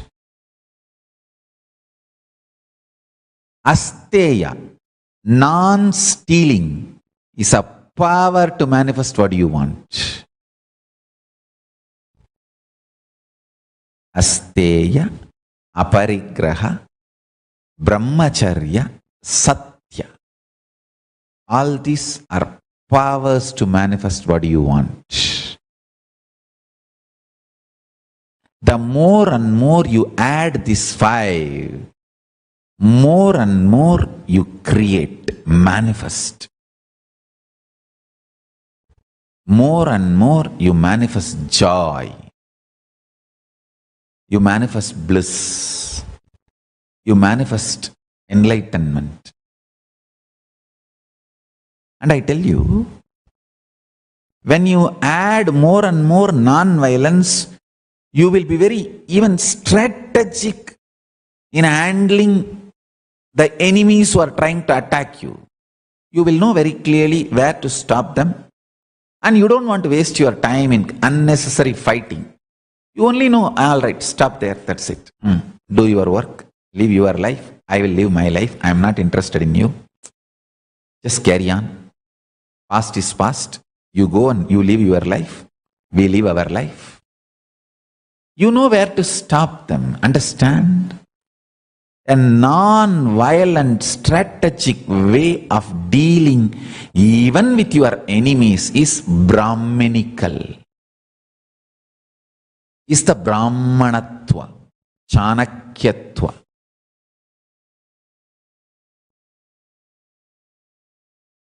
Never picking up violence as weapon. Just go on only responding to the level where they need to be kept away, where you can do what you need to do to the world. Understand? If you know what for you need freedom, what is the purpose of your freedom, and maintain that, just make sure you are completing your mission and your enemies don't interfere in that. That much you will be able to easily handle beautifully if you sit in Paramashanta Swarupa and add more and more ahimsa, non-violent component in your thinking. A non-violent strategic thinking knows how to go on be manifesting. Life as such is beautiful. Absolute Paramashiva. Understand? Whether the air you are breathing in or the people happening in the life is absolutely beautiful. You just need to know what you need to manifest, what you need to sustain, what you need to rejuvenate, what you need to pull out of delusion, what you need to liberate. That's it.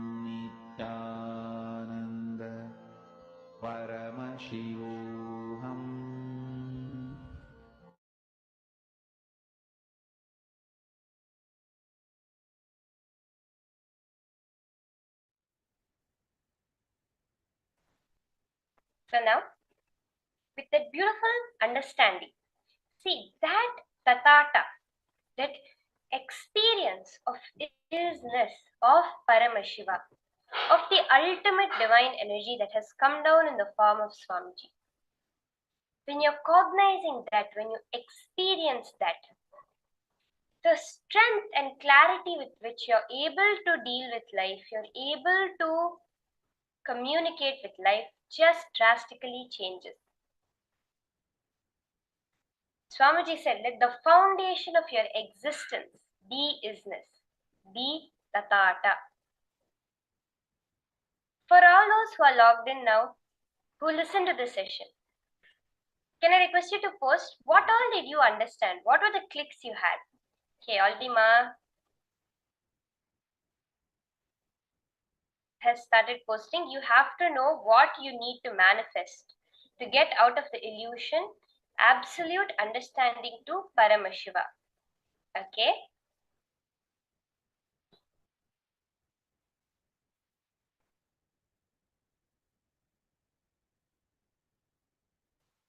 What else?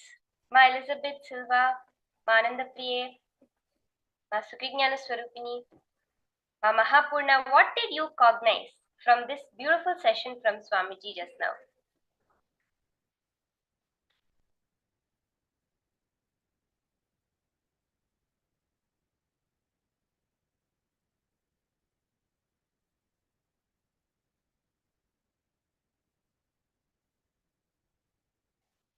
When you are looking towards manifesting something, the most important thing is to realize that what you are looking to manifest is already.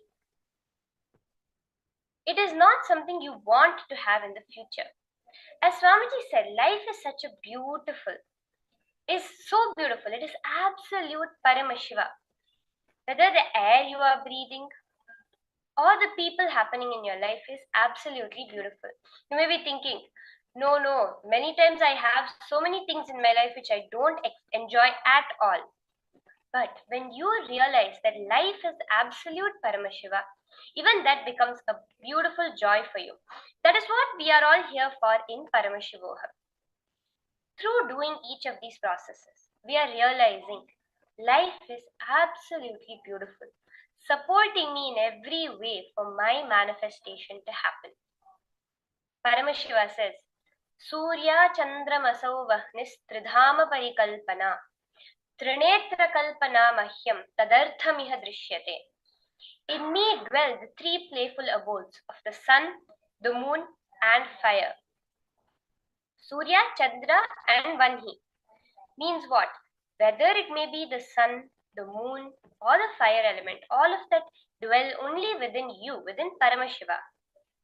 In the play and projection of my magnificent third eye, Trinetra Kalpana is the substance of these three. I create, sustain, and destroy the universe. This third eye, which Swamiji is awakening in every one of you, is that same third eye as Paramashiva's third eye. When you cognize, see, Swamiji very beautifully reveals. Just take a few seconds to contemplate on this. Yes? Ma Vera Lucia, all of you. When Swamiji is saying that the past is not dead, the past tense is dead, but past itself is not dead. The same way, the future tense may be yet to happen, but future itself is not yet to happen. This is what Swamiji is revealing. Not only is past not gone, future is not yet to manifest. Both are, both is in this moment. That is the isness of Paramashiva, the isness. The tathata.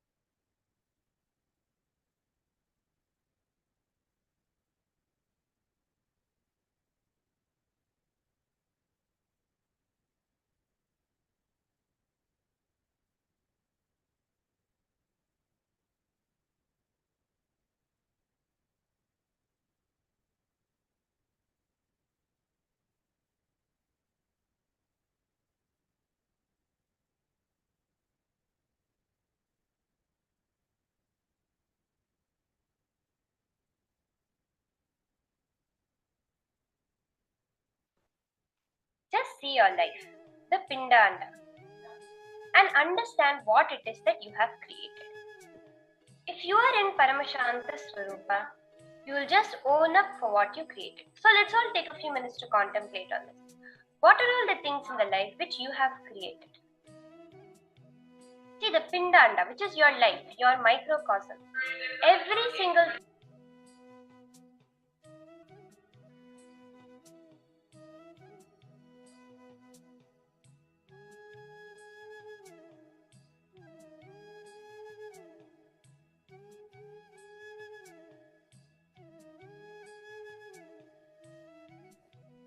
See, whatever you have created in your life, just look in. How is it that you have created it? For very simply, when you look at it, the mechanism which turns bread into blood. They say that if they had to recreate a factory version of your digestive system, understand? I hope all of you are listening. Yes? Are we all listening? They say that engineers, technicians, biologists, all together, when they have made a plan and they come to say that if they had to create a physical industry, a factory, to perform the exact function just your digestive system does, it would be 3 kilometers long and would produce the noise 3 times that of the New York City. Understand, if they had to recreate your digestive system, it would be 3 kilometers long and would produce 3 times the noise of the entire New York City. That body, that mechanism to convert your bread into blood was created by you. Like this, look in. What are all those brilliant, beautiful, wonderful things that you have created in your life? When you own up that it is me who has created this body through which I'm functioning in my life, and it is me who has created every aspect of my life that I am experiencing, immediately you will see a transformation. If you're tired, bored, feeling overloaded, just own up to that. I have created this tiredness. I have created this boredom. I am creating this overloaded feeling. Just ask yourself, am I doing what I want to do? Then why am I tired or bored? What part am I doing that I am not owning up for? Let's all do this now. Just take a few minutes. Pen down. Just if you own up now, even the past changes. Yes, your past is recreated because past is not dead as you think. The past tense is dead, but the past is not dead. Your future will happen right now. Your future self, as Swamiji, as the Supreme Pontiff of Hinduism, will happen right now because your future tense is yet to manifest, but your future itself is not yet to manifest. It is right now. That is Tatat, Nityatva, easiness. Are we all understanding this exercise? Can I have a yes from all of you in the chat if you're understanding Ma Anandeshwari, Ma Velalucia, Ma Ananda Mahapurna, Ma Elizabeth Silva, Ma Jnana Pradaini, Ma Hilde, Ma Istak? Yes, can I have a yes from all of you in the chat? Okay, Ma Ananda Mahapurna has given me a thumbs up. Thank you, Ma. Let us all do this short exercise. Thank you, Mananda Priya.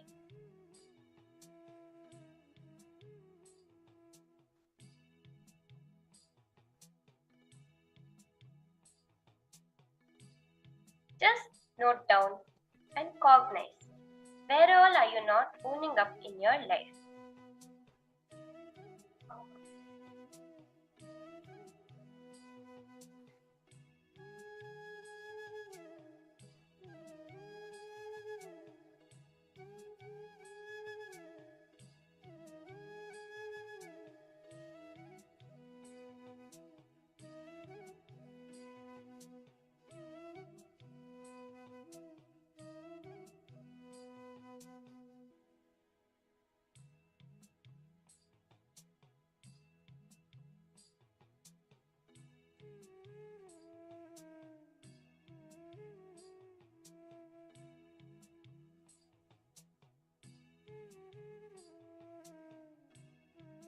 If you're facing any doubts, any questions you're not understanding, you can always post it and get further clarity.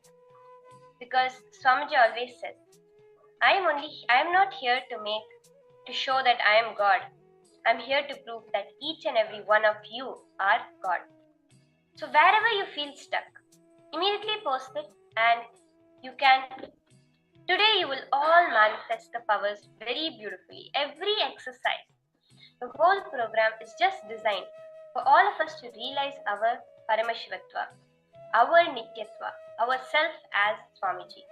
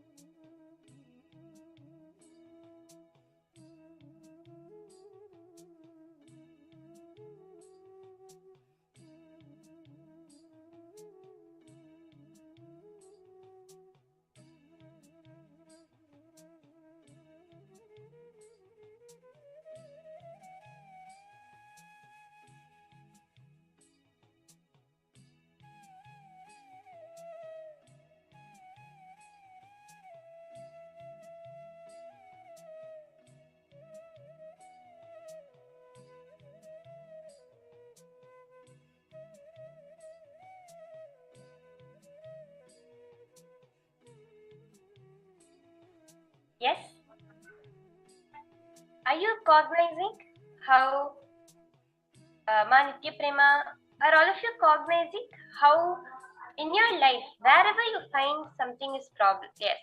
Okay.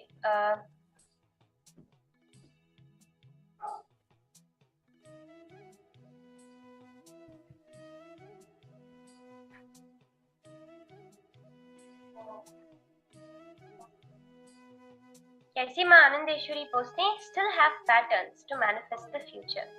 See, when you own up, when you realize, see, now this is the second step. Once you have identified all these patterns, sit with Paramashanta Swarupa, an unclutched space. Just sit right now. See, Ma Anandeshwari, wherever you are seeing Nitya Anandeshwari, wherever you are feeling these patterns coming up, now unclutch from them and witness them right now. Just sit, Ma, unclutch and witness them. Now from that unclutched space, look around. You have amazing resources.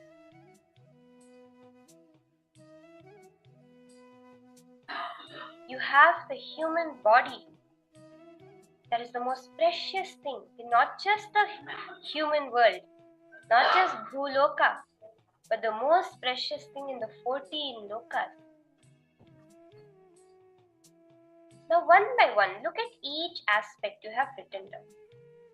Ask yourself, why have I created what I created? What part can I own up to bring transformation in my life? Let's say your health, you have a headache. Own up to it. When did the headache start? When it started, what did I want at that moment?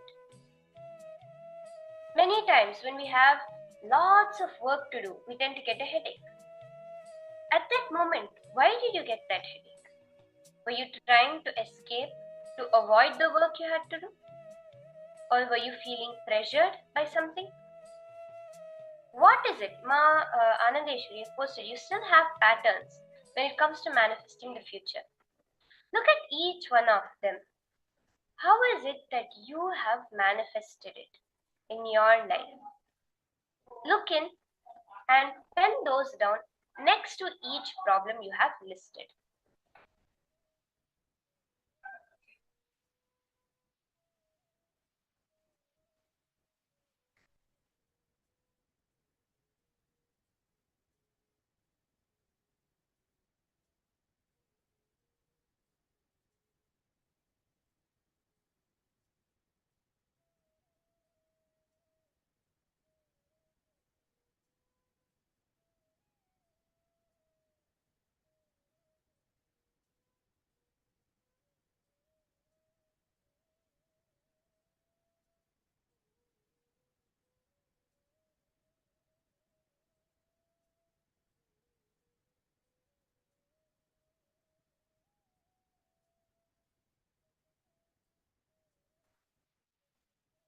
So now, with this clarity, Nithyanandeshwari, as you say, thank you, Ma, yes.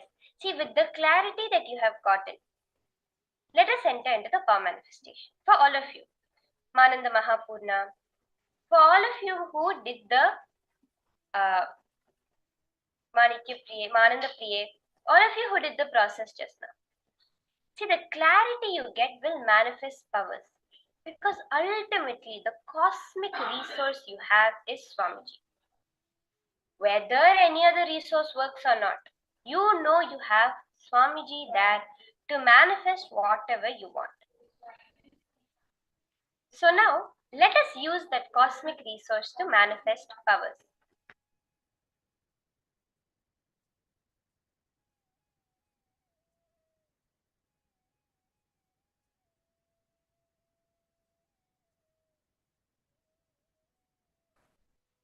So we'll be continuing the power of length dimension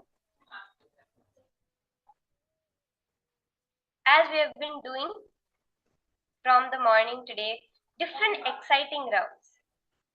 So as you can see here, you have the picture of a book. You're going to be scanning what the size of this book is in inches.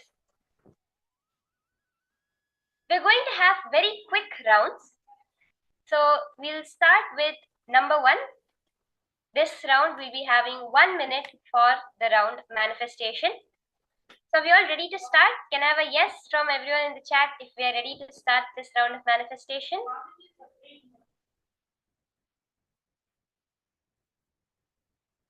Are we all ready to start?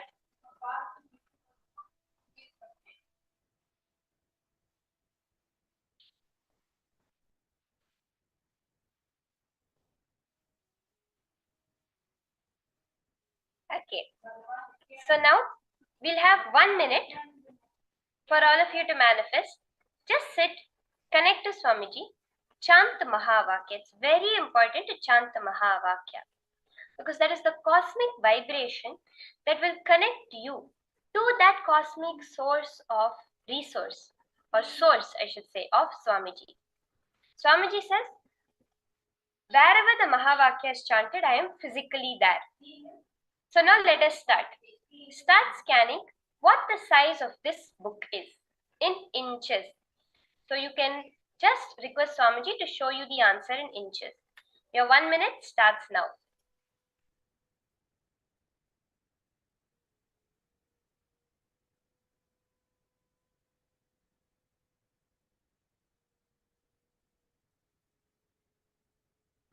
Paramashivoham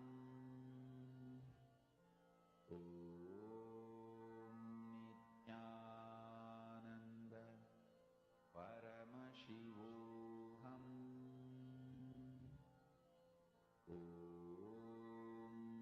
Nithyananda Paramashivoham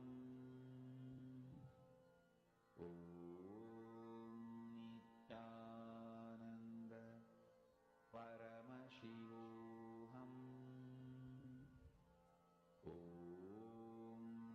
Nithyananda Paramashivoham Nithyananda Paramashivoham Nithyananda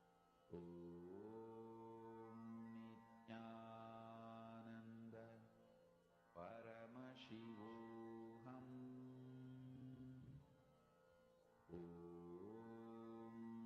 Nithyananda Paramashivoham Nithyananda Paramashivoham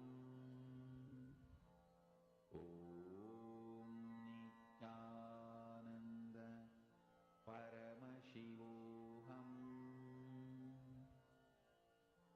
Nithyananda Paramashivoham. Okay, Mananda Mahapurna has also posted 47 by 33. Anyone else left to post your answers? Otherwise, we will move into the seeing what the answer of this book size is. Mananda Priye, Manyana Pradaini, Ma Elizabeth Silva. Okay, let us see the answer now. What is this book size in inches?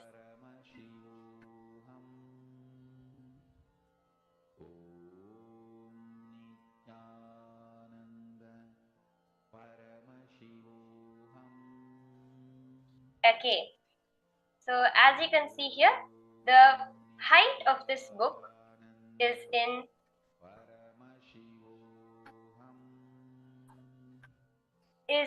inches and the width is 6 inches.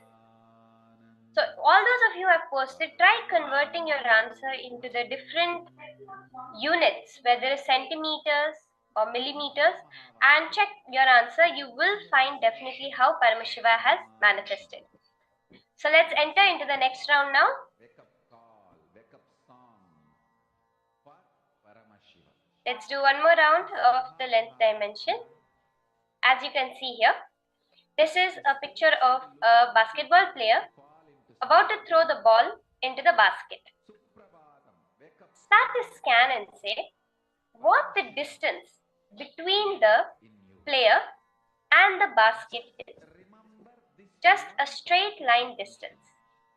This Mahavagya puts me in samadhi. Start scanning. Chant the Mahavakya. Your 1 minute starts now. And Suprabhatam, wake up song for Paramashiva in me. For Paramashiva to manifest. With this one spiritual powerful Ask Swamiji to show you the answer in meters. Mahavagya.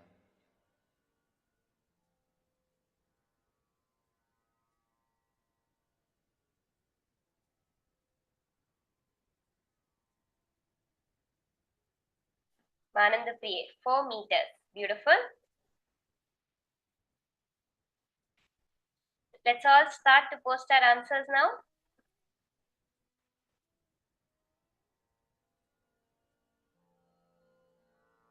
Mahavagya, spiritual lullaby for samadhi.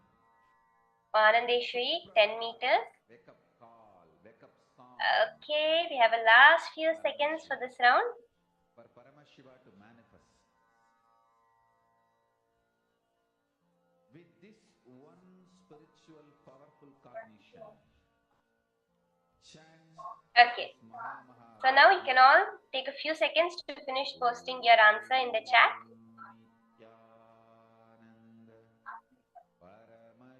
What did Swamiji reveal to you, Ma Mahapurna?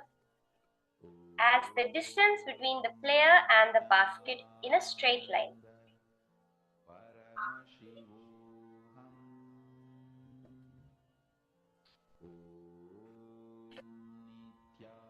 Okay, now let's move on to the answer. Let us see what the distance between the player and the basket is. Manandeshwari, you manifested exactly. It was 10 meters. So beautiful. Manandeshwari, Ma Nithyanandeshwari. It's exactly 10 meters, Ma.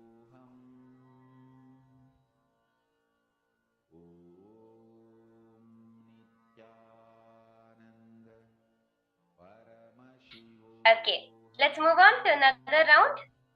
The last round of manifestation. Yes, Ma, celebrate. See, every time you manifest, when you celebrate, that is how you're giving your message to Paramashiva, to Swamiji. This is how I want to live my life. You're owning up for your manifestation, for Swamiji flowing through you. Okay. So now, let us start scanning. How high did she do the vertical jump?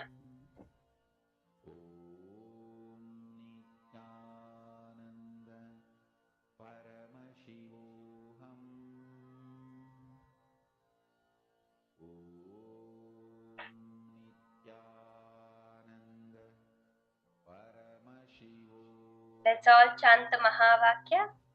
Connect to Swamiji. How many inches, centimeters above the ground did she jump?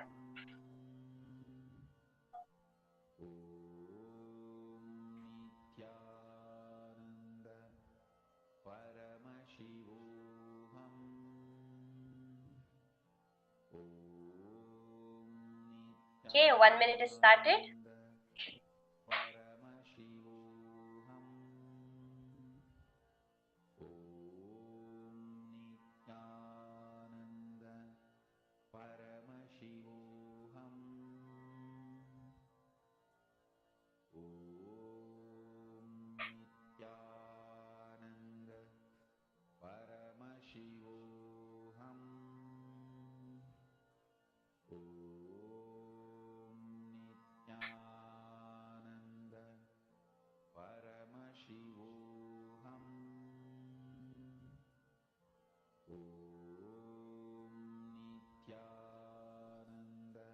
Okay, Ma Anandeshwari, 1.5 meters.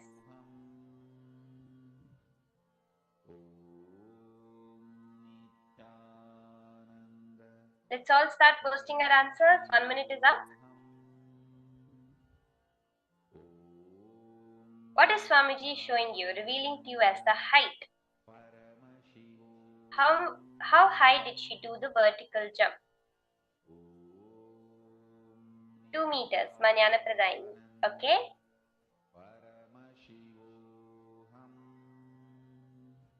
Okay, let's see the answer now.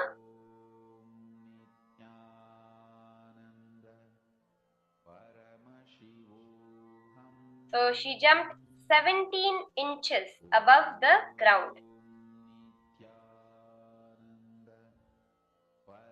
So as an average female, the jump is about 17 inches off the ground.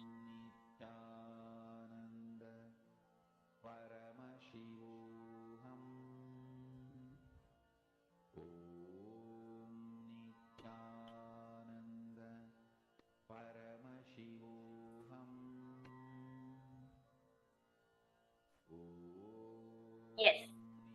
So this is the manifestation. Like this, see, length, the power of length, breadth, depth are all very advanced powers. So as you're manifesting, just hold the will persistent. Hold the space of Swamiji within you. The more and more you complete, we all have a deep, because of the modern day education system, when it comes to any logical questions, we have a lot of deep incompletions with it. As we complete each one of them, more and more the manifestation will reveal itself to you. So with that, let us enter into the next session from Swamiji, where we are going to be learning about a very interesting topic. Where do you think we were all created? How do you think we were all created as human beings? Some people say, if you're an atheist, we say God made man in his mold. So we made God the way we are, but just better. A theist would say that God made man in his mold. That when God created man, he created us exactly like him. But Swamiji gives a very, very breakthrough idea about this. Swamiji said, I don't know about God. I only know Sadashiva. Sadashiva made us all not in his mold, in his sea. Not seen, not seeing, nothing. In his sea. S-E-E. Not even S-E-A. S-E-E. How? What does this mean?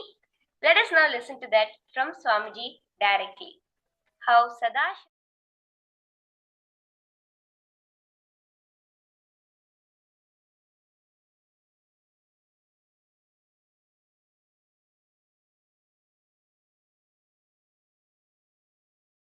Many times people ask me, why do Hindus believe in so many gods? First thing I want to tell you, listen, we don't believe in so many gods. We know so many gods exist.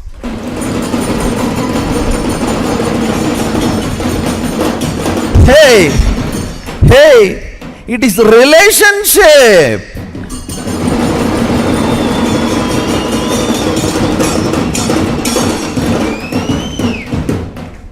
They come, they stay.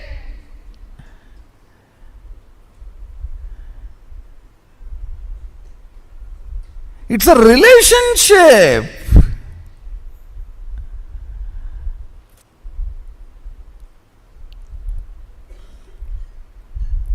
Listen, first of all, opinion is not knowledge. Understand this basic truth. God is one, maybe opinion, not knowledge. And knowledge is not experience. That's the next level. Even if you have knowledge, God is oneness, not one. It is not experience. But experience-based understanding is the ultimate. But even if you want to believe something till you experience, believe only experience-based shastras, understandings and realizations. Listen carefully. If you follow any Shastra, understanding, even before you realize the ultimate, the very following you will start manifesting extraordinary things.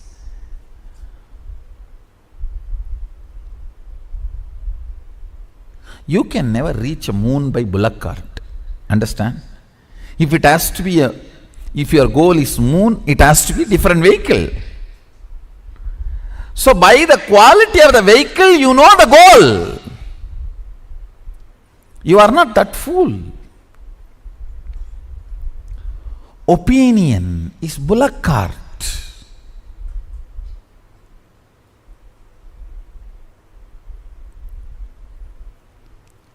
God is one, is opinion, not experience.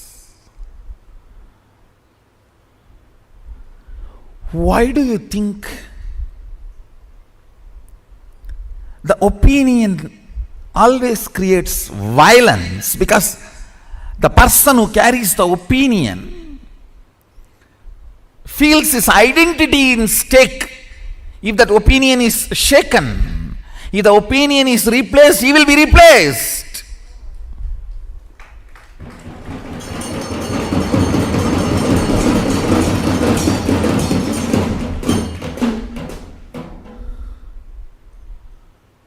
Funny people. Funny people.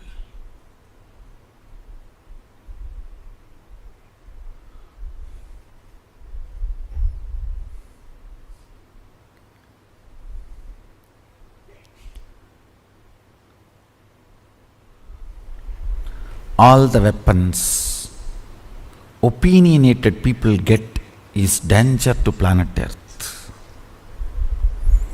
Whether it is the concept of currency, or the concept of justice, or concept of administration, or the concept of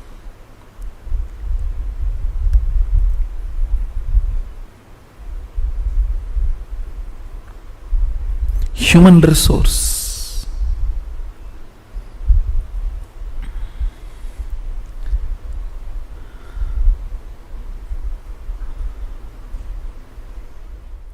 Listen intensely.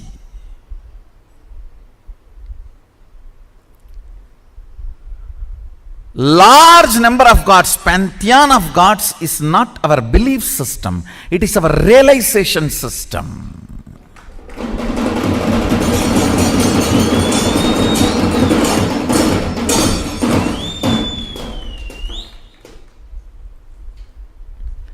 One God theory is fundamentally bored, frustrated mind's production. A mind which is bored, frustrated, tired, does not want to function, does not want to be alive and healthy, locks its possibilities with the idea of one, does not want to look beyond. Listen carefully. God is oneness. But I am not going to show the finger. If I show the finger like this, you will understand oneness. No, oneness.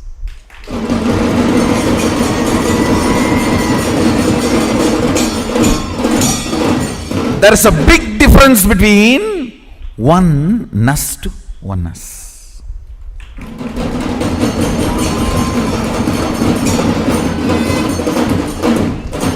It is oneness which is a foundation, fundamental, on which everything is established. Not oneness. Oneness.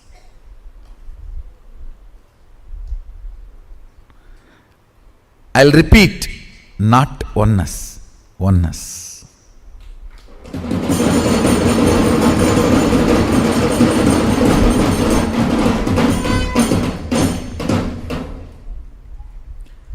Understand It's not that we believe in so many gods, we know so many gods exist.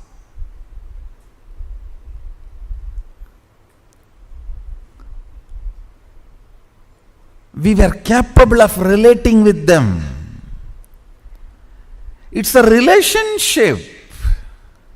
Each one of you can manifest the infinity and coexist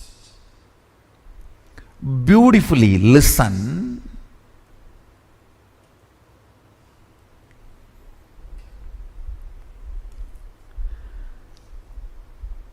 If one animal exists, other animals cannot exist. Only in kill and eat kingdom, not in civilized, sophisticated. All right, let all of us exist is civilized.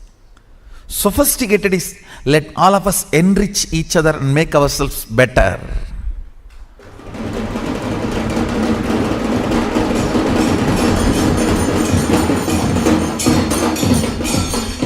If you exist, I cannot exist. If I exist, you cannot exist is animalistic. Okay, let all of us exist. Mutualistic.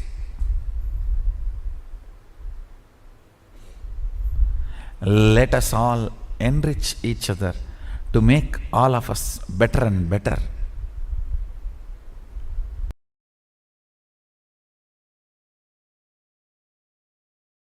When the concept of zero itself was revealed, the consciousness of the rishi was the whole was the value of the zero, not nothingness. Please listen. Infinity was the definition of zero by the Upanishadic rishis. But the logic mind which received these understandings was not able to comprehend. So they made that as nothingness. Shunya means sa anya. There is nothing other than. This exists is shunya. Sa anya. Nothing other than this exists means anything you call it as anya, inclusive of that is shunya. Listen. Sa anya. Anything you call it as other, including all that is shunya. Zero of Indian rishis is not zero of Western mathematicians. Zero of the Indian rishis is not the zero of Western mathematicians. Unfortunately, the zero which got delivered here, traveled there and came back with a new interpretation, became part of our thinking system. In further satsangs, I'll reveal more and more details of applying the original zero of the Vedic rishis into our logic, love and conscious cognitions. This one understanding, zero is not nothingness, it is infinity.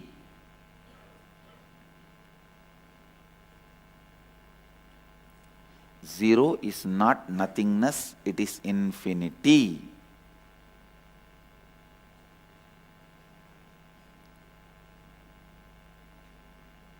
This one statement, if this one cognition is digested into your system, if this one truth becomes your cognition, your whole life will take a new turn. You will not believe anymore the stupid theories of you are going to have death or destruction. the stupid theories of one life concepts, all that will disappear. How can you have one life? How can life have one life? You can have one body at a time, that is accepted. How can life have only one life? Then are you just body? Then after the life leaves, the body should be functioning.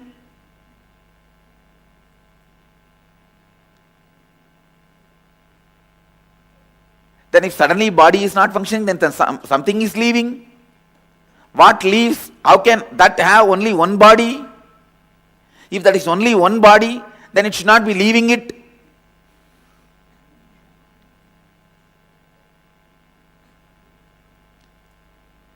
Tons and tons of stupid cognitions you are carrying will melt down. Tons and tons of stupid beliefs you are carrying will melt down with this one sacred truth. Zero is not nothingness. Zero is infinity.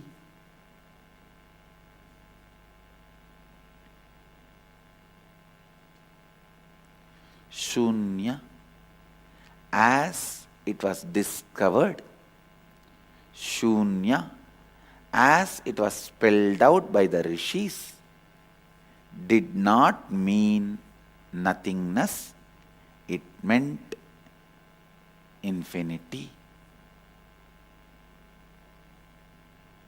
Sa anya means anything you call it as anya, all that put together is shunya.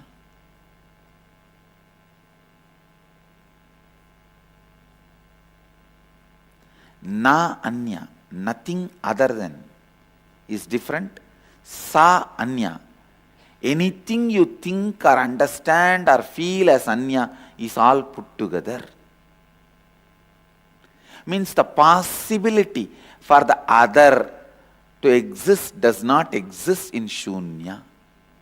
Because anything you say other, we say already we have included, that is why it is shunya.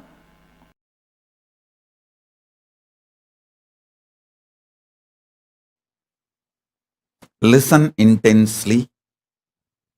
Every statement I am going to make, listen it.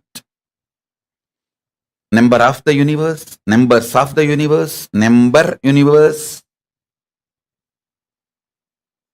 All these different words. First introduction. Unit of the universe. Listen.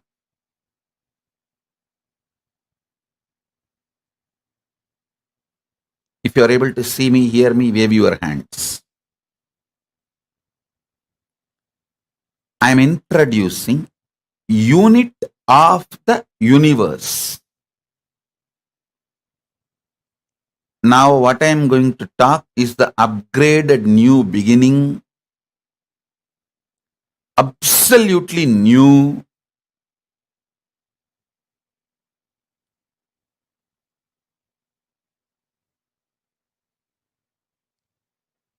unit of the universe is your ability to visualize, your ability to cognize. Listen to this statement. Unit of the universe is your ability to cognize. That is why each one of you have your own universe. Let me repeat. Unit of the universe is your ability to cognize. I'll give you one example. Now, all of you try to cognize infinity. Infinity means, you know, infinity. Countless.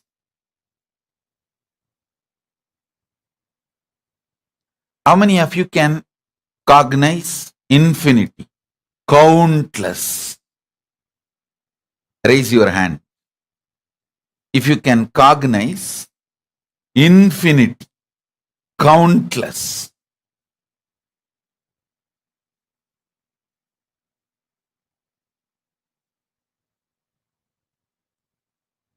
Yes, listen.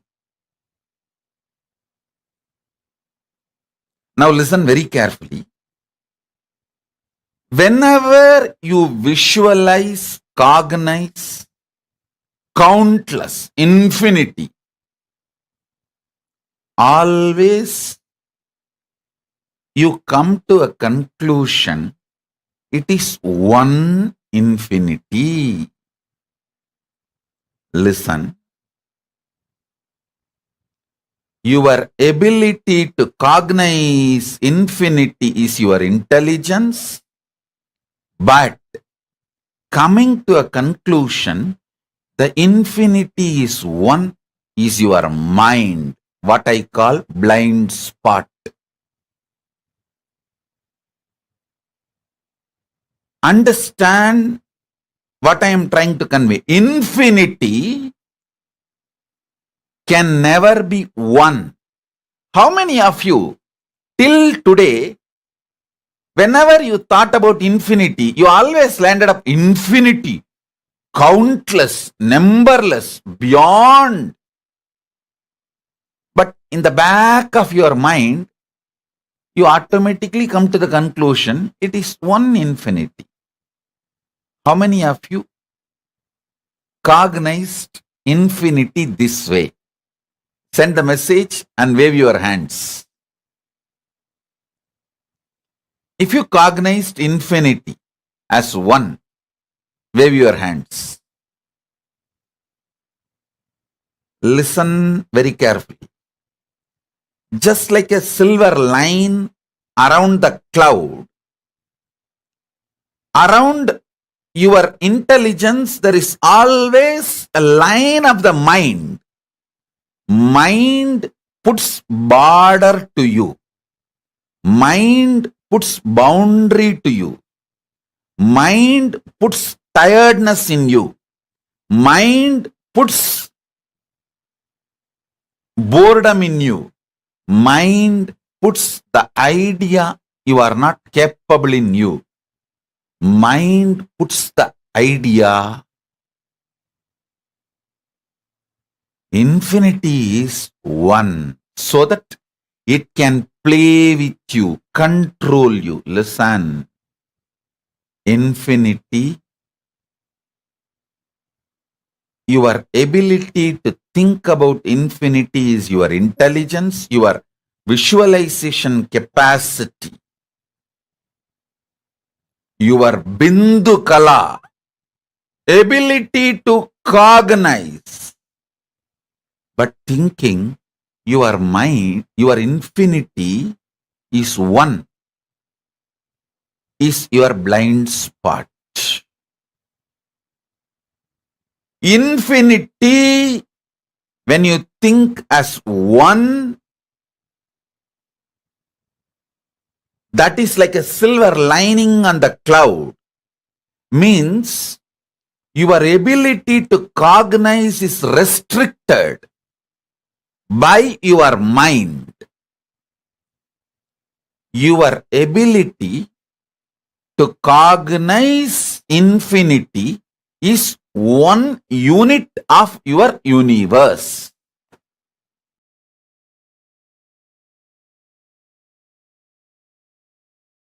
Anything you think as your priority other than manifesting my being is delusion.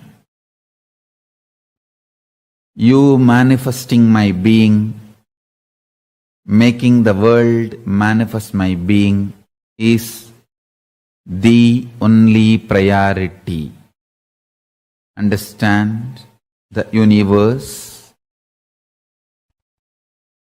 came into existence by my will just to celebrate all of us,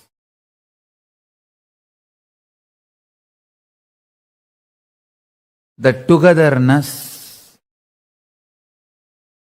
which is the depth of oneness, oneness which is not falling into any delusion, even if that oneness becomes multi-level universes, beings, existence. Oneness never gets broken. Oneness never becomes multiple reality. Oneness never gets deluded. Undiluted, undiluted, absolute oneness remains as oneness, even though the multiple universes are appearing. Multiple human beings, multiple levels and layers of different beings, multiple time zones, everything does not delude oneness. I manifested myself as multi-level, multiple, multi-dimensions of the universe, and listen,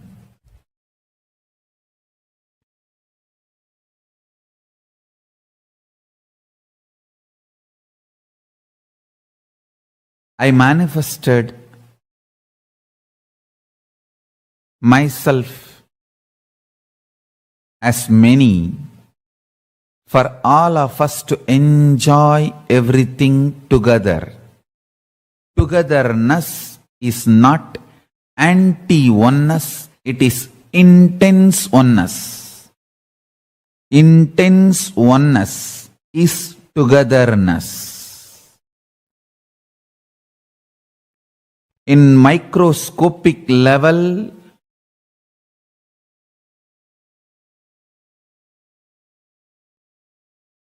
reality of oneness.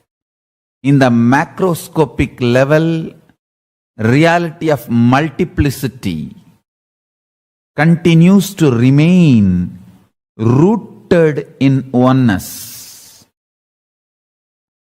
When you go to the microcosmic level, it's pure oneness. When you go to the macrocosmic level, it is infinity. The infinity and oneness is same. Oneness is celebrating itself as infinity in multiple ways. Understand this one truth deeply. A deep delusion you carry is you are against the whole cosmos, or the whole cosmos and life is against you. No. You thinking, feeling, cognizing the whole cosmos, your life, or anything in the life against you is delusion. You came into existence because I wanted. Your being came into existence as my extension. You are here for me to celebrate myself. I am here for you to celebrate me. We both are here to whole cosmos to celebrate us and us to celebrate the cosmos. Nothing is worthy to worry. Nothing is worthy to be powerless, nothing to be worthy to put you in insecurity. Nothing is worthy in the life to be afraid of. Nothing at all is worthy of fear of losing or death. Even though I do all the 5 activities of creation, maintenance, rejuvenation, pulling out of delusion and liberation, I do the rejuvenation, destruction directly. For all of you to be assured nothing wrong will be done to you. No destruction can happen to you. Just to give you the assurance, I do the destruction, rejuvenation directly, personally involved. Understand? There is no such thing as destruction. It's all just transformation in the life.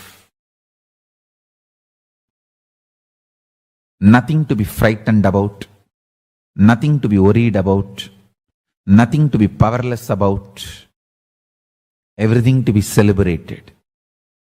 All powerlessness is delusion, all fear is stupidity, all worry is nonsense.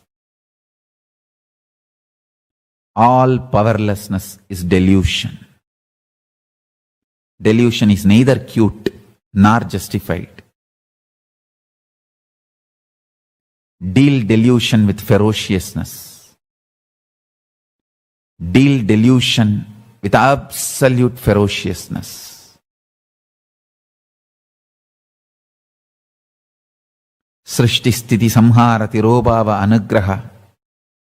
Generation, operation, destruction, delusion, liberation, all are manifested by me. In microscopic level, I am oneness. In macroscopic level, I am infinity. In the microcosmic level, I am oneness. In the macrocosmic level, I am infinity. Infinity and oneness is made up from the same material called me, Paramashiva. The me in this body, the me in your body is one and the same. The me in this body and me in your body, both are deeply in love with each other, intimate with each other, absolutely in oneness. We do not know separation and we have no separation. We are here to celebrate each other's existence. There is nothing in the life which can cause worry, inauspiciousness, fear, violence, feeling violated, anger. Nothing at all. I commit with you. I take the responsibility to break the ice and propose to you.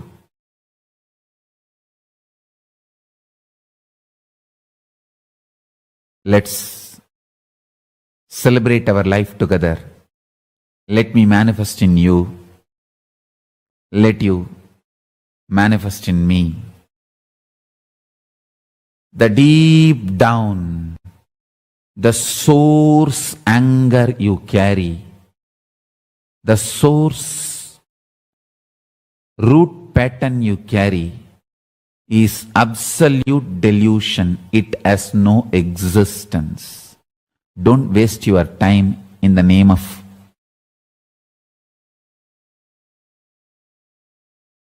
root pattern, delusion.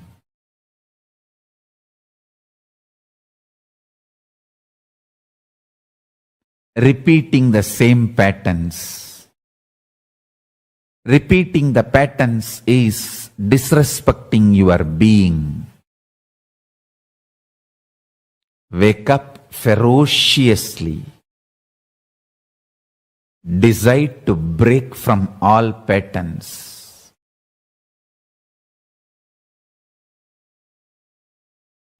Understanding infinity means, yes, infinity, infinity, infinity. It is just multiple possibilities of the multiple level existence and what not.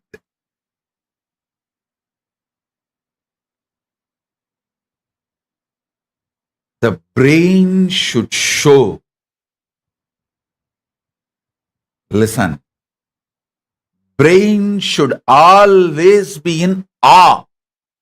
That is what I call my version of infinity. Paramashiva's version of infinity means always your brain should be in awe.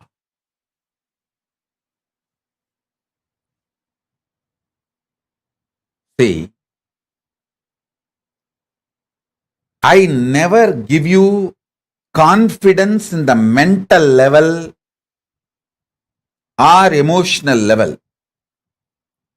I just give you the truth in the consciousness.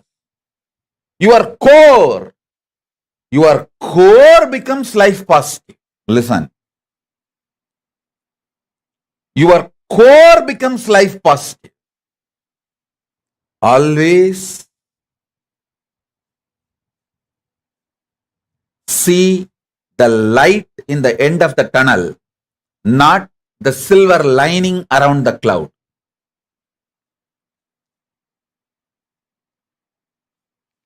Even if you are in the tunnel, see the light in the end. Otherwise, even if you are in the cloud 9, you will see the lining, silver lining around the cloud.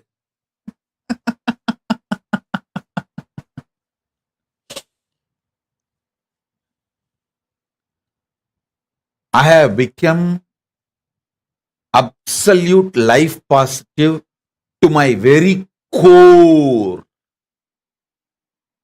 That is why so much of human effort to shut me has just become not only waste, they all got dissipated. Like, not only they became irrelevant, they just got drained. Literally dropped dead. And I stand, grow, expand, because the very unit with which I perceive the universe is different. I am trying to liberate you. How can anyone trying to bind me will be successful? They are the losers. All of you be very clear. Either you cognize what I am explaining, or you understand you can't understand me, at least keep quiet. Don't try to think you are right and I am not. That's where the problem starts. If you at least keep quiet, listen, you will grasp, maybe a little slow, but you will grasp the vastness of life, expansiveness of life. Understand, if your brain gets into the awe, you will see everything happened in your past, in your life, is an opportunity given to you. Nothing was failure, wrong. Sometimes I laugh at people when they try to think, oh, I was in the Adinavasi and 2-3 years or some whatever time they spent, they feel, oh, it got wasted. I laugh at them. Even my prison time, I don't feel it's wasted. And your Adinavasi time, you feel wasted?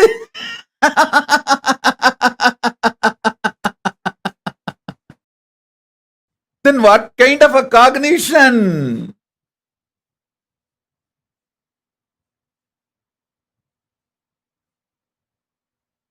I have seen sometimes people telling that.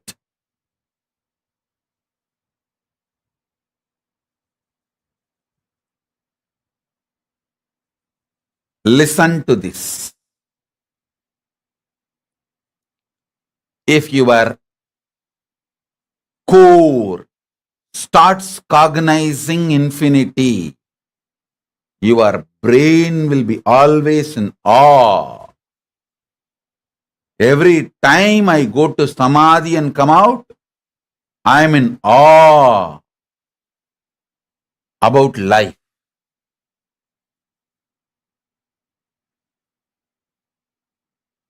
I don't give you false ideas. I really love you. I really love each one of you.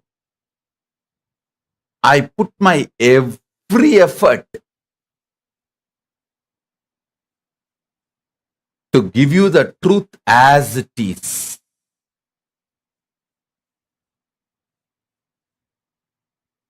Understand?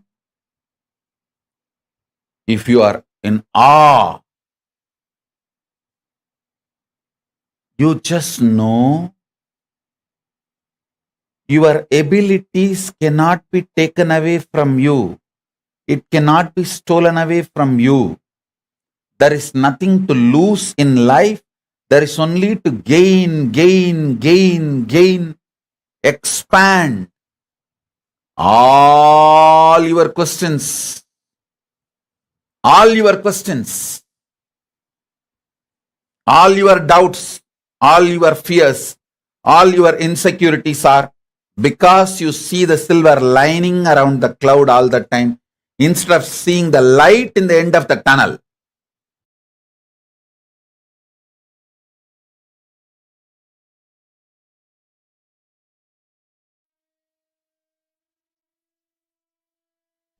What Swamiji revealed to all of us is one of the most important truths.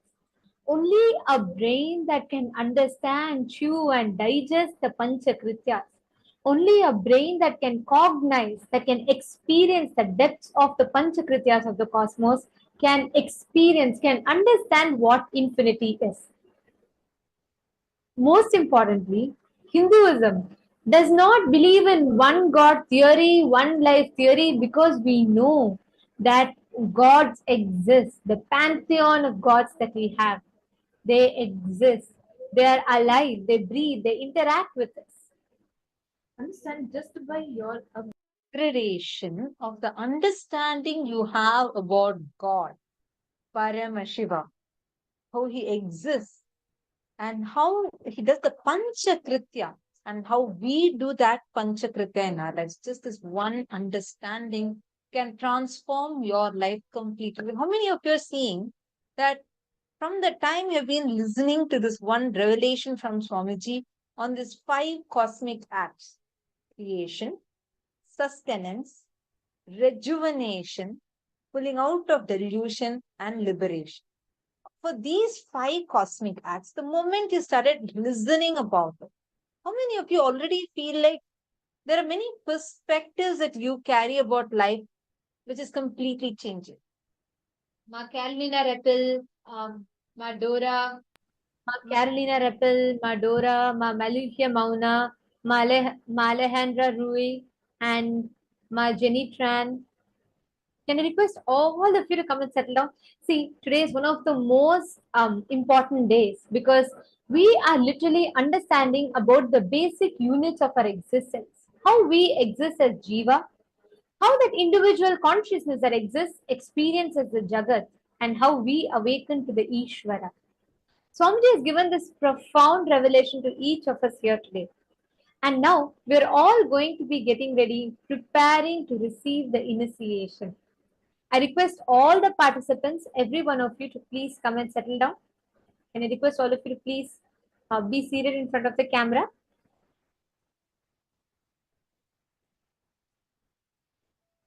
Come on. I request all of you to settle down. Please come, settle down. The darshan is going to be starting just shortly. Ma Ananda Priye, Ma Karin Shivanatarajan, Ma Lita, Ma Ratnaprabha, Ma Julie Silla, Ma Elizabeth Krohn. I request every one of you to please settle down. Understand. Swamiji revealed a very important truth today about tathata. Being established, your ability to own up your creation, your sustenance, your rejuvenation, all the panchakrityas that you do in your life is tathata. The moment you decide to take responsibility, you own up. If any of you have any questions that you would like to ask, any further understandings that you would like to ask in particular, please feel free to post all your questions now and we can get ready for the initiation because it's very important we grasp it, we understand it to receive the initiation today. Today's initiation is one of the most important dikshas we are going to be receiving because it prepares us to experience Turiyatita. Swamiji told, right? The beyond the fourth state, Turiyatita. That is where ultimate enlightenment, oneness, Paramadvaita, whatever we call it.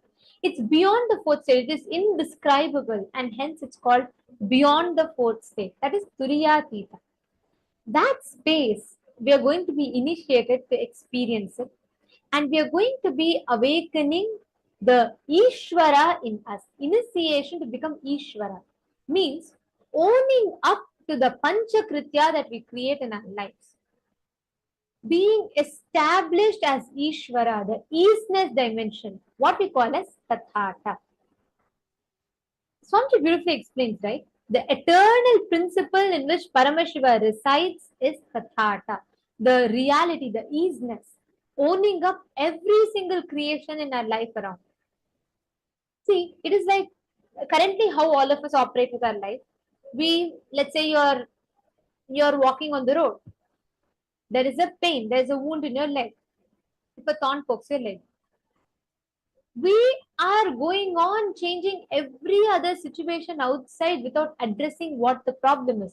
We blame the road. We say, oh God, I'm not able to walk because this road is very bad.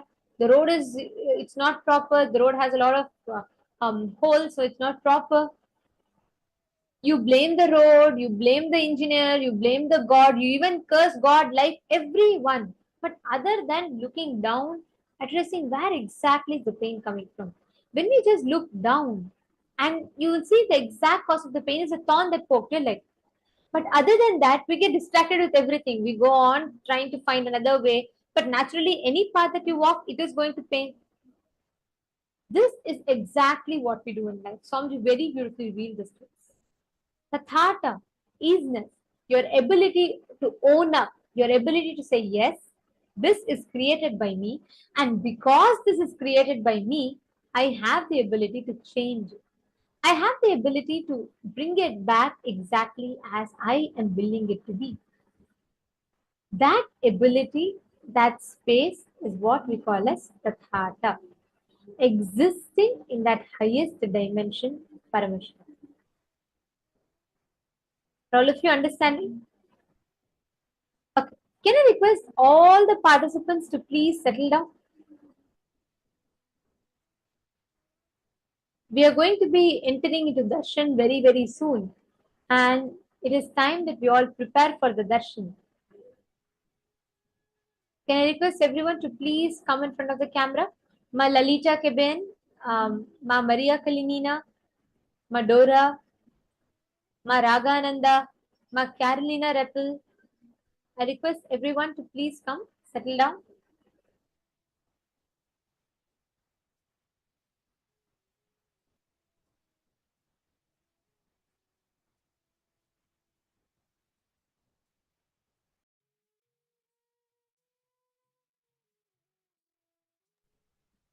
I request every one of you to be in the camera, please.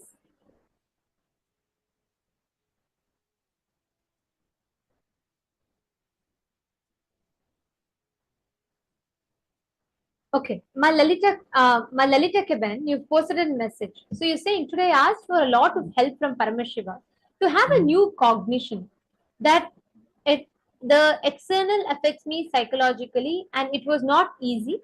But recently I had the experience that offered that cognition. Okay, listen carefully. Ma Lalita, if you notice your life, right now, the approach that you're having to this situation in life is whenever you're establishing yourself with the opinion, with the cognition, the belief that, oh, whatever happening outside is because of fate, this is because God created this way. Look, my boss didn't want to cooperate with me, my relationship doesn't want to support me, the person I am giving my life for doesn't love me, I'm not a priority for people. We think everything outside is a situation, the reason, and what we do is we start why that psychological impact happens. Okay, I see that you have posted, I said everything as is. Actually, Swamchi tells very beautifully. The cognitions we have towards life, right? Like you feel like people are not supporting you, people don't understand you, everyone wants to deny you. If you look back, listen to this very carefully, because what you have brought up precisely was addressed by Swamiji in the session where he revealed about Tathata. See, let me come to this example. Malalita, let's say you're walking on the road, okay? Now, you're walking. As you're walking, a thorn pokes you. Now, yes, the thorn poked you. What is the solution? The solution is it for you to say, oh, okay, thorn poked my leg, so I'm going to go change and try a different path because this path is very inauspicious. Thorns are poking my leg. So without removing the thorn, you go and walk another path. But is that going to solve your problem? No, the pain is still going to persist. In fact, if you continue walking, it is going to become an infection. So what do? Most of the time we pause, we say, okay, look, life is very inauspicious. People don't want to support me. Let me divorce this relationship. Let me get another relationship. It is like with the same thorn in your leg, any path that you walk is going to cause you the exact same pain, if not becoming more intense. We blame people around us. We blame the road we take. It is like you blaming the road, you cursing God for giving such a road which is causing pain to you. Or sometimes we go to the extreme of SDHT, self-doubt, self-hatred, and self-denial. We decide to even cut the leg. But we actually don't address the exact issue. The problem is not the leg. You blaming yourself is not the solution. At the same time, you blaming life is also not the solution. Here is where Tathata, the easiness, comes in. Swamiji beautifully explains. The easiness that you are established on, when you own up, when you say, yes, there is pain, yes, there is suffering, my leg is having constant pain. When you own up, okay, I created this pain, let me address the root of it. When you just look down, you will realize, hey, it is just a thorn after all. The road is not the problem, nor your leg is the problem. The problem is the thorn, a small incompletion. Same way, a small pattern gets stuck into you and it tortures you to an extent where you see life, everyone, you divorce relationships, you decide to quit your passion, you hate people, you develop insecurities. It goes in both extremes. It's a double-edged sword. So you attack life and the same intensity you attack yourself also. So what happens by the end of it? You become exhausted, you become tired, you decide that this is not at all for you, and we go to the mode of giving up. This is where Swamiji briefly addresses. When you realize you are creating, you are the one who is sustaining, you are the one who is destroying, you are the one who is rejuvenating, you are the one who is putting in delusion and pulling out of delusion, and you are the one who is liberating. If you approach it from that angle, the way you look at life will itself be completely different. You will say, hey, there is a problem. Where have I created this problem? How exactly am I sustaining this problem? By not addressing the root of the problem, you're sustaining the problem. So you will naturally go to the root of it. You will see you have put yourself in the delusion about life and you liberate yourself and you'll finally pluck out the thorn. That is exactly what happens when you come to the Guru. Because Swamiji shows us the mirror. He says, hey, look, this is the exact issue. You just need to fix it. You're catching it. So drop Instead of saying you constantly get affected psychologically by external situation, start applying this principle. Start applying this isness, the state that you're existing in, and you'll have the answer for your question. Does this help you, Ma? You understood? If all of you are clicking with this and we are Understanding, I request everyone to take a few minutes and please post it in the chat. Pavanaya, I see your question. You're asking about Paramashiva creating all of us in his own seed. Is that right? Is that your question? I request if you could just put the question. Okay. See, Swamiji explained very, very powerfully. We usually hear God made humans in his own mold. Swamiji says, Swamiji doesn't know God and all. Sadashiva. He himself revealing about himself to us. He did not create us, any of us, by putting in his own mold or anything like that. We are not even separate from him. He created us with his very seed. Just with his very seed. Swamiji said, not seen, not seeing, but just see. His very seed. If you actually look in, contemplate more and more, do manana of it. It'll click with you in multiple levels. Simple understanding. Swamiji has been explaining how Paramashiva is real. He exists. Physically, he exists. He is sitting in KAILASA. He is physically here, sitting in KAILASA that he has created for all of us. And he is continuously reflecting inside us. The reflection is neither past tense nor future tense. You can't even say present tense. It's not just happening now, but it is. It is happening continuously. The reflection, the source is reflecting. Take it like this, a sun. And there are multiple mirrors kept around the sun. As long as the mirror is there, the sun is going to be reflecting on the mirror. Now let us say the mirror is moved out. The sun is not stopping. You can never say, see, when you put a verb saying seeing, it means there's a possibility that not seeing can happen, but it is his very seed. When the mirror is there, the mirror is reflecting him. Whether the mirror is there or not, he is existing. He is continuously manifesting, and as long as we mirror, we are alive because we mirror him inside us. We are his very reflection. He is there continuously reflecting inside us. That is why every time, why do you think when you connect to Swamiji, immediately power manifestation simply happens? So many of you are sharing, simply just connecting with Swamiji, miracles are happening, how you are walking out of pains, how some situations in your office is getting resolved. How? How is it that you're just sitting in the darshan? You're enjoying in the darshan, but so many other things are getting taken care of. He is manifesting continuously.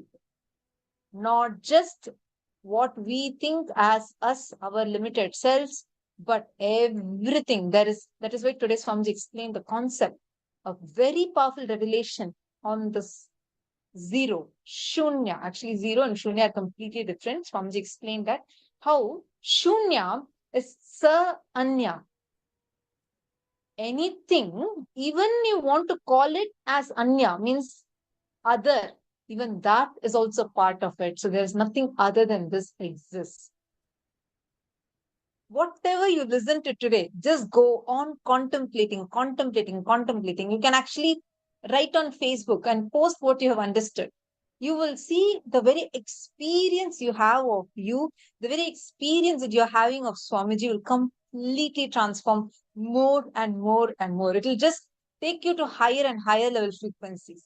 See, normally, actually this knowledge, how many ever books you read, you will never get this amount of knowledge. Because what Swamiji is giving us, literally the essence, he's just taking the juice of it and giving the best of the best to us, and not just giving the knowledge to us, he even transmits it as initiation to us. Even if you are able to gain even 1% of it, let's say from some scripture, something you're reading, and try to digest it, unless you have a living avatar in your life, all that will only remain as a philosophy. And the moment you have a living avatar, when you're seeing Swamiji's existing and how he is manifesting, otherwise we will generally understand, okay, everything exists everywhere, some philosophy. But Swamiji makes it as our very experience. The moment you declare this and connect to Swamiji, the coconut that is there in front of you has to move. That is the way how Swamiji manifests through us. That is why this program, attending this program continuously, like as much as possible, attending it fully is so important, because through this, Swamiji does not just give you the powerful cognitions, but makes it as your very experience so that you can start manifesting it as powers. There's also another question from Ma Lalita. So she's asked, what is the exact cognition we need to have to break this? See, please understand, no? Swami explained a very, very important truth. Owning up the Panchakrityas. When you decide to own up, you start becoming Ishvara. A small story. Once a man goes to a restaurant and he orders 2 plates of idlis, dosa, everything. He enjoys it all. And after he's done with his meal, finally the bill comes. And then he says, no, I never ordered for the bill. That is exactly all of our approach to life. We do all the actions, but when the result comes, we do not own it up. We are not ready to answer. We are not ready to face the results. So the question you had put previously, when you are saying, okay, life is like this, because of that only I am psychologically getting impacted, you are again not owning up that. When you realize all the ups and downs, everything is created by you. And the core you is Swamiji. He is sitting inside you and he is manifesting. When you realize that, first, when you start realizing you are creating, you become Atmeshwara. You become leader, Ishvara of yourself. The moment you realize you are creating and you start taking responsibility for things around you, you become Lokeshwara, responsible leader for people around you. When you start taking that responsibility and enriching more people, you become a Mandaleshwara. But when you realize it is Swamiji sitting inside you and he is the source of everything that is created, you become Parameshwara. This realizing the principle that you are established on, that you are creating all the five, you are creating, you are sustaining, you are the one who's rejuvenating, you are the one who is putting in delusion, you are the one who's liberating. When you realize it is you who's caused all this in your life, you will start feeling tremendous responsibility towards you. That experience is what is tathata. Experiencing that is the easiness of you, the space that you're established on. When you replace your tathata with that cognition, you become Ishvara. You're catching it? And don't worry, whether we understand or not, today this is the experience Swamiji is going to be initiating all of us into. Swamiji tells, even if you just start understanding and grasping who Sadashiva is, how Paramashiva manifests, the Panchakrityas, even if you just start grasping it, you will simply start manifesting them. And today, Swamiji is going to make it as an experience to each of us. He is going to experientially initiate it to each of us. So just sit during the darshan. Darshan is starting very, very shortly. Just sit, connect to Swamiji. Swamiji will experientially make us realize, understand this.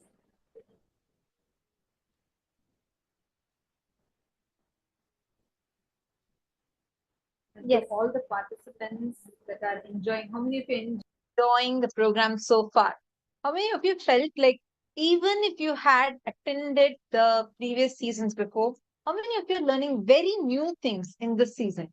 I request each of you to please post it in the chat. How many of you feel like this season you're learning something new, something different? Please take a moment and please post it.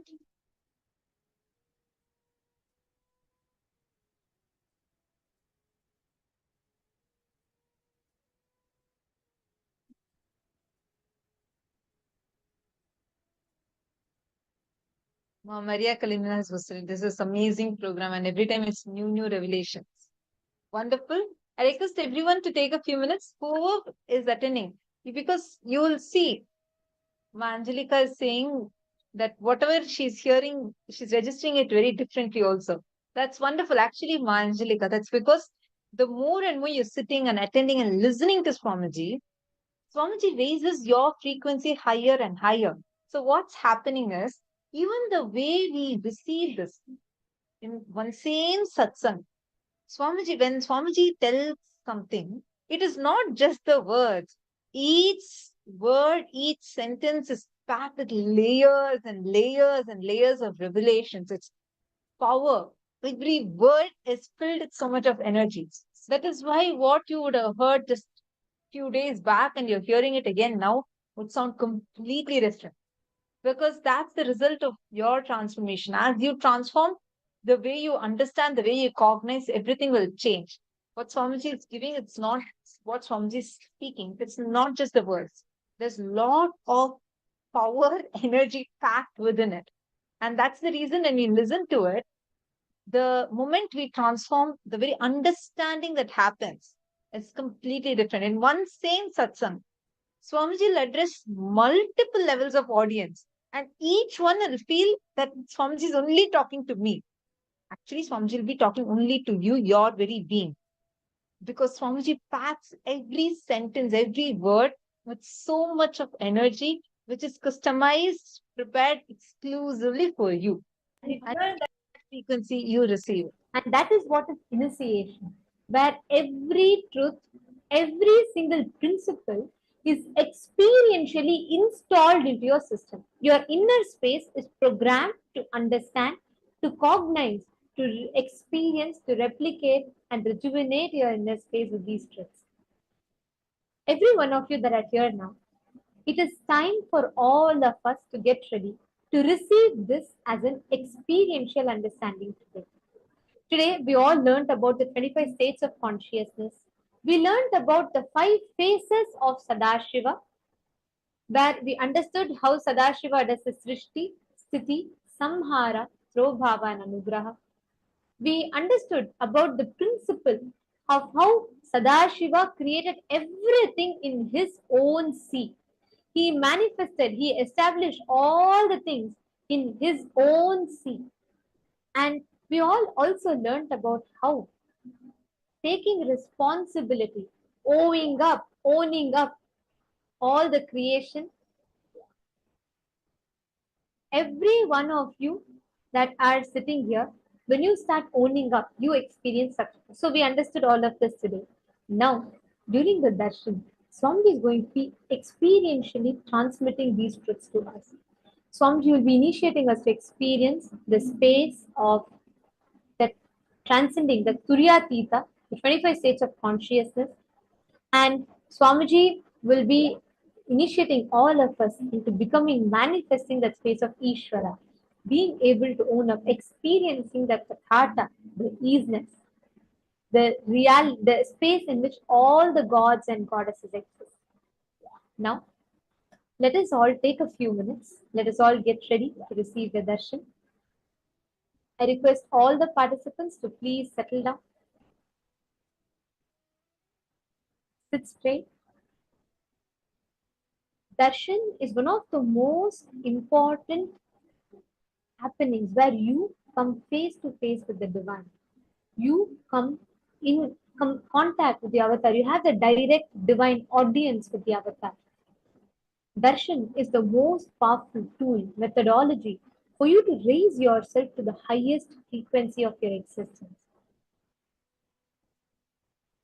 And during the darshan, all your incompletions, whatever you might have had created inside you, all of it will simply dissolve, and Swamiji will be replicating his own self into each of us.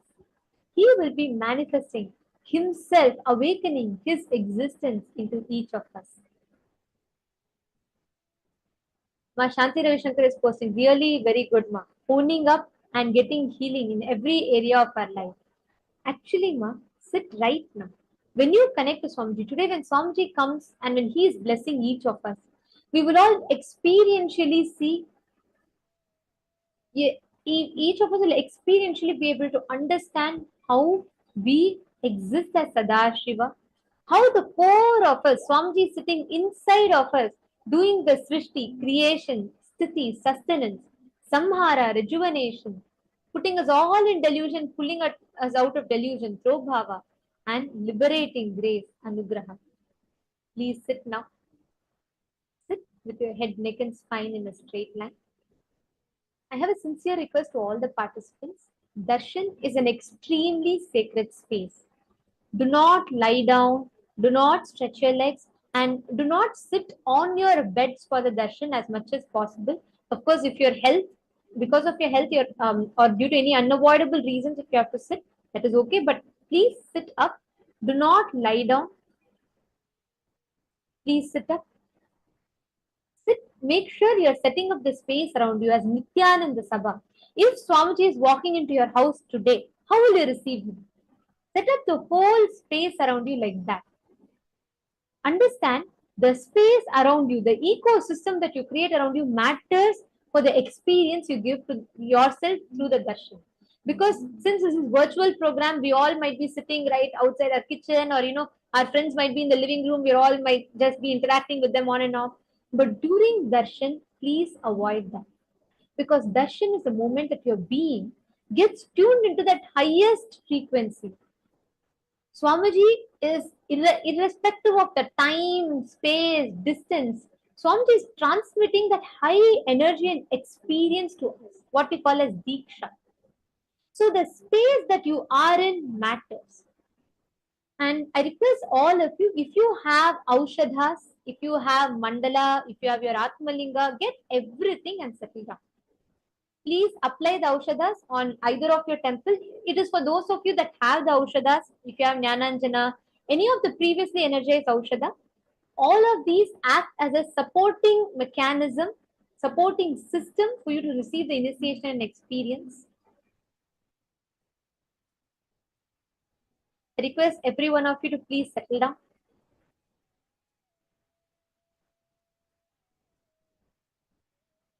And if you have the mala, please wear the mala, keep the Atmalinga with you. And please sit, please have your Atmamurti visible in the camera. Prepare your whole space around you as Nithyananda Sabha, the place to receive Swamiji. He himself is going to be manifesting in your place. He's going to be blessing each of us, giving us the highest experience. So please settle down. For the next 2 hours, avoid any kind of conversations, avoid any type of distractions. Do not distract yourself, do not engage into any conversation. Just it is your time between you and Swamiji. It is an exclusive time between you and Swamiji. Do not get into any other conversation. Now, let us all get ready to receive the darshan. Please settle down. Sit with your head, neck, and spine in a straight line. Let us all receive Bhagavan Sadashiva Murti as he manifests for each of us. Let us all get ready to receive the Paramavatara of Paramashiva, Swamiji, manifesting Bhagavan Sadashiva Murti as he manifests for each of us, blessing all of us with Paramadvaita. We will now be chanting the Dhyana Shloka.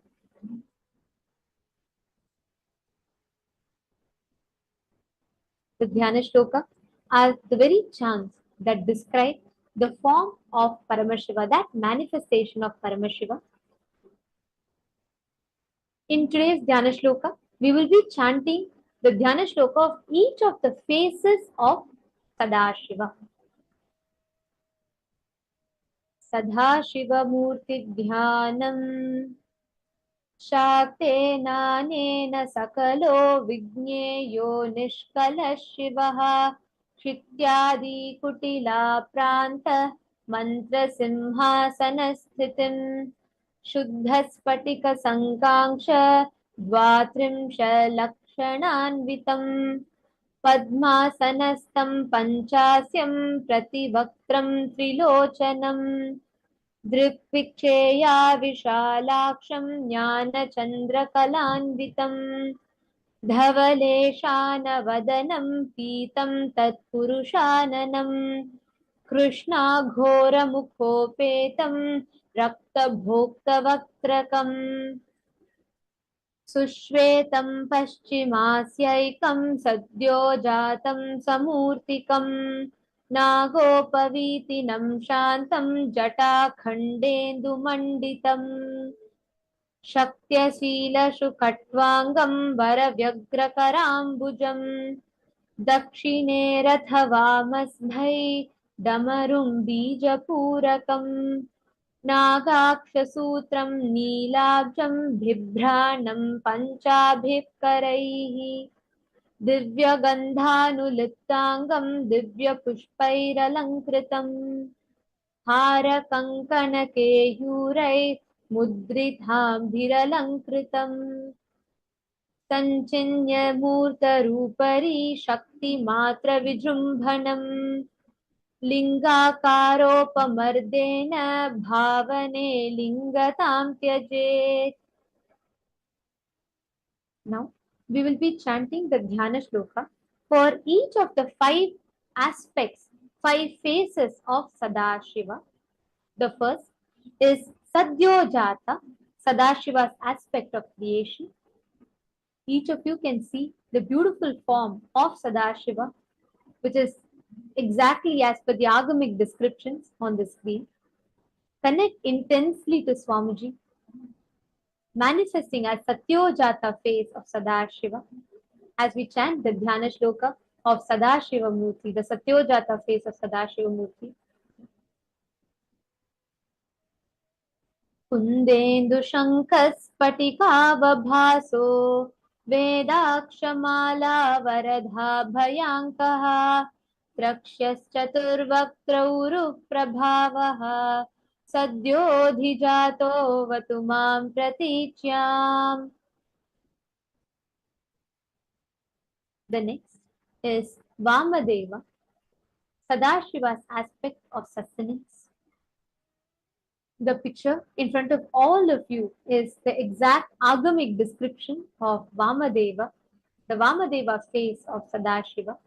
It is from this face Sadashiva performs the act of sustenance, sthiti. Please connect to Swamiji intensely, connect to his Vamadeva dimension as we chant the Dhyana Shloka of Vamadeva. Varakshalabha वराक्षमालाभयटङ्कहस्तः सरोजकिङ्किल समानवर्णः त्रिलोचनश्चारुचतुर्मुखोन्मां पायादुदीच्यां दिशि वामदेवः. The next is Sadashiva's aspect of rejuvenation, his manifestation as Aghora Murti. The form that you all see projected on the screen is the exact agamic description of Aghora Murti manifestation of Sadashiva. It is from this phase that Sadashiva performs the rejuvenation, samhara. Intensely connect to Swamiji's face of Aghora. कुठारखेटाङ्कुशशूलढक्का कपालपाशाक्षगुणान्धदानः चतुर्मुखोन्नीलरुचिस्त्रिनेत्रः पायादघोरो दिशि दक्षिणस्याम्. The next is Tat Purusha, Sadashiva's aspect of pulling out of delusion. It is from this phase that Sadashiva does the act of pulling out of delusion, where he puts people into delusion and pulls them out of delusion. He performs the Throbhava. Connect to Swamiji's face of Tat Purusha as we chant the Dhyana Shloka. Pradipta Vidyut Kanakavabhaso विद्यावराभिथिर्कुठारपाणिः चतुर्मुखस्तत्पुरुषस्त्रिनेत्रः प्राच्यां स्थितो रक्षसु मामजस्त्रम्. The next is Ishana, Sadashiva's aspect of liberation. It is through his phase of Ishana that Sadashiva performs Anugraha, where he liberates all the beings with his grace. Now, connect to Swamiji, his manifestation as Ishana intensely, and we will now be chanting the Dhyana Shloka of his Ishana phase.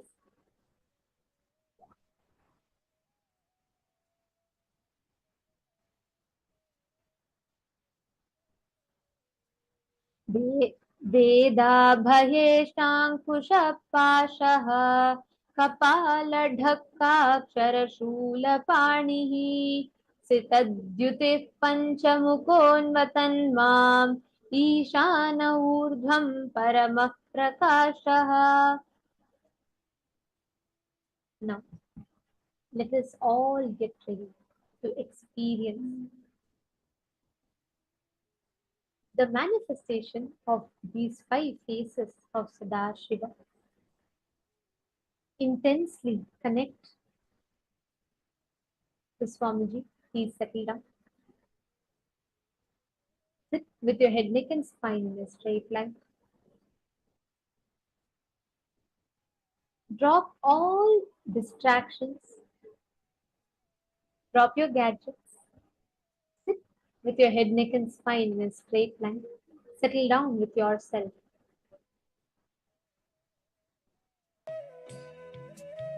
Drop all your notions, thoughts, opinions, all the restlessness. Relax into the space. Visualize Sadashiva with his 5 faces. Intensely connect to Swamiji.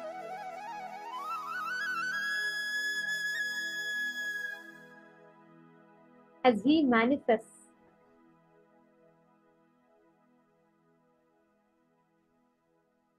Please close your eyes. I request all of you to please close your eyes. Settle down. Let us all enter into the deep meditative space of gratitude as we prepare ourselves to receive the initiation.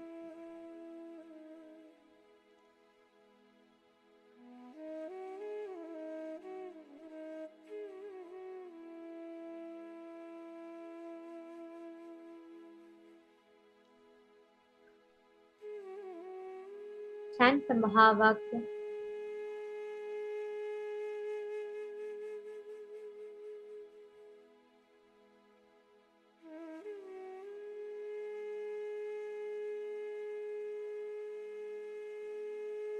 Intensely connect.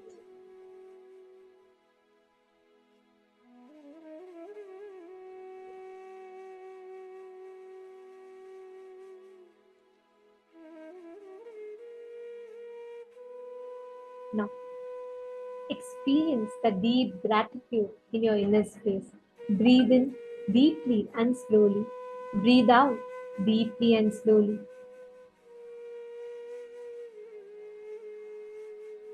See inside you the existence of Sadashiva, Swamiji residing in you.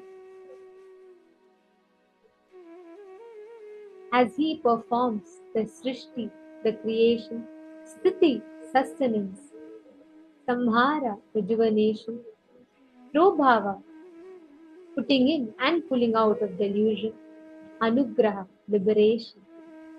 Visualize Swamiji sitting in you with 5 heads as Sadashiva. Live absolutely, blissfully, celebrating, fulfilled, complete, intensely.